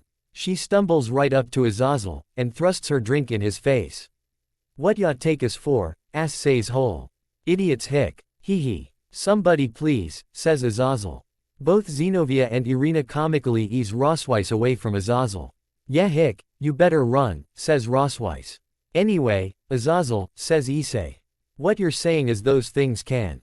Let me spell it out for you, kid, says Azazel, retrieving the briefcase from Rias. Lucid dreaming is almost impossible to master on your own. He sets the briefcase and picks up 1 amulet and 1 sapphire. But if you insert the blue jewel into one of these babies. He inserts the sapphire into the amulet's center, and then puts the amulet on around his neck. And just wear it while you sleep, then Viola. Instant lucid dreaming. Whoa, really? Asks Issei. Yep, replies Azazel. Oh, and this goes without saying, but the IC doesn't activate if you wear the amulet while you're awake. So if we were to wear those in our sleep, says Asia, we'd be able to control our dreams. Ooh, that sounds like fun, says Zenobia. We could do whatever we want. Says Irina. Era, that's true, says Akano. After all, anything can happen in a dream. Yes, you'll be able to do anything you want, says Azazel, removing the sapphire from the amulet. That is, so long as you attach the sapphires. Without them, these amulets are nothing but jewelry. He returns the sapphire into the briefcase. Okay, that is a pretty sick gift, says ISSEI. Told ya so, says Azazel. He removes his amulet, but doesn't return it to the briefcase. Just imagine, thinks ISSEI. With one of those, I could make love to my wives in my dreams. I mean, sure, I'm already making love to them every night before I sleep, hee hee. But now, even as I sleep, I could still keep making love to them. Plus, since things like time and fatigue don't exist in a dream, I could have non-stop sex with them forever. Hell yeah. Azazel picks up another amulet out of the briefcase, now holding 2 in his hand. Then he picks up 2 rubies out of the briefcase. But Azazel, says ISSEI, if all we need are the blue jewels, what's with those red ones?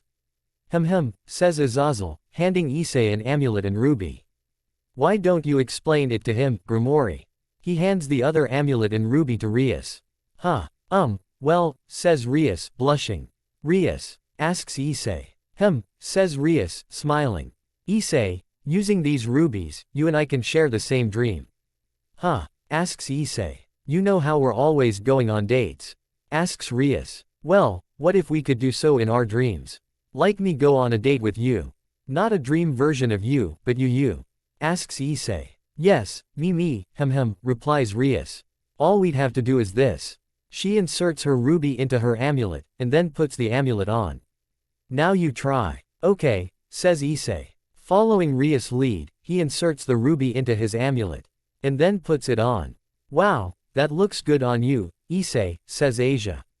Hee, thanks, says ISSEI. So Rias, if you and I were to go to sleep right now, says Rias, we'd see each other in the same dream. Really? Asks ISSEI. That's right, says Azazel. The sapphires are standalone, but the rubies can connect. So if all 9 of you were to wear them in your sleep, you'd all be in the same dream together. The girls trade giddy looks with one another while ISSEI becomes lost in his own world. Oh, double hell yeah, thinks ISSEI. So with the blue jewel, I could make love to my wives in my dreams. Which of course, is never a bad thing. But with the red jewel, I could make love to my actual wives in my dreams. We could have real-life orgies followed by dream orgies. ISSEI cups his nose, preventing his inevitable nosebleed. Azazel, my man, thank you. This is the best birthday present ever. Oh ho ho, but it gets even better, says Azazel. Be better, asks ISSEI, overwhelmed with excitement. I don't think I can do better. ISSEI, says Azazel, let's say you were in the underworld, and all of your wives were still here in Japan. Well, guess what? What? Asks ISSEI. The amulets would still work, replies Azazel. ISSEI gasps in surprise. The joy is becoming too much for him. For real? He asks. For real, says Azazel. No matter the distance, or even the dimension, the ruby amulets will still connect you and your wives into the same dream. Wow, says Asia. That is special. Right. Azazel, I don't know what to say, says Rias. Yeah, me neither, says ISSEI.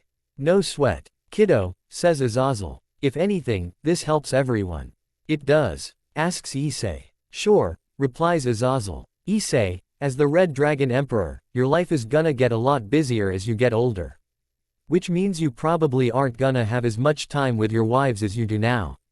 But that time is crucial to your power, because it's directly linked to your sexual nature. And I fear that the less time you spend with your wives, the weaker you'll become. And we can't have the Grabbin' Dragon getting weak, can we? Damn, I didn't even think about that, says ISSEI. So, says Azazel, I thought since we already spend 1/3 of our lives asleep, why not use that time to make up for the lost time? In your dreams, you could go on dates, catch up, and, well, you know, hee.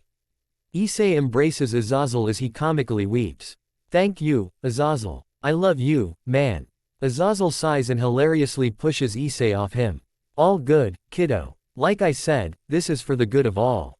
Right, says ISSEI, removing his amulet and returning it to Azazel. I swear I'll put these amulets to good use. That's the spirit, says Azazel, returning the amulet into the briefcase. Hey, Grimoire, can I get the other? 1. He and ISSEI only just now notice the 8 wives in a group huddle, taking turns inspecting and wearing the other ruby amulet while cheerfully sharing their ideas. First the special room and now this, says Rias. I know, says Asia. I feel so spoiled. I'm gonna have so much fun with Issei in my dreams, era, says Akino. The stuff I'm gonna do to Issei, says Kaneko. He's never gonna wanna wake up. Oh, Nian, says Kuroka, not if I trap him in my dream first. Come on, guys, says Irina, let's find a proper way to share dream time with Issei. Just like we did with the special rooms. She's right, says Rias. Hold up, says Zenobia. You can't make babies in a dream.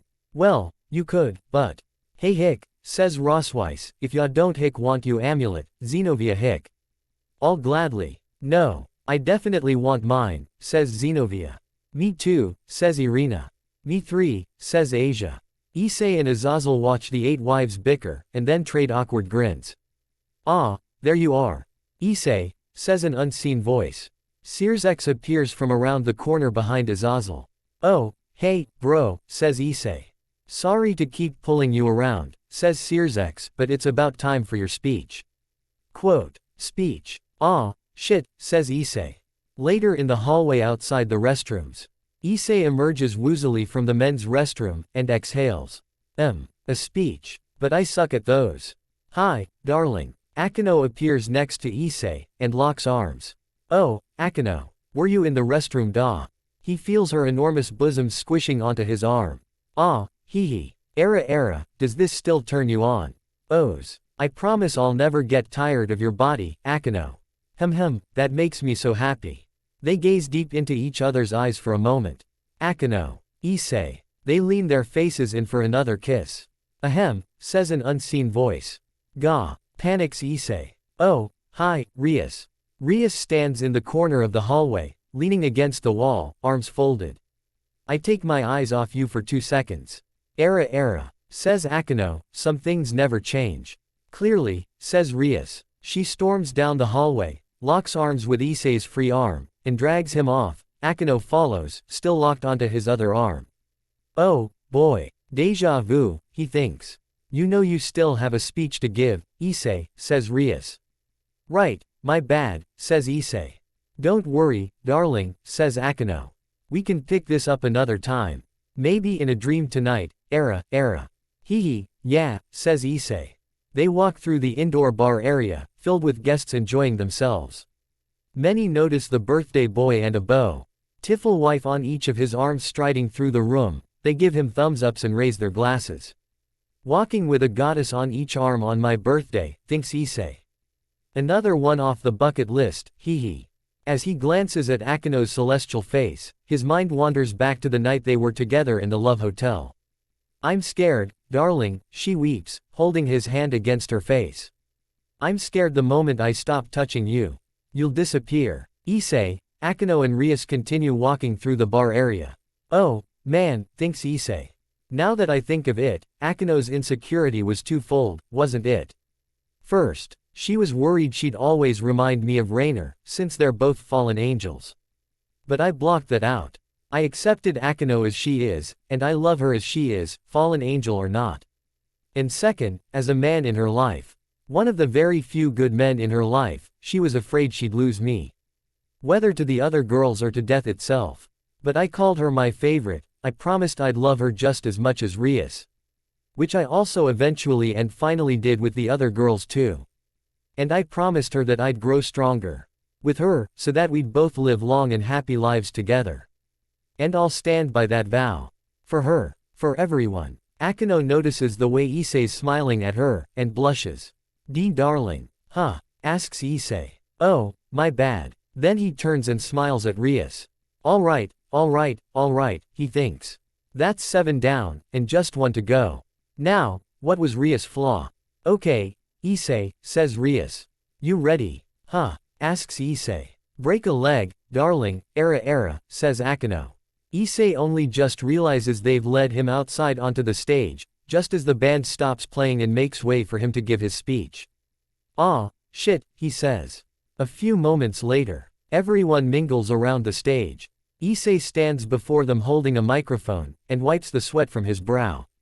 You got this, man, he thinks. You got this. His wives notice how nervous he appears. He's so cute, whispers Asia. He really is, whispers Kaneko. All of the girls giggle in unison. Issei takes a breath, and taps the microphone. Testing, screech. Everyone on board covers their ears. Sorry, says Issei into the microphone. I ain't got shit. Once the guests regain their hearing, Issei clears his throat and speaks into the microphone. Good evening, everyone, he starts. First, thank you all so much for coming out tonight.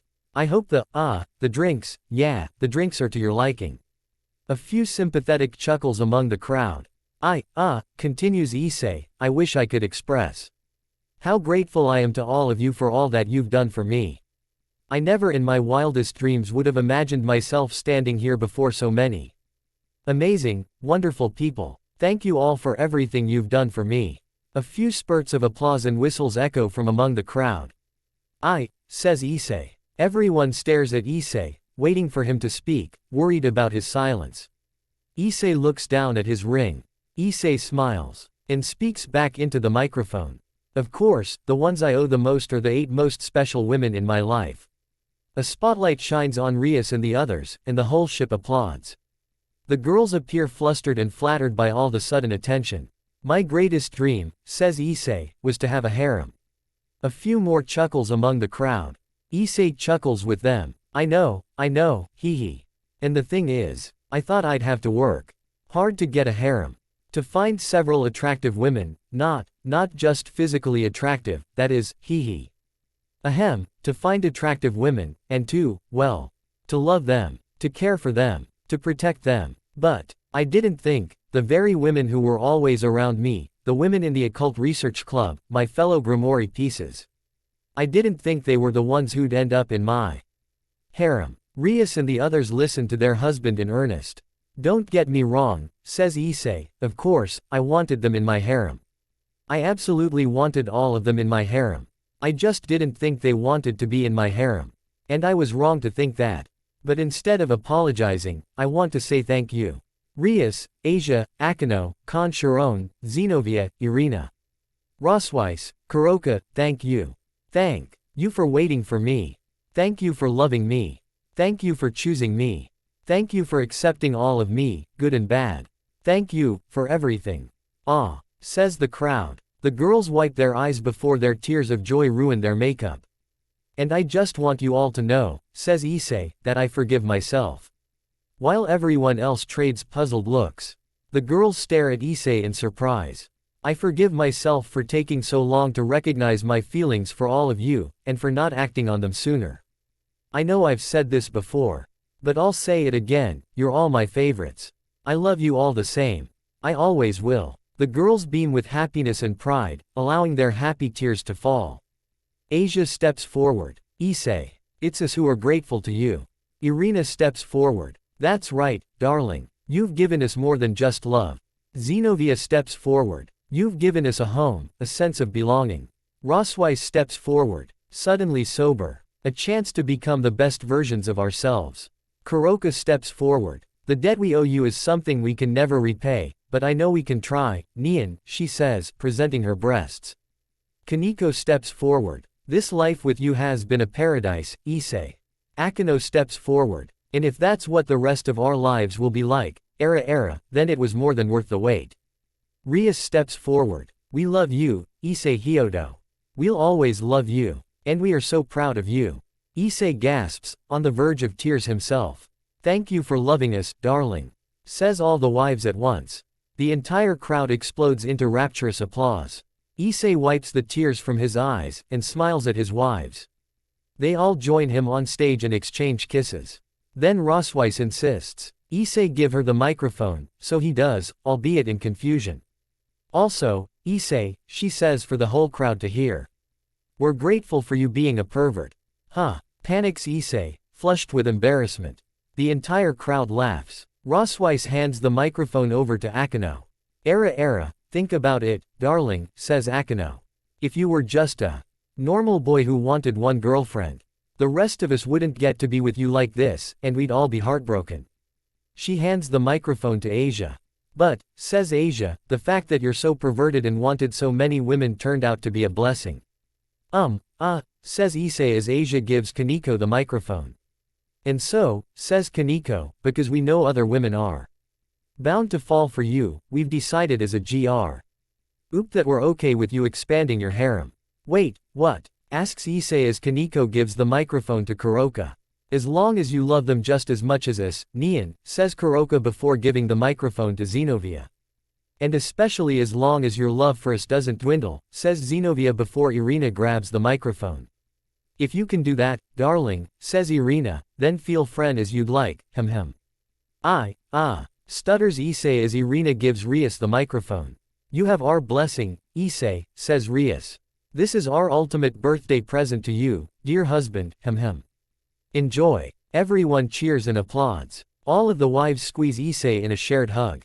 I'm not sure whether I should be offended or grateful, thinks Issei, buried beneath all his wives' ample bosoms. But I sure know one thing. All these boobs are the tits, hee. While everyone cheers for Issei and his wives, a handful of guests at the back talk amongst themselves, Ravel, Lefay, Elmenhild, Roygen, Kuno, Yusaka and Ingvild. Did you hear that? Asks Roygen. Heck yeah, I did, replies Lefay. And all clear if there ever was one, says Elmenhild. Stutters Ingvild, blushing. So that means we can, with Issei, oh.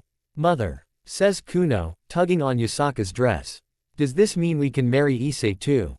Indeed, it does, dear, says Yusaka, petting her daughter's head. Okay, hold up, says Ravel. We should lay out some ground rules on who goes first. How about, excuse me, says Azazel. The 7 girls yelp, and whirl around to find Azazel holding a second steel briefcase. Azazel, shouts Ravel. You nearly gave me a heart, you ladies like dream amulets. He interrupts. Don't interrupt, seethes Ravel. Can't you see we're having a private did you say dream amulets? Azazel flips open the briefcase, revealing 7 more amulets, each one with just a sapphire next to them, no rubies in this briefcase. Oh, my, says Ingvild. Very nice, says Roygen. Azazel, starts Ravel, grateful.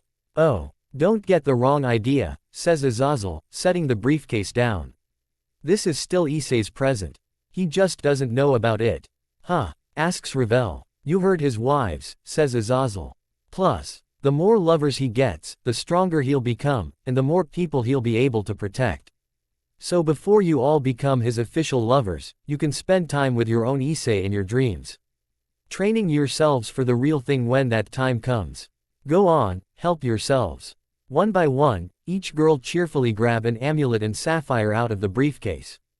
And I promise, says Azazel, when you graduate from Issei's lovers to his wives, you'll get the rubies too. Thank you, Azazel, says Elmenhild, staring at her amulet. Oh ho, this is gonna be fun, says Lefay, salivating at her amulet. With only 2 amulets and sapphires left in the briefcase, Kuno reaches for one of each. But Yusaka gently touches her arm, stopping her, and takes both amulets and sapphires. Hey, mother, pouts Kuno. You're a little too young for this, dear, says Yusaka, kneeling down to her daughter's eye level. But if you're a good girl, it'll be yours on your 18th birthday. Promise. Okay, pouts Kuno, comically. Azazel and the other girls giggle. Some time later, while the party continues, Issei stands alone at the railing, taking a much-needed breather. He sips his drink, leans against the rail, and stares at the full moon shining over the horizon. Good evening, husband, says an unseen voice. He's startled as a pair of slender arms wrap around his chest from behind. And a soft sensation presses against his back. He knows that sensation better than anyone, and smiles at the woman behind him. Good evening, Rias, he says. Rias snuggles up to Issei's side. Aren't you cold? Issei wraps his arm around her waist, and pulls her in close. Not anymore. He offers her his drink. She takes it, and enjoys a sip. They both stare at the horizon together, echoing the morning they spent on the balcony 3 months ago, when they were discussing the honeymoon plan. Issei stares at Rias as a light breeze lifts her crimson hair. He gasps, and his mind wanders back to the day they were in her special room, designed to look like the Orc Clubroom. Issei, I know I won't always have you to myself. There will be times where I'll have no choice but to wait. Just like the other girls have had to. And it was hard, but necessary. I guess, that's just part of being in a harem. Rias closes her eyes, and leans her head on Issei's shoulder. Of course, he thinks. I know exactly what her flaw was. She was worried that I wouldn't love her anymore, because of the other women in my life. For so long, I put Rias on a pedestal, made her feel like she meant more to me than the other girls. So when I spent time with the other girls, even though Rias said she accepted my harem dream, she still felt insecure. And she had every right to feel that way. But not for a single frickin' second did my feelings for her ever waver. In fact, I say our time apart only enhanced them. I mean, what's that dad always said? Abstinence makes the dick grow harder. Nah, the point is, I'll never run out of love for Rias. She's the woman who changed the course of my life, my destiny, some other third thing. I'll always love her. I'll always love them all. Issei kisses Rias on the cheek. Her face lights up like the 4th of July. Issei. He just smiles at her. I love you, Rias. Rias gasps, and blushes feverishly. I love you too, Issei. So very much. As the full moon bathes the sea in a luminous glow, Issei and Rias close the distance between their lips. Then they resume staring at the horizon. Holy crap, thinks Issei. I did it. I actually figured out all 8 of my wife's insecurities. Yes. Birthday orgy, here I.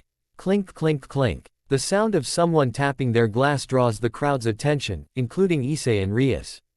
They trade looks, and make their way towards the scene. The music stops, and all of the guests stand before Akeno, tapping her glass. Could I have everyone's attention, please? I have an announcement, she says. The other wives stand behind her in bewilderment. What's going on? Asks Zenobia. No clue, replies Irina. Issei and Rias make their way to the front. Akeno. Asks Rias. What's up? Asks Issei. Akeno turns to Issei. And all of a sudden, everything just stops. An expression fills Akeno's face, one Issei's never seen her with before. Meanwhile, the only expression on his face is one of concern. Issei. Darling. She says. What is it? He asks, worried. Akeno approaches Issei until they're inches apart, and holds out her hand. He blinks at her hand, looks up at her face, and then back at her hand. He looks her in the eye, and takes her hand. She smiles, and places his hand on her abdomen. Every pair of eyes on the ship widens in disbelief. Several gasps erupt from the crowd. Issei feels his very soul escape his body. Akeno. Tears of joy slide down Akeno's smiling face. Issei. I'm pregnant. Before Issei can respond, Waahhhhhh. Everyone panics and turns to Barakil. He's down on his hands and knees, hilariously sobbing like a child. My first grandchild, he sobs. I can't believe it. I'm so happy. Guro drops next to Barakil, sobbing just as hard. I know, right? Look at us, Barakil. We're grandpas now. Put it there, fellow grandpa. As the 2 sobbing grown men clasp their hands, Mickey appears behind them, engulfed in a terrifying aura. Honey? Asks Guro, petrified. Mickey comically yanks both of them up by their ears. How dare you 2 spoil the mood? Ow, ow, ow. Whines Guro and Barakil in unison. We're sorry, ow, ow, ow. Everyone on the boat laughs like crazy, whereas Issei facepalms himself while Akeno averts her red cheeks. Issei, says Mickey. Asks Issei. Mickey looks to her son, smiling and crying. Sweetie, don't you have anything to say? Your wife is waiting for you. Issei turns back to Akeno. She is in fact waiting for him to speak. Everyone watches them in anxious silence. Issei gently takes Akeno's shoulders as the tears fill his eyes, and a smile fills his face. Akeno, thank you. I love you. Era, what are you thanking me for, darling? I don't have the words. Tears stream down his face as he steps closer, and gently embraces Akeno. She hugs him back, his body shudders within her arms as he cries. Issei, I love you, and share a passionate kiss, one. That leaves all their previous kisses behind. More congratulatory applause erupts from the entire ship, echoing across the whole ocean. The other wives swarm Issei and Akeno, crying their eyes out. Congratulations, Akeno. Cheers Rossweiss. I'm so thrilled for you, Nian, says Kuroka. We all are, way to go, says Kaneko. I'm gonna be an ant. Ooh, I can't wait, gushes Irina. Thank you all, says Akino. Sorry I didn't tell you before. Zenobia gently takes Akino's hand. Akino, I know I said I wanted Issei's babies since day one. But I'm telling you right now, I am over the moon with happiness for you. You are? Asks Akino. Absolutely, replies Zenobia. Same goes for me, Akino, says Asia. This is what all of us have dreamed of, and I'm so glad it's happening. Congratulations, sister. Oh, Asia. All of you, says Akino. Rias steps forward, and embraces Akino. You're going to be a wonderful mother. Akino smiles, cries and hugs Rias back. Thank you, Rias. Issei stares at his wife showering Akino with praise. He chuckles at himself. A dad, he whispers under his breath. I'm gonna be a dad. Akino saunters over to Issei, and whispers in his ear. Don't worry, darling. We can still make plenty of love in our dreams, era. She blows into his ear, which makes him shudder. Hee, he says. Bang. Everyone looks up as fireworks fill the sky, launching over the boat. Accompanied by rock and roll music blasting from the DJ booth. Whoa, says Issei. Everyone gathers around, watching and cheering as the dazzling spectacle colors the night sky. All of Issei's wives scrunch around him. In one arm, he holds Rias, in the other, he holds Akino, who smiles and touches her abdomen. My name is Issei Hyodo, he thinks. Heart-shaped fireworks explode in the sky. I am the Red Dragon Emperor. Hours later inside the yacht's most luxurious bedroom, Issei lays naked in the massive bed, hands behind his head, and a perverted smile on his face. I am a harem king. All 8 of Issei's naked wives crawl towards him on the bed. And I love happy endings. Both kinds, that is, hee. The 8 ruby amulets rest on the bedside table, awaiting their use. Not as much as I love orgies, and dream orgies. Hee. Till next time, good night, everybody. Thanks for watching. If you're referring to when Euclid